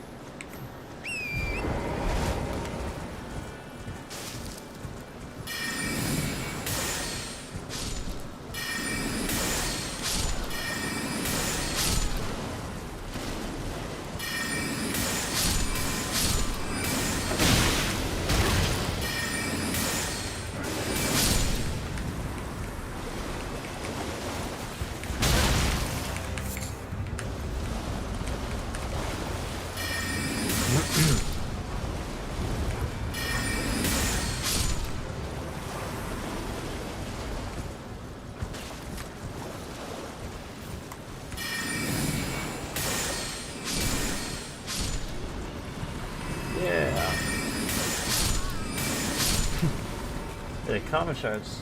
Comet Shard's good. You gotta love that Comet Shard.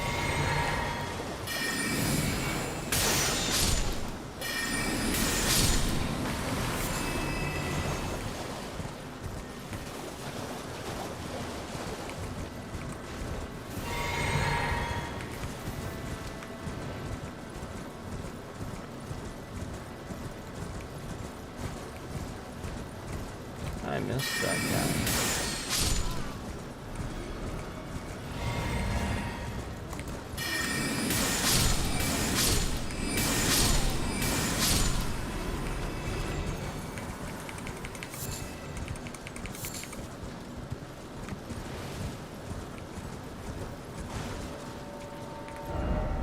Good enough.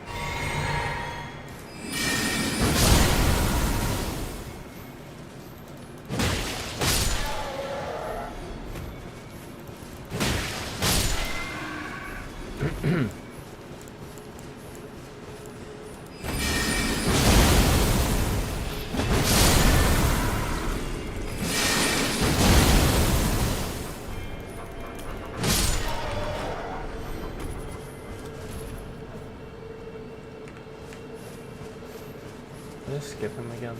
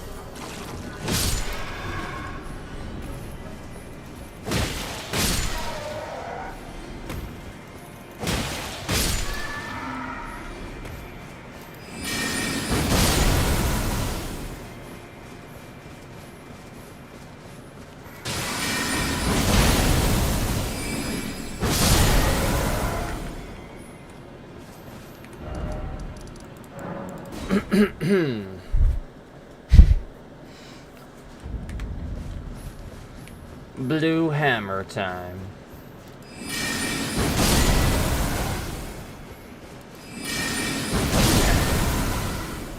Blue hammer. Blue hammer. Blue hammer.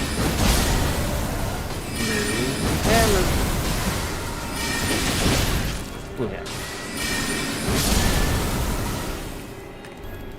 Blue hammer. Blue hammer.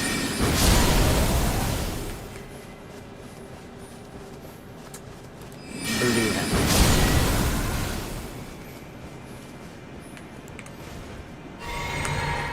Blue hammer.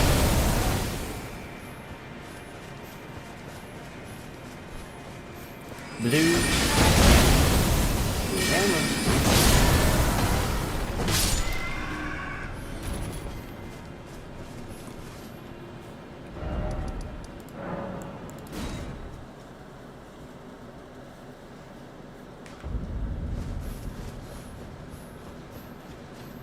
Blue hammer.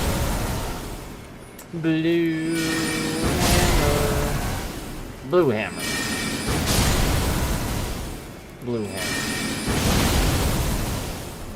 Blue.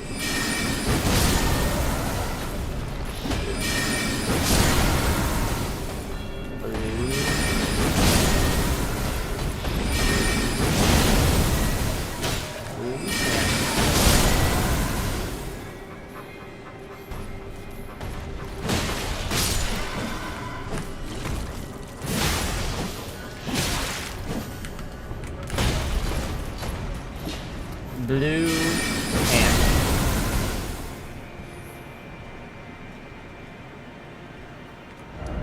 Alright.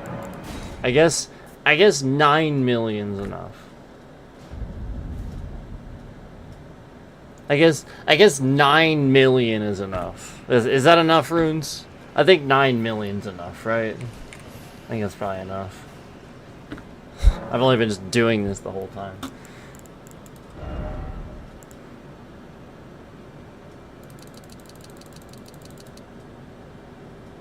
I actually put my magic up a little bit.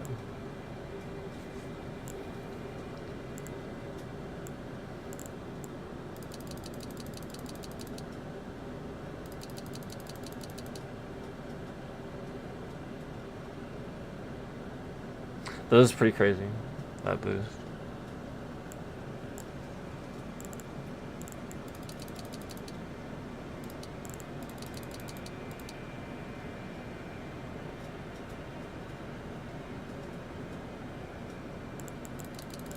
You can do it with faith? Oh my god.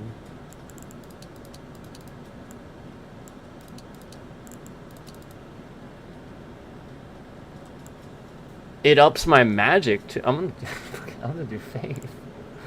Holy crap.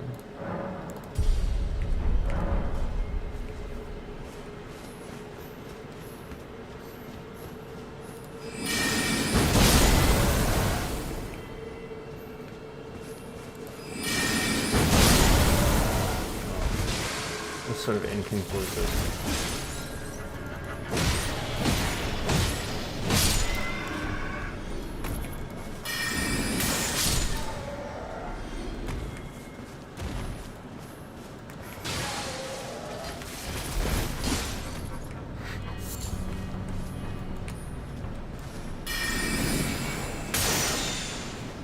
So close. Wow. Yeah, that definitely made a... Wow.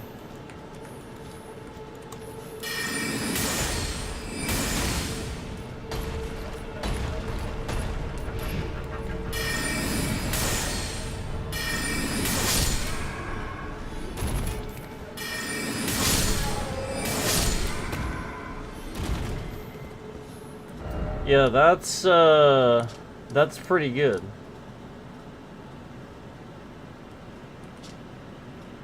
That's pretty good. I just want to see. Where can I go here? Let's do.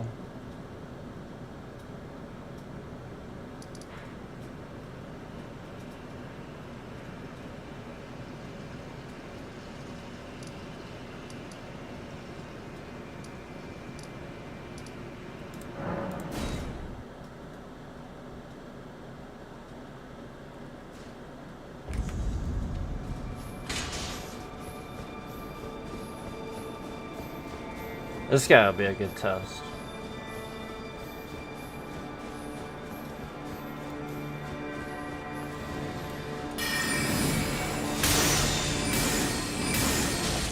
Holy cow.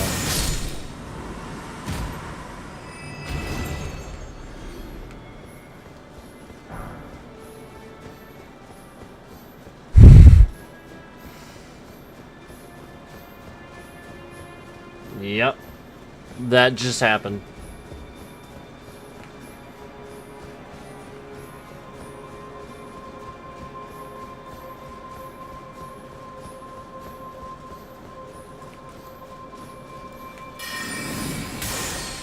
Wow. This is a channeler. Oh, so close. Well, cool. Oh my god, it's right in front of me.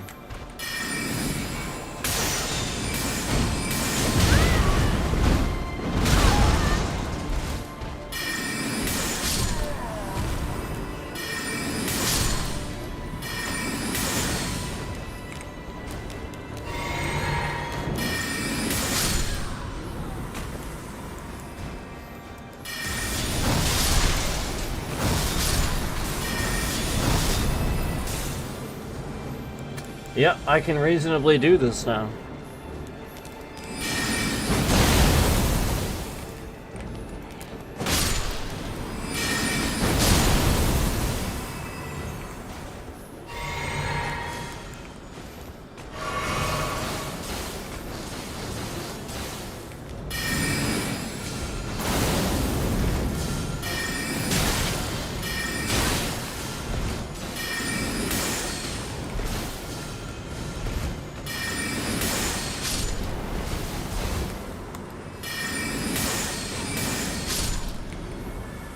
Alright. Now, we will see about this guy.